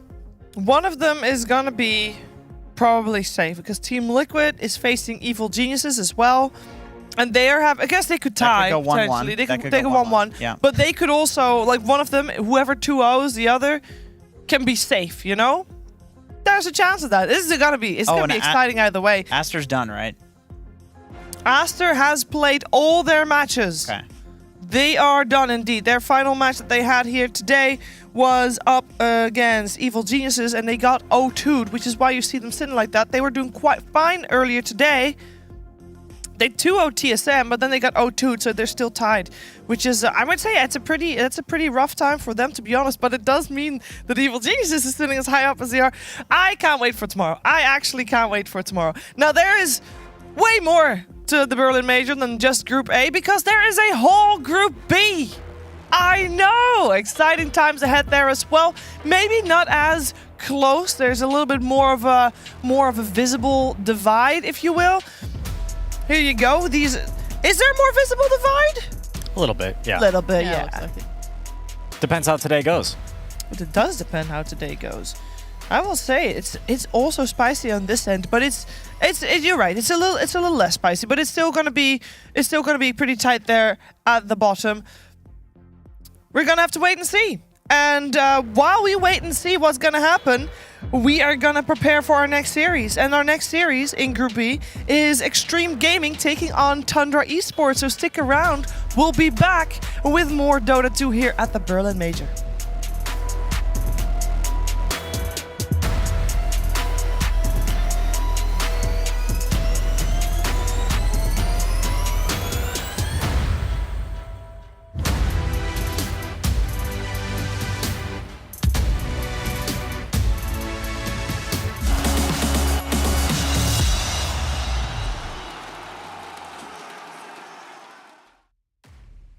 Feel that, right?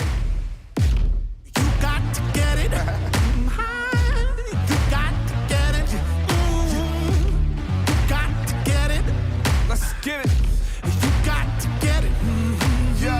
Yo, homie, you got to get it. Depression is a privilege. You gotta be committed. Nothing comes to sleepers but dreams. I gotta get it. I said it. You know I did it. I earned it. That's how I live it. I'm cocky. I admit it. I'm stealth. I move different. I gotta shoot my shot. I post up and I pivot. Steady running your mouth, but look at what you exhibit. The fear is in your eyes. You're bluffing. You're not with it. It's supposed to be hard, man. Our trophies is our scars. Ain't nobody gonna give it, so we taking what's ours. Let's get it. You got to get it. Leave the past behind. But you got to get it. Make a new path to find. I'm up at 5 every day. Sleep is my enemy. Not complaining, I'm just saying me and mine's a different breed. Some call it greed. I'm driven by that hunger within me.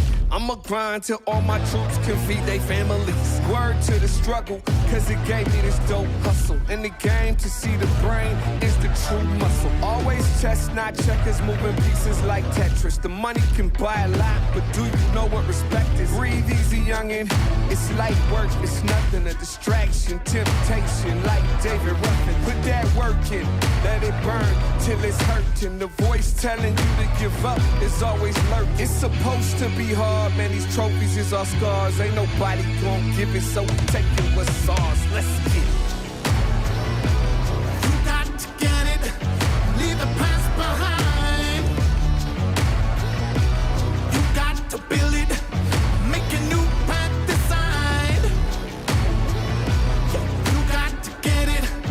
Leave the past behind. You got to build it.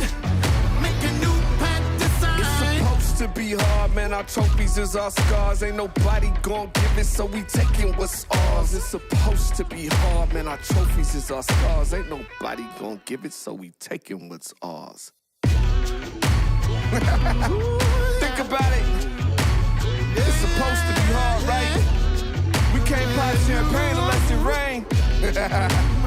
The pressure's a privilege, and the privilege is all mine. Brick by brick, we gotta build it.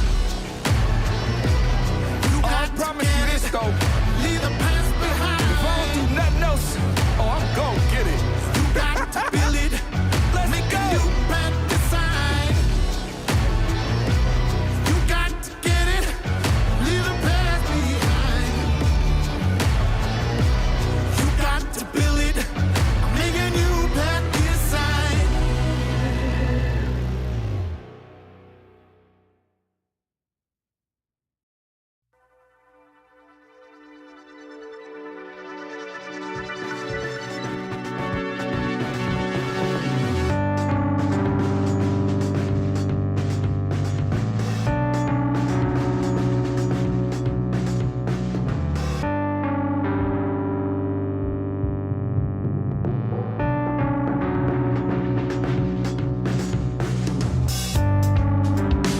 I've never seen you this gone.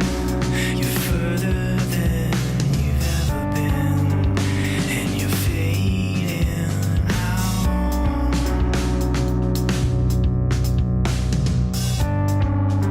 With your hands by your side, you're closer to the edge.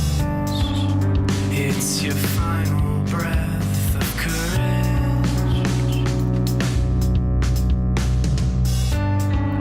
And you're ghost white, with a head full of pain. But if this goes right, then you'll never hurt again. Then you'll never hurt again. Then you'll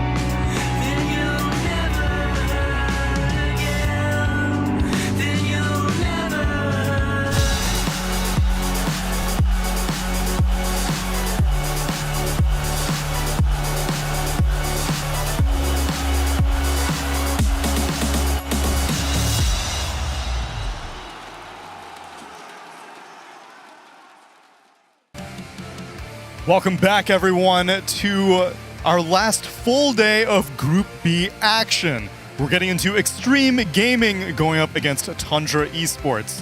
Extreme currently middle of the pack right now, a 5-5 score, and Tundra looking damn good at 8-2 right now in Group B. But now we need to face off each other, and I'm going to be doing it with a brand new pan. Hey. Why are you next to me now? I decided I wanted to be closer to you. You want to hold my hand? Strange. This is not the dynamic that we have established before. Come on. I don't know how I feel about this. Come on. Okay, I could get into this. Sheepstick, welcome to the panel, as well as Effie and BSJ. What a pleasure, as always. I was really nervous we were going to have to take a break there. God. Tensions were high. Now I'm next to Brian. Yeah. I was over there just now. I'm on your left instead of your right. We spent a whole 3 days establishing a dynamic, and now everything has been rocked, but that's I've been okay. slowly getting closer and closer, actually. It's been a... And then you're going to take over the hosting job. Oh, for sure, yeah. I can't wait. So then if you think you're so confident, Sheep, tell me about Extreme Gaming. Let's go through China's #1 team, at least if we were taking the DPC into consideration. If we're taking this tournament into consideration, maybe not so much. Yeah, they really had a really good time in the DPC, actually. It was quite surprising. Obviously, they had the Kaka buff. He came in for this tour, did a really good for them.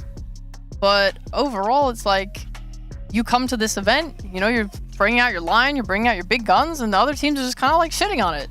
This is not as effective.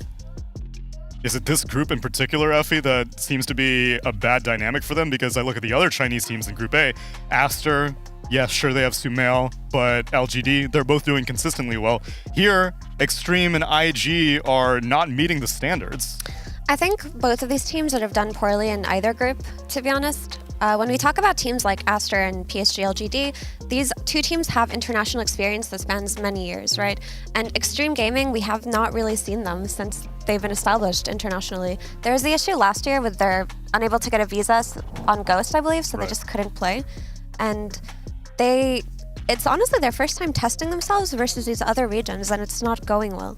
But these players are veterans, though. Sure, the brand, the organization is new to international territory, but these are seasoned vets, Brian, and yet they're still just not matching expectations. What I'm looking at in their record so far is that they're 5-1 against SEA or China teams, which are probably players they run into in pubs or at least get to scrim against, and then they're 0-4 against other regions.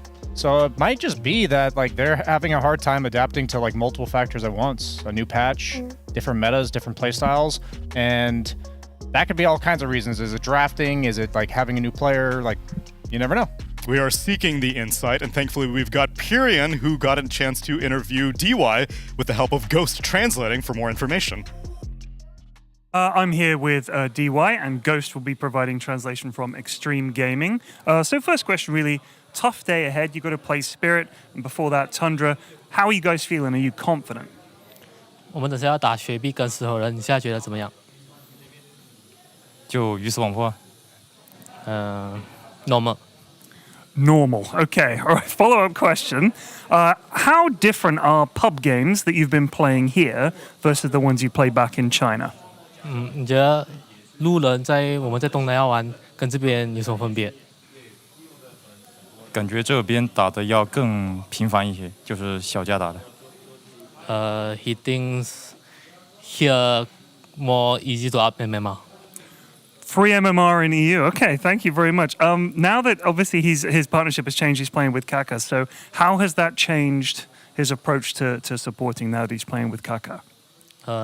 因为我们最近刚换了卡尔进来，你觉得跟卡尔玩有什么改变吗？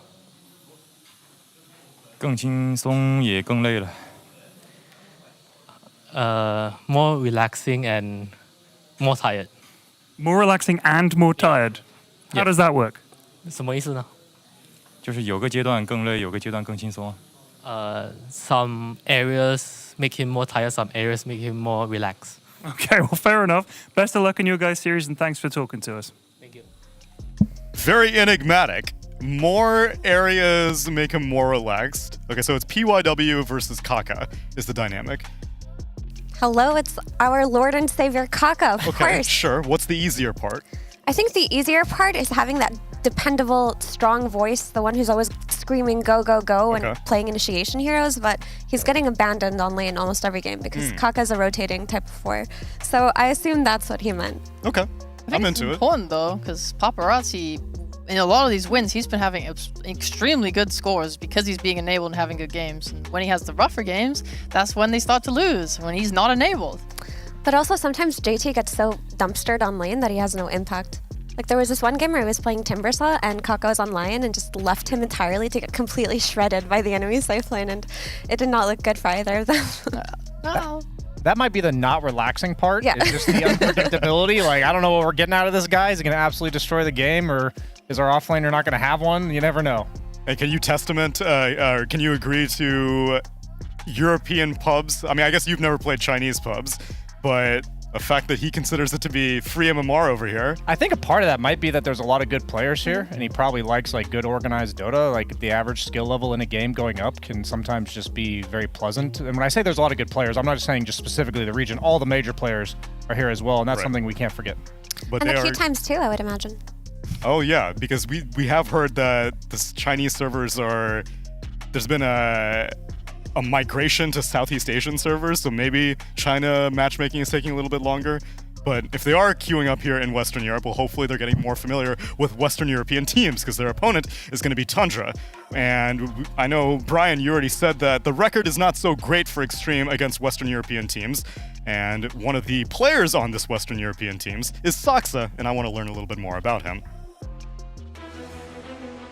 Playing with Saksa as my partner has been quite fruitful and quite wonderful, actually. It's kind of, I haven't been playing support for that long, but from my experience, Saksa as a player really understands his role and what he wants to accomplish.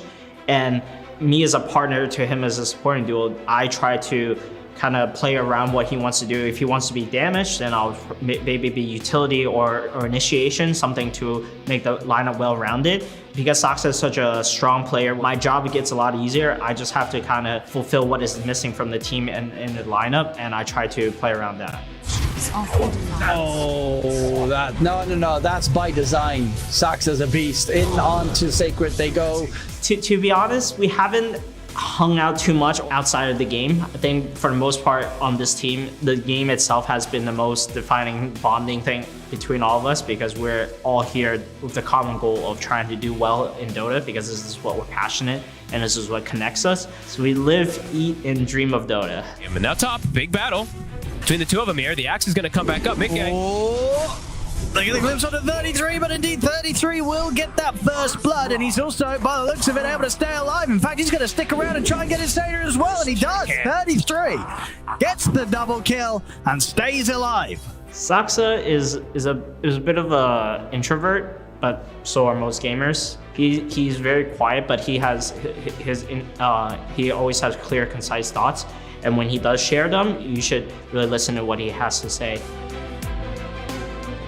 He likes a lot of Japanese culture. He likes the anime, he likes the food, but not the raw egg. He cannot stand eating anything remotely close to a raw egg. If the egg is like runny yolk, that's a no-go. It has to be hard-boiled.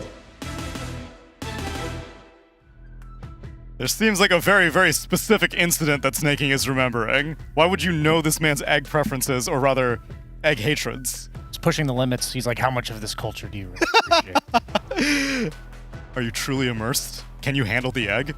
Apparently not, but the team still gets along quite well.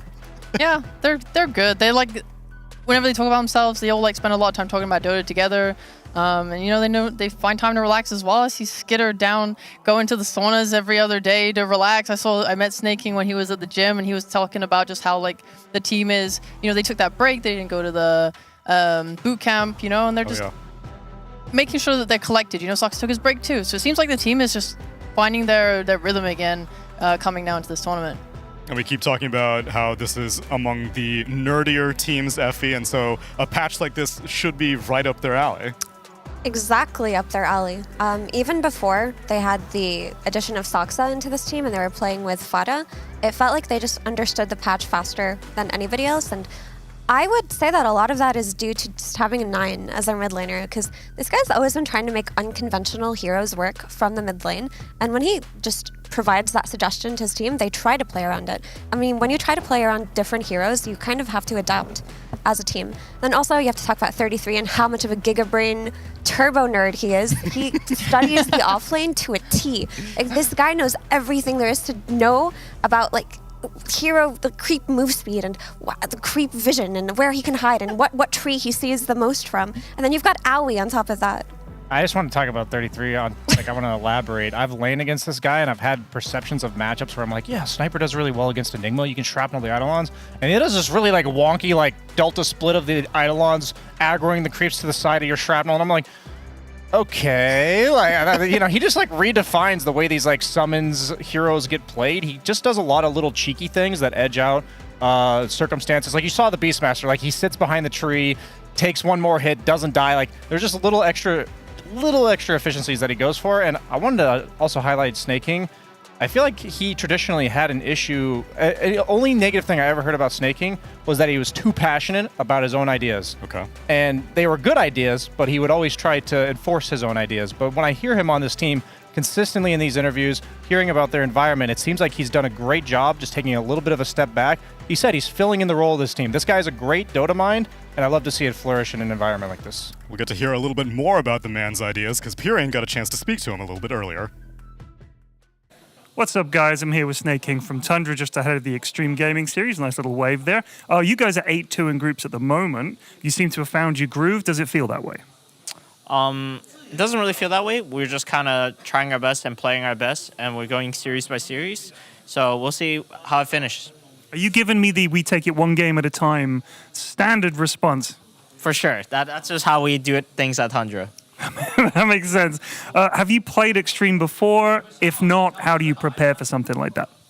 I think it's been a long time since we've played against the players of Extreme. I think we obviously know Paparazzi, JT, like these are some household names in China.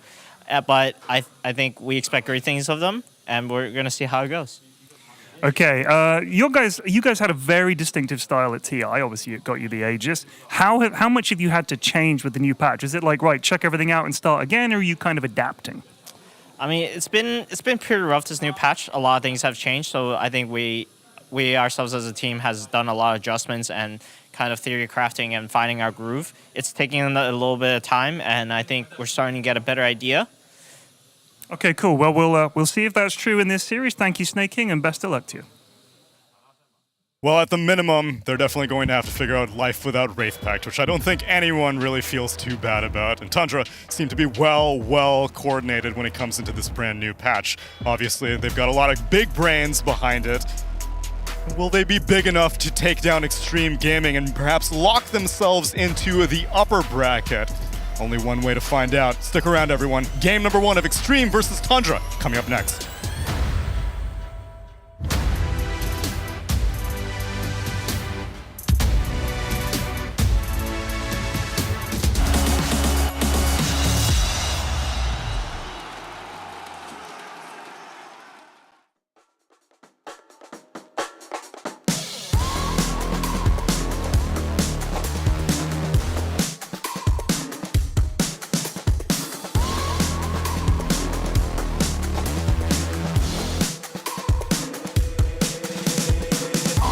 I'm such a weirdo. Tattoos from my toes to my earlobe. Was a role model, I never had a hero. I learned how to live through the stereo. Coming from where I come from, nothing to fear, yo. Everything you see ain't what it appears, though. Everything that I built, made that from zero, then added a zero. I am my hero. You couldn't imagine what it's like in my mind. It's beauty and catastrophe at the same time. Remember they laughed at me when it was game time. Now I know that they mad at me. I'm what you can't find. I'm not from the day. I come alive at night. I'm not what you used to. Couldn't recognize. They all on the ground while I'm taking flight. Yeah, you're welcome to join me. I promise I won't bite. Things they say, they're never getting in my way. And even if I make mistakes, I will always see them through. Cause I don't wanna play your game. I had enough, I'm burning up so hot I just break your chain. You can never stop what's building up inside of me.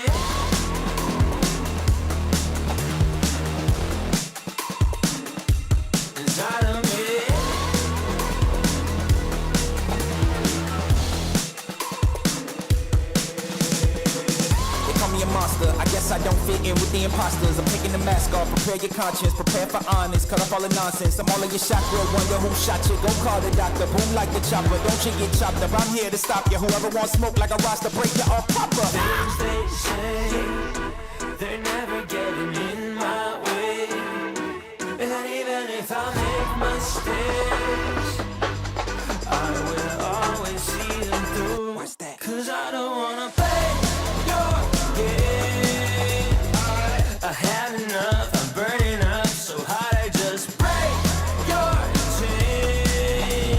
You can never stop what's building up inside of me. Play your game. I had enough, I'm burning up so hot I just break your chain. You can never stop what's building up inside of me. They say that I'm such a weirdo, tattoos from my toes to my earlobe. Can never stop what's building up inside of me. They say that I'm such a weirdo, tattoos from my toes to my earlobe. Can never stop what's building up inside of me.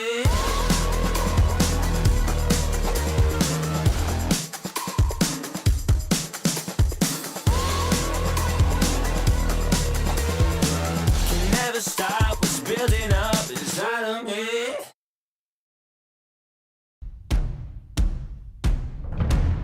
I'll come back again, like I always do. This is the next generation. This is me breaking through. And I don't really care if you're talking me down, cause you don't know a thing. And I don't really care if you don't like my sound. You're not ready for it. Oh, you're not ready for it.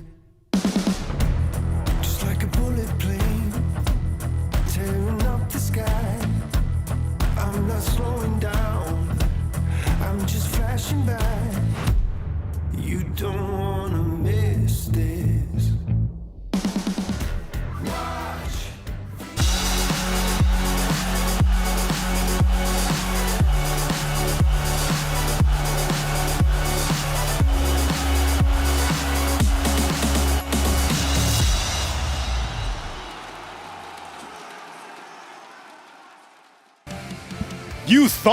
You thought you knew, but these guys want to play Dota urgently. Extreme Gaming versus Tundra Esports is about to happen. And we actually have not caught too much Tundra on this stream quite yet. It's been mostly on the secondary, tertiary, and quaternary streams. That's correct. Yes. Is that correct? Yep, quaternary. Okay, quaternary streams. And so I'll catch you up on what Tundra has been up to over these past 3 days of groups. Day one, they split against Team Spirit, and then they 2-0'd IG. Day two, they 2-0'd Shopify Rebellion, which is actually a pretty intense series. I recommend looking at that one again if you missed it. And then on day three, they beat Talon 2-0, and they split against OG. And now they are doing their very first series on day four. Hype. Tundra Very is, hype.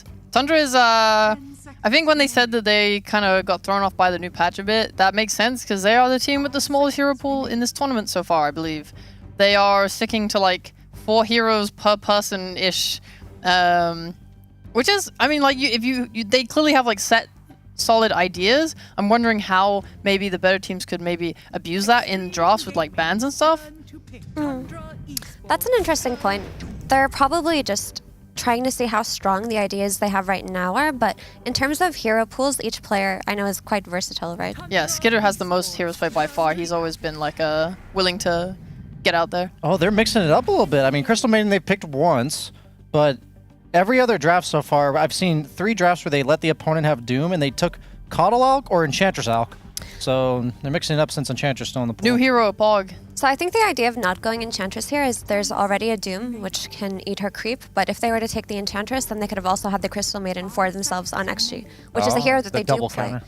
Yeah, and CM as a hero for XG does enable a lot of paparazzi's hero pool, so I think this pivot that they did with their support flex from Ench to CM is quite good. And now if XG take Ench for themselves, they have the counter in CM, right? Tundra also been running with the idea of the Alk on safe on the mid lane with 9, because we had a few discussions about it and how like, okay, if mid is so ignored, why don't we just put a farmer there? And we have seen like an increase in alchemists going there and just farming up, which is nice. Obviously some have been punished, like I think some Ember Spirits have managed to kill them mid and stuff like that. Because he is just very passive. He's not going to threaten you, because you also kind of get free farm off an out. Yeah, I was kind of thinking, because you talked about at the beginning of the tournament, you would love to see Meepo pop up against an Alk mid. I think the one thing Alk mid allows is for the opponent to pick a more carry-esque mid that beats Alk in lane and then scale. So come to mind is Meepo, you mentioned Ember, something like a Morphling might even start popping up. If it's good against the meta, you'll start seeing it, and I just think those are some things to consider for these teams. We've also seen the emergence of Timbersaw as a response to Alchemist, because he has a solid lane versus him, will always have the damage to cut through his chemical range, and is a flex hero, which is always going to be valuable. I really like the Timbersaw. As well, it's like, I think he has a poor win rate when rushing Ags, and then a pretty decent win rate when not rushing Ags. I feel like I read someone. What are you trying to say? I'm trying to say that maybe the Ags isn't that good as a rush. Okay. But which is weird, because I actually would disagree with that, like if we were just talking casually about it, because I think the Ags, on paper, it seems really strong. It's amazing how often that happens in Dota. Yeah. On paper, it looks fantastic. In practice, not so much.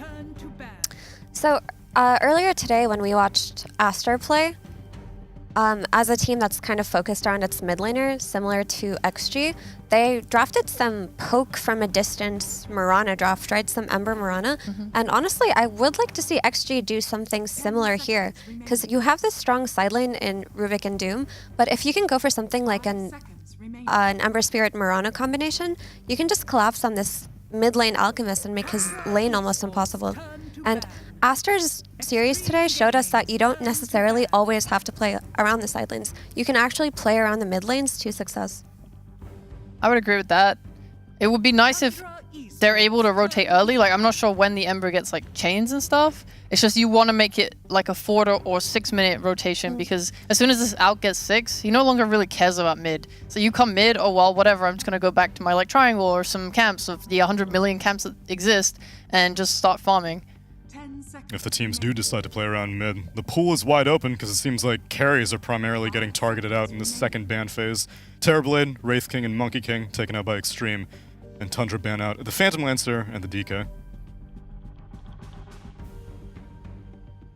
I mean, none of this is too unusual in terms of bans, right? You're just protecting your Doom pick on the side of XG by taking away heroes that lane well against it. And on the side of Tundra, it doesn't reveal as much. Like the DK ban is just a really valuable flex to have for any kind of first pick team. I was looking through their support picks so far. Bounty Hunter they have touched one time this tournament, and once I saw the Naga pick, I was almost certain it was going to be that Bounty Hunter, because these illusion heroes, they're super annoying for Bounty Hunter to deal with. He wants to hunt bounties. What does he not want to hunt? His illusions killing creep waves and having to chase after the real heroes. So I think Tundra was definitely planning this pick all the way throughout the second round of bans, and it sets up 33. They're going to have like a good lane matchup that they're going to see 33's lane matchup. So Bounty Hunter tends to need to have his offlaner having a strong matchup because he doesn't want to feel glued to the lane. But I feel like to get the most value out of your Bounty Hunter, you need a Storm Spirit type hero that can take advantage of the vision and initiate first. And Storm Spirit got taken by Paparazzi, of course. It's his most played hero to success this tournament. Every game that XG has played with a Storm Spirit has gone over 50 minutes or been a win. And every game that they didn't have Storm Spirit, they would lose. So there's a pattern here, a very strong pattern. I'm sensing this pattern. That's a voice line. Yeah. It's like Weaver. Yeah. But I don't know. So for as far as this bounty goes right now, Tundra don't have heroes to take advantage of it that much. Like maybe when Alchemist gets a blink later and becomes strong enough. But I would like to see some offlane pair that this bounty can actually play with and get kills for. Oh my god. They had two routes. They were going to go the kill route with Ursa, or they were going to go the farm route. They were one of the first teams to start picking up Medusa. And right now, not only does Extreme Gaming have no mana burn in their lineup, but they also have no innate diffusal builder, and they've already banned out a lot of the illusion heroes that would like to buy it. So now you're looking at like Slark and Ursa. I don't think Ricky's on the table for Extreme. Like, we just have to consider diffusal builders, because if you don't have mana burn, this hero is virtually impossible to deal with. Is there any way to slot a Pango into Extreme's lineup, or would it mess up the lanes too much? Perhaps carry Doom. I've heard crazier things. Pango's definitely a very strong diffusal builder. We watched Medusa vs Sven earlier, which was kind of cool, because Sven just does so much overwhelming damage that every hit just took like a big chunk out of her mana. So it was like, the potential was there to actually get through it without using mana burn. Yeah, they did ban out a lot of these important heroes, but as far as Tundra's lineup goes right now, there's nothing to play into the early game pressure of this Io and Storm. Like, Bounty Hunter needs a partner to play with. Alchemist is going to be farming for a while, Medusa is going to be farming for a while. So it's on Tundra to pick an offlaner that can just play into these heroes, ideally something with a stun, right? But we've seen these Nyx Assassins come out as a response to Storm Spirit from the offlane, but we've seen them do very poorly on lane. Maybe there's still potential for it if it's an overall last and there's no strong laner left in the pool for XG. Yeah, I completely agree about Tundra's lineup. I actually don't think they need to pick a partner that plays with Bounty Hunter per se, because I think what he can do instead is just be around the map, providing vision, stealing wisdom runes, killing couriers, being annoying, and forcing like Extreme's attention while his cores farm. And you don't. But what I do want is a way for them to actually protect their side of the map. You know, some Underlord, Tidehunter type thing that can just hold your space so that your cores can farm. Because they're slow and they want a lot of items, and it feels bad if you give up your like map space by Extreme just running at you with 4 to 5 heroes. Underlord would have been cool, but it's banned out. But I don't like the idea of Tidehunter too much versus a Doom already. It does feel bad, yeah. But at least if they're dooming the Tide, they're not dooming your Alchemist or Medusa, which is a pretty big W. I think 33 will pick. His pick will predominantly be based on what Extreme Gaming brings out. He's a lane counter 10th pick extraordinaire, and I think that he's like one of the best players in the offlane role to give this 10th pick to, because his hero pool is so vast. So like I would, like personally, when I see an Ursa, I see why they banned the Viper. I think Venomancer offlane, for instance, would be fine with me. I don't think it's like the most amazing Venomancer game, but it's going to do exactly what you said, Sheep, where it's going to open up the map for the rest of these cores to farm, and it's going to make this Ursa's laning stage a living hill. But I don't necessarily like the idea of Tundra's offlaner not having a reliable stun, because then if Ursa does have an early Diffusal Blade and Iostorm are playing aggressively, they're going to be able to run into Tundra over and over without a punishment, especially if it's a Veno. And they'll have the sustain through Io to heal through it. I think you're underestimating the 9 Blink Armlet Alchemist playstyle. I actually think this guy completely goes against every stereotype of what an Alchemist is going to do. We've seen so many like Brown Boots Radiance, but when I look at his builds, it's like Blink Basher, Mjolnir, like non-stop active type of build. So maybe that'll solve that problem, but I do totally understand your concern. Yeah. I say that's a fair point, but I feel like Storm will also just outfarm Alchemist on lane, and he'll hit his timing before Alchemist does. But as Alchemist gets his items, then the issue just isn't there anymore, like you mentioned. Well, this is a lane partner for Bounty Hunter. Like, now you can actually exploit this bounty you have with the double Ion Shell, and it's against Ursa, who's a melee hero. So this Ursa is a lot more threatened than he would have been with any other pick. It's also a way to defend their side of the map, as Sheep mentioned, like the wall into the vacuum can be a way to stop triangle invasions or Tormentor invasions or anything like that. So yeah, I do like this Darkseer pick. It does a lot for them. I think this is a draft from Tundra that would have never worked prior to the Twin Gates being brought into the game, because I think you're going to have Alchemist and Medusa. They want to draw as much attention away from them as possible, and it's going to be on Snake King to make that like 4 or 5 minute rotation through the Twin Gate to pressure this Ursa, because that's a lane that would normally not have enough damage, the Darkseer Bounty Hunter, to pressure Ursa. But with that third hero, suddenly you might be just getting kills on him, and it's going to be all about that dynamic and how Extreme responds to it. I remember when Medusa was really high in the hero tier list like 2 years ago, and Chinese DPC response to that was to always pick Ursa and buy Diffusal Blade. So this is something every Chinese carry is familiar with, and I feel like if XG hit their timings, Tundra may run into this part of the, like this 20-minute, 30-minute time where they feel too scared to walk out on the map and do anything. But if 9 has a good game, they'll have a shot. I'm more of a fan of Extreme's lineup. I just think it's more solid. I think it's very easy for them to take Roche. I think it's very easy for them to do pickoffs on the map. I think their teamfight comes together in the sense that they can just doom one hero and then overwhelm the rest with Ursa Storm. I think both these cores together are very powerful. Medusa's OP, whatever, but like you could just potentially ignore her and just kill everyone else. And it's a great Storm game, right? They don't have that much catch for it. Like, Paparazzi could pop off completely here. 100%. I think DY is going to enable Ursa and Storm incredibly hard this game. And is Medusa just as good without the Coddle and the Pugna and the pumping mana into her constantly? I think we are going to find that out right now, but I'm also seeing that the main way to deal with the Medusa is a 9th pick that got countered by 33 in lane, and if it comes from my own experience, playing against a counter pick from 33 is incredibly difficult, so I'm leaning towards Tundra. So the Darkseer is just that I think they're going to pressure Ghost really hard with 3 heroes super early on, and they don't have much in response. Okay. I'm excited to see if Extreme Gaming can finally conquer a Western European team, or if the trend will keep continuing. Let's find out in game number 1 with our casters, Cap and SVG. That's right. We've got another Medusa game here, Avery. When we were last here, we were casting a Medusa game. And that was the 3rd Medusa of the tournament. And it lost. And it was 0-3. Now, a day later, it is now 6-3. And is an absolute winning hero of the tournament.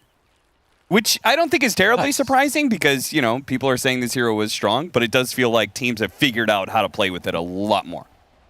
Nice. Okay. It's good to see this hero rise. This hero's been out of the meta too long. Yeah. Of course, it was actually Tundra that won TI with this hero coming out of nowhere. If you remember, Skeeter picked it when no one thought it was even viable. True. So now he can play it when it's viable. It's like, oh man, he's in his comfort zone. Now you get a second spell right off the bat on top of your snake. He's living in heaven. It's like 2 Medusas for 1. I mean, you've been big on the whole bonus spell. Where did this concept come from? How do heroes just get free spells? I don't know exactly, but... I mean, all these heroes get free spells, they get buffed, and then there's like the 10th Clinks rework with a tar bomb. It's like, what is he? This is not the spell we needed.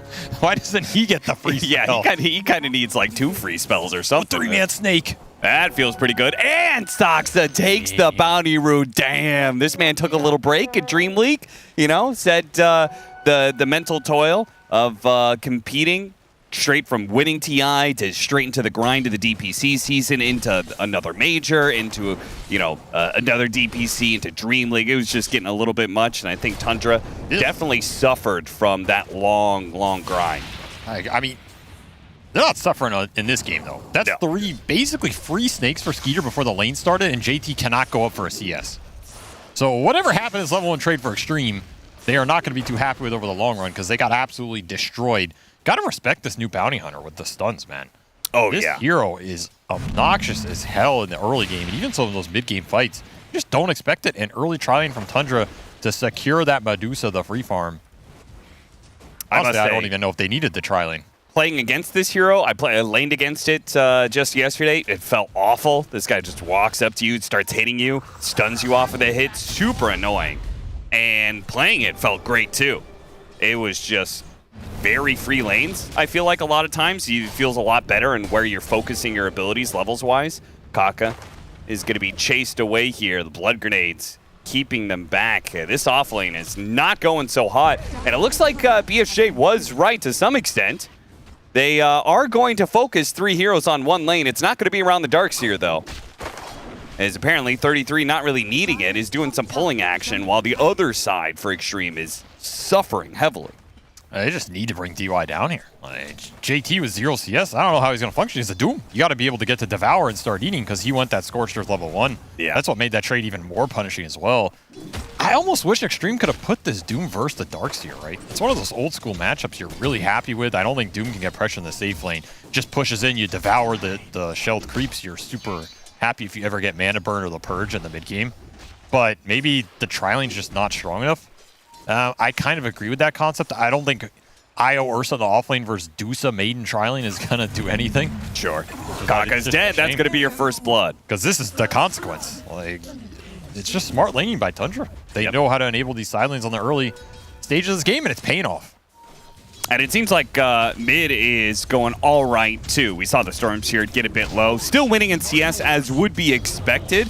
High armor, anti-melee hero laning-wise versus the Alchemist, who does physical damage. And hit on a Ghost here, vacuum back in, but 33 has caught too many hits so far. It adds up, and he does end up dying. So what I thought was going to be a successful dual lane after those lane shenanigans actually turns against them, and Extreme are now the ones ahead a bit in experience. And what in the world is that courier doing?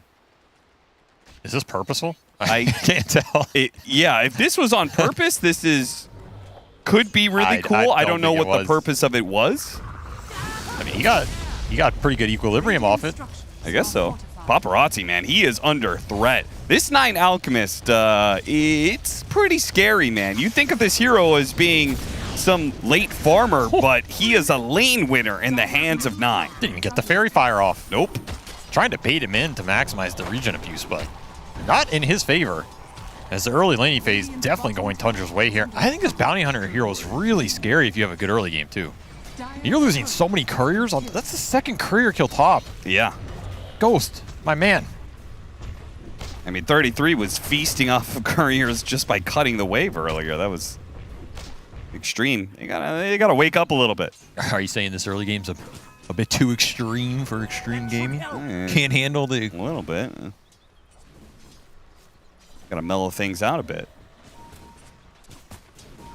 Snake King trying to connect the pulls. Soxa back over here. You know what's funny? I was just going through... Kaka is usually the one who's known for these roaming metas. That was kind of like his MO as a support player. Yeah, he used to be big on the dual roams back in the day. Yeah. Especially the maiden dual roams. So it's funny watching him getting out-roamed by this bounty hunter, which, you know, better hero for it, no doubt. But it's just, he would be one of the first players I would think of who would take advantage of this current meta of running back and forth between lanes, you know? Kind of agree. I mean, Rubik's a hero that can kind of do it if you have some good kill threat cores. I think Extreme are just confused in this laning phase, honestly. Yeah. They don't know what to do. I mean, Kaka is hitting little satyr creeps in a medium camp. Like, this is not what you want from Rubik in an early laning phase. He farmed 2 small satyrs with a Fade Bolt and then went back to lane. Like, they just don't know where to be right now. Oh, this is a very important kill.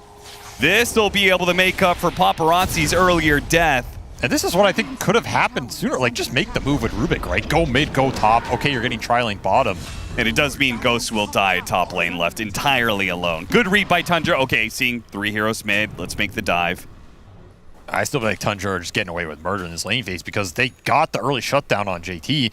He's just been behind. I feel like he's had a rough tournament in a lot of their games too. Just kind of being sacrificed. Did get the mana burn creep. That's going to help him a lot, especially versus Dusa in the early stages. But Skeeter is well out in front, and he's not going to be touchable for a lot of this game at the rate he's going. So you got to make it up elsewhere, which either means mid or top. Paparazzi's just getting chains done by Ogre. Yeah, what series did we cast of Extreme? Because I remembered, yeah, JT was pretty much a non-factor, and it was just Ghost and Paparazzi trying to carry that game. I think there were Storm and Sven, if I remember correctly. Yeah, he had that Beastmaster Drum of Slom game. Oh, God. Where he farmed Ancients for Drum of Slom and then instantly lost. That didn't work out too well. Yeah. I'm still a believer in the item. I think it can come through. I am not. Okay, I had well, a Beastmaster mid. Go this is why I'm the professional and rush you're not. Ags. My intuition's much better. My one of my allies was flaming it, and he's like, "Oh, I guess you were watching the major." I went and looked it up. Oh, look, every Beastmaster who went Ags first lost the game. Oh, what was the name of that So player? apparently he wasn't watching the major either. Was it Cap Smurf? That might have been me. So you're saying you're the same MMR as me? No, that is a Smurf, but I don't Smurf, for the record. Oh, so you're admitting to Smurfing? No. So you're beating up on low rank. It was an educational video. This is an educational conversation that's happening right now. None of this is real. Okay. You want some education? I'll give you some education time. Okay. What is the little man on top of Ogre's name? Is it Razzle? It is Razzle. Do you know his last name? Thunderbrew? Dark Brew. Dark Brew. Do you know what the Ogre's name is? Ogre. That's actually true. He doesn't have a name. S9 doesn't have the help right now. Oh, 9! Does he need the it? Chemical Rage is healing him up, but it's not going to be enough as once again the double support gank on the mid lane. I mean, they've just determined we can't keep up with these side lane shenanigans from Soxa, so... Now they got a haste rune, just run in Paparazzi top. Oh, yeah, they're coming. This is how you can get back in that game. You get some the big bounty core hunter, kills. that's not good. Oh, they got a dust for him, though. Protect the courier. Okay, this is literally the only reason that I don't think Bounty Hunter is like crazy dominant in this patch is because the dust change. Dust is definitely nice. Yeah, if it wasn't for the dust change, I think Bounty Hunter would easily be first pick material. I think he's still pretty good. I think so too. Yeah. It takes a lot to bring him down. He was threatening another Ghost courier kill. That's why they ran there to protect it. Ghost made the call. Said, my courier's running, guys. Go. Protect. Bodyguard. Protect him, please. 9 has a nice little stack here on the team. Is this the mana regen part of the map? No, that's the No, wishing that's well. the HP regen. Okay. Yep. This is the nice part about mid-elk right now. You can stack this camp. just farm it in between going mid for waves. That is actually pretty disgusting. Super efficient. You can get some decent spawns on it too. So even though 9, he has 2 deaths, he's having an okay game here. Remember, he's probably going to go some sort of fighting build on this Alchemist. Another dust and another kill. Soxa. Extreme striking back.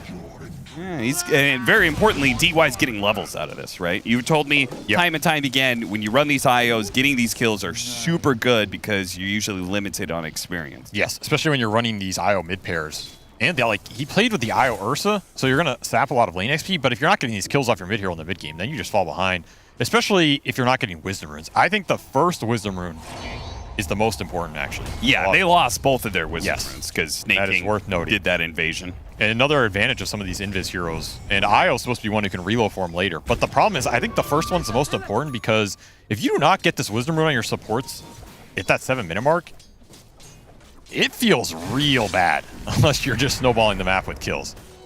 I can tell you, you're like, hey guys, can I get Oh, long zip in. Doesn't actually hit him with the initial damage. And Unstable Concoction is definitely going off here. Okay. Okay, boys, that's your... Okay. Huddle, huddle, huddle. We saw this yesterday, too, where Kaka took that 3-man stun, and they almost lost the game off that. Yeah. Oh. Don't be clumping. Frostbite. It's not going to last long enough. But Paparazzi doesn't have a ton of mana to work with. It will at least maybe secure the power rune. DD.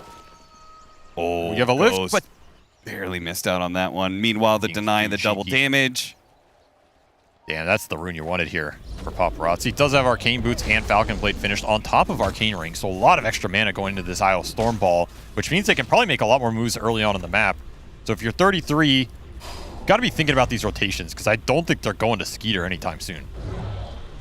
And something else you have to think about if you're Extreme in this game is the Ancient Stack differential. These are both lineups that kind of want a big Ancient Stack for their carry at some point into this mid game. Another attempt to go. Grabbing the Crystal Maiden. Pretty easy kill, but can they do anything with this? It's 4 heroes mid, and they've got a catapult, but they do not seem to want to put pressure on the tower. Instead, they go back to hit jungle creeps. Some earn charges for Kaga. Sure. Take that. Gets his first spell steal of the game. Level 3 Acid Spray, not too bad either. But like I was saying, you're going to have to think about jungle efficiency because, sure, you can keep making these storm moves. They're nice, but I don't... Like, Tundra don't care in terms of their game plan. Their game plan is not to kill you right now. It's to get as much farm on their cores as humanly possible. Or I should say as ogrely possible. I do think, am I counting this right? It looks like there's one more stack of Ancients on the extreme side. Yeah, they've been doing a decent triangle, so... Downside is you're not going to have Battle Fury Ursa's game. You're going to have Diffusal Ursa, which is a bit slower clearing that stack, but, I mean, it's a good Diffusal Ursa game because you're playing into the Dusa and the Alkir. Yeah. Mana burn, really nice. Actually, I take that back. Tundra are even on Ancient stacks, specifically because they got the other Ancient camp is also stacked. You got to check all of them now. Yeah. Too many, man. Can't keep up.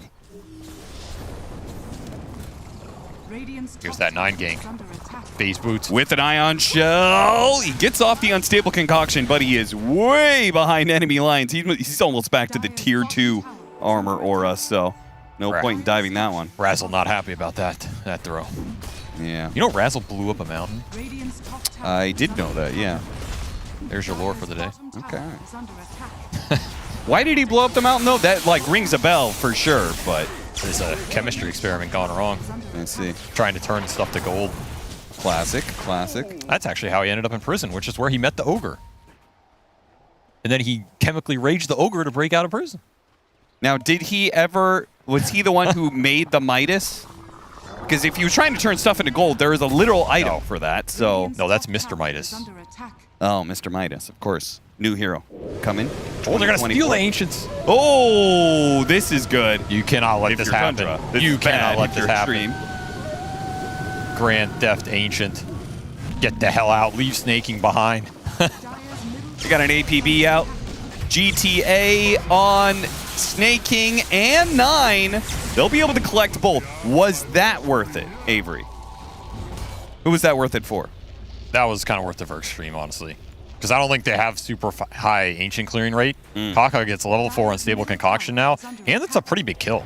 Yeah. Like, that's a 720 gold kill. Why was that kill worth so much? Because he's the ogre, man. Okay. I don't know, actually. It was just because the number of heroes Why that was were that there. kill worth so much? I guess, yeah, it's just all the assist gold. Yeah, so much assist gold because there were. I mean, I'll tell you Is it why. all 'Cause 5 heroes? 420 Blaze it, son. Of course. Anything for. Oh no! Got hit after the tether. Good timing there from Saksa. May still be able to get the kill, especially with snaking here, but Paparazzi's going to show up with the help of Kaka, who has that unstable concoction, puts it immediately onto the Alchemist, steals the Frostbite, turns that spell back around on the Alchemist as well. The stun lands on the Storm Spirit, though, and he takes a lot of damage. Saksa actually threatening him enough that he has to jump away. Now Medusa's actually just help out here, and Kaka gets some track kills. They get 1, maybe 2. Skirmish tower coming online for Tundra. He's got that frost armor. That's going to help out so much here, but the magic damage may be too much for him. Double kill for Snake King and double track kills for Tundra. That's exactly what Tundra want with this Bounty Hunter lineup. Just catching Extreme off guard in these early engagements where Ghost can't join with that Diffusal. He's probably the strongest hero on the map right now in terms of item impact. And the supports from Tundra doing a lot of work in terms of damage in that engagement. I mean, Saksa did 2,000 damage. Yeah, seriously. The hell is this? I think that's some of the issue is That's that not Bounty right. Hunter is naturally so tanky that sometimes he just gets ignored in these fights. I mean, yeah, you don't want to go on him with 11 armor. Yep. But he's doing a significant amount of damage with Max Janata. Snake King also got off multiple Frostbites there. This is a Max Frostbite build. These are deadly in the early engagements, especially for Paparazzi if you overextend. And also great for clearing out some extra neutral camps for farm. So this, I feel like this kind of fits both the game and the meta quite nicely. And something to note about Saksa in these early engagements is if you get hit by this Janata in the acid spray, that's why it really hurts. Yes. And then you might have a shell on top of him, like we see here. Where he is gonna... Like, this is not an insignificant amount of damage at random parts of the map. Yep. And you're stealing gold. See you later, nerd. And he's gonna go Dagged.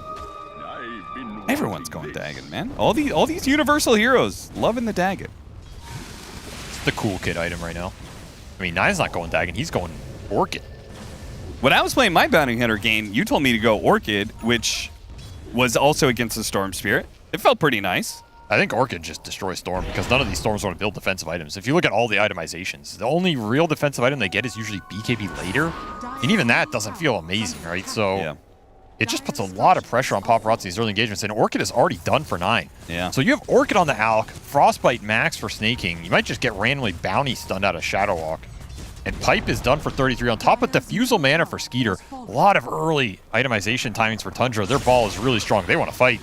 Got him Say with the hello Orchid. to my little friend. There is the surprise The kill Orchid. that's going to be able to get a +1 as D1 tries to tether in and then just gets pulled into the wall off the vacuum.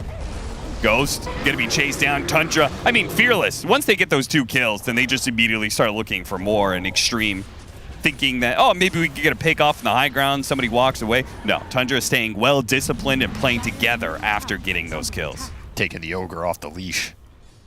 Where's the fight back for Extreme? It's got to come from Ghost, I think. You got to get this Ursa involved in these fights with the Blink Diffusal build. Like, this is not a Battle Fury build where you're happy farming. This is a build you want to fight, take it to the Medusa, especially if Skeeter's joining those engagements. And that's like the pinata you want to pop. But you need the damage to be able to do it. And I also feel like JT is just... He has not had any impact in this game because that laning phase shut him down. He's had to claw his way back. But your Doom does have mech. He has some contribution with Frost Armor and Doom. You really want to get him involved sooner rather than later. Oh, the smoke is a bit off the mark here as the Alchemist... It's so hard to catch on this map. Yeah, they're going to break now. Phylactery. Dust. It's too late. Sentry gets dropped, but he's already gotten away. Did get Dust. So he's going to Phylactery on track. It's obnoxious. It's pretty damn obnoxious. That is annoying. I think this is where Phylactery is going to end up. On all these heroes with random single target cast spells that don't actually do damage. Yeah. Makes it really obnoxious. Like Rubik's Spell Steal. Oh my god, it's so annoying. He steals your spell and you get zapped. I saw it works on Spirit Breaker with his charge, just global Phylactery. That's pretty funny. I mean, you're just getting zapped here, man. He really is. This is a nice combo. I actually really like this. Looks fun as hell, too.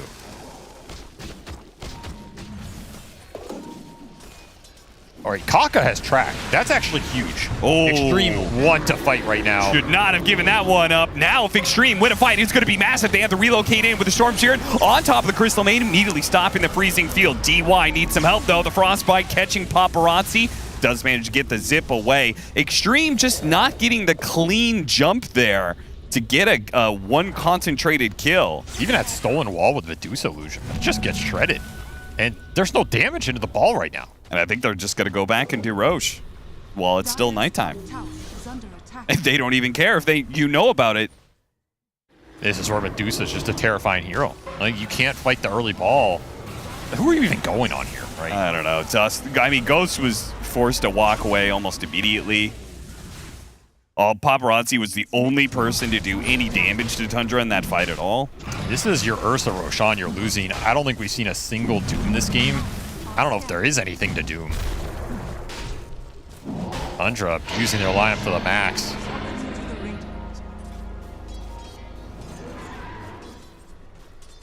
What I quite like about this, in fact, I believe AUI talked about it in an interview, is that like Tundra is playing a bit faster, and he said part of the reason they were playing, slow is just because they weren't playing as well. But this is a lineup that is going to scale beautifully, and they're destroying Extreme in these early fights. It's this one, I think it's no contest. Ghost is already down to half health. Don't forget they're fighting into an Aegis as well, so they can't even get one kill, let alone kill Tundra 6 times in this one fight. They're just going to lose both their cores, it looks like. Storm Spirit and Ursa down. DY will be the +1 afterwards. Tundra, I feel like this game may just already be over. Yeah, it's completely out of Extreme's control. And you're just looking at early high ground here, too, with the Medusa, who's rushing that butterfly. Like, third item here. Yep. This is an item designed to just let him go high ground. What's your game plan? First 2 lives? Okay, you maybe kill him in the Doom once, but that's about it. Early ball, way too powerful for this IO lineup to deal with. Kind of the downside of IO in an Aura meta, if you can get it online this fast, if you're not snowballing the map, playing through the lanes, if you don't have the cores that are ahead net worth, sometimes this hero just feels useless. Link Orchid stun. It's not going to be enough to kill him solo. 9, maybe overestimating his own abilities there, especially, again, on a tower, it does give you bonus armor, so... Yeah, that was a little bold.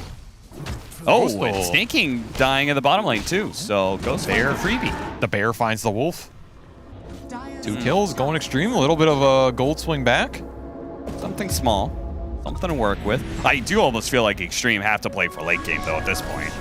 I mean, JT's still trying to get his Crimson Guard. I don't know. I don't think you're going to be able to recover this game and take it over in 10 minutes. I mean, you're not playing for the early game anymore. So. Yeah, sure. There's only one option left.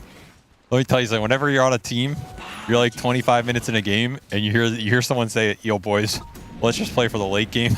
Yeah, it's not that comforting. It's not. It is not a warm pillow at the end of a long day travel. It means that you are all out of options, and that is your only play. Paparazzi almost dying. I'll translate play for the late game. It means I don't know how we're gonna win this game, but we're not gonna win it now. So maybe we'll win it later. Maybe they'll mess up, guys. I mean, I think Extreme can win late game if they really scale all 3 of their cores into it. Yeah. I mean, Doom especially, right? You have to worry about some early high ground potential, like 25, 30 minutes. Maybe it's not going to be with this Aegis, maybe the next one. But Butterfly Skeeter is pretty much untouchable right now. Yeah, we've seen this Medusa, especially with the mana battery behind it. The Crystal Maiden's nearby. Isn't she getting like 4 mana regen a second or something like that? So it's that just translates into 4 HP a second, basically, for Medusa. Well, that's not that much when you put it like that. I mean, for a hero that is extremely tanky and will take a very long time to die in fights, it adds up. You can Greater Lotus him, too. Yeah. There's some extra mana for you.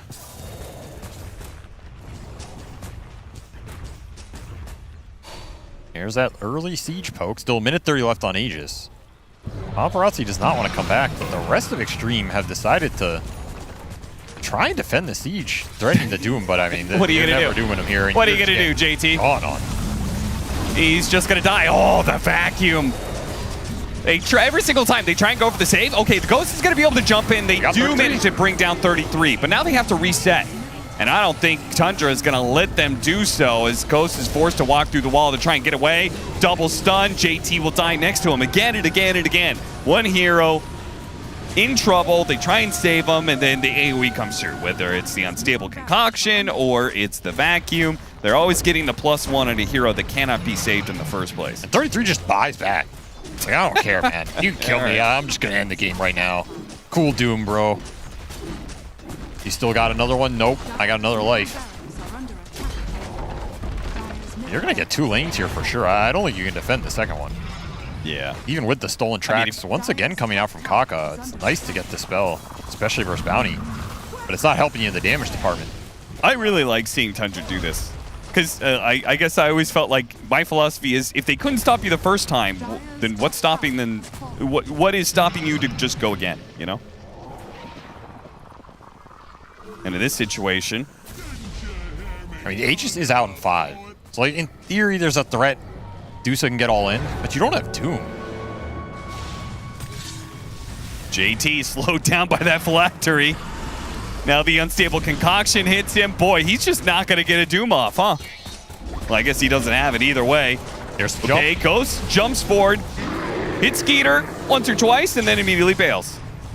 And they're just being slowed down, poked apart, bit by bit. JT's going to be the one left behind. DY tries to come in for the save, and this time it works. For once, they managed to save a hero being targeted by Tundra. They're all tracked here. Yeah, a lot of track kills if Extreme could actually win the fight, but DY is going to die, so it's a 4 versus 5 still, and Tundra's like, okay, keep it going. Ghost is just hitting Ancients right now. He knows he's not winning this fight. Good luck, boys. Yeah, just stall for as long as you can.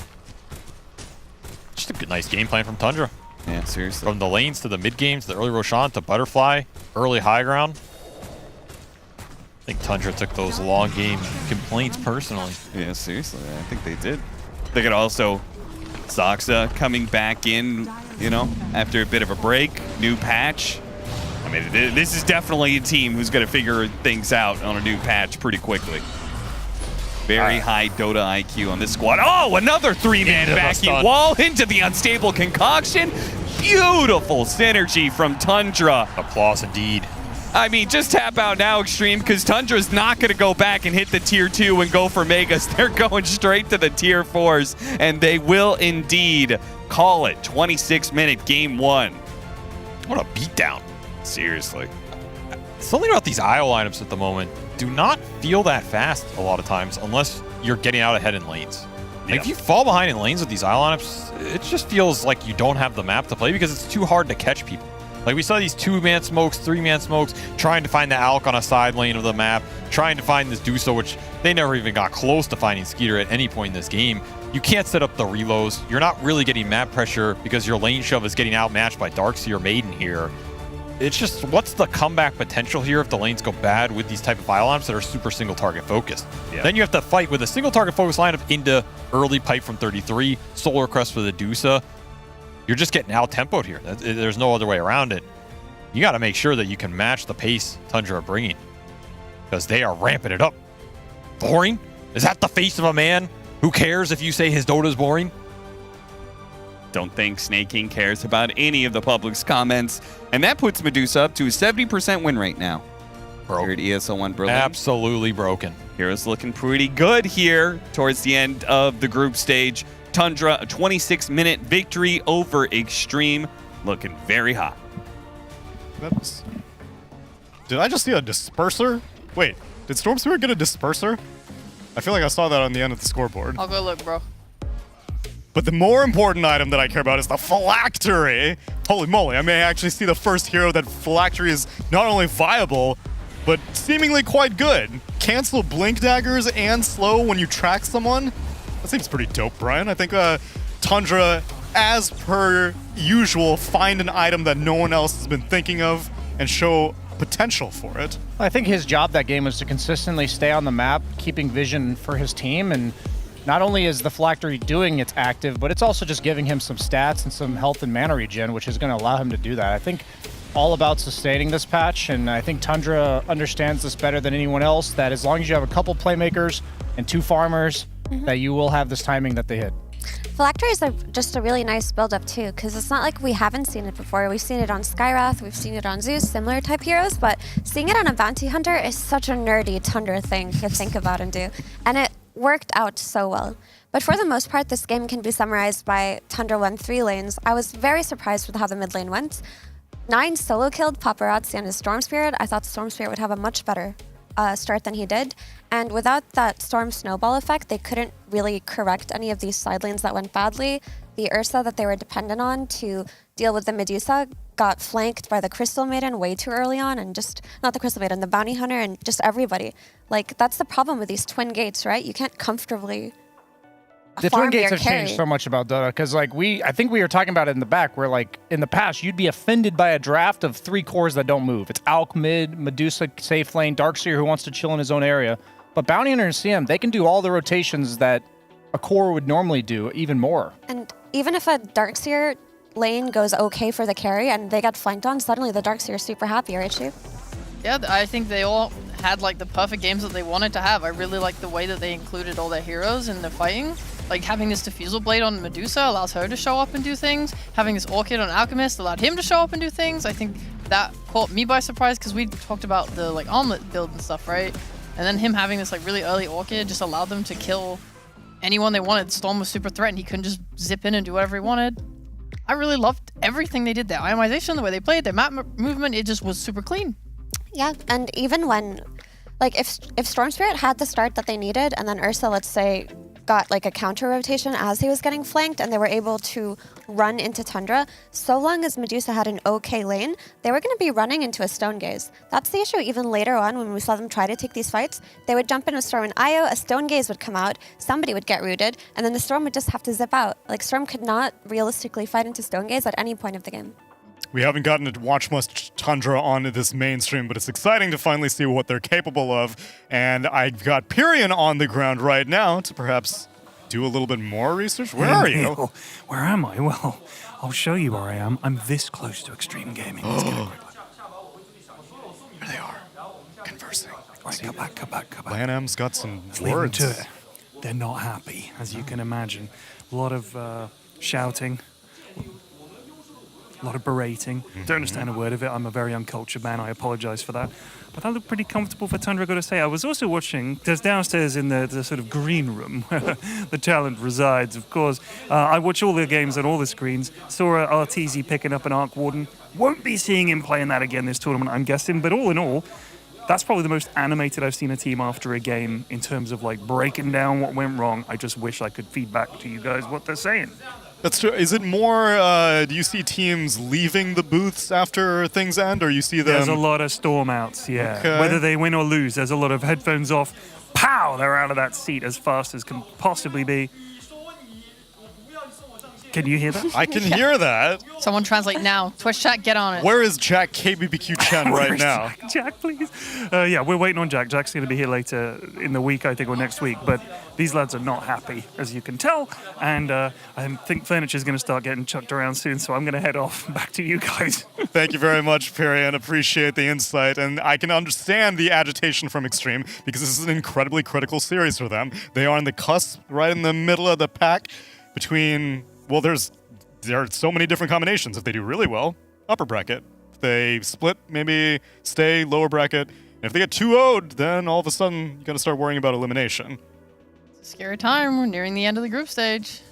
Yeah, I'm not really sure what they can do to bring it back because I feel like the way that they draft right now is so readable, right? It's like they'll try to snag a support that they feel comfortable with for Kaga in the first phase, and then they'll try to get a spirit hero for Paparazzi in the second phase, and they'll try to last pick Ghost hero, and they're not really experimenting with these alch mids or these potential strats that other teams are. They're drafting the way that they did during the DPC Tour 2 in China, and I don't think you can get away with that versus teams like Tundra. Or Western European teams specifically, Brian, because you're saying that the record is not in their favor and it's continuing that way. Yeah, I actually don't know what to do for them either. I feel like this was Tundra having their Tundra playstyle that you don't know exactly what heroes it's going to be. Maybe this tournament you do because they do have a very small hero pool, but they just out-executed them. Like, the rotations were faster, the movements were cleaner. Like, I don't have like a strategical adjustment that I think Extreme can make. Yeah. I didn't feel like their draw-off was like a massive issue. It just felt like you shouldn't be dying mid. You know, maybe you need to be able to find a way to set up vision on these the portals so that you can see when bounty hunter is rotating and so you don't fall prey to it. Or maybe your support needs to be matching that support. And these sorts of things, maybe there could be tweaks, like maybe easier stuns to help disengage, like against bounty hunter. I don't know. Overall, I just think you're completely right. They were just slower and just not as good. I do think Medusa needs to be considered for second round banning, That's especially fair. against Tundra, because that's like the gotcha 18th pick that I think kind of threw a huge wrench for them. Yeah, and we saw it was finally even successful without the traditional mana battery. Sure, I guess Maiden somewhat fulfills it, but Medusa might just start to become the hero of the tournament if we're not careful and if people can't find a solution. Extreme Gaming are desperately hoping to find something out, at least against any of these Western European teams. Stick around, everyone. We're going to be back with Tundra versus Extreme Gaming, game number 2, after the break.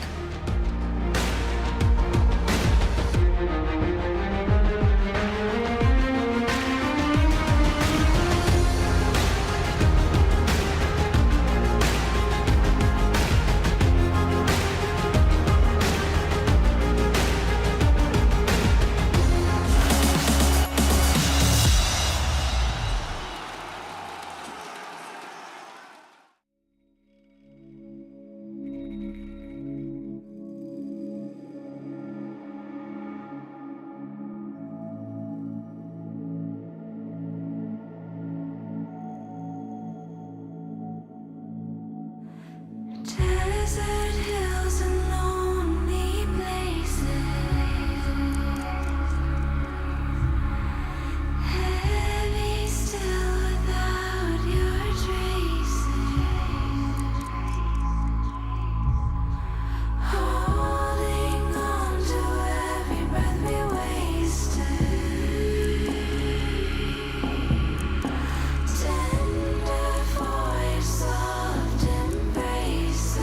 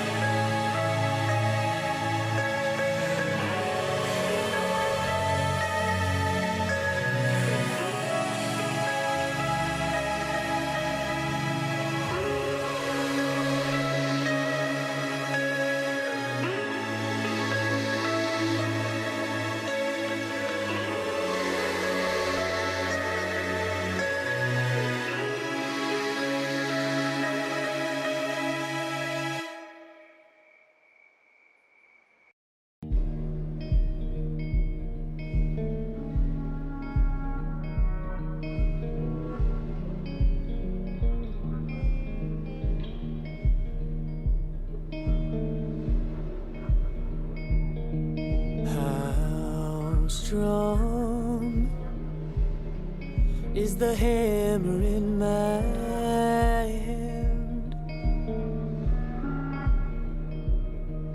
How long can you force me to dance?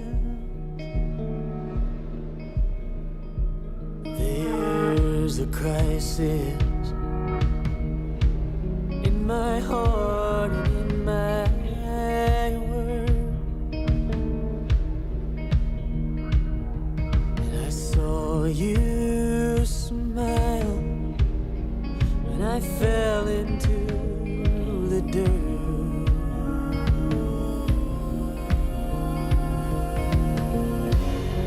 Oh, your fire, I don't know.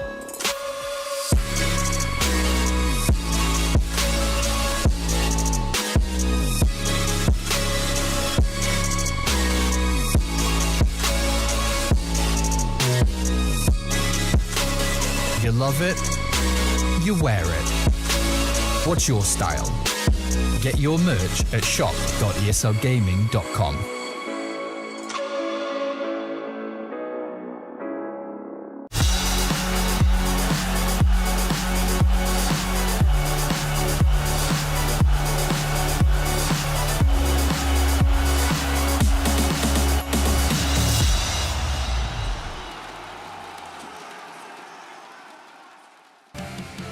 It's time to start sweating if you're Extreme Gaming. There are no easy series left in this tournament for them. Currently, they're down 1-0 against Tundra, and later today, they'll be playing against Team Spirit, and then tomorrow, their series is going to be against Shopify Rebellion. It's becoming tenser and tenser for them, and hopefully, Lanham has given his boys some words of encouragement, because it's do or die time. This is the series that may expose some of your faults. If you're, like you were saying, Effie, always being predictable, always first phasing Kaka. Actually, I would like to correct that. I was thinking about IG when I talked about their like plug and play Storm Spirit, Ember Spirit centered draft.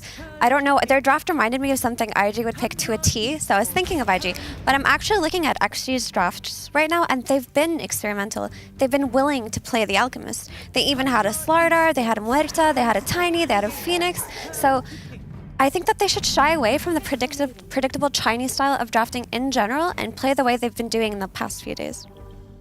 Because I'm looking at it here, and they've actually had some really cool ideas conceptually. But we didn't see that in the game one. Because if they lose with them, then I'm still not on board. So the one thing that I'm looking at right now is they have played a lot of Alchemist recently, but they have not flexed it to mid yet. It's always been their carry pick.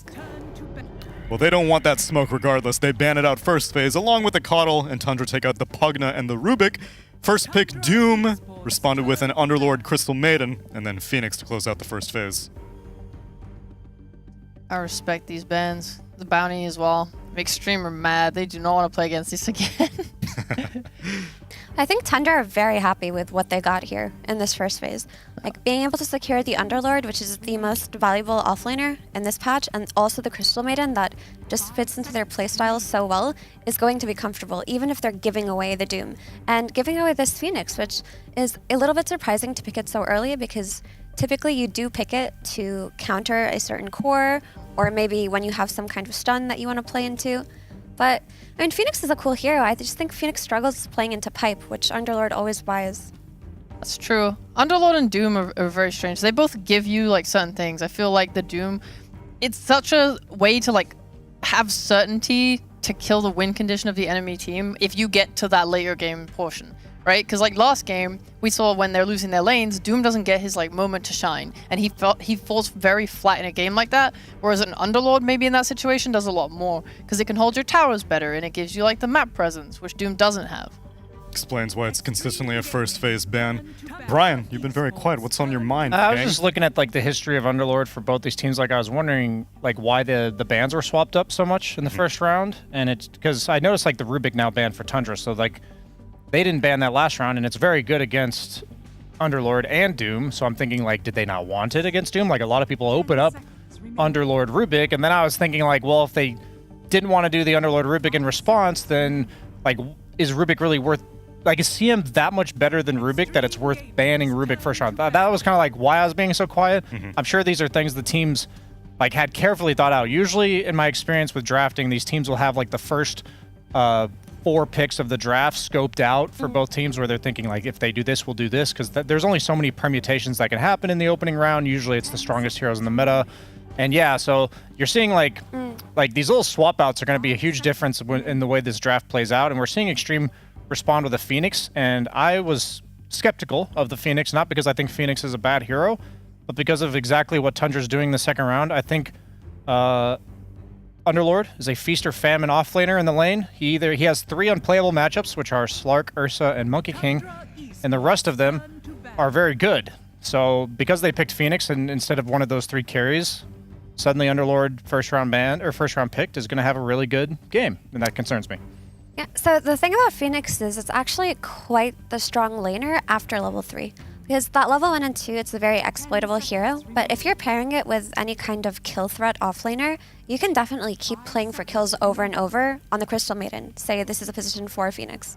Because that level 2 power spike, when you have like 2 points in spirits, is really strong and it's very significant, right? You have the gap close and you have the means to punish these squishy type supports. The issue is, as the game progresses, you feel Phoenix fall off heavily versus aura builders. Because normally in the past, they'd be like, oh, Sunray versus Underlord, that's a strength hero. Which is true, but now it's a strength hero that's building pipe for his team, and it doesn't feel as good. And now it's against a universal hero that's going to be shooting your egg down. Snapfire picked up to counter out this Phoenix. But is Snapfire good? According to win rates, no. But I still think the hero's fine. And she still does exactly what you want to do. She has that long range magic damage that's going to help follow up on any engagements. She's going to be able to help deal with the Phoenix. She has a purpose, which is the most important thing. And she makes Underlord's lane stronger if they put them together. And this CM Snapfire together as supports are going to have loads of abilities to do something. And going back to what BSJ said about like CM versus Rubik, I actually have been favoring CM much harder than Rubik from what I've seen so far this tournament, just because I think she just does more and everything feels easier. Like her laning is powerful, like her ability to have Frostbite and slows, and they're good against all these zoos that everyone wants to pick, like with Beastmaster and stuff and Eng. She's also like, her kill threat feels higher and she pairs nicely with other heroes while giving like all these mana regen buffs, and also I think her itemization is just nicer because Rubik's, I don't know if they feel like they know what they really want. They can kind of go for anything, but CM going this like bongo boots every game seems super powerful and just like buffs up the team even harder. I agree, but also having CM is always going to be a solution to an Enchantress or a Chen that you left into a pool. You can always rotate the CM to play into the jungle hero, so I think her value definitely goes up compared to Rubik's. And you don't want to give away the Kaka comfort, right? But just on the topic of the Snapfire, I know 2 new heroes came out, but if there's any team that's going to impress me with it, please be Tundra, because ever since she became a universal hero, I've been hoping and praying that one Brave player is going to play on Little Shredder and buy a Diffusal Blade. Any Brave player, because the hero being played in the style that it was in the past sucks. But now you can play it in a different way. You have different items. You have a different take to the hero. You can go back to playing on Little Shredder, and I'm hoping Tundra was thinking about that too. Do you think that in the support role that's viable? I think so, yeah. I think so, really. I'm down. I'm just expressing skepticism for the sake of like that sounds. I mean, like, I don't in think theory that good. sounds, I just don't know. Like, in theory, that sounds terrible. What do you mean? Why not? It's awesome. Because you don't get the talents for the Shredder until like really, really far down the line. I mean, they're not going to do it in this game because it's very clear what they're doing, right? They're just going to play it. They're just going to play heavy kill lanes on Snapfire's nukes. But in general, I do feel like there are teams. There are ways to play Snapfire that people still have not done. It's the same way no one wanted to buy Drums of Slum because they thought it was a meme until somebody bought it and it looked really good. And I think Snapfire is going to go through the same development where people realize she can be played as a core and she can be played on her Little Shredder again. I felt like Slum still kind of looked like a meme, and then they reworked it. Yeah, the rework to being a passive I like a lot more. Dude, it's super cool now. I think Tundra has the exact same formula as last game. 2 supports that can easily make rotations together with 3 durable, hard-to-gank cores. I think that's exactly what we're going to see coming out from 9. But last time DK's a good ban. It was immobile cores. Underlord will move around. I mean, not really early game. Like, you might show up to like one thing with an ultimate usage, but that's it. He'll just go right back to what he was doing. I think like having the ability to rotate as a core is nice, but Like, I just want you to think about how much easier it is to gank with a CM Snapfire duo where you cookie in the melee guy that's in lane and follow it up with CM than it is like a a Disruptor Phoenix. But I will say, though, that I think XG's side lanes look stronger than Tundra's to me right now. Okay. I think that Bloodseeker is probably the strongest side lane carry that you can pick in this patch, and XG don't want to fall into the same trap where they lost their lanes heavily to Tundra. And like I mentioned, Phoenix will go up in power once he hits that level 3, and with like level 3 Phoenix and the Doom Scorched Earth, you can run down the Crystal Maiden. Wraith King struggles to farm versus Fire Spirits also, but if Tundra exploit this timing where Phoenix Doom aren't that strong in the first few levels, that could sell something differently. But I like the approach that XG have taken here in correcting their side lanes and making sure that they're strong. I think what they're going to do is last game they try a Tundra, they tri-laned the Medusa to get off to a good start in that lane. I think they're going to do the same thing for Underlord in this game. Like, I'm concerned about Underlord level 1 and 2, but if you do where you have like the CM Snapfire, babysit him for a wave, kind of take away Bloodseeker's snowball effect in the early stage of the lane, and then leave the Wraith King against this weak lane level 1, then have the CM rotate and help him. I think those type of moves is something Tundra does insanely well, part of what we talked about with like the nerding out in the new patch, and I think they're going to do something similar again this game. Yeah, I wouldn't mind seeing that. All right, they pick their mid laner, Ember Spirit. Oof, is it going to be a Huskar? Dude, Huskar always comes out versus It's Bloodseeker Doom. I think that's a bit tough. I think the other matchups are good for it. I also just don't feel like that's a Tundra hero or a Tundra playstyle type of thing. But that's always what I get scared of when I see him. Nine's come out nuts. here. No, I don't. Is he that nuts? He's pretty nuts. But on the topic of this Ember, it fits what XG need very well, right? They need that hero to be able to play into Tundra early, to fight well with the supports that it has, and Ember has that, right? He has gap close to get on this Crystal Maiden, to get on the Snap. He can find Snap when she's in the back doing her Mortimers. He has a way to synergize with the Disruptor. Like with the Disruptor rotation in on level 6, they'll probably be able to kill whoever Tundra pick mid here. It's Legion. That's the 9 hero that's just nuts enough to work. It's pretty weird. That actually sounds kind of awesome. I hope he picks something really normal like Void Spirit, and he buys a Dagon, and he goes on Disruptor and Phoenix and makes them really angry, and like he eggs on Phoenix, and then he just ults back away. Because I want something that can make Phoenix very uncomfortable, because I think no one does right now. Like the threat of the little Shredder is like kind of whatever, because you're going to have an Ember like on you, like Snap's not going to be able to just walk into the middle of the fight, because then she just dies without using her ult, and it feels weird. It'll be good sometimes, of course, but... Oh, there we go. Right. The Makoto special. That That's is still really sick. special. Okay, cool. Okay, so the thing that you were talking about Legion just sounded so good because what I envisioned was Legion dispelling herself and then killing the egg. And Omni Knight does the same thing. He'll Heavenly Grace himself and be able to help whichever core or himself kill that egg. It's also an excellent lane versus Ember Spirit. And we've seen how well it scales with the way Talon played it. So I have faith in this last pick Omni. I think it looks great. I wanted to see a hard-to-gank, durable melee guy that has no intention of rotating, and that is what I got. Really? Okay. So I didn't think of the Omni specifically, but I think Tundra's got a formula, and they're owning with it, so why change it? Yeah, I mean, it's cool, like, people picking it as a counter to Ember. It's interesting. It's not what I wanted in terms of, like, I feel like extreme supports kind of get to freely cast their spells this game. I think it's hard for Tundra to kind of get to that backline. I think so long as Omni isn't in the Static Storm, he's going to be able to do so much for his team. Yeah. Whichever target's getting ruptured, he can just ulti. He can dispel the annoying support spells like Disruptor's Thunderstrike or Phoenix's Fire Spirits. He can scale all the way to the end of the game, as we've seen. Yep. And there's also the Wraith King to tank the Doom. Wraith King is not your ideal Doom target if you're playing against it. So I think Tundra have an awesome draft here. Yeah, if you can make sure Paparazzi doesn't really have that game to enable his team to have a good start, then yeah, Tundra could just run it over again. Well, my other question is who is enabling Paparazzi? Because so often I feel Ember Spirits have to have a +1. So regardless of the lane situation. I feel like Ghost and DY can come take fights. That's the niceness of a Bloodseeker. He doesn't just AFK farm. Brian? Yeah, I just think this is just like rinse and repeat game 1. The supports are going to have a much easier time rotating on Tundra. All of the cores in this game are hard to kill, but I feel like extreme supports don't offer that in the early to mid game, which is going to result in the snowball in terms of map control. Tundra's going to get 2 items on Skeeter, 2 aura items on 33, and they're going to walk at you. It's just that simple, but maybe Extreme Gaming will throw a wrench in the plan as they hopefully beat their first Western European team in this group stage. It's time for game number 2 with Cap and SVG. Yes, there are certain teams in this group stage who have figured out a bit of a formula. I think Tundra is certainly one of them. I think there are a few other examples in the group stage, and I think it'll be interesting to see as the tournament develops who's going to be able to come up with the answers to what you kind of know a team is going to be doing. What are they doing? Well, actually, another team was like 9 Pandas and their whole Alchemist and Doom. We heard BSJ talking about Tundra's strategy here. I mean, they seem to have just some big boys who are going to be hard to gank, maybe hard to kill in a first blood. Nope. They actually back away as the smoke breaks. So you're telling me the Tundra strategy is meat. The beef. Just open up that beef ranch, start ranching. Mm-hmm. Beef begets more beef. Do you know?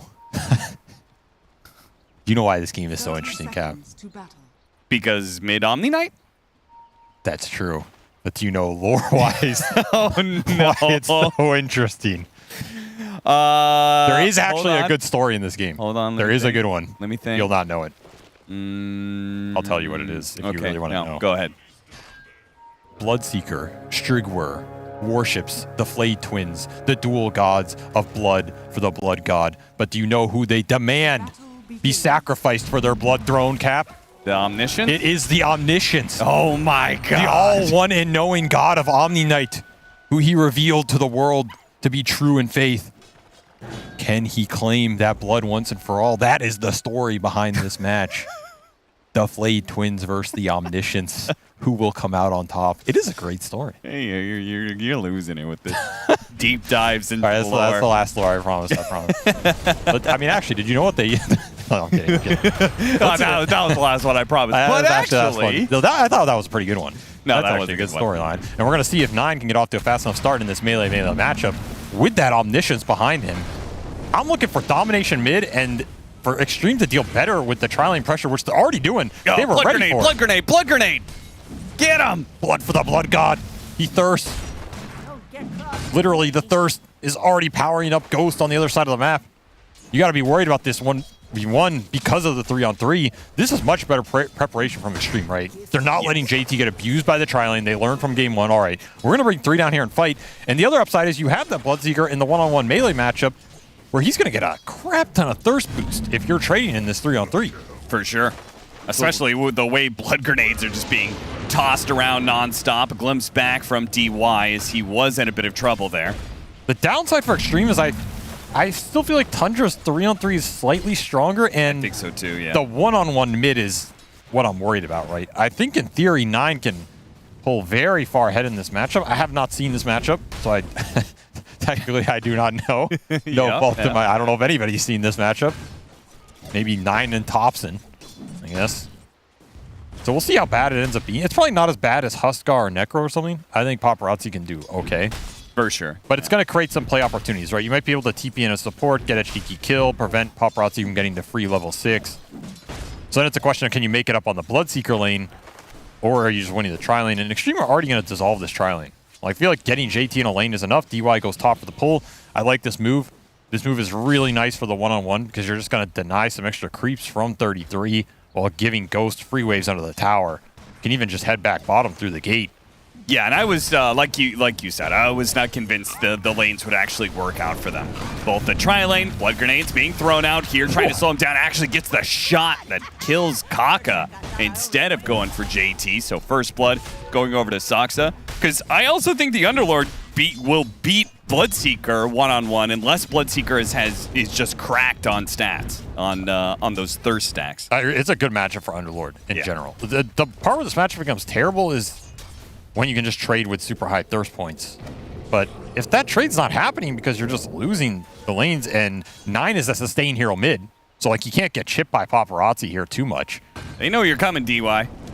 They had a ward down, but maybe they'll still land this one. Snake King's going to be found in the trees. They are going to be able to hop out. JT taking a lot of damage. Snake King, he glimpses back and dies, but sure, Tundra will take this trade off. Not only is it support for core, but maybe it's 2 for 1. Is DY? The skeleton. Oh, the shot's coming from Saksa.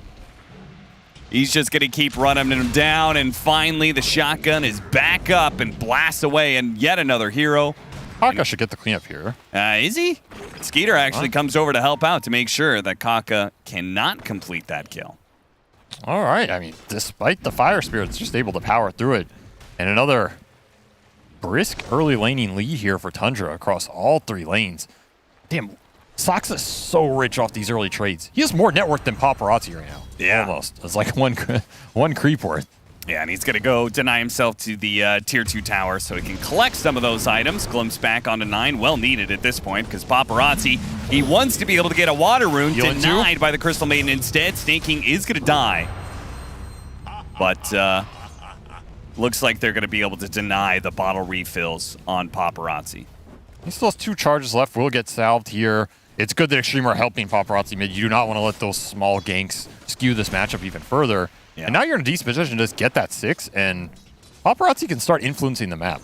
I don't think you're going to be able to chip the Omni Knight or anything, but you might be able to gank some of these side lanes if you can get them low, break open the tri lane, for example. You can fight with level 2 spirits.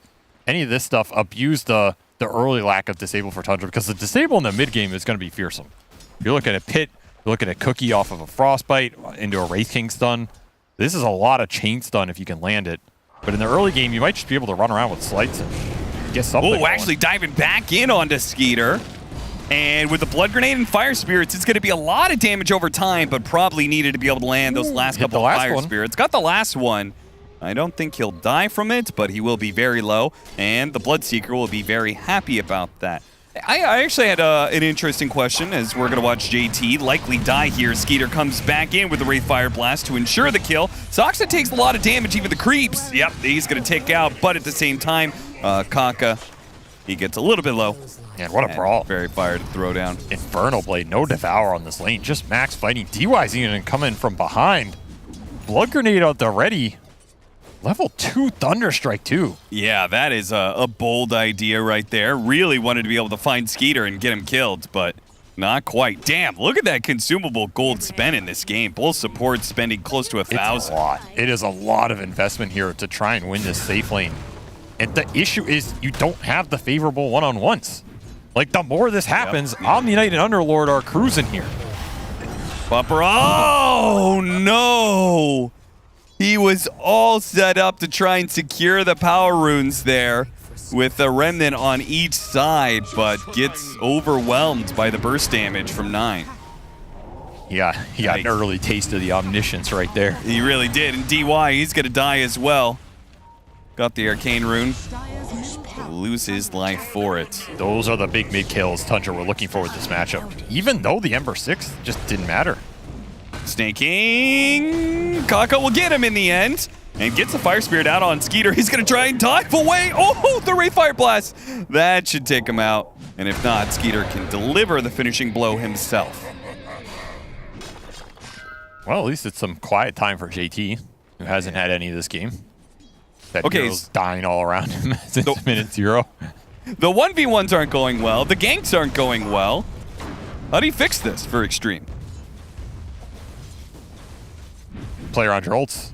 That's always the answer. Yeah. Got to get a good Rupture kill, good Doom kill if you can get to it. Maybe bring numbers to the Bloodseeker. The problem is these heroes are just so tanky. Like you're saying, the beef is there. 3 strength heroes for Tundra, heals from the Omni Knight, extra Grace, Vanguard already done for 33. Those big core kills are not easy. You kind of need levels here, so pretty much just have to take it and find some catch-up opportunity later on. And this definitely got to find levels for supports.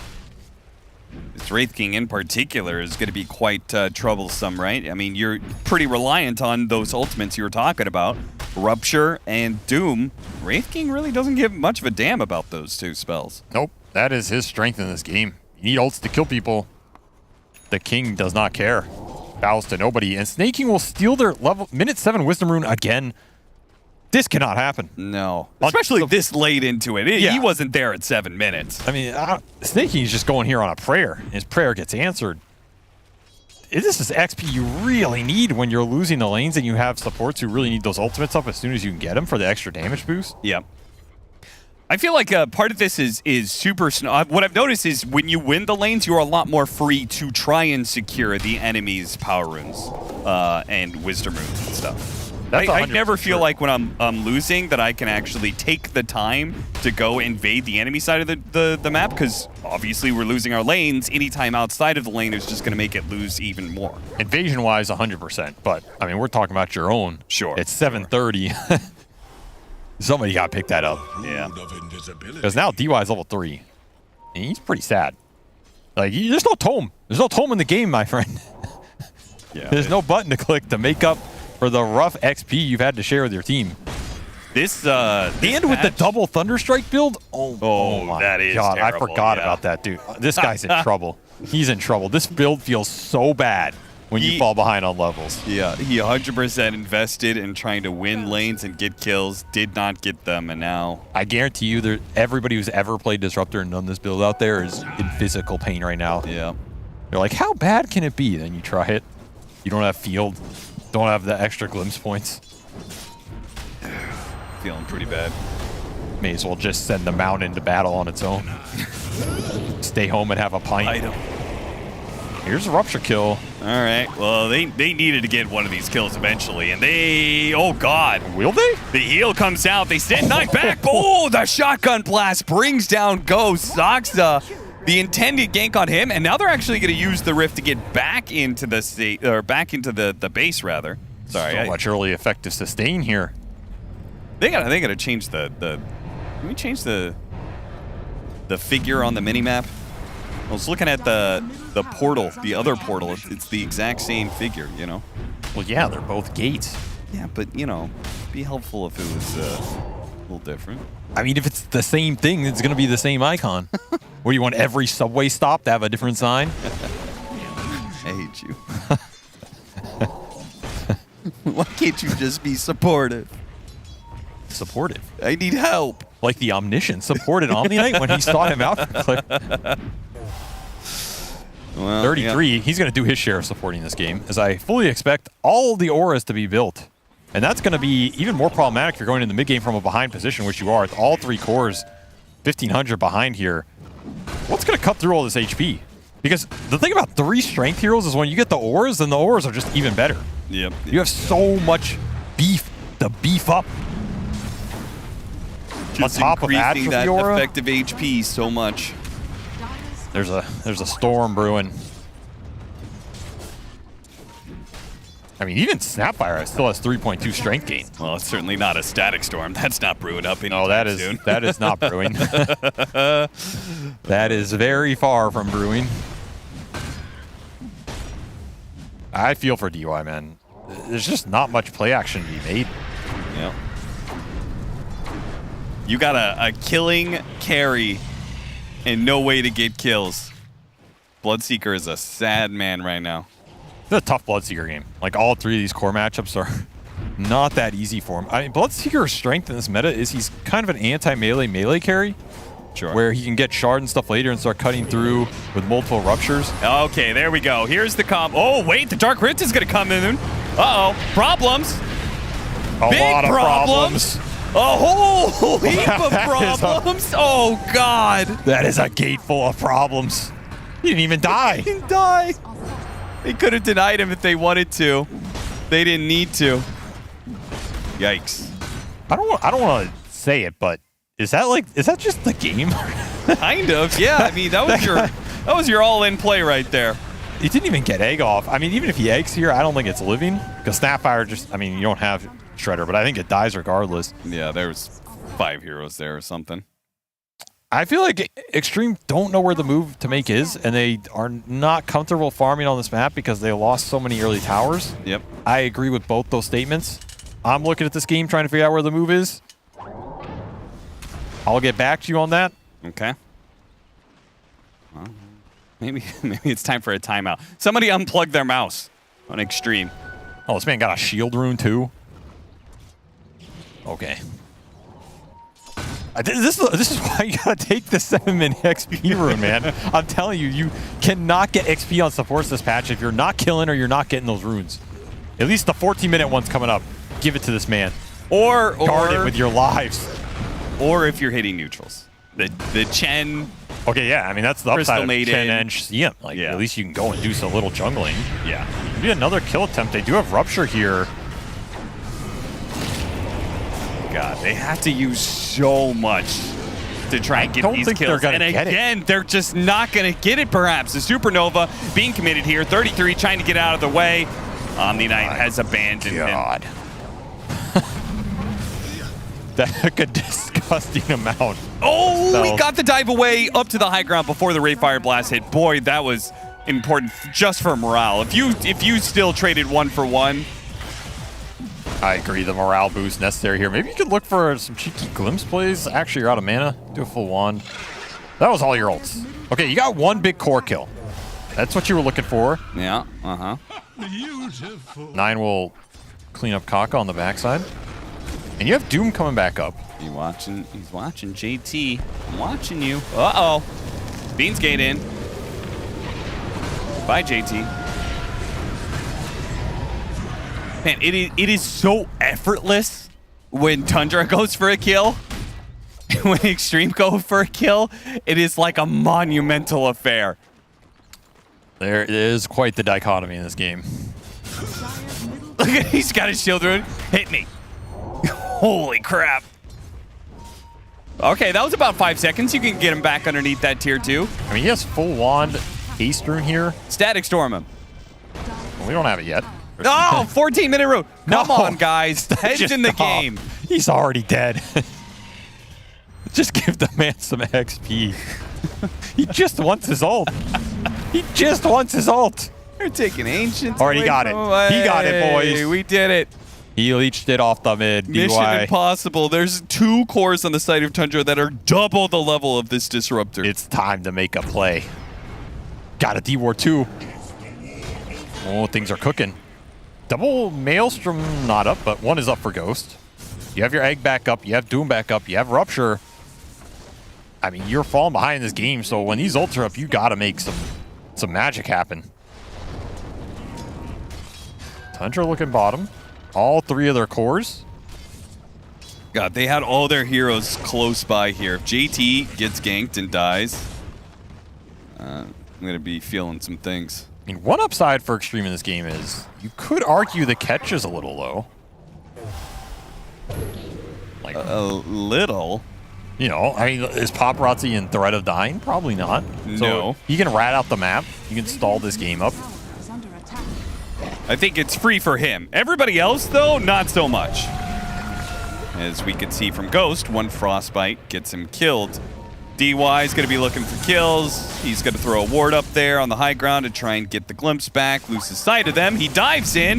Zoxa turns around, gets the kill. I like that Observer ward outside of the high ground sentry there. Defensive Egg, but Egg not defensive on enough. the high ground means it's very easy to pick apart, and Paparazzi is going to have to make use of all that mobility and lack of catch on the side of Tundra now.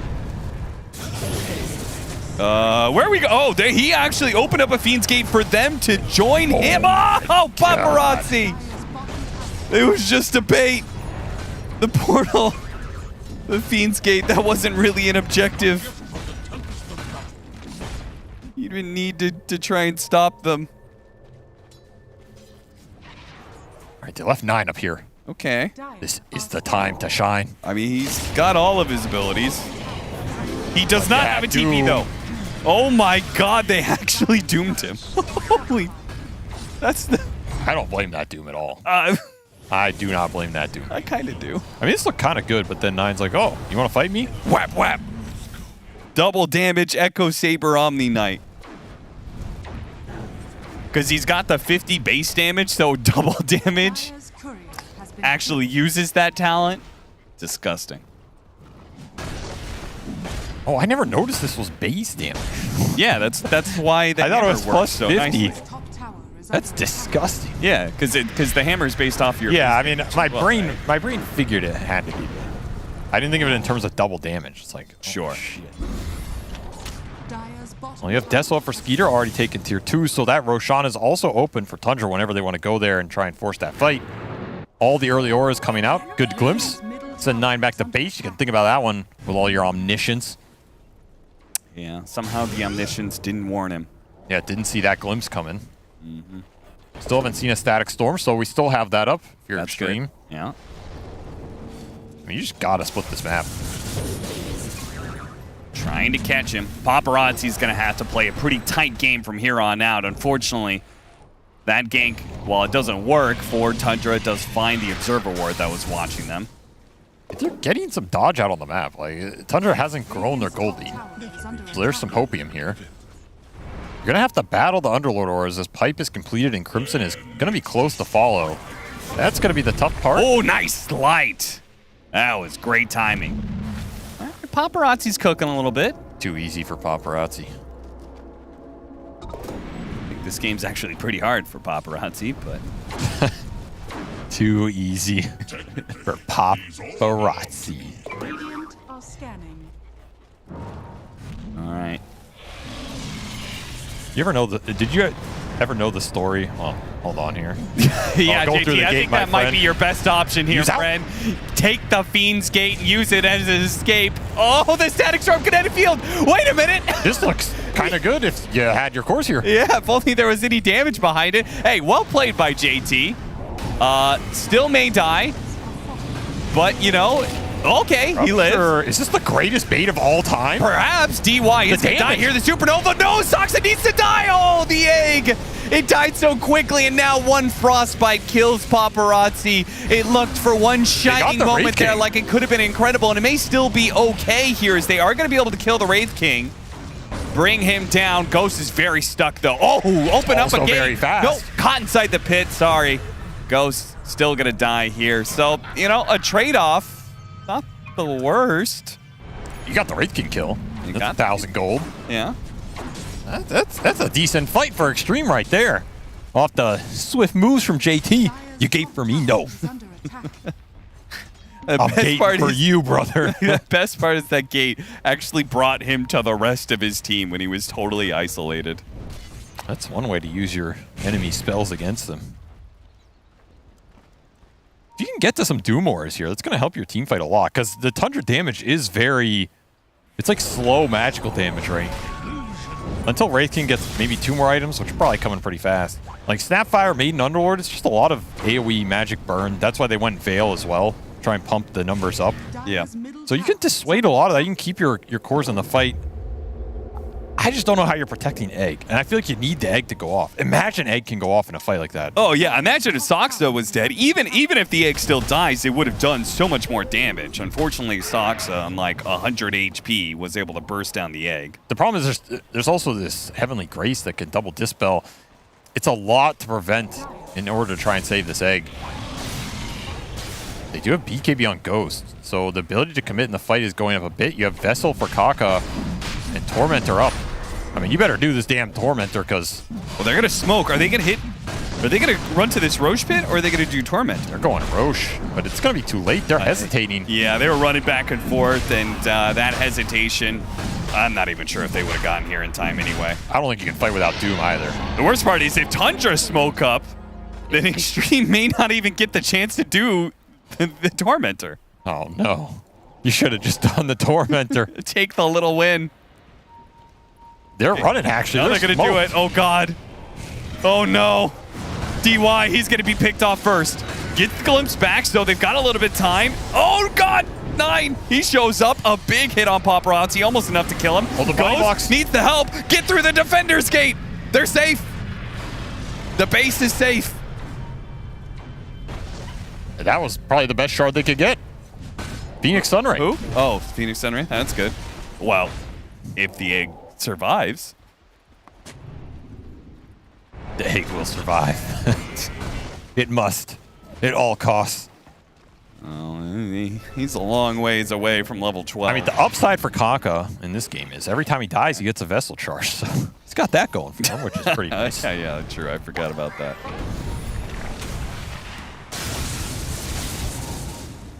Dude, Nine's burst damage is so hilarious. He's got he's gonna have this overwhelming blink. He's just gonna blink in, bam, bam. The upside for Extreme though is Doom is really good for Somniac. Like, you just purge everything. So you can kill these heroes in the fight if you get a really good Doom through the GA, through that Grace. Like, none of it really matters. Sure. In that sense, it's nice. I mean, you're not doing Wraith King to start, but if you can Doom Omni at the start of a fight, find him alone, just burst him. It's a decent mechanism. This Skeeter with 3 lives. We'll try and force some action here. If he can't get it there, he'll get it around the tier 2s. Dire's middle tower is under attack.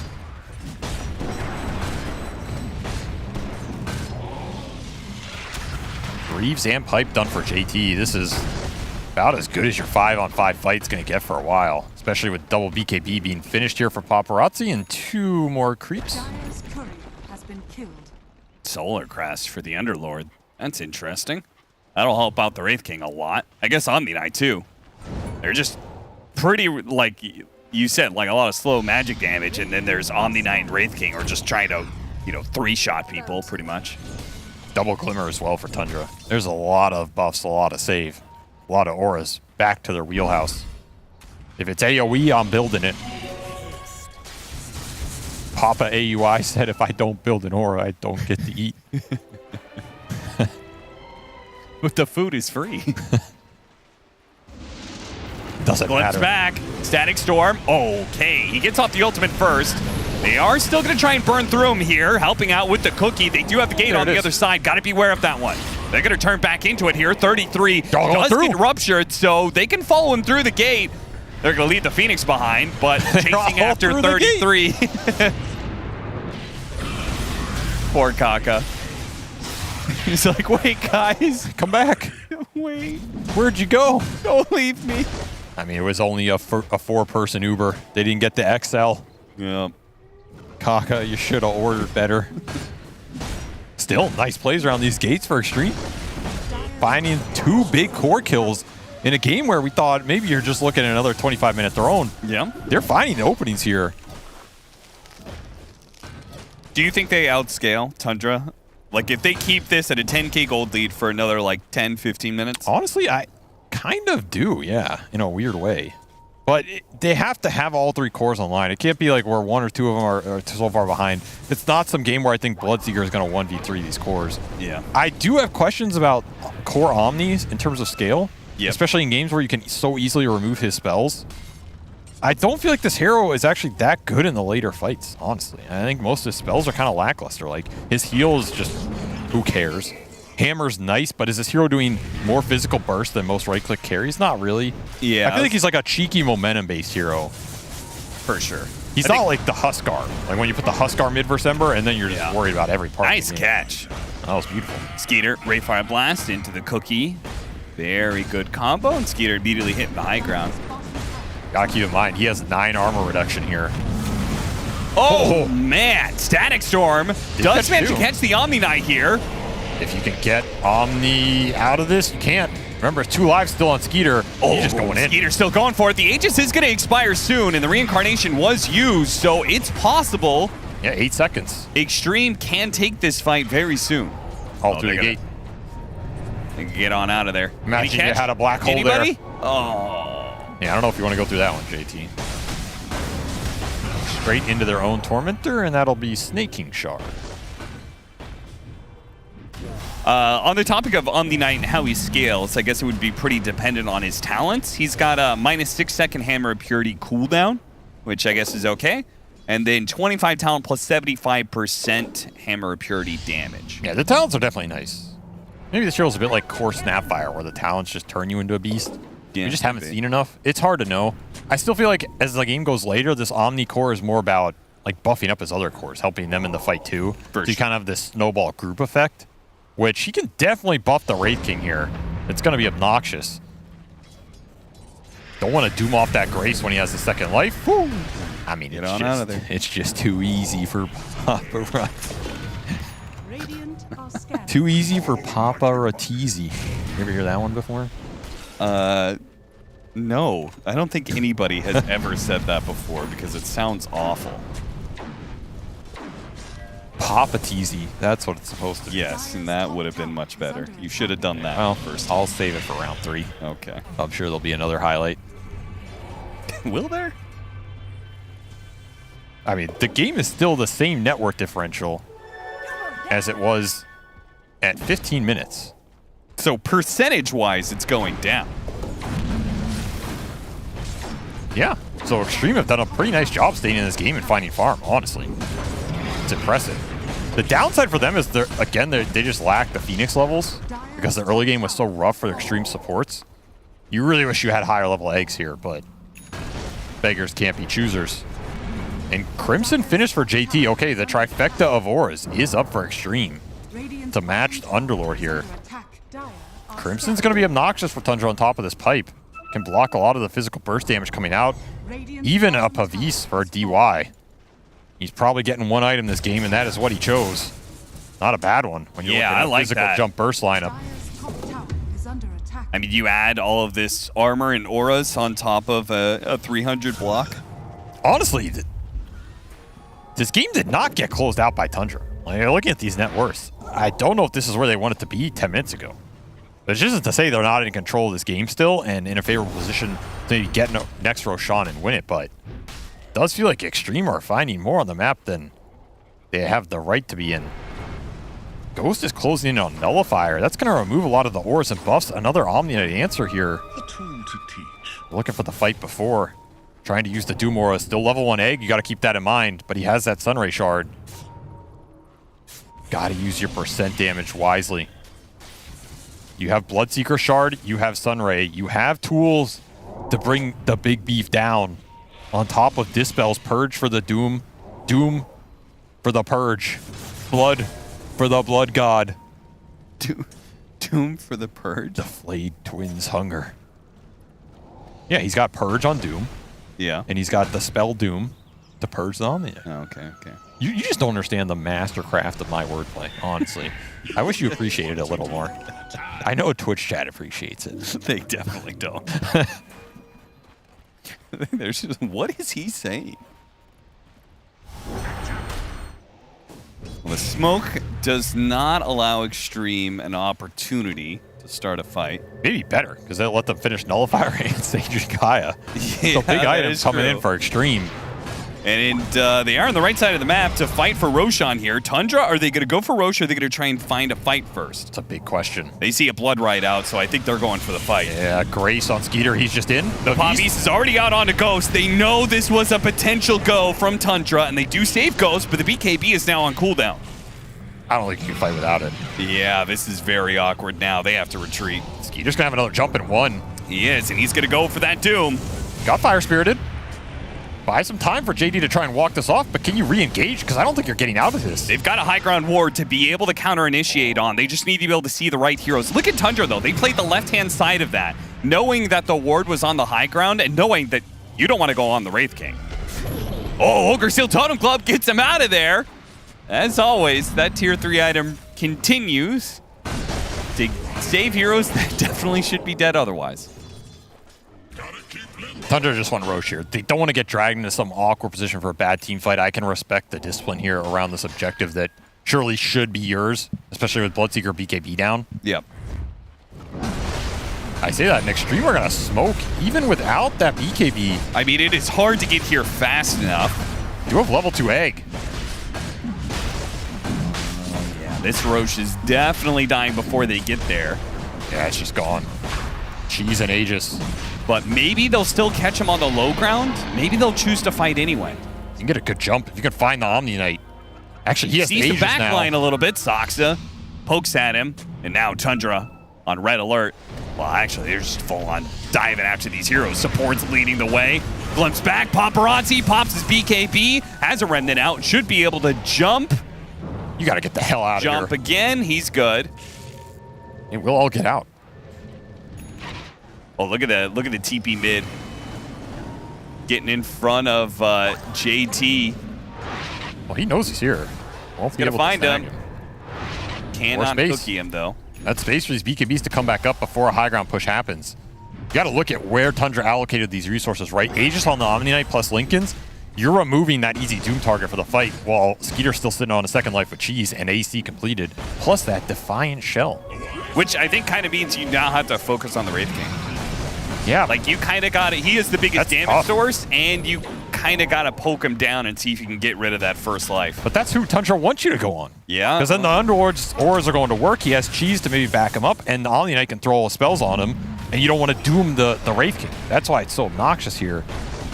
If I'm Extreme, I don't want to fight into this Aegis. I'm trying to stall the game out, which means if I can get deep on side lanes, start pushing it out, if you can get outside of base, you're going to be happy. All stuck right now except for Ghost, who is continuing to kill some Wildekins for the Blood God here. And of course, Tundra, they're aware of that idea. I wouldn't be surprised to see them sweep and see if they could catch somebody. They have double Lincolns as well. Looking for a pickoff. Man, Paparazzi didn't have a Remnant out. And the punish is not quite enough. The Pavis plus all of the auras come out from JT. That will keep him alive. But it was a good idea by Tundra. And I guarantee you, Paparazzi's definitely thinking about leaving a Remnant out the next time he goes for one of those creep waves. You're going to have to think about these Lincoln Spheres. You do not necessarily have the easiest spells to waste on popping both of these, especially if they get thrown on the same target. And if you misland a Doom or Rupture, that might just be the fight. Because Tundra are happy taking the longer engagements with the Wraith King ultis, with the Omni Knight spells.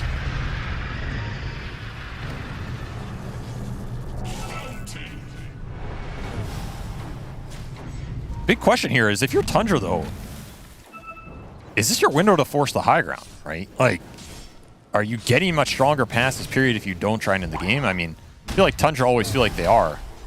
There's still a lot of room for growth. It's not that they're in a rush. Yeah, I mean, I guess the current problem would be that Wraith King is kind of getting close to peaking out, but not even that. I mean, he could still get upgraded Blink Dagger, drop the boots for, looks like he's going to be going for a Bloodthorn. Can always get Ags and Shard, Moon Shard, refreshers, more talents. Scotty for Ghost, I mean, certainly needs it, but it also doesn't feel like the item that's going to change the nature of the game. I also can't help but feel like you need some armor on your side. This is such a physical-oriented lineup, at least in the late game for Tundra, with the burst jump.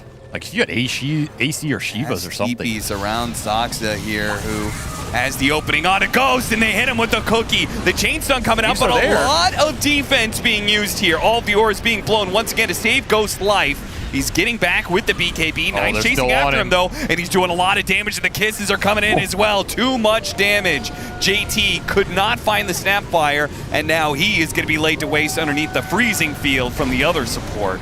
Aegis still up for a minute. Just do not want to doom anybody here. Do you have buyback on Ghost? You have buyback on JT. Do you want to double pop him to try and take this fight? Might just be giving up a lane or two here to save him as Paparazzi's trying to cut waves. The damage is done. This Wraith King is going to just lay waste to these buildings so quickly. How many skeletons are there? What the hell is this? Yeah, and he's doing it so efficiently. Drops all of the skeletons. He went all the skeleton talents. No tier 2's up, meaning they can go for the full mega set. 20 seconds for Bloodseeker. You're going to have to buy if you want to prevent Megas here. Skater immediately goes for the jump. Disruptor down, buyback by him. BKB being used by Paparazzi. Sees a little bit of a clump and tries to go for it. But now his BKB is going to be on cooldown. The Supernova is going to be popped. Can they protect it? Shredder. They do have the Shredder, and it's going to blow up the egg. They use the Doom onto the Underlord as well, so that means the Omni Knight is free to be able to engage all of his spells here. Extreme have to be able to reset. Oh, he ate him. GG. That's it. That is it. Man, Ghost goes in and ruptures Underlord. Soxa just eats him with a gobble up in case you needed even more to prevent the damage going off here. Damn. I wonder what happens actually if you shoot him. Does he like insta-die? I think Sox is joking about it. Bleeding out in the next time you're mean to me, remember, I could have shot you out there. You would have been a ruptured star across the sky. Another pretty clean closeout game for Tundra. I think Extreme had some space to work with, but I also question how easy it is to prevent teams from finding farm on this map.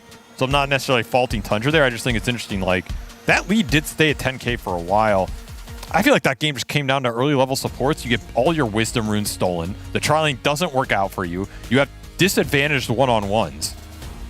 You're just from such a behind position in this game. We are starting to see the percent burn damage come out in those later fights, but by the time you're down 10K and you're giving so many auras to Underlord on top of Drum, Veil, Double Glimmer for supports, Good luck. Good luck indeed. Good luck to Extreme Gaming, who have now fallen down in the rankings to a very dangerous place. Tundra, though, very secure in that upper spot of their group. They've had a great tournament so far, and this group stage is just the start of that. But that concludes this series. One more to go for the day, and I'm sure a panel has a lot to say about the success of Tundra.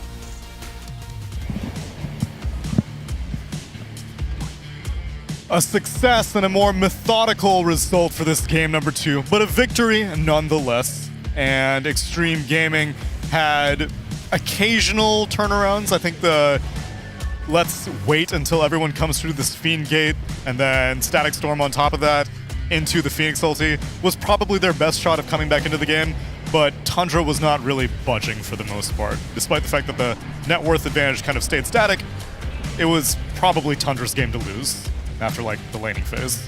Yeah, Tundra were absolutely dominating this early. It felt pretty much like a repeat of game 1 in a way. Like they're just losing their lanes and they're not able to do anything. When did Disruptor get his level 6? At 15 goddamn minutes. Like it's so bad when you're in that situation. Like you need to be either getting this lane XP, getting like the Wisdom Rune. You need to be finding some way to get XP so you're not hitting that, because it's such a kill. It's part of your kill threat on the map, and when you don't have that, they can do whatever they want because they're not scared. And speaking of XP, which I'm really glad you brought up, Sheep, I have words for this tri-lane from XG. They had 2 extremely level-dependent supports play in a tri-lane versus a superior tri-lane to them. Phoenix, like we mentioned in the pregame, is not a strong hero in the first couple of levels. Doom is not necessarily a high aggro threat until he has more levels in Scorched Earth. And, I mean, Disruptor is a Disruptor. You're playing into a stronger tri-lane, sacrificing your levels, sacrificing your mid laner, because when you commit to this tri-lane, you can't rotate, or it's in a worse position than it was before. You were just giving gold to the enemy supports. The Snapfire had such high impact because of how many kills Soxa got on that tri-lane. He was able to TP mid with an early Mortimer's and get that turnaround triple kill or whatever it is that happened when it looked bad for 9. I mean, I understand the need to tri-lane and secure JT's lane, but it worked out in the worst way possible for them. I think it's a drafting issue in that sense that, like, I think teams are going to start playing a game of chicken with these supports that can tri-lane. Like, if one team has 2 supports that can and the other team does not, like, what's their best response? Maybe tri-laning the Underlord instead? I don't think dual lanes are going to work. So, like, do they do the 3-1 top and 3-1 bottom? You know what I'm saying? Like, they counter the tri-lane. But it's like the Twin Gates make tri-laning for supports have absolutely 0 punishment. Because, like, in the past, you had to TP back to your own safe lane, and now there's just no cost to doing it. And we're going to get more insight from Tundra and how they determined that this may be the future of 7.33B with their coach, because Pyrion is standing by with Aoi. Watch your lads. Yeah, I'm here with Aoi. Aoi, how are you doing? That looked like a lot of fun. Yeah, no, I think just in general, this patch, there's so much new stuff you can do. So all the games are super fresh and exciting. So this Omni mid and stuff like that, this was all just sort of, because I know he has been quite strong this patch. Is that the kind of thing you guys like to be able to pull out? To be honest, when there's a new patch, I feel like you can come up with some stuff, but generally you just steal stuff.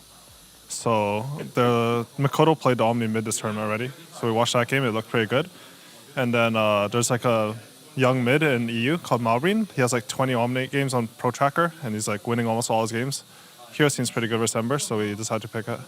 So this Underlord pick, he seems to have been, like, I'd say crucial to this patch so far, this Underlord just all over the map. You guys did get into trouble a couple of times with some of these gate fights, but it still looked pretty effective.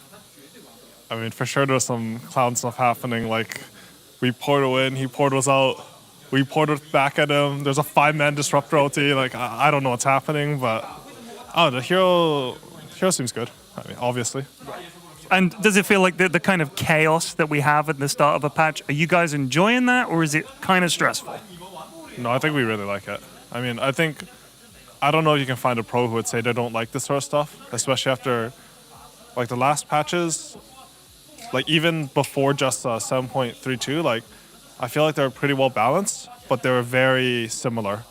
And these shakeups in Dota are what sort of makes the game insane, right? Like, so I think everyone's really enjoying it. Absolutely, and I know we are as well. Back to you guys in the studio.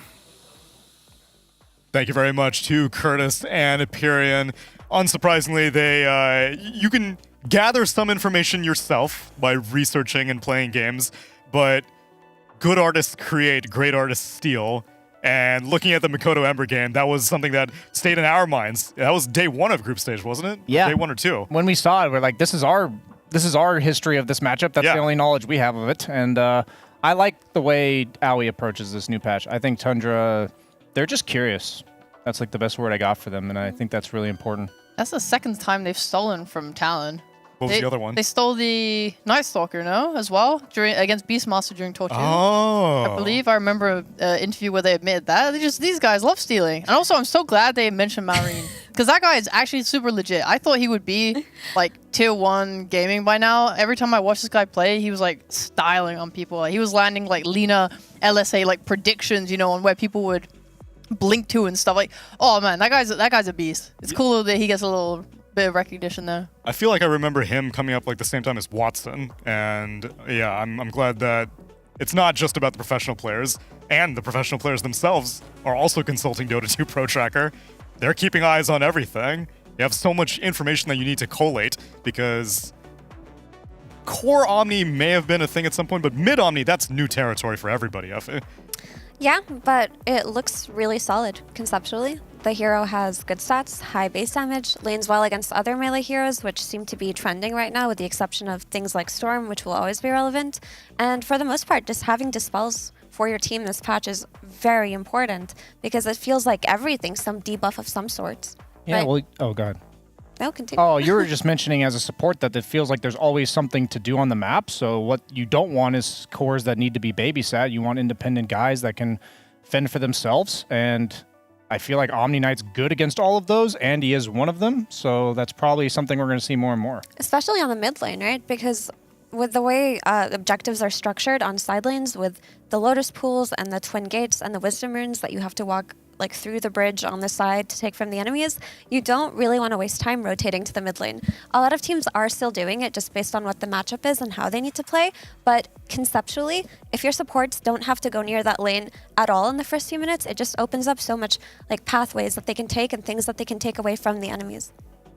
And as we look towards Extreme Gaming, sure, Tundra are doing things very well, but Extreme need to fix things up. They got to face off against Spirit. They still have to face off against Shopify Rebellion. These are teams that will exploit the weaknesses, but what are the weaknesses that have stuck out to you, Sheep, when we look at this team?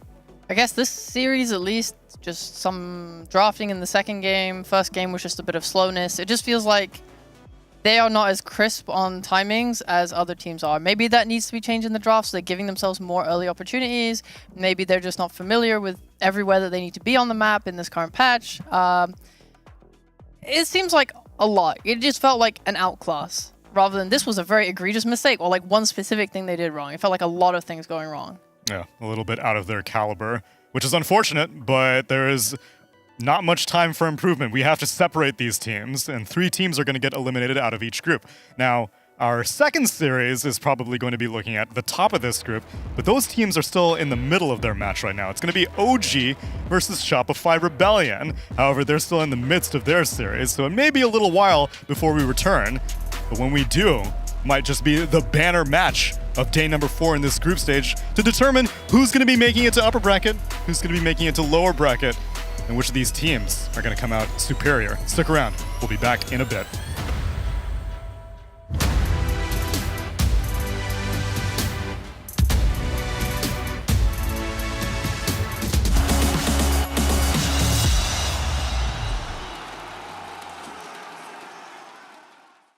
It's time for some good old-fashioned ward sweeper. I got TSM here. Bryle and Tomato.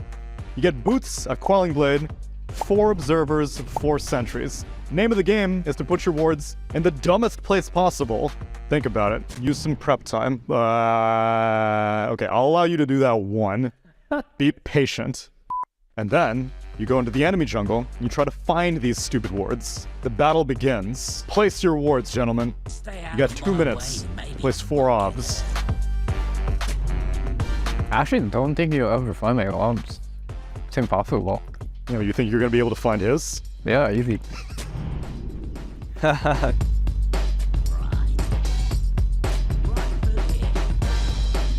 This is like Battleship. You're never gonna find my ship. Observer board at D1. Well, you guys are fast. Okay, you guys can just start going to the other jungle now. Chill, man. Relax. What do you got until 3:40 to find 4 observer wards? And these guys are rat. I know how this guy thinks. Tomato senses something. What is it, boy? What do you see? Oh! I can sniff him. I can. Wait. Oh. Okay. Yeah. Maybe. What? Where the fuck is the word?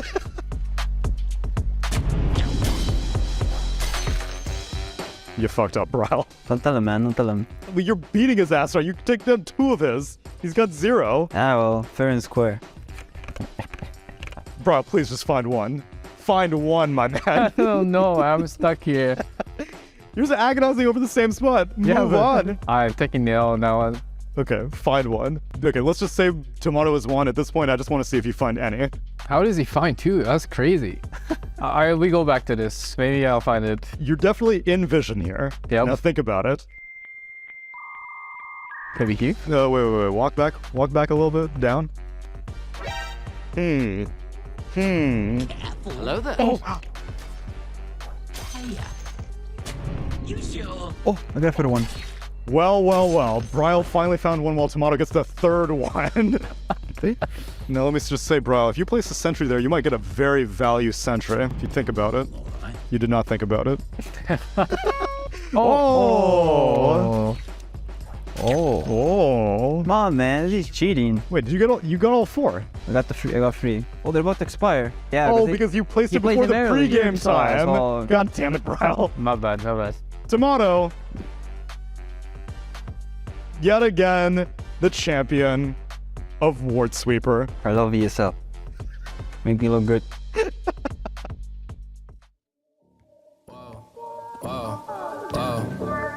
Hey, what up, say? Let me just talk one time.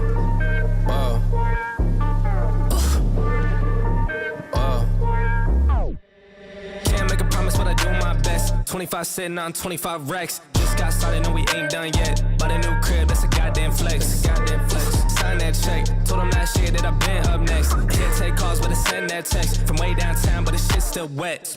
Yeah, that's a guarantee. King of the city, man, they knowing that it's me. 8 damn years, still doing it with ease, cause it ain't that hard when I'm talking about me. Me and my funds. Told them I get what I want. I need my money up front. I do not do this for fun. So I've been here my whole life, I ain't seen them here once. Told them I ain't playing, they don't wanna get hurt, dog. It's about time I done show them how it works out. Seen them in the shit, but now they all worse off. I ain't in a race if I ain't coming first, dog. Told them step back if they ain't in the game now. It was moving slow, so I had to find a pace now. All they trying to talk, not the time or the place now. Coming for the pot, and I got a pocket ace now. Ooh.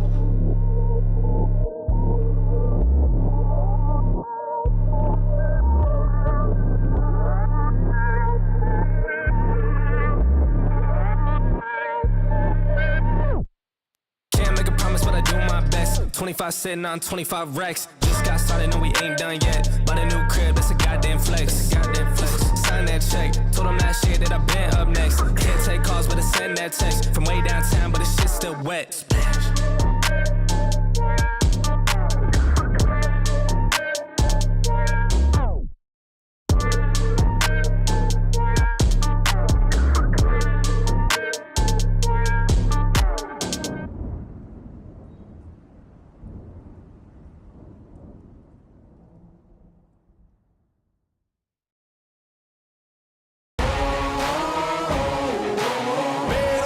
I'ma get it, you know I be on the way.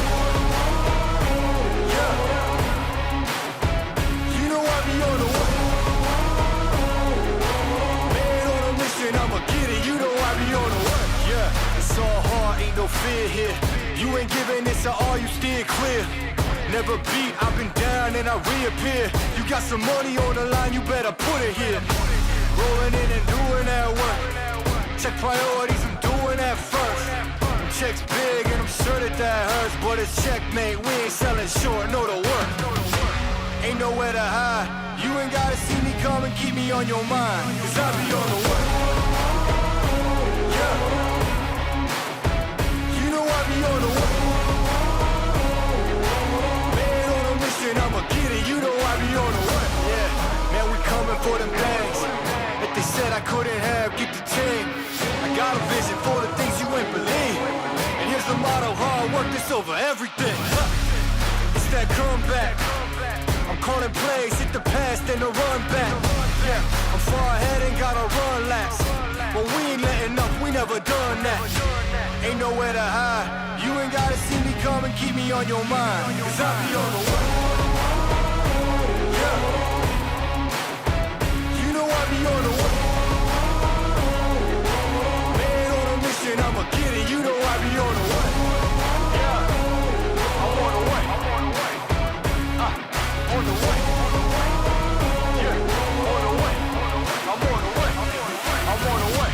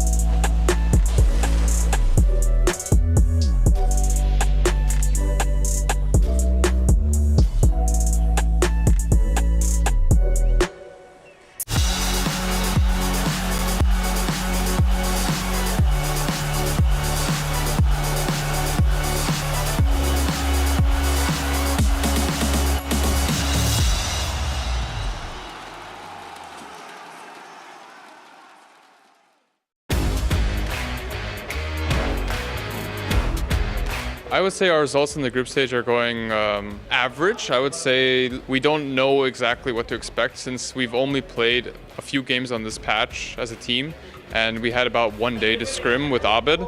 So it's kind of like we're learning every game we play. It's very similar to Dream League to some extent. We're just kind of entering every game trying to figure out what is the best way to proceed against the team. We'll lose a game, we'll win a game. Like, the goal is definitely to just get past to the top 4. I would say we probably played the most scary team. I think Tundra is probably the scariest team. Second hardest probably would be like OG or something. I know OG's on fire right now. Would have been good for him. XG, DY trying to burst him, but the heal comes through. Kaka with the stolen shield crash could not deliver the blow necessary. Good arrow to be able to help out in his dying breath, trying to help JT here, but oh, the swashbuckle on a big swing from MC, 300 damage. The stand-ins looks like Mind Control's owning, so I'm happy for him because he's been kind of not doing so well these days. So I'm excited to play against Mind Control. It's been a while. We're gonna play Shopify Rebellion later, and I know Ortiz wants to beat me up, but I will not let that happen. I'll stand up and fight him. Let's see what happens later. Wait, are we talking about in the game, or are we talking something else here, Mind Control? Welcome, everyone, to our 4th and final series of the day here on day number 4 of the group stage. It's Shopify Rebellion going head-to-head against OG, and Arteezy's prediction was very accurate, because we can now confirm that OG and Tundra Esports are locked for upper bracket. And, theoretically, if Shopify Rebellion is able to get a 2-0 against OG, which would be a tall order, seeing as how good they are, then they will be locked as well. Because currently the threshold is 10 wins, which Tundra and OG both have secured, and Shopify is sitting on a cool 8 right now. So if they're able to get this win, then all of a sudden our upper bracket is looking pretty secure in this Group B, but it's not going to be that simple, unless if Arteezy literally punches him. Synderin, welcome to the panel! Hey, I love violence. On the topic of violence, yeah, who are you? I don't know. I feel like this is a draw in my mind. Oh, that's not violent at all. It's very measured. It's kind of a boring pacifist answer, I know.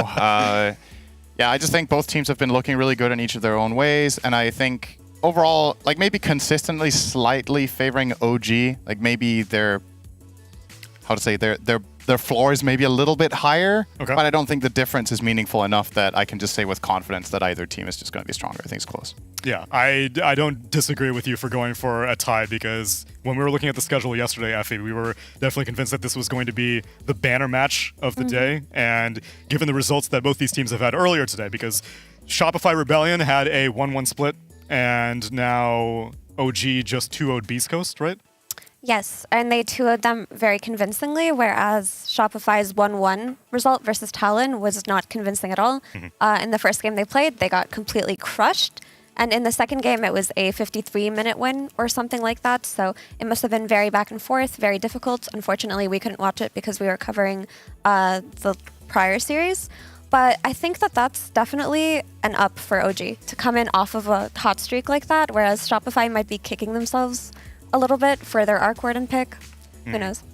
And obviously, they should feel secure at the fact that now they're confirmed upper bracket. Would this be experimentation time, Brian, or you think seeding is still pretty critical for OG? I think if you have ideas that you truly believe in, you just haven't had the chance to test them, then sure. But otherwise, I don't think you have to go like too wild. I think choosing your opponent could be very valuable. Like, I think the difference between 3rd and 4th teams could be the team that's like making a run at the end of the group stage compared to a team that's not looking so hot. Yeah, and I think that this would probably be the best test for OG to do some experimentation, because the current top is Spirit, Shopify, Tundra, and OG. So these are the opponents the caliber of opponents that you'll be facing off in Group A. And so is there anything that you saw Mind Control perhaps experimenting with that you're like, oh, maybe this is something that OG should try to refine? Not in particular. I think what's really good for him in this patch is just like the type of offlaners that people are playing this is his wheelhouse. He loves playing strength offlaners. He loves playing tanky and buying auras. The one hero that historically I think is perhaps Mind Control's best hero of all time that we haven't really seen is Nature's Prophet, but I don't know if you can realistically play that as an aura bot in this patch. Maybe if they wanted to experiment, that would be my pick. I would like to see that, but I don't think it's going to happen. People would be very happy to see that, but people would be happy just to see Mind Control in general. So I've got an interview with him, with Pyrian. I'm here with the legend, the man himself, Mind Control. Now with OG, of course, as a stand-in. With Chu missing, who is calling the shots on OG? Who's doing the draft and who's the captain?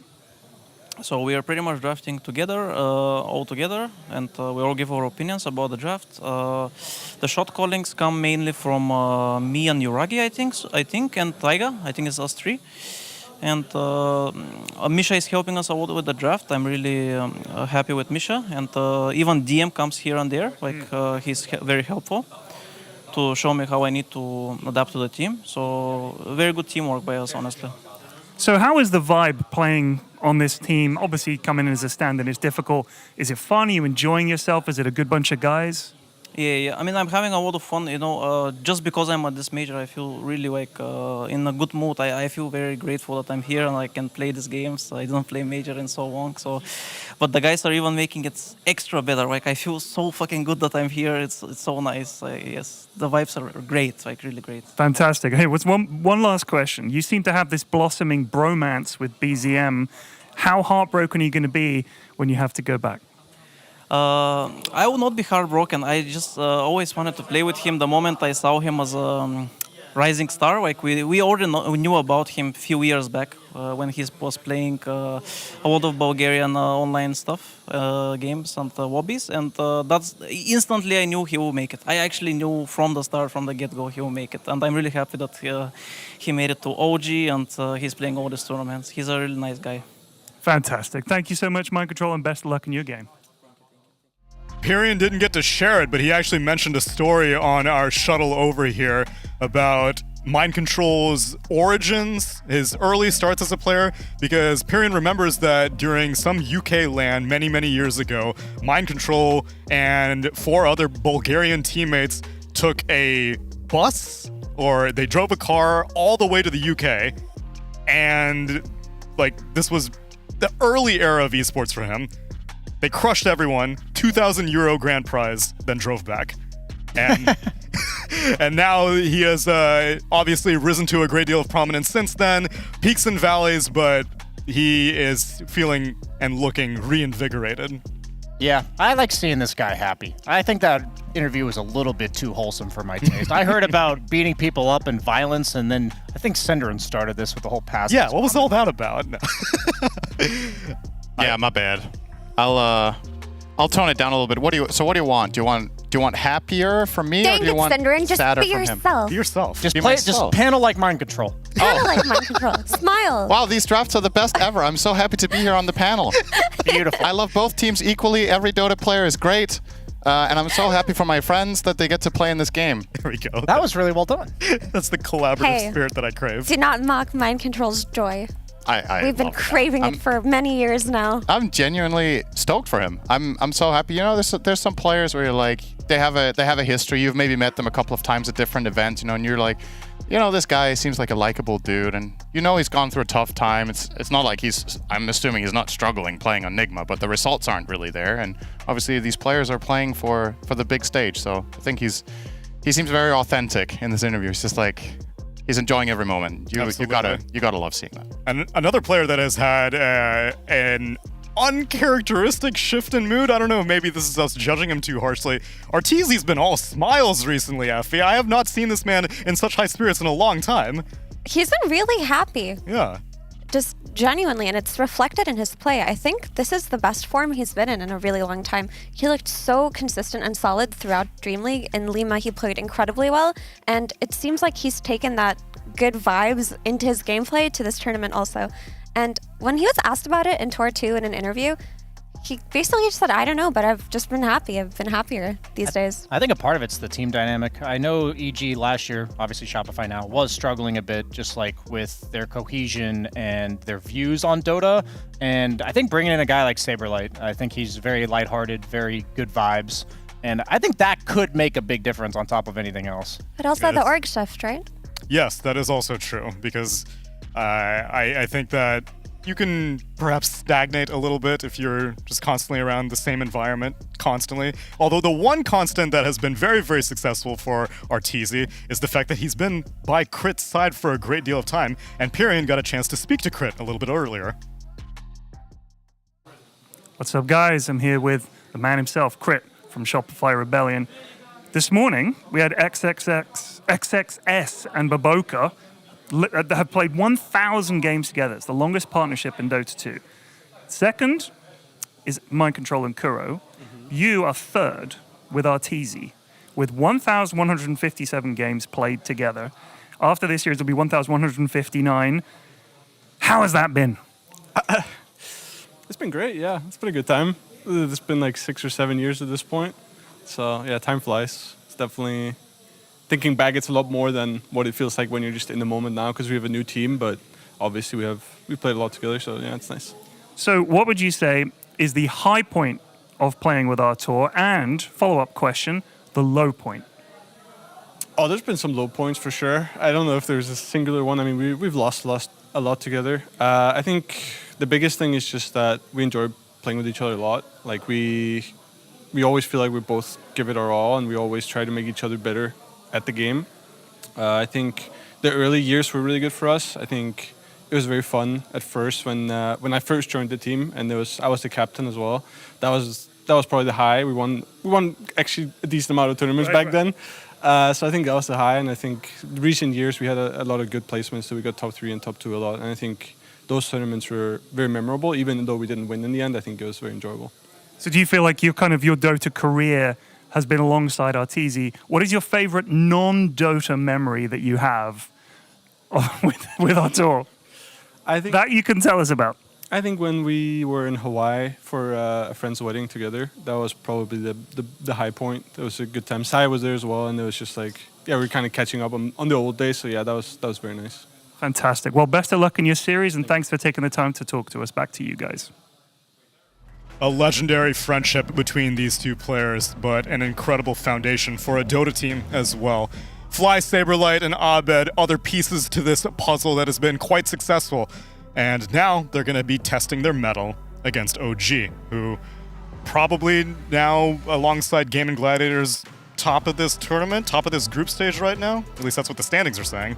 It's looking like it. I mean, it's hard to say why OG thrive in these environments where they play with stand-ins, but that just feels like when they unlock their peak potential.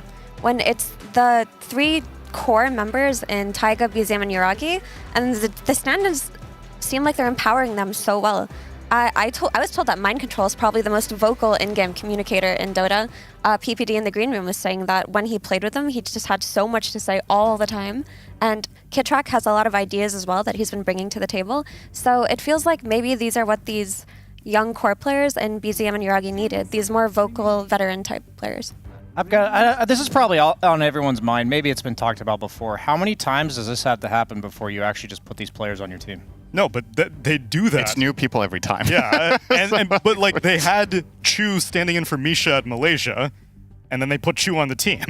But Chu was their coach anyway. But he was like already a part of the team. I suppose that's true, yes. I just saying, like, what is there not a realistic chance that Mind Control ends up on this team in the next year? That could happen.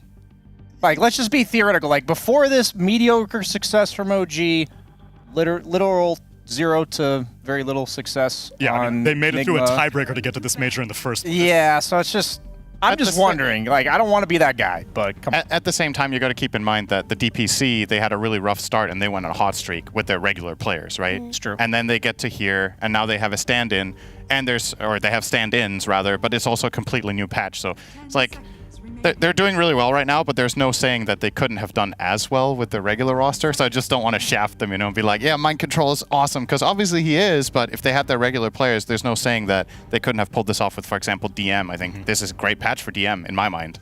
That's a fair point. It's impossible to say, really, and I agree that it would be a great patch for DM the same way it's a great patch for Collapse. They play similar heroes, Yes. and it's also a great patch for BZM, right? Because the mid lane has become more of a solo 1v1 type of matchup with supports focusing their rotations on side lanes. BZM has really had his time to shine as a mid laner technically, and what he's able to do in situations where he's isolated. Ultimately, I think that it's an org that it gets its fuel from attitude. And when they come into a tournament with everyone having low expectations of them, that may be the power-up. The players that are actually in the game, sure, I'm sure that has some factor, but when everyone's like, oh, they're missing like 40% of their roster, there's no way that they're going to succeed, that's when OG really feels the fire. Yeah. But speaking of other orgs, Shopify, they're thinking really hard about this first pick. They ran this first pick Doom against Talon twice in a row, and that series didn't look too great for them. So maybe they were discussing whether or not to snag that Beastmaster in the first phase and potentially have it countered, or go back to the Doom that maybe they lost a little bit of confidence in. The game they did lose, the Doom was on second, third pick rather than absolute overall first. So maybe they have a bit more confidence in it, even if it had shaky results, picking it overall first. The issue that they had was that they ran into a Medusa, which one of the best carries against Doom because you don't mind getting doomed. You also have a pretty decent lane against it. And of course, Medusa's win rate has been very good so far. So maybe they're not so afraid of like the 6-7 Medusa. Yeah, OG heavily prioritize their sustain type supports coming out of things like Crystal Maiden and Coddle. And because OG are second pick right now, they can actually get away with going for 2 supports here. But they could also go the Spirit route, where they just counter the Doom on lane with their carry this early and do it in a fearless manner. And we even saw Team Spirit get away with a PL at this stage of the game. That was wild. I still cannot believe. Oh my god. Speaking of Look at that. I cannot believe my eyes. Like, I was just talking about something that happened, but in my head it was like, surely OG cannot have that same wild streak in them, but they do. You definitely go see him, I think. Out of all the meta supports Crystal right now, Maiden's very good here, yeah. super good against PL. Can I be fair though in this judgment? Be fair. So OG's PL at this stage of the draft looks better than Spirit's yesterday. I know Spirit did win, but this one came after they saw the Doom, so they know that PL is going to have a good matchup anyway. Whereas Spirit's PL came after they only saw Rubik. It's true. So this one is actually a more stable pick than the last one. What if RTZ plays the Doom? Yes. I think that's always going to be a wild card when you first pick this hero. There are certain teams that have multiple players on Doom. I don't know. Is there any world that you can play this support nowadays? I feel like probably not. Like it feels a little bit too much of a stretch to play Doom support and then eventually get a Devour Creep, etc. I feel like you're just sacrificing too much unless you have like a... I think it works with Darkseer. If you have a quote-unquote free matchup or a really empowering hero in the lane, maybe. But at that point, like let's say you're playing Darkseer Doom, then you're still not countering the PL. Like Darkseer's pretty good against PL. So we did see. Is he? Would you say that's a I good guess lane? maybe with the attack range buff, maybe not. Maybe it's okay. So actually, we did see a Darkseer Doom with Doom as a support in this group. I can't remember for the I life of remember me seeing which team it was, but it was potentially 2 days ago, and I can't even remember if they won or lost, but it did happen and it looked cool on the lane. It's a hero that Crit has a lot of experience on, so if they do want to dig deep, I'm just trying to think outside the box here if you want to avoid PL getting a free lane, because I think laning against Doom as PL for the most part is pretty easy. Obviously support dependent in the lane, but OG will be able to pick a solid protection in the lane if they want. So this is where I think these kill-intensive style supports can come in handy for Shopify, because it's so easy to move around side lanes, potentially start as a tri-lane, potentially shift around and maybe flank the PL later on, is going to be very valuable here. Crystal Maiden's one of the supports we can do it. I wouldn't be surprised if we saw another crit style Earth Spirit. Some teams have been experimenting with techies and the sheer damage that he can provide in these situations. I don't think they're afraid to do something like Skywrath Mage either. They've done that a couple times this tournament. I know it's not maybe perfect against PL later, but I really want to double down on what Sind is saying about don't give this hero a good lane. Like, this hero is punishable first 10 minutes. That's when you make PL look like not the menace of a carry that he is at 40 minutes by gimping his early game, making his team kind of have to pick up the slack. So if they were to put Doom on Arteezy or a similar type of hero that doesn't need all that much help past like level 3 or 4, I don't know what PL does if he's got 3 heroes in his face, even if they're not killing him. Like, what if he can't walk up to the creep wave because there's a CM +1 support just camping you? He's very vulnerable to that sort of thing happening. We saw Spirit counter-picking Troll with an ultimate last pick Axe. I think that is a hero that is a potential solution to PL when you see it picked this early. I don't think it's likely to get banned, so you can save it until very late.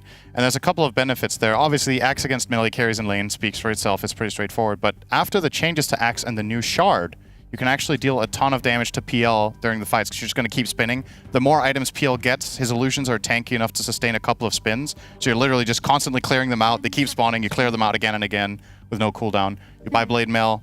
Maybe it could be something. I don't know. It's just an idea. I'm not convinced that it's amazing, but maybe I'm worrying too much about the PL. That's the other thing. I mean, you could also just be like, you know what? We're against the PL. We'll pick a good core matchup that doesn't have to beat him in lane. We'll just be able to fight him later. Like, I don't know, what are the classic ones like Sven, Troll, any sort of cleave carries. But PL's a 1v9 hero. I think Yeah. you should focus on it. I would say I think it's very fair to worry about a PL, especially when it comes out this early in the draft. And the more you look at this PL coming out this early, it's actually kind of genius because it came out right after a Doom. So Shopify have to close it out with a support pick. They can't necessarily counter it through their cores. Otherwise, they're giving away 2 core picks on first pick, and they will get no good lane matchups. So now they're just going to cover this PL with the things he doesn't want to play against the most, like the Lesh, like the Pango, whatever it is that it may be. I think OG did something very clever here. They're still leaving the possibility Darkseer's out too now. that Shopify will pivot this Doom to a carry. So yeah, they ban out a Darkseer. Although so the offlane you mentioned as an alternative Axe was Axe, and then we also saw Beastmaster, the Execration versus TSM game with the Drums of Slom. I think that's kind of a meme. the thing about that is, I think I'm sure a lot of people saw the clip where there's just a Beastmaster surviving PL forever. PL just needs to stop hitting. What if PL just stops for 5 That's seconds? what I'm not saying this Drums of Slom Well. itself is a meme, but like Beastmaster being the be-all end-all against PL, I think is a meme.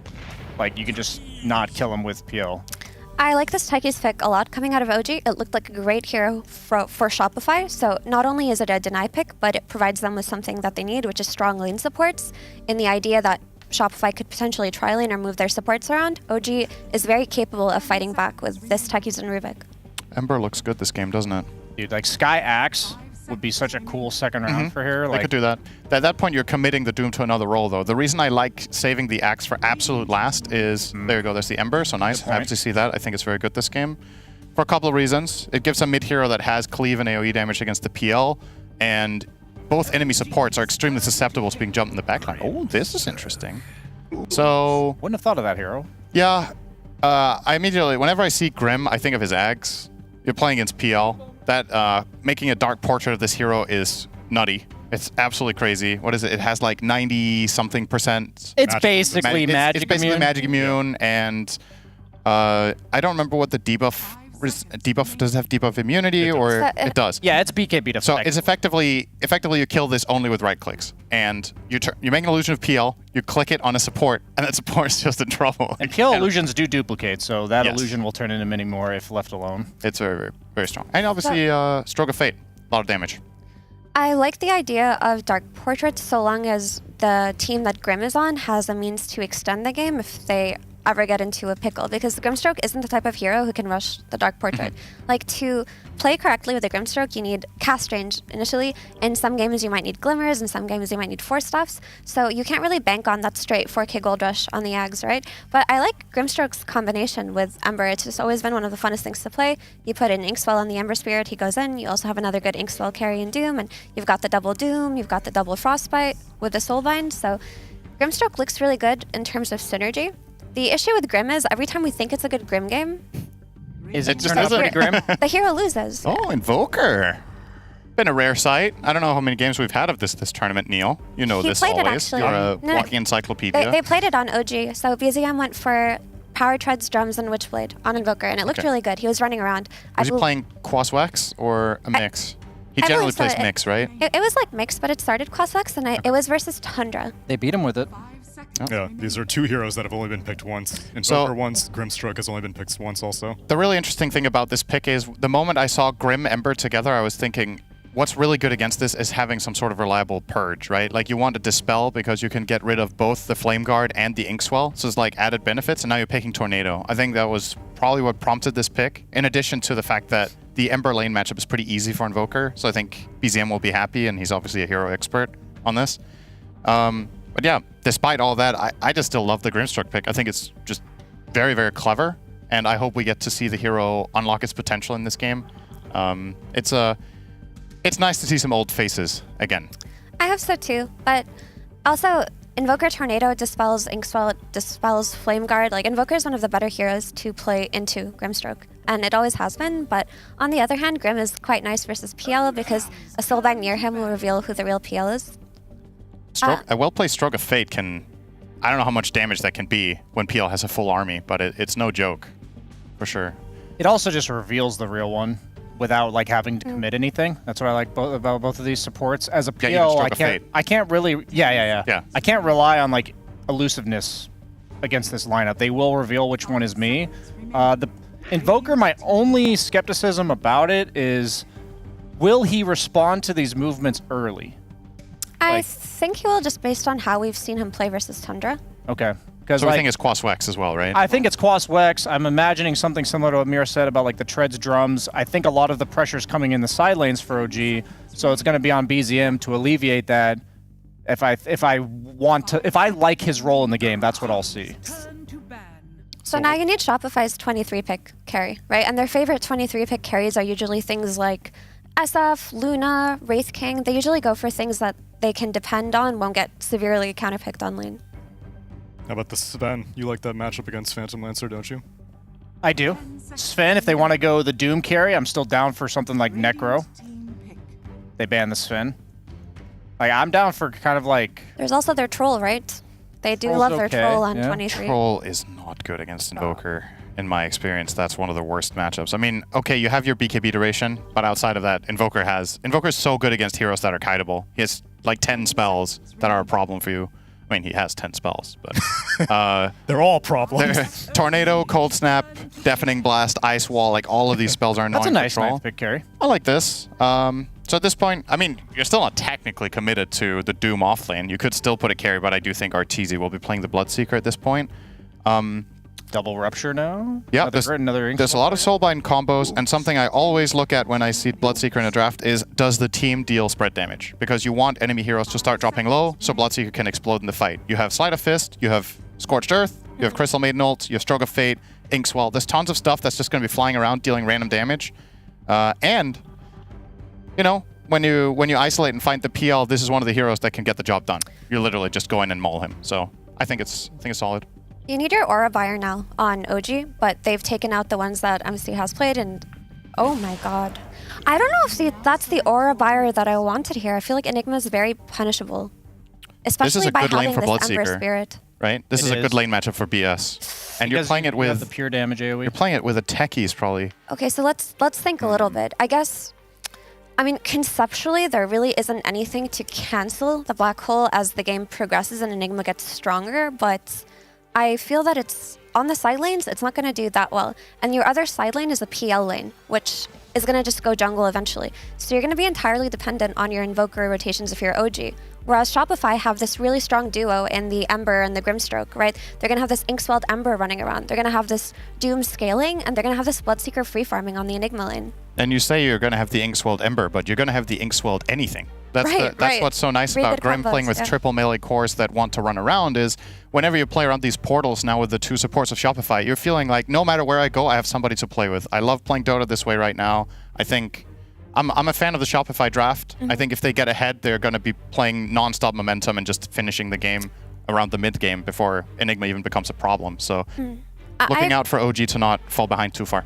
I agree. I think that Shopify's draft is just simply easier to play, and their early game aggression is good. Their side lanes are good, but OG definitely have the better scaling in this PL and Enigma. If the game goes really late, they're going to have it. They lost with this exact draft yesterday against IG on OG. Not like the exact same heroes, but exact like greedy, immobile, like weak lanes. So I'm thinking they're going to get slaughtered by Shopify. Damn. Let's see if it happens. Game number 1 of OG versus Shopify. Of course. With Cap and SVJ. So when it comes to this team right here, Shopify Rebellion, Arteezy, and Crypt, they have been to so many majors. They've only missed 2 in their lifetime. One, they lost to Kyle's Complexity, and the other one, they lost to another other than this man right... Oh, please tell me the camera is working. Oh, no. All that they ruined my bit. Nothing. Where's our camera? They ruined my bit. The one time we need a camera. That had to be purposeful. I feel like I'm getting trolled. Oh, unfortunate. Well, either way, it's this man sitting All right, right here we'll do it for to game my 2. right. We'll do it for game 2. It's SVG. You guys actually knocked out Evil Geniuses from, I believe it was MDL Chengdu? Or it was 2018 VGJ Storm.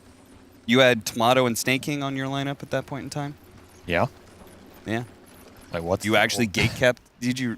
What's the story here? I don't know what the hell you're talking about. The entire setup was just that these guys have been to a lot of majors and very experienced, and they're here fighting to be able to get into the upper bracket. Yes, now that they don't have to play versus me anymore, they're going very far. Yes, that is the bit, indeed, as Tiger will be slain.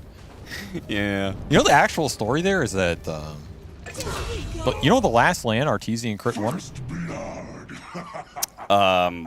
The last Premier LAN. Premier LAN? I'll give you the date, 2017. Okay. I cannot possibly remember that. Manila Masters. Manila Masters. Okay. You know who was coaching them at Manila Masters? I see. I'm just saying, these guys have been playing together for a long time, but they haven't actually clinched that first spot at a Premier LAN in 5 or 6 years? That's ridiculous for how close they've come, right? So these guys are hungry. They are hungry again. It's cool to see. I think they're in a better vibe, better move. And I think OG's in a similar boat. Like, these guys, they just want to play. They just want to play. They want to prove themselves. They want to prove the haters wrong. They want to get back on top. Of course, having a major win not too long ago with another stand-in scenario. And it's just a question of who's going to pop off more in this game between those two mid laners. Is it Abed returning to claim his throne from Mikey? Is it BZM bringing the BZM show back to town? I mean, BZM was certainly on a roll here today, like the panel was talking about earlier. A little bit more momentum for OG in their previous series compared to Shopify in their matchup against Talon. Apparently, BZM just went off on Beast Coast, and we're actually going to have a second kill here. Taiga running low. Oh, we got him first. The blood grenade instant damage gets the kill before Fly can complete the hit. 50 impact. Can't underestimate it. Unfortunately, it's not first blood. Feels a little bad for him. Sure. That did happen previously, so maybe Fly not too sad about that, but it's going to take him off the lane here for a while, and it's an Enigma lane, so you're not threatening the pulls, you're not controlling those D wards. Decent start here for OG in the off lane, at least, as MC will try and rack up the denies, already up to 4. This is a good matchup for Bloodseeker. I was thinking they were going to last pick Enigma here because what's left in the pool that you want to lane versus hero in terms of shutting him down and having good in-game impact matchup. Yeah. A lot of these melee offlaners who just buy auras, you want an aura hero, but they just match up terribly. Whereas Enigma is actually an aura buyer that is good on lane, and you have Black Hole threat in this game, which, what is the answer for it, Cap? I'll tell you, there is none. Well, that's not totally true. BKB Black Hole is uncounterable. Unless he gets doomed, which we've always seen. It is always Ag's Doom. That is always a menace. Yeah, you can't even get Lincolns to stop it. You could just get Agsed. Man, Okay, Abed really wanted that Fort Spirit kill. He'll get it. Oh, he loses out on a creep, though. I like that, though. Abed turning the OG line right back around on OG. There's Why a not line game there. use their own power against them? I guess so. You got to think about early stun strikes in this game, too. He is going X-Sword.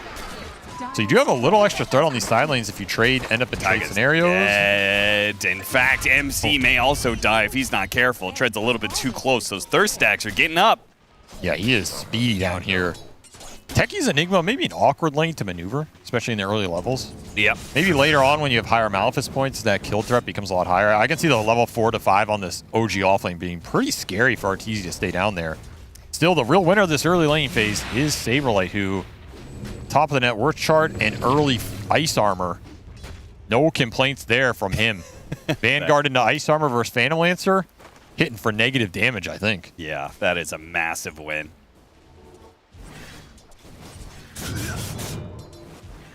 Fighting for the 3-minute bounty. Crit will deny it. Get Kit-wrecked.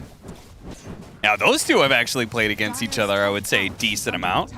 Crit was one of the few Europeans who would very frequently end up in those in-house leagues, those NA in-house leagues. Oh, don't remind me about those. And Kid Track was also there, quite prominently. So many careers gate kept. Somehow you snuck through, right? I didn't play in them, thank God. No, these guys are familiar. In fact, Kit-Track actually coached this team for a brief stint. Yeah, that's right. I remember that. So they are familiar with the playstyles. Kurt will instantly TP down, create the tri-lane, try and punish Taiga again. Third death for the techies. Will he get the leap off? Oh, he will not. The Sunstrike lands, though, but they have the Inkswell stun going out onto MC, and I think Arteezy is more than healthy enough to be able to ensure he gets this kill, and if he gets the last hit, well, he would get a nice booster in health, but he doesn't. Crit gets it instead. I feel like that's a little misplay by OG down here. Like, I think you just turn and go on the Seeker with the Sunstrike, right? Yeah. If you get that jump off from Techies, it might just be a guaranteed kill. Yeah, it might have been they just didn't really communicate that fast enough, or BCM was unable to get it. Arteezy. Oh, if only the Sunstrike would land, they would get that kill. Instead, Arteezy's going to get the kill onto Taiga. And this is getting really bad now. Yuragi is going to be run down to the top lane at the same time. Doppelganger dodging the Inkswell stun. And he will get the real one away. Gonna save his life. But he's being zoned out of the Yeah, the problem is he's stuck up here 1v2. Yeah. Because all these heroes for OG went bottom trying to salvage this lane, which I don't think should have been that bad for him. He's got an he's got a Fairy Fire to work with. This is real rough, though. His Thirst is giving crits so much. Can he If land it? lands this? Not quite. Yuragi sidesteps it. Still had a Fairy Fire, so it won't do it. But honestly, the damage is done. Phantom Lancer has to walk back to base and has missed, I think, effectively like 3 creep waves. He's losing waves. They're getting tower damage. Arteezy is getting powered up off the Thirst, which is making MC's lane even harder. Land that stun. That was very important. If he missed the Bloodseeker there, might have been yet another kill. And another downside for this offlane going bad for OG is you're playing in an Enigma lane where you're falling behind on XP. Normally you'd have to get it up through pulls, but they're just getting it through the kills. Yeah. And I think Techies suffers from this lack of experience as well, right? Like, you have this overwhelming amount of damage, but if you fall behind, it also means you don't have Taser, which is quite good against Bloodseeker. That's going to feel really bad. All these killer fours, Techies, Skyrat, sometimes Rubik, they really want the early level advantage because then you have just that little threshold increase to punish these heroes on the map, and then once you start getting the kills, it's all momentum. But if you're behind, you just never get there. Shopify, scary laning phase as BCM goes down to the rotation. I mean, this was the one lane that was going acceptably. Another attempt at a kill. Arteezy this time is really going to die. So MC and Taiga finally put together the formula that gets a kill. Oh, crit with the walk down DD. Yeah, he's got another stroke. If he could land this, I bet he could get another hit in. Kid Trank's going to try and telekinesis, toss him back. Crit. He's really going. Maybe he just wants to deep-op. And top tower just died, by the way. Now he's got the Thirst. Vision. Oh, the stroke is going to land, but it's not enough. He had the raindrop delivered to him. Meanwhile, Saberlight barely TP's out in time, but he got the tower. Oh, the Sunstrike didn't land. Ice Armor Vanguard. He just tanked the tower down. Like, what is this? It's an abomination. Intense. That must be one of the earliest tier 1s of the tournament. I love how Doom once upon a time was very susceptible to physical damage with no armor, and then this Doom, Devour gives him armor. He gets a Frost Ogre right away to be able to start it out. Vanguard is in, so he builds that. Now physical damage just doesn't touch this guy. Yeah, he does not care. He's not going to care for a long time, and that is double Wisdom Rune going Shopify's will on top of it. So the early lane snowball paying off here as they continue to route OG in the laning phase at least. Yeah, and coming off that Wisdom Rune, successfully doing a lot of damage to MC. Jump on in here. Hitting Fly. A lot of damage. Yeah, and it's going to be enough for the kill, but Taiga is probably going to be collected on the same side of that as... Really? Not quite. Couldn't die for it. Kid Track was there on the other side. BCM going to die a second time here. Yuragi even trying to help him out. Can't stop that kill. Maybe can get a counter on a crit, but I don't think so. If he does, it's going to be heavy commitment. He finally gets the kill, yes, but now it looks like he's going to be hit by the Bloodright, being run down, and with these slights, it's looking pretty dangerous. Even MC threatening the TP. Jeez. Just musical chairs to try and salvage what were some rough early lanes for OG. That said, they honestly find themselves in not the worst position I've seen.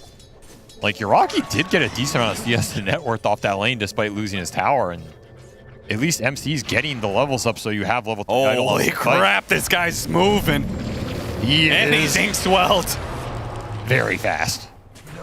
Even better, he got the last hit on the kill, so Arteezy very happy now with some of these rotations. Yeah, this is a brawl of a goddamn game right Yeah, there. Flux gonna die to the Eidolons. Taiga didn't need to do anything. In fact, Taiga didn't do anything because he missed both of his abilities. Uh-oh. Very surprised that he actually went for the second level of Blast Off over Taser.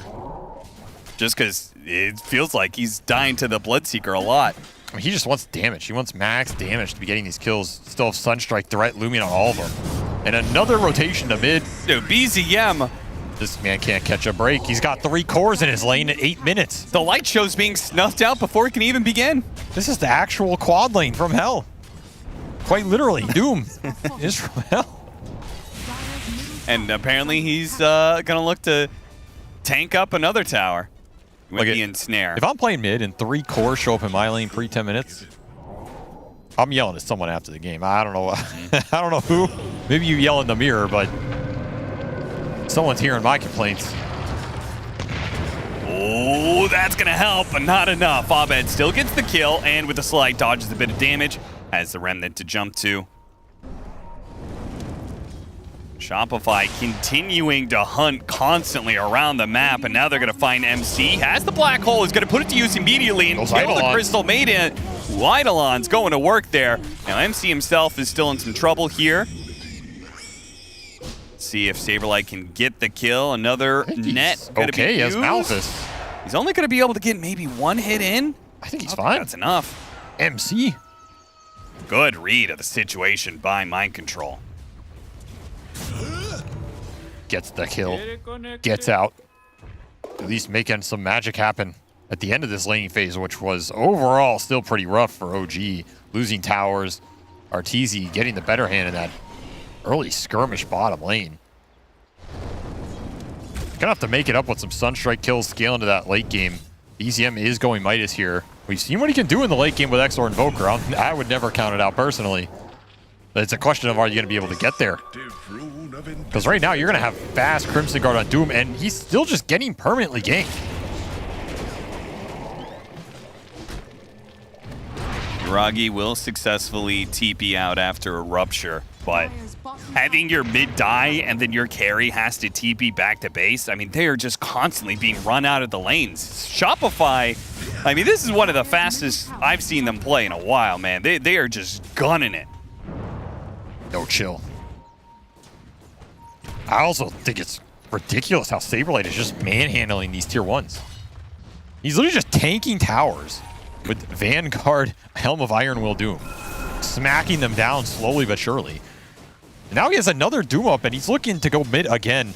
If you let your Invoker get doomed one more time, it's going to be a rough Saberlight's time. coming in from behind. Oh, gets hit by the cold snap once, twice. Can't quite get off the spells here. Is going to close the distance and gets it off finally on BZM. BZM will die for this. Shopify are even going to be able to get the +1 here onto Techies, and no one is really being threatened at all. Not only do they lose BZM, but this time around they tried to defend him and just lost more heroes. Crimson already finished for Saberlight. Just don't have the damage to punch through. Even traded out the ice armor. Early skirmish power, not here for OG. I mean, they're landing their spells. They're getting all the damage they can in, but man just does not care. He quite literally does not care. And MC does not have Black Hole from that earlier play, so you're missing that element of damage as well. Yeah. Man, what a fast game from Shopify. They are kicking up the pace here, trying to punish that early Phantom Lancer pick. This is one way to do it, right? Never let him get to late game. There seems to be a clear dichotomy here, and sometimes it's even just within a team based off of their draft. Sometimes we have these games where one lineup is just running around the map, sprinting around, killing heroes, killing buildings, and all of a sudden it's a 25-minute GG. And then other times we've got like a much more slower pace, triple carry, you know, scaling into 45-minute sort of game. What is going on with this this patch and this difference? Well, I mean, you know, some teams are European and like to play it slow, and yeah, some teams have no chill. Where we're talking, oh wait, are we talking about the same team here? Shopify is the fast team for once? Damn. This seems to be the case. The big bad Crimson's here to fight. Got to be found on the side here. He'll die. BZM needs some help. MC does have There the is Black black hole. Yeah, he's wanting to cast from the high ground. Yeah, he's thinking about it, but they don't have the vision to be able to reveal BZM, so they're not going to get him either way. Now, Saberlight may be tanky. Freezing Field. Yuragi may have committed a little bit too much, but that was not the Doom you wanted to be casting there. Yuragi's the real one still being found, though. And Doppelganger trying to escape into the trees. They're going to get him eventually. There's just too much AoE damage.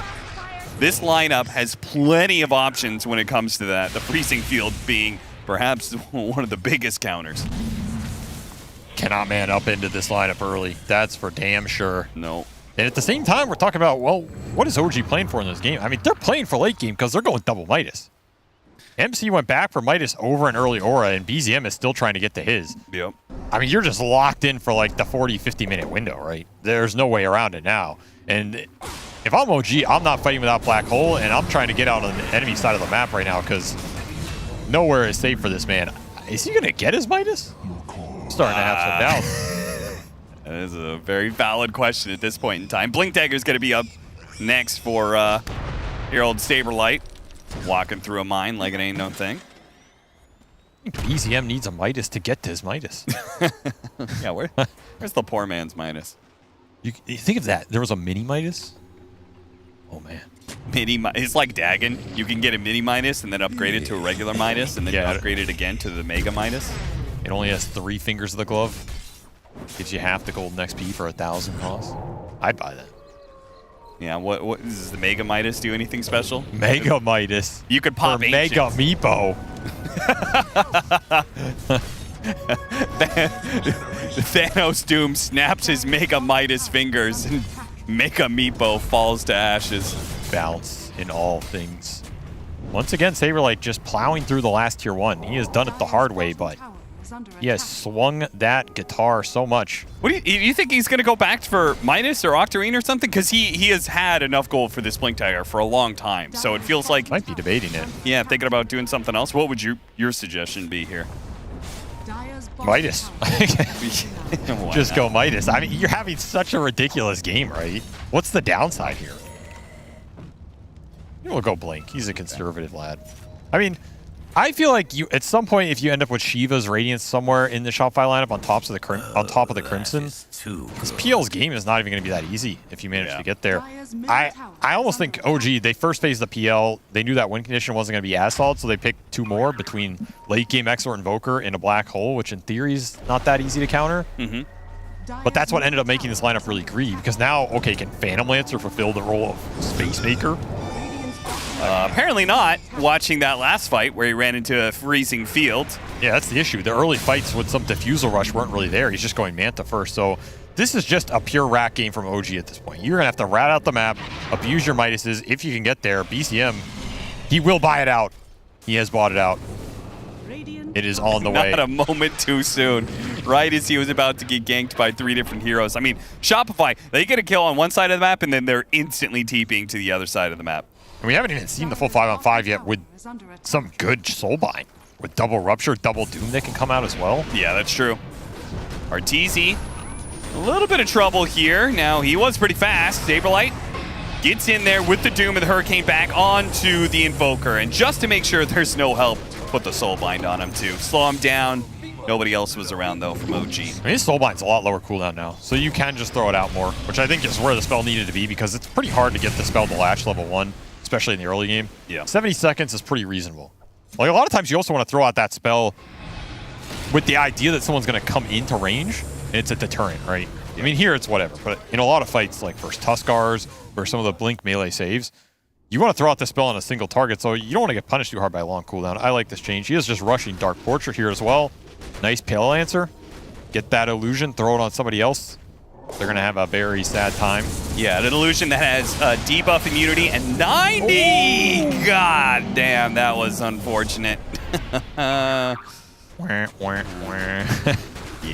What can you do? I mean, you got to try for these, right? Sure. You're not going to get too many opportunities, and if that hits, like, you get back in the game, just a little too little on the stun duration. Yeah. It's a level 1 telekinesis.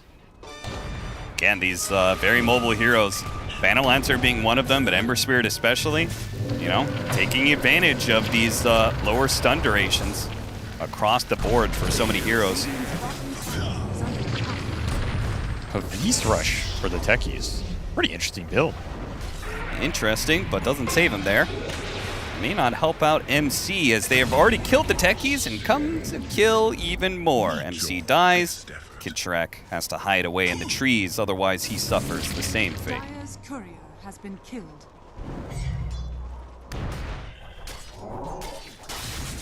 Lead continues to grow for Shopify on top of Devour, despite the OG Midases.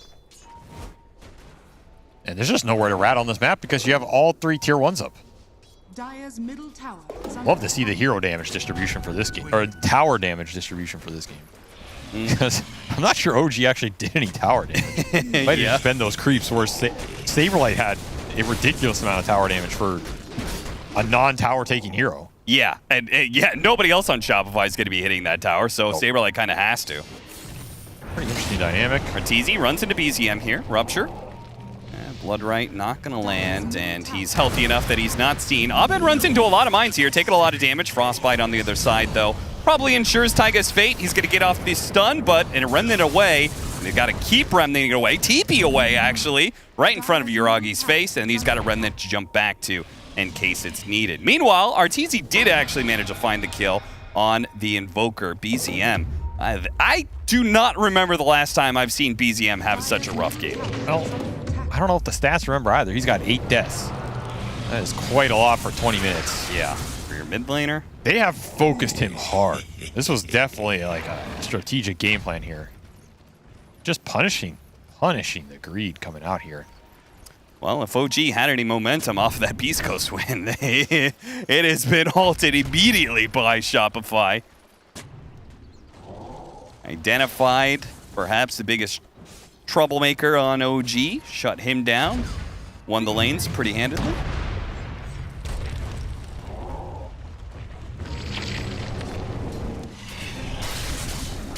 And now they're just kind of taking over the map. Taking away these Ancients away from OG. You said, you know, they picked up some other later game cores to kind of make up for the PL early pick and the fact that he was not going to have a free game. And that's kind of meaning that all 3 of these cores need to find some farms somewhere, but there's very little places to go that Shopify aren't already harvesting. That's why you need to do little things like these Manta Illusions bottom from Uragi before he TPs out. He's cutting behind a tier 2. Yeah. This is a nice distraction. It's at least getting you some little farm. You're going to lose your Tormentor here. Not much you can do about that. And this is kind of one of the big questions of the patch too. Like, you added all these side lane camps. In theory, rat potential goes up. In theory, the ability to continue to farm in a closed out position increases. But there's more objectives. So if you're in a behind position, you're also just losing a lot more net worth at a faster rate if teams just clear through your XP runes, your bounty runes, your tormentors. Straight up blink black hole onto the Ember Spirit. They got the Doom on him, sure, but it may be too late. No, Ember jumps away just in time. Saberlight, he'll pay the price instead. Died for his Ember sins. And Kittrack got stolen Doom here. Oh, okay, that's a big spicy pick. Yeah, and they're going to instantly smoke again. So OG finding some momentum, finding that big black hole. They have Defusal on Phantom Lancer now as well. This is your moment to strike back in the game. Catch Shopify being too greedy on the map. Artur, I don't know if you know this is coming, but there's a Doom with your name on it. He's running fast. He knows. Who's low? Got out of there just in time. Barely anybody low. He's just that fast. Yasha phase boots. Yasha and phase is... Oh, he's just out. Oh, he's going to TP. Whoa, they almost found him in time too. Boy, that was close. Well, that's going to feel pretty rough because that would have been a great opportunity. Otherwise, there's just a bunch of Shopify heroes getting a whole bunch of items, including the Shard pickup for yet another hero. Who's it going to be? Wait, does Crimson block Tormentor hits? It returns the damage that is done to it, so I'm guessing it's blocking the physical damage hits that they're doing, yeah. Radiant's bottom tower is under attack. All right. Interesting. Yeah. Radiant's bottom I mean, it's got to work really well in that regard if it obviously works like that, because it's just a bunch of little hits when it comes to that physical damage, right? It's like 4 different heroes. I would have thought it would have had been an attack, but I guess Tormentor can attack you too. But it's a cube. Can a cube attack you? Attack you with its mind. That's true. I guess Rubik is a cube. He can attack you. No, he has a cube.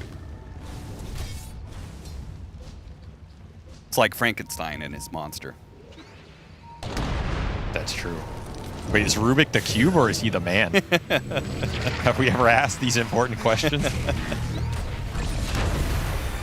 You know he's Agnum's son? Is that actually confirmed, or is it just implied heavily in the lore? No, that's confirmed. Okay. They had a falling out. Aghanim went to get milk one day and never came back. And now he's been trying to prove himself as the grandest of all mages ever since. Yeah, I'll show you, Dad. Well, RTZ's showing BZM. He's showing him the door, potentially. Hurricane the Hurricane back with the Rupture is a very nice combo. No, MC is on the side here, but he does not have Black Holes, so he can't stop this bit of aggression and can't even TP out successfully. Triple kill for Artur, who, yeah, you know what? You get doomed, who cares? Honestly, that Doom just looks badass. Yeah. That's like one of those TI ornamental drops that's under the hero. Oh, yeah. Arteezy had those. He has a lot of them. I think he gets given it like every year, I feel like. It's disgusting. Man, you How many need to does stop one man giving millionaires more money. That's right. And capitalism. Give it to me instead. Twitter.com. 16K gold lead for Shopify here. Ag's done for crit as well, worth noting. Boom! He got silence on the way in. Uh-oh. Oh no, the tornado miss! Hit him with the ice wall instead. Okay. I mean, they know that he has no BKB. That's why they're trying so hard to make this work. But no! They didn't get the initiation. Taiga maybe jumped the gun a little bit. Rupture on the real PL. They do. It's gonna force a buyback. They got the black hole up on MC too, so probably not a great idea for Shopify to be doing some diving this early into the game. And MC has BKB as well. Like, he's rocking Philly plus hand to Midas, so you do have to respect the comeback teamfight potential from OG. Again, if it gets to late game somehow, you're going to find yourself in trouble, I think. Yeah. Like, you have a nice lead, you have a really good cushion, you have Gem, you're dewarding the map, taking all the Roshans, getting Dark Portraits out, dealing with OG's teamfight for now. But all of that can go away in the blink of darkness. Time to do Roche.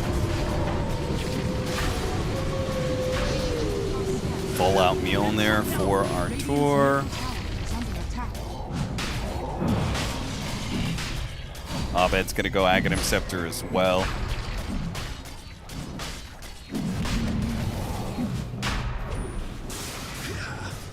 I just want to see this illusion. Oh, you saw it earlier. You got the Techie's illusion. That doesn't count. That's not the illusion. The biggest and baddest illusion of them all. Oh yeah, what was I saying? 95% magic resistance and debuff immunity. So it is a terrifying illusion when you get it. And there it goes. It's actually illusion on illusion battle because the real one was actually still on the Grimstroke. Look at him go. It's like so fast. What the hell? Yeah. It's got bonus movement speed and Dark Lancer. 500 MS. Oh. That's some scary stuff right there. MC pops his BKB before the Doom. Hit him with that Hurricane. Rupture will ensure his fate. And BZM, trying to come in to help out his buddy. You weren't saving that. I mean, he got MC though. Oh, he denied him? Yeah. Oh, I didn't see that. Nice. He's used to playing against MC. Hey guys, I got mind control. Kill mind control.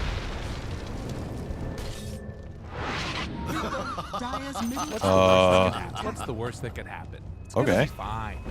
Showing mercy. Yeah, I guess. Chose not to Infernal Blade him there. You have a stun. You can live. I'll find you later. Granite Golemore up as well. He has almost 4,000 HP on Doom. Everybody is actually super tanky on Shopify when they're around him. There's a ridiculous amount of HP to try and cut through here. On the hunt. I don't know what information they got that they were convinced there was a hero somewhere on that part of the map, but nobody's home. Nope. OG are all in their base right now. Taiga's going to mine up some Tormentor. Maybe they can get the next one. There's a Radiant Ward here, though. Would not be surprised to see Shopify just contest everything on the entire map right now. They continue to farm it out. You're going to need one hell of a black hole, Mr. Mind Control. The question is MC in the state of mind to be able to land it? Because as we've seen, MC has been massaging OG shoulders, but who massages the massager? That's a good point. All the pressure's on him now. Honestly, Taiga you know, maybe one of these times when you die, and that's been a lot of them, you know, maybe you just get up out of your chair.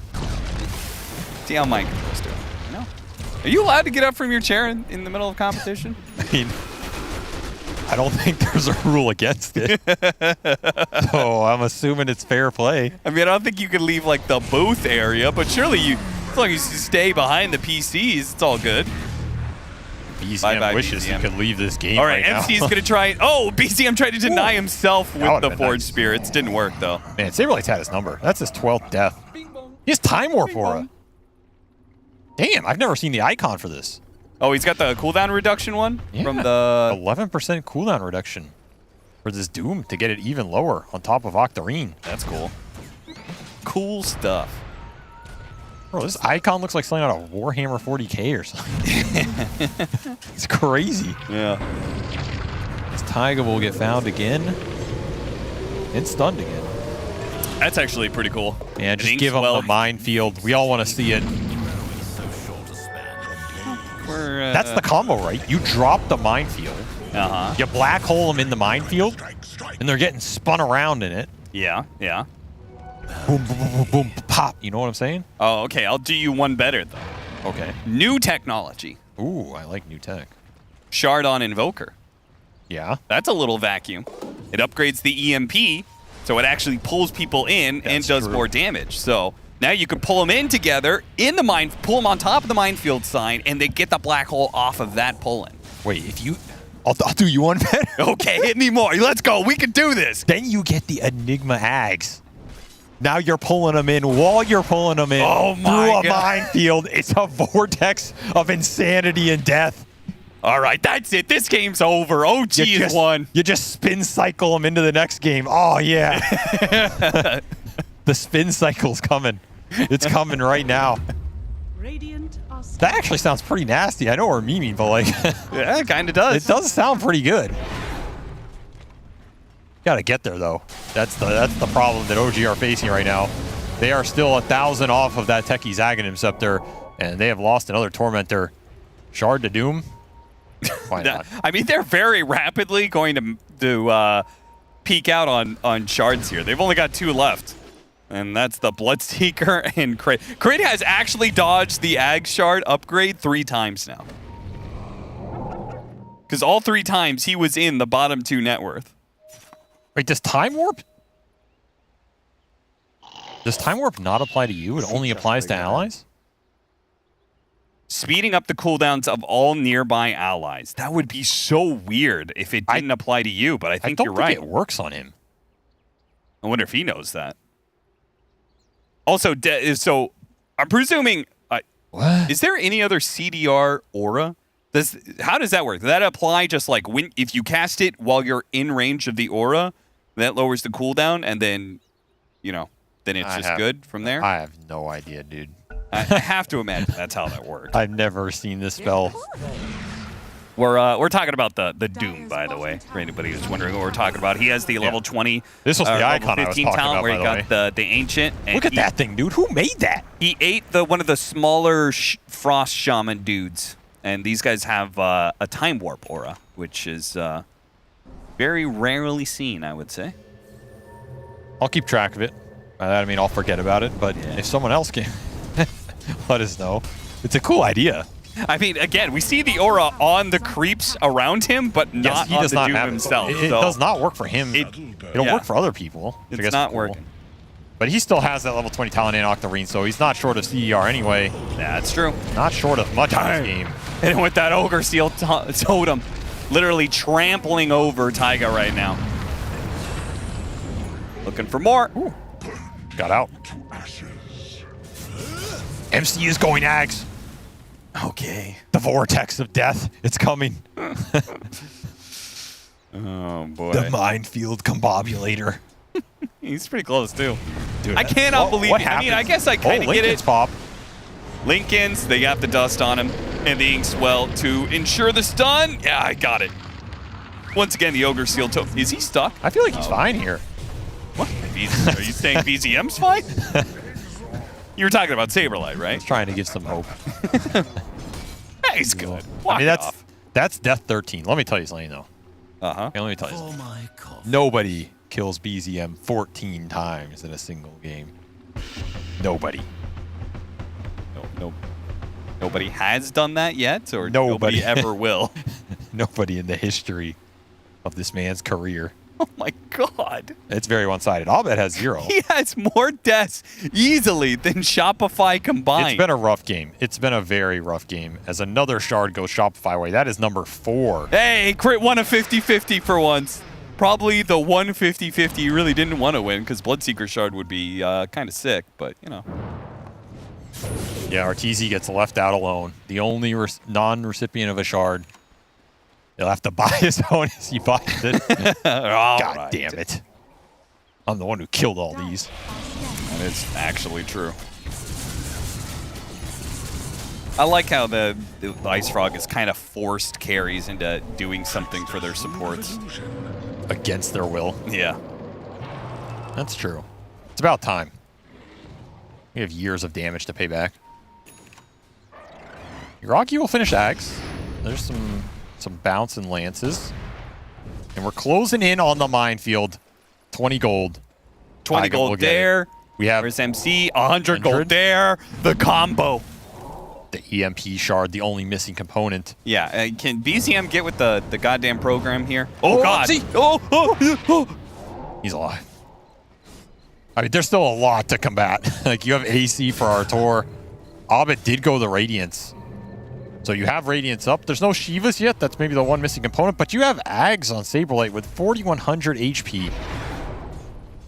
Okay, Let me is just a say very one thing. strong AoE Doom running into you with Seal Totem.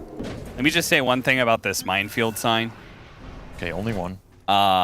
It takes a very long time to cast. And even if you do land a blast off, it still takes... So the stun lasts for 1.4 seconds. It takes 2 seconds to cast this thing. So... That's what Black Hole's for. I guess so. I'm just saying it is hard to get it off. Cap, stop killing my dreams. Let me enjoy the idea of a spin vortex of death. This is my play right here. Okay. Hell yeah. He sees the portal coming through. Boom! Got him, baby! Welcome to hell, Artur. Artur's like, what the? Come on, man. He's not even... Nice Aegis, nerd. Later, bro. What's the worst that could happen? It's going to be Oh, fine. that's Aegis down. That's a dub right there. Big dub.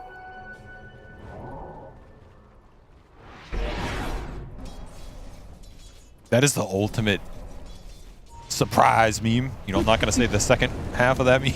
I'm not sure I'm allowed to say that on air, but damn, I wish I could. I feel like Artur loses Aegis in the weirdest way. Just one of those players. Yeah. Yeah, I can That's definitely random think back to bad a few. shit Oh, happening. Boom! It's like, why? Why are you doing this? I'll tell you why, because this man has minefield dreams. Big signs and big dreams. All right, setting up. No, didn't complete it. All right, different spot. Okay, this, no, not that spot either. He's testing the ground right now, you know? Seeing where the fertile ground is for this minefield sign. Is this the spot? All right, this is the spot. This is the Holy Land. This is the land of dreams right here.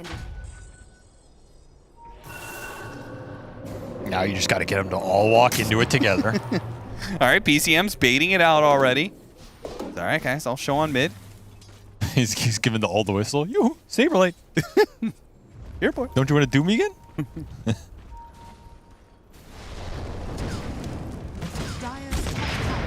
Okay. All right, he hits 4,000 HP. Yeah, you got the BKB, though. You did 10% of his health.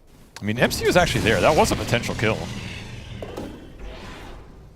All right, Aghanim Scepter for BZM. The wrong Ags, unfortunately. I mean, don't get me wrong. If he hits the black hole, it's gonna be super sick. Okay, the illusion. Pop the minefield sign. There I mean, you got to play for black hole, right? What else are you playing for this game? Just itemize, so if you manage to hit the massive black hole, everybody dies. Because if you hit that and they don't die, then you're just going to be really sad. For sure. Sunstrike. Strike. Oh, got him, but it's not enough damage. And now you're getting chased down. No Roggy, chain. he's got all these illusions around him, and he will be able to escape. They're all out, except for Kitrak's Courier. And Taiga's got to play on his minefield sign once again. Who's going to walk up the hill? Anybody want a little gate? You'll stay really. Don't you want to use the gate, bro? There's no way Taiga could kill him. No. Like, Saberlight would literally have to prop the minefield sign and then just run around in circles. I mean, maybe the thing is, maybe Saberlight gets hit by the stun and then he panics and he seal totems through it. Okay, that would be pretty You never funny. know, dude. You never know. Ogre seal totem. It's a huge cross map smoke from Shopify. Trying to find the pickoff before they go high ground, waiting for next Aegis. Yeah, you want to know why? Because they can't use the portal. That's true. They got to smoke to the other side of the You map. got to do it the hard way. Arthur's like, I'm not going through that again. You go through, let me know what's on the other side. I mean, they have 35,000 gold lead. This is a mad amount of respect for that black hole.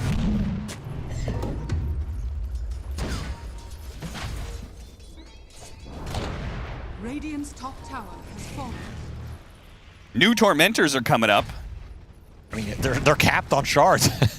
There's nothing left to get. Yeah, it's only the Team Golden experience that you would be getting from it. But maybe OG can... I still want to see the shard on EMP. I still want to see... Vacuum Black Hole. That's a combo right there. Is it even that fast? I don't know. 100 units per second? That's so slow, isn't it? EMP? Yeah. I've never seen it, though. It could be. I mean, yeah, I guess it's like a weak version of Wind Ranger's deal. That's true. Where it just kind of like is going to slow you down from getting out of an area that you're trying to get out of. That's true, man. If Seb were at this tournament, he'd probably be playing Shard Rush Support Invoker. And it would look like insanely good and everybody would try it. He'd get it nerfed in a week. Yeah. Saberlight. Blinking past the mine into the wishing well. Okay, he's got him right where he wants him. He's just pulling him to the mines. Pulling them to the mines, all right? After they kill the techies. The plan. Now they're going to follow the breadcrumbs all the way to the trap. Honestly, I thought Shopify would have had more like Boots Travel tours late in this game. Oh, yeah, same. To make the catch easier and more reliable. Sure. Because, sure, they're continuing to build 2 or 3K net worth lead a minute. There's nothing wrong with that. But it feels like if you get one good core pick, if you find MC once, then you're just raxing. And maybe they don't care about racks. There's another method. Boots of Travel finish for Abed. They have Boots Travel for him, Boots Travel for Saberlight on Doom. Arteezy is building his, and Crit has 1. So they're about to have 4 Boots of Travel here. That's a lot of traveling. I guess that's one way to bypass the gate. Man, they really got scarred on that play. I'll build my own gate. I guess the question for OG is, do you want to try and fight with this black hole to contest the next Roshan here? They are smoked up. Yeah, I guess they're willing. Shopify's a little grouped here. MC, spotted. Oh, blinks forward with the AoE. X2, he blinked forward at the same time, trying to go for it. That's not who you want to pull in. He just walks into the black hole. The AoE Doom. Deny that is a tower. Oh, Shackle out of 2. That's pretty nice setup. Jeez, Abed is just going for it with this Aghanim Scepter, demolishing the back line with Rupture on out. This might just be able to force the GG out. They don't have a black hole on the Enigma, so even if they buy back on these heroes, I'm not sure what they're going to do. They're going to try. Taiga, complete with their Shopify, backs against the wall here, but they push back in. The minefield sign going off on the Doom, who's going to TP out from it for fear. There are so many remnants. getting blasted apart. His Fly is jumping forward with the most beautiful freezing field. Ultra kill for the Maiden to finish it off. Man, they just took their net worth and jammed it straight into the fountain. said, "Death Vortex be damned." They wanted enough of a net worth lead that they could fight versus 20 if necessary. I mean, that was literally a 5v10, and they didn't lose a single hero. Yeah. So that tells you how far ahead in that game they were. Well, they closed that one out. Nothing to do but laugh that game off and go next one, because that was just over from like the 15-minute mark or so, right? You just got demolished on lanes, and there was no looking back. I do like the little play at the end, though, where MC is... he black holes, he gets run into by AoE Doom, and then as he's running away Doomed, he denies his tier 2 tower. Yeah. That was beautiful. That was beautiful.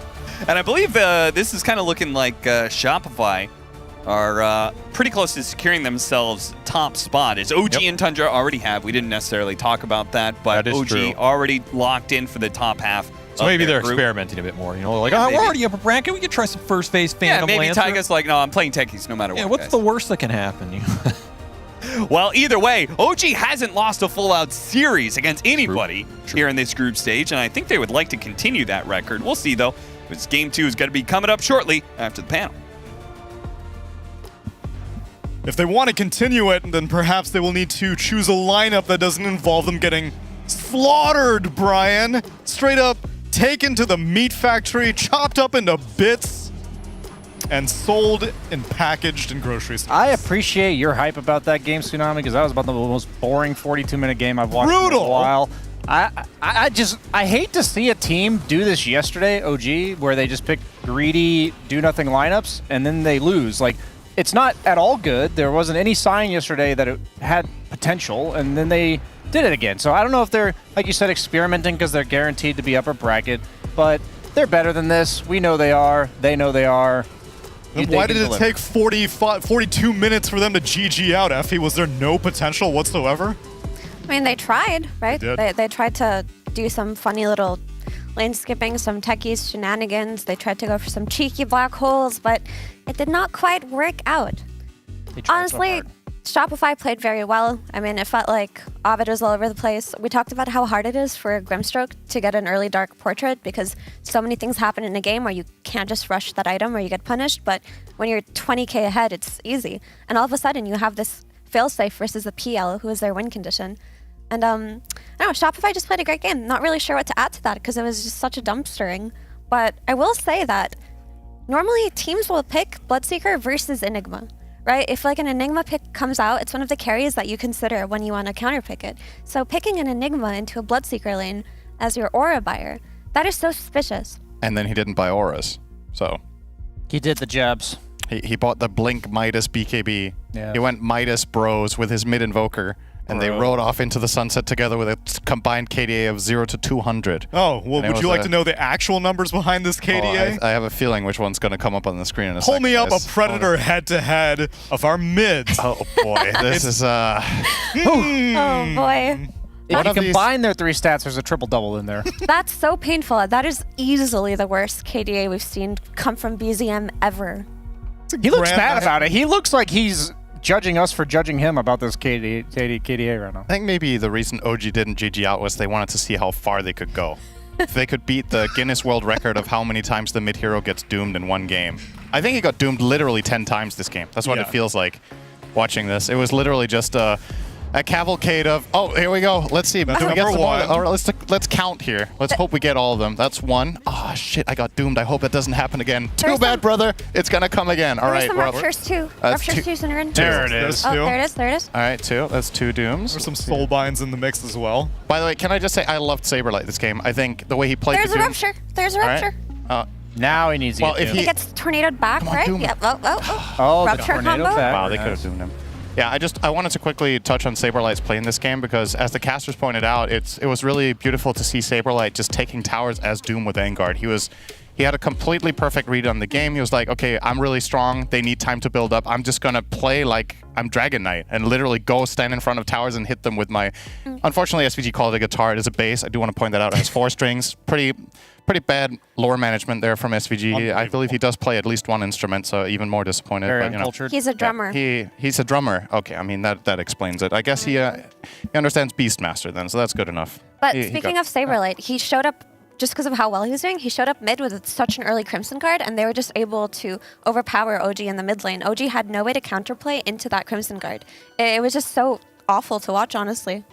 It was a recipe for disaster for OG, it seems. But good news for Shopify. Hey, Pyrian, guess what? Guess what I can tell you about new news? Will you take less than 45 minutes? You guys were complaining about how long that game took. Sind, chill out, dude. Some of us have just had to get up, run up here. I'm standing here for 10 minutes, Sind, yappity, yap, analyzing that game. Who cares? Shopify won OG. They didn't even know they were trying. Come on.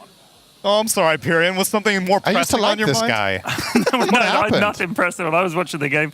It was a fun one. I like to see Grimstroke. People don't pick him very often. Double Doom is always a threat. BZM, as soon as that game ended, he was like lightning out of his seat. We think he had to go use the toilet. They didn't look like they weren't in some big huddle saying, guys, what the hell went wrong? I didn't know what went wrong. Pretty greedy draft, etc., etc. Summed up in 20 seconds. Did the job for you. That was very, very good spark notes, and Homie was probably just worried that he was going to get doomed again if he stuck around any longer. He wants to get the heck out of there. But I do have some developments. You won't be able to talk to Shopify because I imagine they're preparing for the next game. They are indeed. They're already getting ready for the next game. They're looking at their computers very intently. They don't need to do it too intensely, though, because they are now confirmed for upper bracket. Boom, there you go. Do you want me to go tell them? Yeah. All right. You still with me? This is how League Ops work on the street. I wonder if Bulba's going to yell at him. Hey, get out of here. You guys are confirmed upper bracket. Yeah, they're excited. Wow, there was a wave of emotions there. Yeah, you know, these guys are professionals. Unlike me, I had to quickly peek at Crit's screen to make sure he wasn't in-game, and he sort of looked at me like, the fuck are you doing? Got important breaking news here, dude. No, I knew they weren't playing, so we're all good. Well, thank you very much, Pyrian. Appreciate the reporting, and we'll check in with you for a winner's interview later at Words. But that was now Shopify Rebellion can join the esteemed ranks of Tundra and OG as confirmed for upper bracket.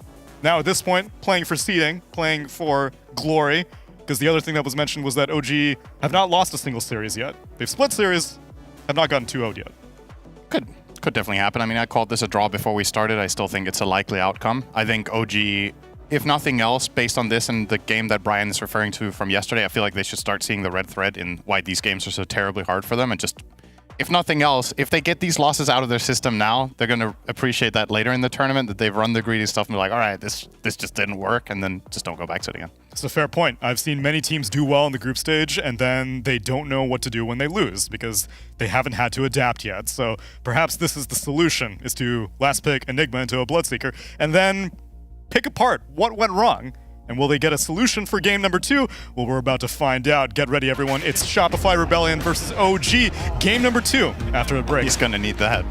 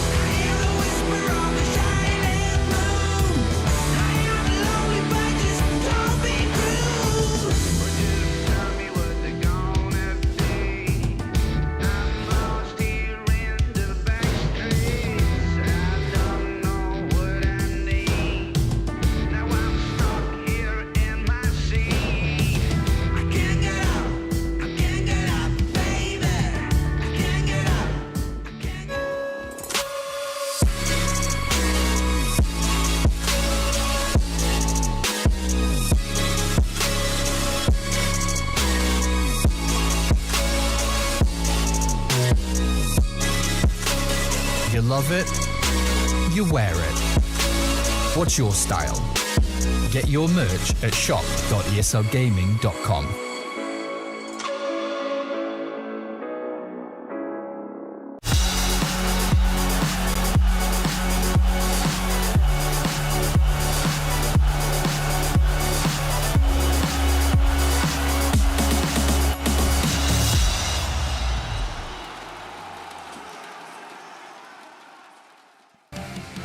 Last game of the night, my friends. Shopify Rebellion now having secured their upper bracket, going up head-to-head against OG, who are already locked and loaded and ready to reevaluate if they want to take this game too seriously. Maybe it's more experimentation time. Maybe we continue to push the limits, see how low of a net worth advantage or disadvantage we can go to before we're like, yeah, we can still win this. Because they were down like 40k in that game one. They were still fighting. I suggest they stop the Team Spirit cosplay right now. No more PLs in this first phase in such a way. Please no PLs?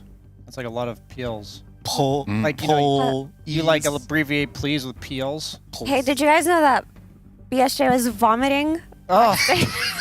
Yeah, you didn't do that. What did you think about that Enigma pick, Brian? It was Enigma. There we go. That was the one. Yeah, totally. BSJ right there. That was me that said that. That was BSJ. To be fair though, like if you think back on that game, what could they have picked that would have made that game work? Not Enigma. I feel like they kind of were already cornered at that point. Like I don't know what offlaners were left that they would have run there that would have completely changed the trajectory of that game. Like there's no offlaner that exists in that pool that beats Bloodseeker in lane and also buys auras and does well, I think. Just has to have playmaking. It was along the way that things went wrong. And the fact that Invoker went Exort on top of all of that, right? Like they didn't even have the Quaswex mid-Invoker Void to move. To synergize with the Invoker. That Also, probably had a better shot. If you're going to lose the lane anyway, you might as well pick something that actually buys auras like Tidehunter, because that wasn't banned out. So all I'm saying is that in our Tundra game going on in another stream, 33 just won with offlane Medusa. So, you know. No, he didn't. Yes, he Serious? did. He won with offlane Medusa. Wait, That what? beat Beast That would Ghost. not have worked in that game either. What was his, I'll tell you that much. itemization on Dusa? So he also had a Coddle and a Pugna on his team, so I'm just qualifying it. And then his itemization was Phylactery, Okay. Aghanim Scepter, Octarine, Manta Style. Wait, that sounds cool. It sounds damn good. It got the win. Was there a Mana Boots Vanguard at the start, to build that Octarine? Like, what was the build-up? I don't know these things. No, he had a Brian. 5-minute Phylactery. Phylactery. Wow. Meanwhile, in this game, OG versus Shopify Rebellion, they are speedrunning the draft. Doom, Underlord, Puck, DK banned out. Alchemist, Coddle, CM, Enchantress, Terrorblade banned out. First pick, Rubik from Shopify Rebellion responded to with an IO, Storm Spirit, and then Beastmaster to close out the phase. Already more playmaking potential on the first two heroes for OG. Let's go. Yep. And it's one of BZM's best heroes in the Storm Spirit, amped up by the IO. And because you see this Rubik and the Beastmaster, you know that there's always going to be kill threat on the side lanes if Storm TP's in. So it's not like he's directly countered. Sure, they have stuns, but Storm excels at killing these heroes generally if he gets the jump first. I'm actually surprised. So in the last game, Shopify banned Storm in the first phase. And this time around, they let it through while they had first pick, and then they just didn't grab it and gave IO Storm.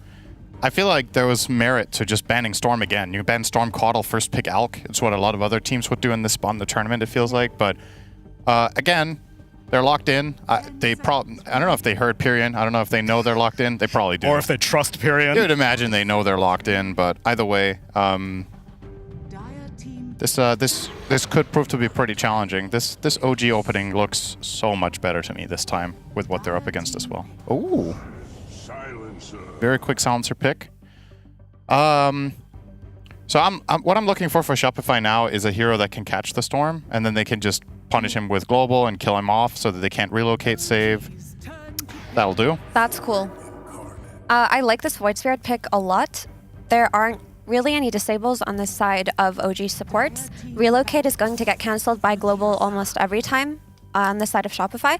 And Void Spirit, while he doesn't have the greatest lane versus Storm Spirit, he does pretty well and he rotates even better. And the one thing that IO hates as a support is getting burst 100 to 0, and with the changes to Void Spirit now being a universal hero, being able to play on Witchblade and his right clicks, Void Spirit can most definitely burst him down. What's your favorite build on Void Spirit if you need to kill one hero in the game? Like, I give you the task, you need to kill a hero right now, what do you buy? I'd imagine like Kaya Sange and a Dagon. Okay, you think, is that better than Echo Saber Deso, I think for the example? Echo Saber Deso is better right now. Okay, maybe. Because there's like different options since you're universal. It's something I've been thinking about. I've seen different builds. I don't think there's like an established, just flat out meta build. So I was just curious what you thought. I like I can Echo see that. Saber Deso more personally, and BZM had one game on it where he got 25 kills on Void Spirit playing that build. but it'll depend on what kind of damage comes out of Shopify's carry right now, because if it's another heavily physical damage hero, then you do want mixed damage coming out of these two cores, right? Then Void Spirit would have to play on the Kaya build. Looks like they want an illusion hero. You're banning Anti-Mage here, though, right? Yeah, they have to ban Anti-Mage. It's probably going to be Naga then.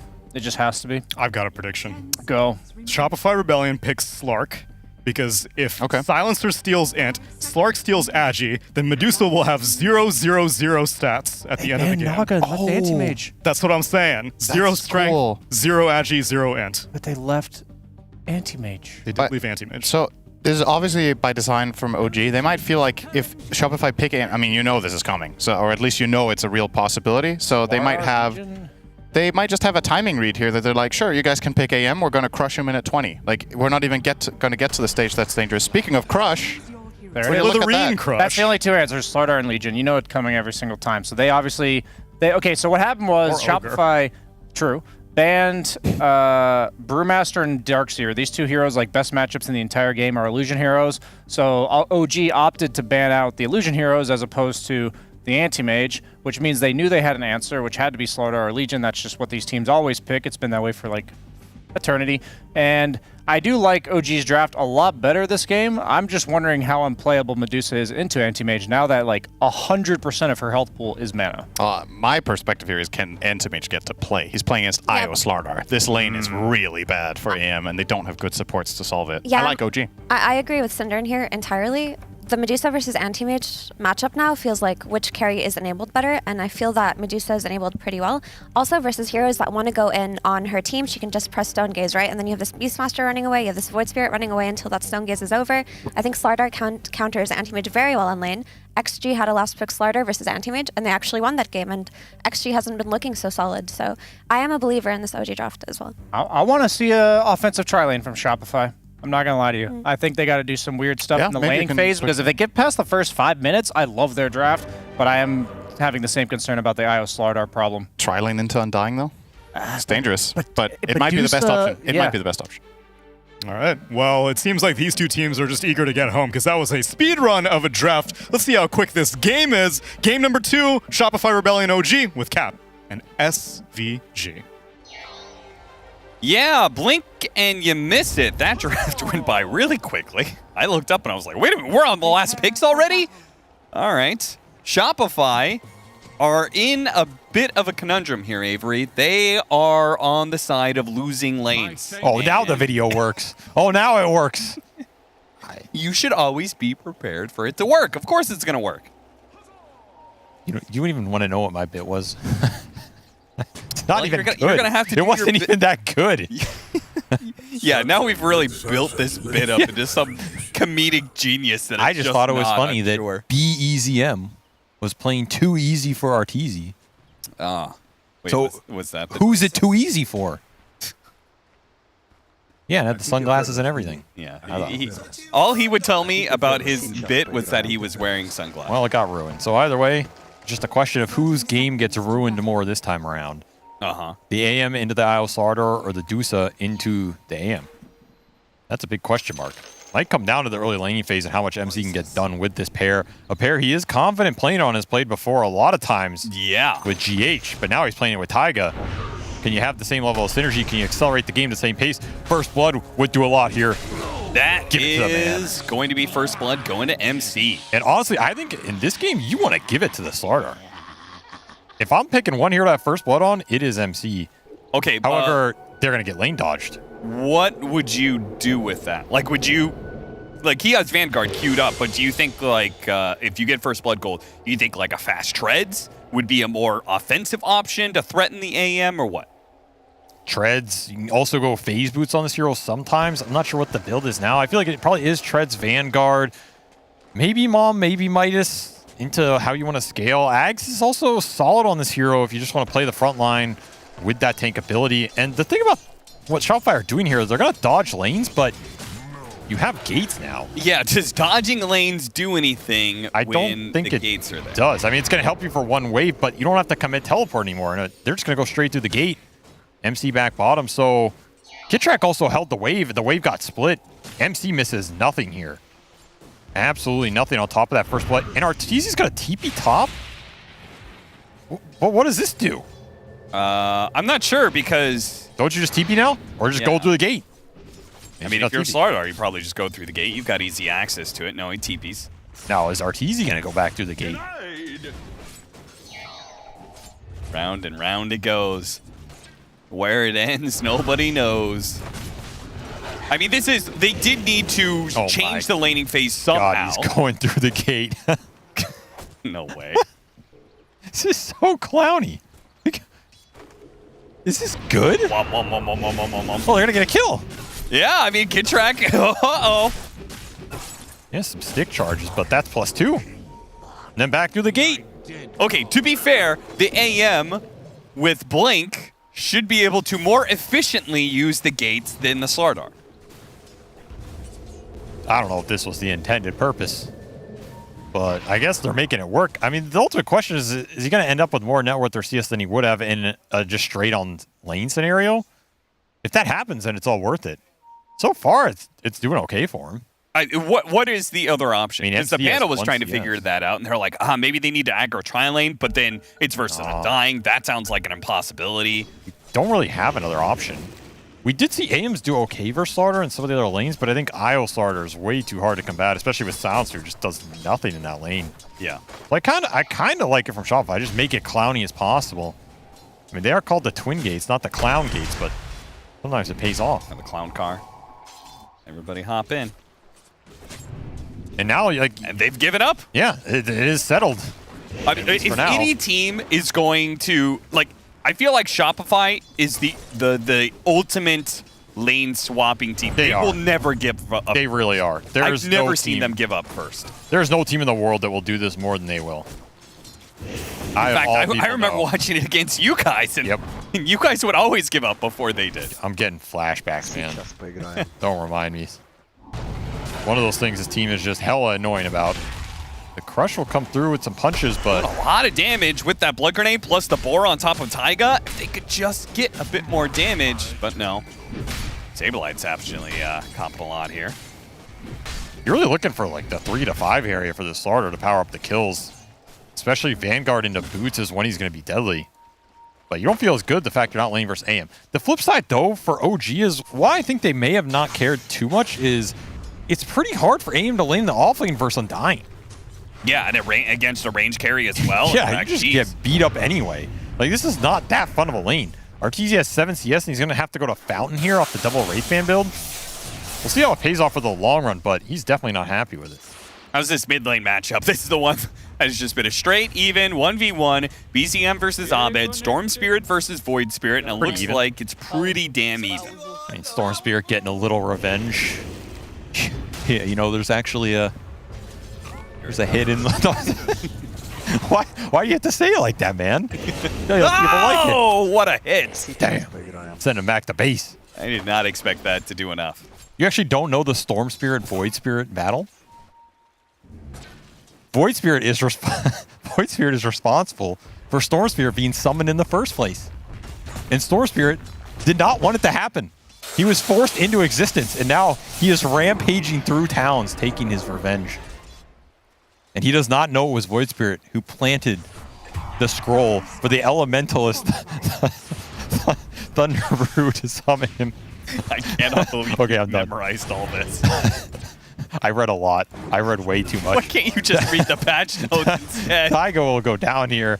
That's your IO Slardar pair just getting pressured. Look at the level differential top. I know we're watching this mid battle. He's going to get refilled, but MC is getting pushed in on a double wave. This Slardar is not exerting the aggressive potential OG wanted right now. Nope. As Saberlight just rushed Helma Iron Will, and he's sitting up here. He's chilling. Okay, but at the same time, AM still is a bad lane, and Slardar is not only a lane counter to AM, but it's also a game counter, right? Oh, the Remnant got taken by Taiga! No way! That might have been able to kill BZM, but instead, Abed is the one who almost dies. Fairy Fire's on both sides, interesting enough. Abed will pop his full wand, still has Fairy Fire. Gidrak, he'll die to the rotation from behind, from crit, through the portal. Am I seeing this right? Arteezy has blood grenades? Really? So he's got to blink on somebody and blood grenade them and then just hit them a bunch? Wait, I didn't know Arteezy buys consumables. Maybe they've been given to him? He knows this isn't a stat item, right? Yeah, is there some hidden stat we don't know about with blood grenades? You know, I actually checked it. I'm like, wait, this doesn't give like +1 stat. Here's the rundown you're looking for. There we go. Keep him on the tether. Keep him slowed down. Body block him. Taiga doing a very good job until I said that. And Saberlight managed to sneak on by. Blood grenade out onto Fly, getting a little bit low, trying to deal with the tombstone. Arteezy comes through to look to finish it off. He'll leave it to crit before he blinks away. Stick charges, are they enough? Kitrak is definitely going to die here. Yuragi fighting against 3 heroes that are all low, but unfortunately cannot get the kill on any of them. BZM is actually very low. Doesn't have his level 6. Grabs Abed, tries to keep him away. Has a Remnant to be able to throw it out. Abed commits his own Remnant, gets the kill before he dies to the tower. No XP for you, son. Easy trip to base there. Abed just outplaying him with that little XP advantage he got from Taiga being there earlier. And plus that double damage rune. Definitely doing a mad amount of work there. Still, overall, lanes are in OG's favor. Just Arteezy got destroyed, right? And this was the concern. Okay, you can dodge the Slaughter matchup, but this offlane is not easy at all. Kitrak can just sacrifice his early game to make Arteezy's life hell, and then you're going to have to play catch-up on this anti-mage either way. So like you said, maybe not getting that lane matchup, but you're still going to have Slaughter in the game, and you're going to have some catch tools. We're going to have to see how much he can make up after his lane phase, and maybe that comes down to Abed snowballing. You can get him going. It's a good sign for Shopify. And that's another kill for him to snowball off of. BZM get the other support kill, so 1-for-1 supports. This is Isle Storm. It's not just Naked Storm in this game. They have the battery to keep him on the map, power him up, especially if he gets the early Arcane Boots. He's going to have a lot of resources to play with. Oh, Yuragi burned out of mana. He should be dead here. Had his Lotus Flowers to be consuming and 1 second off from another one. Not quite there in time. Kitrak is going to try and get the revenge kill. Blink away just in time. The zombie was going to run after him, but Fly killed it first. Blood grenade's paying off. For this, he got a healing salve up. He's ready to fight. Kitrak doesn't have much mana, so it's he managed to get off the shield just in time, pulling the Storm Spirit instead. Arteezy's fine, but Fly will not be. Arteezy with the little plays, keeping himself in this game as he limps to base again. I mean, I say in this game he's still on a very rough one, but given the position, at least you're getting something out of it.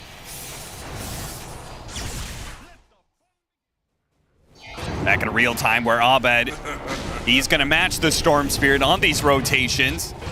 Taiga should be wiped out by that last Astral Step tick. And he's eyeing Dagon. We've seen a lot of Void Spirit builds this tournament. The Dagon's probably been the more popular one. Yep. I still feel like this build is only good if as much as you can snowball. So he has 3 kills, but you're going to have to keep finding them, not allow OG to tank up, and they have double sustained supports. So I also worry about the efficacy of this Dagon going into that mid game if your overall lineup is behind, which you are, and these supports get tanky from OG. If you can't pop them, you're definitely not going to be able to pop any of these cores. Right. But at the same time, though, if you can get over that line to be able to pop a sustained support at the start of a fight, that's going to feel really good, right? An IO who just doesn't have an impact in the fight. Double-edged sword, indeed. Yeah. High payoff, high risk. Maybe another comeback mechanism here is also that Mana Void. Like, there's a reason AM's in this game. Oh, yeah. I mean, he has 4 Wraith Bands, but there's another reason. He has Mana Void targets between the Storm and the Dusa. Yeah. So you get caught clumping around those in a big team fight, Artur's going to be back. And 4 Wraith Bands. That's a lot. I think that's like a new chart of suffering. How many Wraith Bands does your carry have? Yeah, what was the last one? Fluffy Hat? Yeah, Fluffy Hat is the level of despair per support. Yeah, and this is out of the 4 one Fluffy for hats. carries. Yeah, I think up to 4 Wraith Band is the scale for how rough was your early game. And Artur is on 4 out of 4 Wraith Bands here, so there is no 5 on the scale. I mean, if you're buying the 5th Wraith Band, you've given up. Kitrak gonna be thrown back here. Abed will finish off the kill, and because they have a Beastmaster on their team, they can put some early pressure on these towers. That's bottom, now taking mid. Yeah, they're getting some decent map space off the Helm of the Dominator from Saberlight. Early earn for crit as well. That's 2 charges going to him.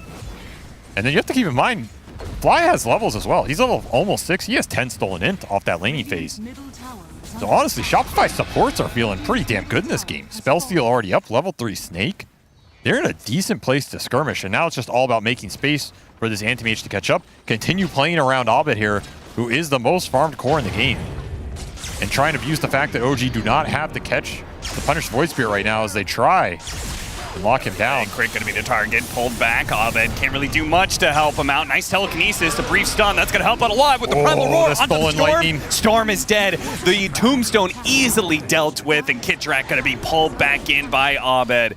Crit surviving through all of that. Actually, oh, hold up. Maybe I spoke too soon. All right, Crit. Gives him a little jump for the road, more earned charges, and that's skirmishing power. Maybe OG not expecting how much Crit could output if he lives, and he lives. Turnaround there. Gets a 3-man Mystic Snake off into the ball. Lightning Roar perfectly on time from Mr. Saberlight. Special delivery. That's just a nice combination of the exact heroes Shopify want to be fighting with right now in the right place. Around that Helmet Dom creep, aggressively in OG's jungle. Iraqi's still going to have this farm pattern between double Ancient camps up here with Medusa. I think it's another factor that makes these early Ancient farmers really strong in the patch. You just go back and forth. It's like Mega Triangle. Oh, you left that one. That was 9 HP, sir. Oops. That's gonna, oh, Global Silence. The first one of the game going to be used to put Storm Spirit down. And +2 again. No possible save from Taiga. That's going to be a constant problem until he gets full out Guardian Greaves. All right. I want to talk about the Slardar because OG is not feeling so hot. They didn't get the lane matchup they wanted. MC had a lot of gold recently. Oh, okay. That's just adding insult to injury. That's a good cancel. Saberlight was dead 100% at bottom off that MC TP, identifying he had no mana for teleport. So he was just going to run him down. Arteezy paying dividends. Saving his team across the map. Very nice. Okay, MC had a lot of gold. He didn't know what to buy. He's now going to buy Pipe. Do you think this is the right choice? Because he could go with a Mask of Madness build, he can go Blink Dagger to try and get on top of this AM. What do you think the build should be versus what MC's doing?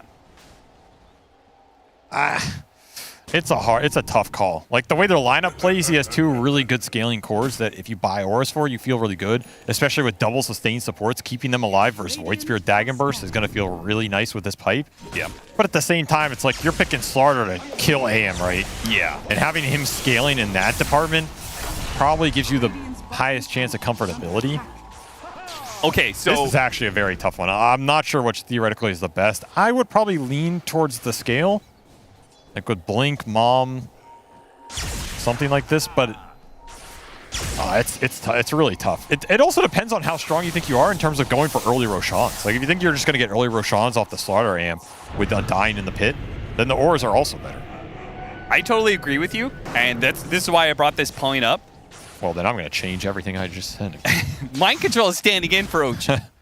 I'm just saying, I think there's a factor there. Maybe it's just a team decision. Maybe ask, hey guys, what do you think I can get? But I think when you're standing in for a team, you're more likely to play for the other people on the team than play selfishly for your own game. Is MC standing in for OG or is OG standing in for MC? Let's think about it. Maybe he's trying out for OG. Yuragi trying to get in front of him. Nice steal of the Stone Gaze, though. That bonus movement speed keeps Crit ahead of the Yuragi Medusa and gets away. And meanwhile, that reload for the XP rune does not work out. Oh, God. As you get global and stuck and mana voided down by the Wraith Band Anti-Mage. Those are not the kills you want to be giving him right now. This is his comeback material. He just... That was an Uber Eats. That was a DoorDash delivery right there. Ding dong. Your fries are cold. I heard you could use a little bit of extra gold. That is a mega backfire on that play. I mean, Shopify clawing their way back from this laning phase. It's not looking too one-sided anymore. And OG just haven't been able to find the momentum off this Storm Spirit. I mean, he's 4-4. It's okay. I guess 4 out of 4 for the 4 Wraith Bands, but not doing much else. You were talking about comfortability. I mean, MC talked about it in an interview too, right? He's like, DM's been talking to me about how to play with this team and that type of stuff. Yep. They definitely talked to him about what they want out of his role relative to the 2 other cores and how their team's going to excel. So yeah, maybe that stuff is influencing the itemization and how greedy you want to play here.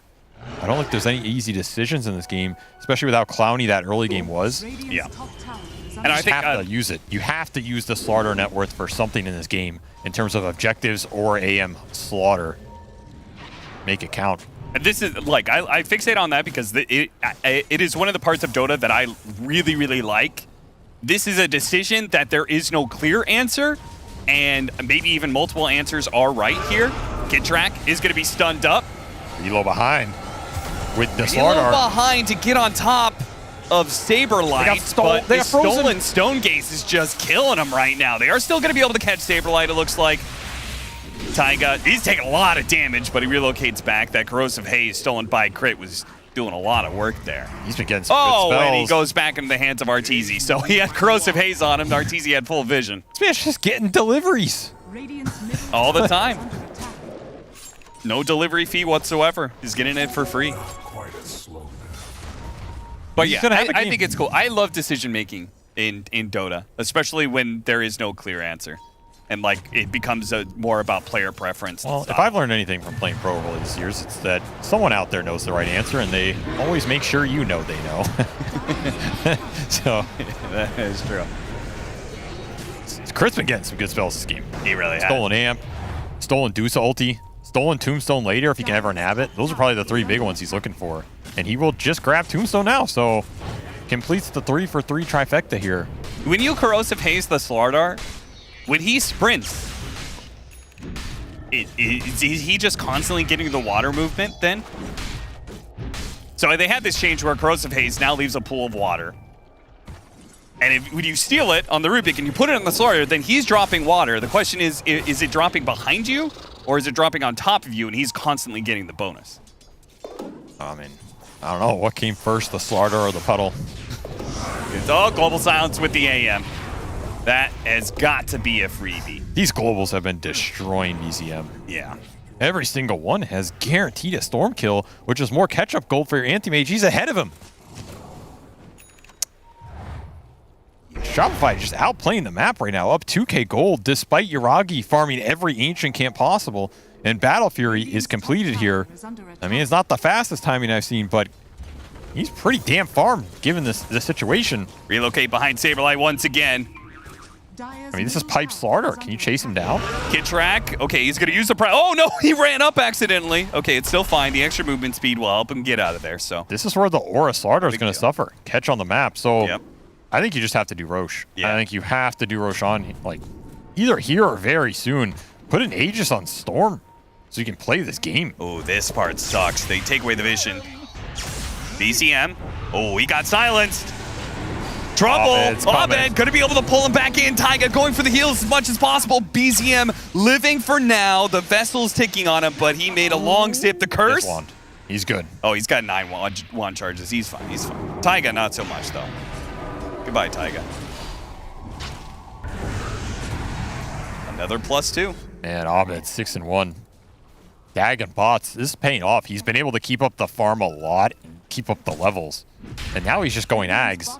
This is that Void Spirit Dagon build I wanted to see in that other game, where you get the fast Ags after it so you can still contribute in the control, and you don't feel bad in these types of Spirit on Spirit matchups. Because now BZM, he's going to have to worry about Global on top of double AoE silence from Abed coming out in these engagements, plus a Mana Void if he uses all his mana, plus instant stuns between the Rubik, the Remnant, and the Roar.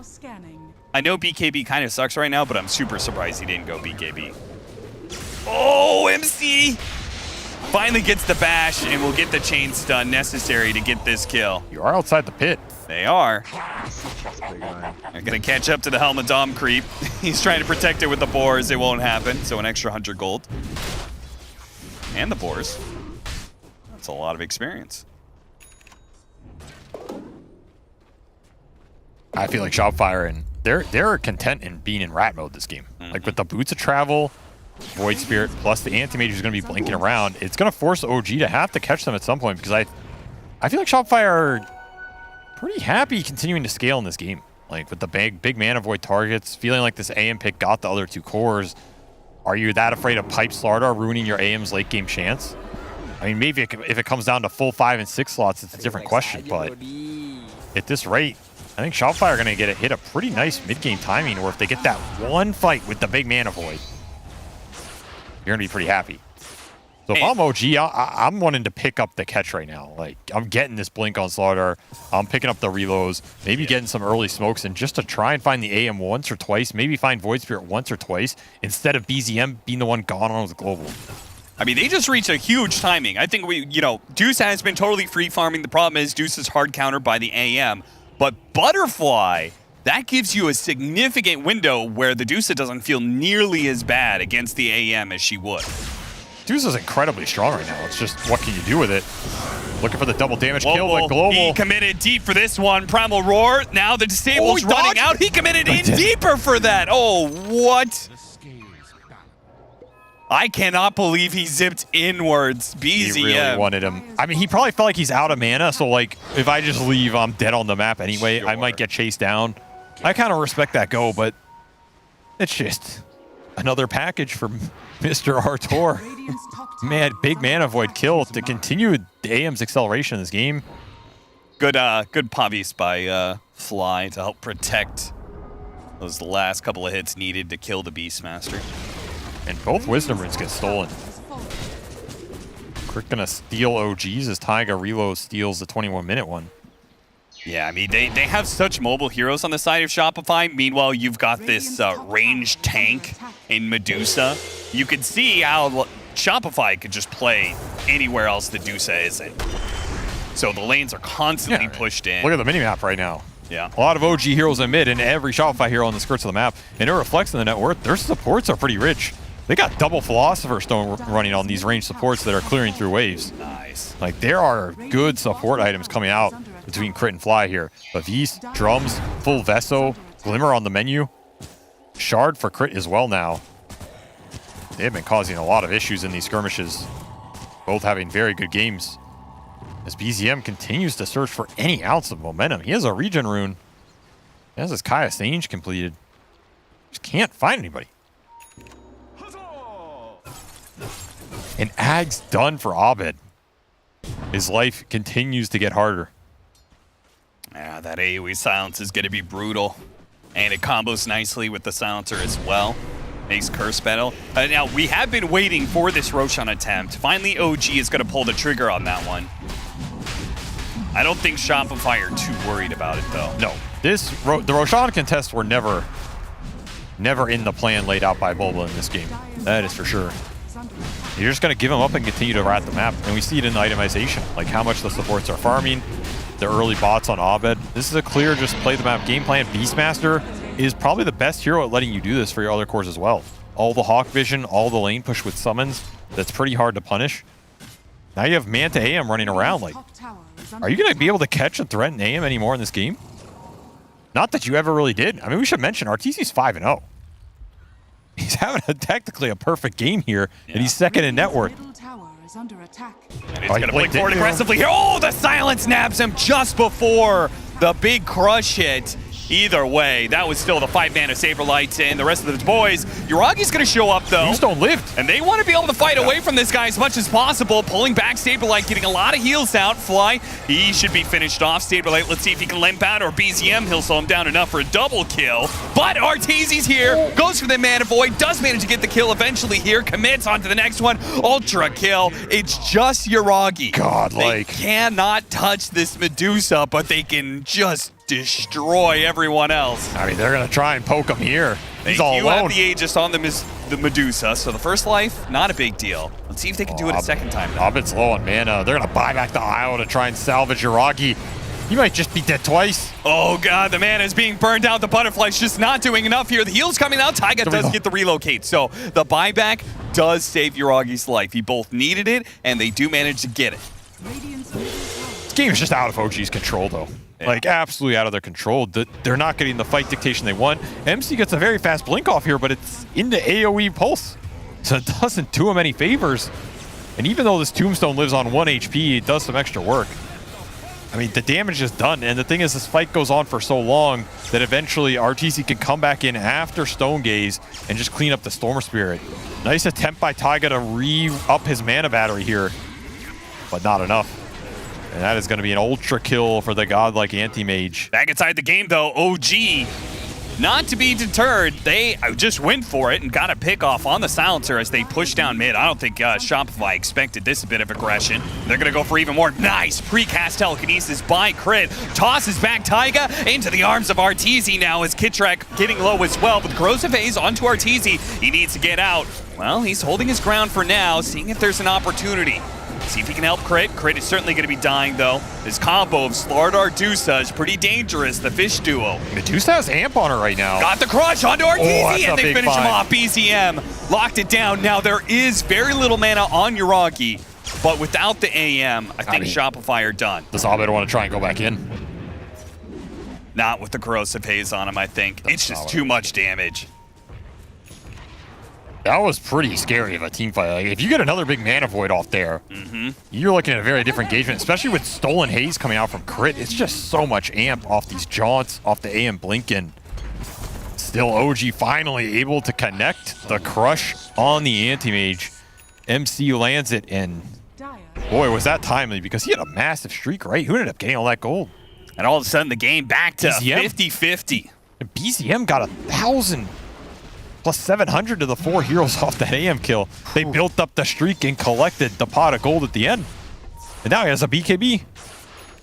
All according to plan. Yeah, BZM can actually play Dota again. All right, guys, get in the huddle. This game we're gonna let AM get 10 kills in a row. Then we're gonna feed that streak to BZM. Break. Who do you think suggested was? You think that was DM? Misha? Who's calling in to give OG that strat? That sounds like a no-tail strat if I've ever heard one. Yeah, that might be. Sounds crazy, but it just works. I'm telling you, the second he's 10-0, we've won the game.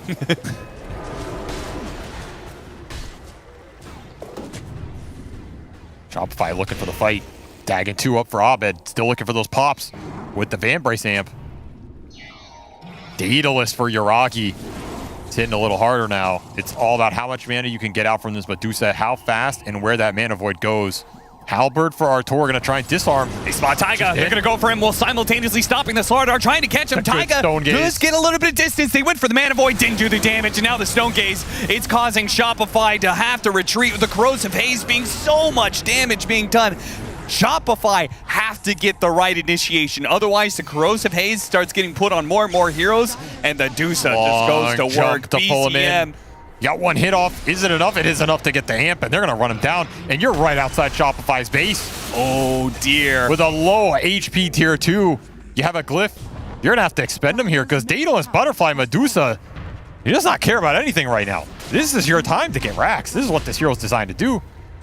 But do you have a wave? Waves if you're Arteezy. Yeah, you're going to get your wave cut. So not a big deal in the regards that they won't be punished on buildings, but it's got you got to be feeling it. You've been kind of owning this game for the first 20, but it's turned on you twice now. And it's these big Stone Gazes. They're causing problems on the engage in the fight. It caught a lot of heroes. It's also protecting who Arteezy wants to go on. He's trying to take Io out of the fight first, or at least cause some mayhem. But when you're clumped like that in Shopify and Yuragi's standing in the center of his team, stone gazing everybody around him, that's just perfect positioning in a team fight from OG. And the pipe is going to do a lot of work to save your supports here. Itemization paying off. And yeah, Hex, that is a very interesting pickup. Of course, the mana regeneration and all that, nothing to scoff at on Medusa here, right? Yeah, 8.5 mana regen. And he's going to deal damage with Daedalus plus the Slaughter Amp. So I don't think they're worried about the man fight. It's just extra control. This could really punish Void Spirit or Anti-Mage when they go in. If you get a big Hex on them, that might just be the fight, like instantly over. Because you have Sustain coming out between Undying and Isle now. These are not the squishy supports they used to be. I would love to see like the damage breakdown of a unit that gets both Corrosive Haze, so it loses 15 armor, and it gets Stone Gazed, and so it's taking 60% bonus physical attack damage. I'll tell you what the breakdown is. You're gone. You're gone. Much. You are dust. Man, have we not done these guys yet? Shopify did theirs. I must have missed that one, but they get IO a shard for OG. That is not the best shard here, but it's okay. Yeah, actually, no, it's pretty terrible. I think they would have rather had almost anything else. Spell Amp and Spell Lifesteal not doing much for their lineup here. No, it's an all physical damage lineup, yeah.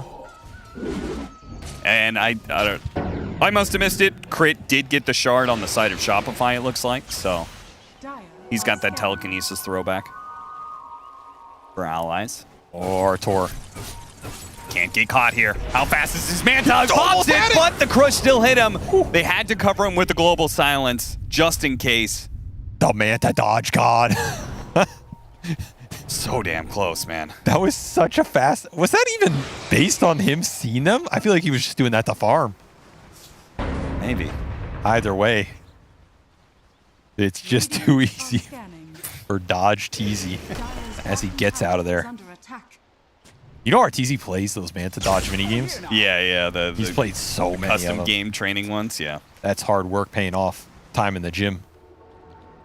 Thousands of Manta Dodges.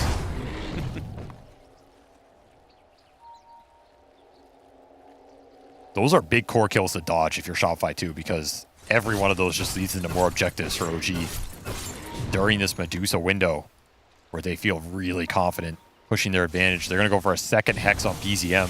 If that comes out, I worry about the team fights for Ovid.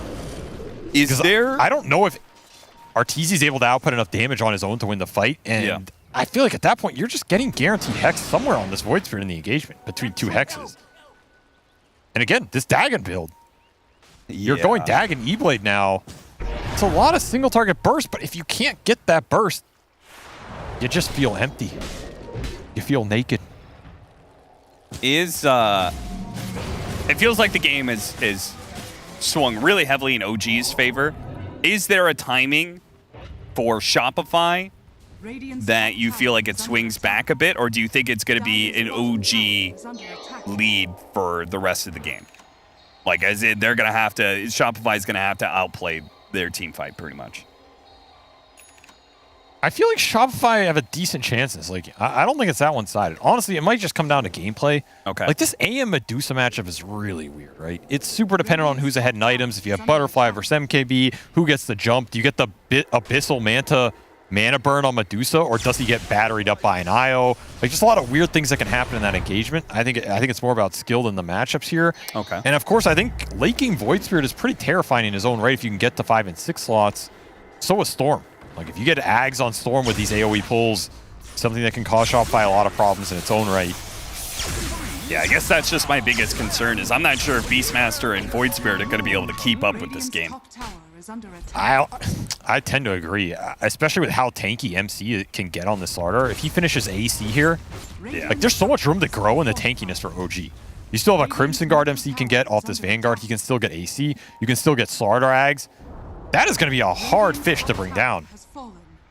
And at some point, this tankiness will kick in between the double sustained supports, and you're a burst-oriented lineup for Shopify, right? You have to go in with the Void Spirit jump. You have to go in with the AM jump. Roshan is so much more aggro with these new pits. I don't know what it is. He spawned. Gitrak really wasn't that close to him, but he just instantly went after him. He just messed him up. Oh, it's because he had the Cloak of Flames. That's why. Did not like that. Hawk will come in and scout this, but there's nothing you can do. And Shopify did have a gold lead. We'll swing it back. Less than 1K. Literally an even game here. And now you've got Cheese on IO. So yep, you got to forget about blowing up this IO first in a fight. I don't think that's going to happen. I mean, with Abyssal, it's possible. Depends how much. If you jump AM and Void Spirit on the same target with this Abyssal, it's almost a guaranteed pop on who that is. But then you're stuck in there, and are you winning that engagement, right? Yeah. Lincoln's as well for BZM. He did not go the Hex. He went the defensive item instead. Going to help him with the Mana Void targets. Also help from preventing getting his team killed off of it. And give more time for that Cheese to come through. If you get a good Cheese tether on this Storm Spirit, that might just be the fight. And of course, Aegis Yuragi is going to siege. That's all you're going to see here if you're Shopify. MC is just forcing the fight because he knows they're getting ratted on the other end. RTC's taking a little bit of your base right now. Yeah, Tier 3 going down. Maybe the best play for Shopify. See if they can force a situation that is not a 5-on-5. RTC just took your tier 3 first. This is not a slow rat by any means. Gotta respect this. Are you happy trading here if you're OG? Jump in from BCM. They're trying to force things, but Ogre Seal Totem gets the Beastmaster a little bit farther away. They're going to use the Global Silence now. Saberlight on his run out of here. This is just delaying and succeeding for and look Shopify. At the wave cut. Abed killed the next wave. It's backdoor for OG. Whereas Arteezy took your full racks. Getting away with murder. They're going to relocate on him. They got a crush. Nope. Shopify. That stone gaze is fast, but it's not fast enough. No, not. Oh, he got the bash. Why did he turn? He got the sights. Why did he turn? Why did you turn, son? Why? Oh, Arteezy. I mean, it was still, in a way, a success, but it just depends on what OG can get it done here now. He was out. He was. I mean, maybe Storm could have long zipped on him, but it would have been hard. He would have had to guess where AM went. He was out. Why did he turn? Did he not know about the scythe? Maybe he didn't know about the scythe. He knew about the scythe. Oh, that was such a good sequence for Shopify, and just goes wrong at the last minute. MC with Oh no, that a haste bash. road. Okay, he didn't get corrosive haze on Abed otherwise. I mean, just look at the wave cutting going on. Yeah, Beastmaster bottom, Abed mid. They just do not want to let a single wave get to their base, but the catapults are bringing up the artillery down mid-wave. It's going to break the back door here in 40 seconds, no anti-mage. You do not want to have to buy back here. I think you might just have to. I think Yuragi's going to clear through this pretty quickly. Unless, okay, never mind. Glyph, Siege Wagon's down. Next wave is coming in, though. The problem is your AM is going to be stuck in base. He's not going to have that rat thread. Yeah. That is what dissuaded that push the first time. Which may be why it's so important that Saberlight's out there. An AC done for MC. You might just be able to go throne. They're going to try. Oh, Divine Rapier bot up? No way. Where is it? They've got 2 minutes left on the Aegis. He could drop the treads, pick up a Rapier, and end this game. 5 seconds for the Only AM. Abed knew it was flying out. Scythe of Ice used on the Beastmaster. Silenced up. Coming in. They're going to zip on out. See if they can get this silencer. Get him done nice and quick. No, gets a force staff away. Gets the global silence off at the same time. Divine delivered. You got to be careful of your buildings here. Mana Oh, Void the Mana Void. It did a lot. BCM is going to be burned out of his mana here. Doesn't have a retether for the cheese. Needs 3 seconds. Abed's going to go for it. He kills him. He doesn't have buyback on the side of Taiga. He is slowing him down. Shopify. They're picking him apart one by one. They're fighting away from Yuragi as best as possible. BZM, a sliver of HP. He had enough mana to be able to TP out. He's actually getting away. Meanwhile, the two supports are kiting around MC, who goes for a TP out of his own. Barely makes it. Now the slow crawl backwards of the Divine Rapier Medusa. Chasing AM, who's cutting the waves. The split push tag team on the back. Shopify just kiting these fights out. Game of inches. Imagine you get that tether cheese out there, you might just be able to throne. Yeah. Instead, you're going to have to reset, and this Aegis is going to time out. 40 seconds. Oh, Gonna feel a little less comfortable with that Divine now that it's out. A Divine Rapier, but no Aegis to back it up. I mean, you're 6 slotted with BKB and an Illusion Rune here. Get the Hex Oh, on we got Abed. the Scythe onto Abed. Abed was trying to cut another wave. And they have to relocate coming in, but he's got the E-Blade on himself, and he makes it away. And again, the rat going to work. Arteezy pushes in your top lane, straight back to base. This is a game about buybacks now. Buyback and the ratting. I mean, there's only so much ratting all you can 5. I mean, this is a good base defense fight. 10v5 if you can get it. If you get this Divine out of Yuragi's hands, Aegis out in 1 second. Who do you go for? Who do you want to jump? Trying to deal with the Tombstone. Yuragi hitting the tier 4s. Got the Scythe once again. This time they've got the chain combo. They're going to be able to catch him. Instant buy. 1 buyback down. 9 lives left for Yuragi's just hitting Shopify. your base. And a tier 4 dead. Base is exposed. Arteezy committing. He goes in deep. Man to use BKB immediately by the Medusa. They've got the control on him, but the spell shield doing a lot, but not enough. Second 2, life. 3, 7 lives left on the side of Shopify, and the throne completely exposed. Abed back in with his second life, trying to get it immediately controlled up. That on the side Mana of fight. Void's They not burst him good down. enough. Arteezy in with his second life, trying to go in, but just not enough. He's being controlled up, dies the second time. They cannot finish this off, and OG will take the final blow to Shopify, and they will not go out of this group stage. They are going to be able to go 1-1 once again. They won't lose the series yet. You cannot 2-0 this team. It is impossible. Even when the rat was looking pretty promising, the 5v5 is just not there as Cheese IO Tether. Just too much to punch through despite having 10 lives. Needed 10 more. Nice Divine Rapier purchase from Yuragi. I like that. Just hit your timings. Go in the game. Don't let him touch up. And the mental... Divine Rapier Yuragi? This team is clicking on a lot of cylinders right now. They're going to be a scary playoff team, but Or so is Shopify. Giving it a full BL3 where you can prepare strategies. These are two scary looking teams. And I think we learned a little lesson today, you know? Anti-Mage versus Medusa. That matchup snakes both ways. It really does. And as a result, a 1-1 for Shopify and OG, which both teams are secured in the upper bracket for playoffs. So this second game didn't necessarily mean the most, but it was hell of an entertaining match. And it does mean that we are actually closed out for the day. So we just have a little bit more left for this group stage, Avery. We got a couple of matches left tomorrow, and then maybe some tiebreakers. It's going to be interesting stuff. See if there are any tiebreakers. But for now, this series closed out, and I'm sure our panel has a lot to say about an entertaining match.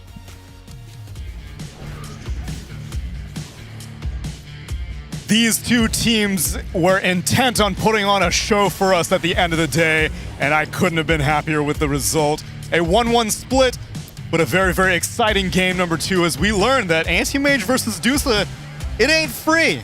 In fact, you have to pay if you're the Anti-Mage. Nothing in this life is free, Neil. Nothing. As this was a really fun game. This is what we were all hoping for coming into this series, was a nice back and forth, and that's what I liked in OG's draft. Was pretty cocky, I would say, to give away the Anti-Mage against Storm Medusa, but they had a plan, they had a timing, they hit it. The sheep rapier timing that we were all talking about on the panel. It was nice. A classic Medusa opening. Oh man.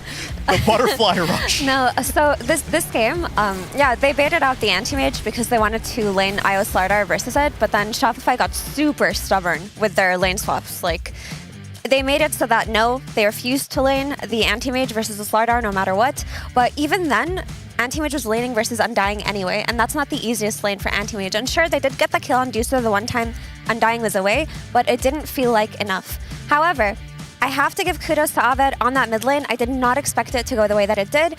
I felt that the Storm versus Void Spirit matchup is always 60-40 for the Storm Spirit, and I'm not sure if it changed because Void's a universal hero now, but Aved made Io rotate to the mid lane to help out the Storm Spirit, who was struggling. And because of that, it looked like Shopify had this window to get back into the game, and it was really scary for OG for a while, you know? But then when Slardar got those auras, got those builds, Dusa got the butterfly, they balled up, and rest is history. This was just a whole sequence of very, very 7.33 builds. Aura, Slardar, Butterfly Rush, Medusa, and the man responsible for that build is standing by with Pyrion right now. Yeah, hey guys, I'm here with Yuragi, my bold brother. Congratulations, a nice win there to sort of round out a pretty cool series. That felt like it was fun to watch. Was it fun to play? Yeah, we experimented the first game with the draft a bit. Didn't work out, but came back with more strats second game. It was fun. So this Medusa pick, you were saying to me a minute ago, you haven't really played it a huge amount, not a favorite hero of yours, but she seems so strong right now. Do you think she's going to be one of the most contested heroes at this event? I don't know. I think she suffers still from mana burns a lot, which are also in the meta. So we'll see. But it's strong. So in that first game, things really didn't go to plan for you guys. When you're having a game like that, how do you prevent being tilted and just carry on going? Just trying to find our win condition, which is like Enigma, Black Hole, some of that stuff. Yeah, just trying to think of what we can do. So you just try to stay focused. Do you keep it positive, or are you shouting at your teammates, help me, what's happening? The kid from the mid wanted it to end, kind of. He was not so formed. But we still insisted on trying with Black Holes. Didn't go well, but I think everybody's fine. Yeah, and you tied the series 1-1 anyway. Anyway, congratulations, and we'll see you tomorrow. Back to you guys. Well, the kid from mid played his heart out, that's for sure. And all of OG give a very, very entertaining series. And, Medusa suffers from mana burns. Yes, and that's why they give away the Anti-Mage. Really suffers from it. Wow, totally not a deceiving interview. Nah, so in all honesty, though, this matchup is pretty interesting because we've had different iterations of it through history. If we go back a little bit, there was a time when Medusa was really popular and teams were playing Anti-Mage into it, but Dusa would win the games minute 25-30 with pretty much this exact build. Manta, Butterfly, get Aegis, and go high ground. And And then before that, earlier, Antimage was winning this matchup, so it's always been like a race against the clock, and it's been about the meta of, okay, who gets farmed faster? Do you get the timing or not? So I was curious to see how it was going to go in this one. It's like, it's new, the map's different, the timings are different, and I feel like we kind of got to the finish line in a different way than I was expecting. And a lot of it comes down to what Miro was talking about with the early laning stage, right? Like, what if AM has a good game here? Is this actually happening? Because imagine Arteezy was top net worth minute 15, maybe would have just taken over the entire game. So they did take a calculated risk and it worked. Maybe if he bought a 5th Wraith Band, oh yeah, then he I could have gotten in. Loved that build, by the way. The 4 Wraith Bands, not many AMs would have done that. Brian was That took talking about how courage. inspired he felt. Yes, that was honestly an inspiring anti-mage build because, like, unless you've played hundreds and hundreds of games of a hero, you would never do something that unorthodox. But one thing that I'm going off of what There's Cinder so said, many heralds that feel validated right now. Yeah. That's my build. Dude, I taught him that. You game. saw that. I think what's so cool about Dota, I'm gonna nerd out a little bit how much I love Dota, is that Medusa, one of the traditionally hardest carries in the game, wants to go late game. We're talking about because in a specific matchup, she's on a timing push. Isn't that cool? I just love that. Okay, specifically against Anti-Mage, we want to end by 35. It's a very, very dynamic thing. I would let you talk, but I need to confirm things, though. Okay. I need to show the situation. Tundra Esports, OG, Team Spirit, and Shopify Rebellion are all now confirmed for upper bracket here in Group B, as Team Spirit concludes their last series of today. It's still currently going on against Extreme Gaming, but they got a 1-0 victory. And with this 1-1 split with Shopify, now the current threshold to get upper bracket in Group B has been 9 wins. And they both got 9 wins. So that's all good for them. Meanwhile, the only confirmed elimination we have in this group is Invictus Gaming, which is a shame for a team that has been grinding out Div 2, finally made it to Div 1, finally made it to a major, but not quite good enough. Meanwhile, the other 4 teams, Talon, Extreme, Beast Coast, and SMG, still in the mix right now. I'm not 100% sure if... Who's playing who here? Yeah, so currently right now, Spirit is in the game with XG, and that's the only pending game. I don't know if Extreme lose that, if that does anything. I don't have the permutations. Well, but they all have one more series left. Yes, everyone has one more series left. And so even though we have some locks, tomorrow still has Dota. And we can look at Group A as well, which has fewer locks, but more eliminations confirmed. Gaming Gladiators are top of the charts, and they are unsurprisingly locked for upper bracket.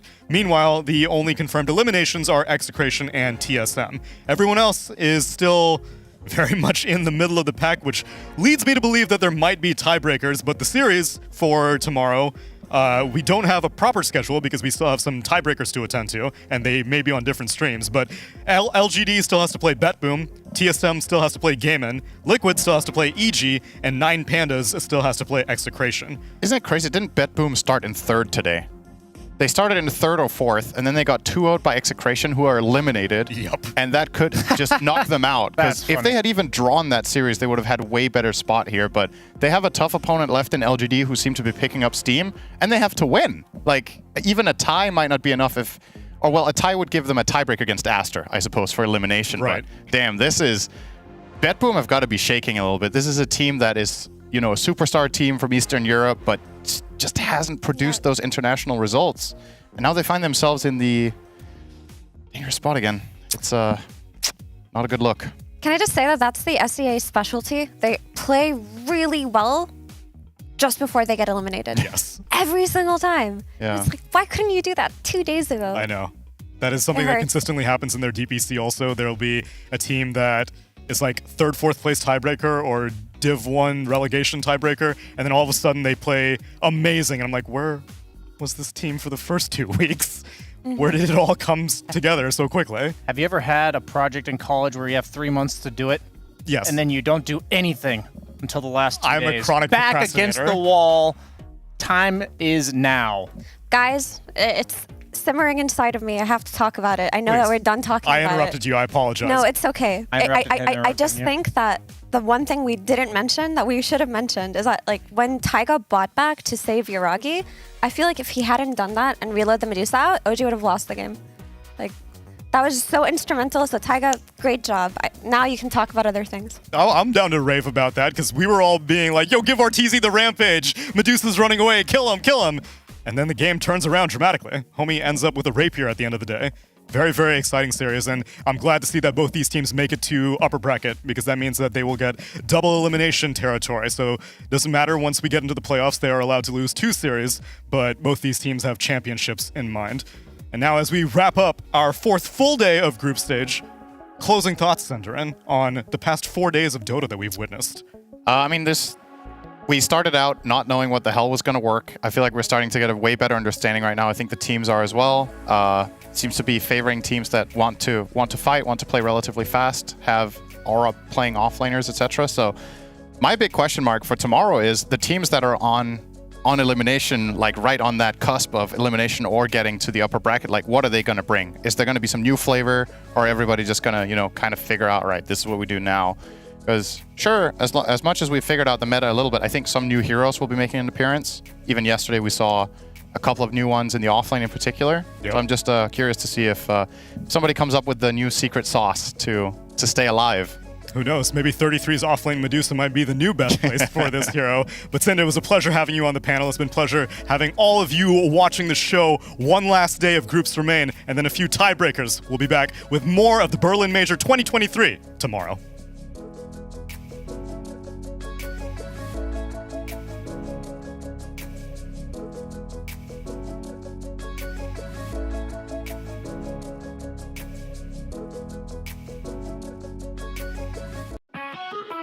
Yari, look for the finisher with the spirits. He's got him. He's going to think about going for the deny to the neutral. Samael, he tries to aggro them. He's got the bottle charge. In fact, Samael, he's still alive. No way. I think sort of during the slight, he dodged maybe a tick of the fire spirits. The sunray is still there, though. Samael, he's running out of options, will not get away. Why don't we do a fun interview with our wonderful cameraman? He's shaking in fear right now. No, here you go. Take the microphone. You take the microphone. Stop it. Stop. Take the thing is the best looking guy on camera. The best looking guy? The best looking pro player. Oh, it has to be tofu, right? Oh, what? Am I even sharp? Like, where's the tofu? On it. He'll fight Samael. Getting onto Samael. The mana's gone on Samael. Pumped up, though. Coming in, the mana void will not be enough to finish off Samael, and now Tomato, he's in trouble. Oh, God. They've got him. 你好, Medusa 敲你吗? Nisha is their target. He gets telekinesed, getting rolled on, and the damage from Shanks I thought was going to be enough. Last right click, it was a miss, I think. We'll just make it more exciting, even if it wasn't exciting, Cinder. And goodness gracious, the miss! Silence, Mystic Flare to combo. Is that enough to kill off the I can't speak, for God's sake, Cinder. And finally gets kicked back, but again, not enough. The tidal wave to follow. Palos, he's going to get kicked back to the other side now. My God, what am I watching? Can't they just kill the goddamn agent, for God's sake? Only one player remains that side. He doesn't know that we're filming him, but he's a very serious boy. Oh.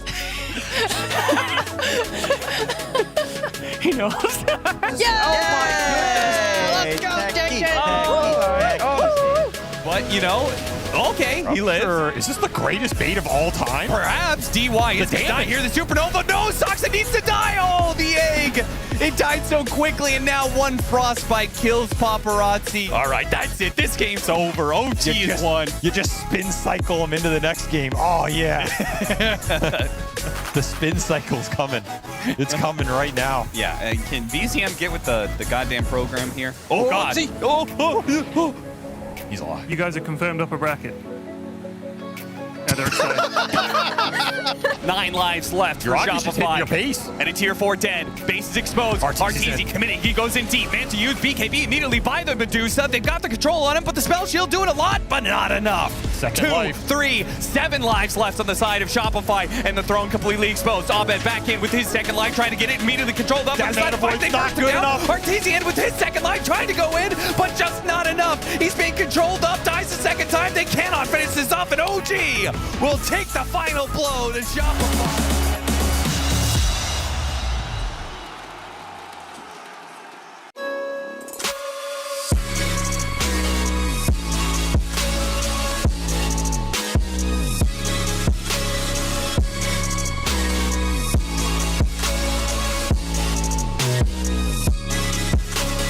You love it, you wear it. What's your style? Get your merch at shop.eslgaming.com.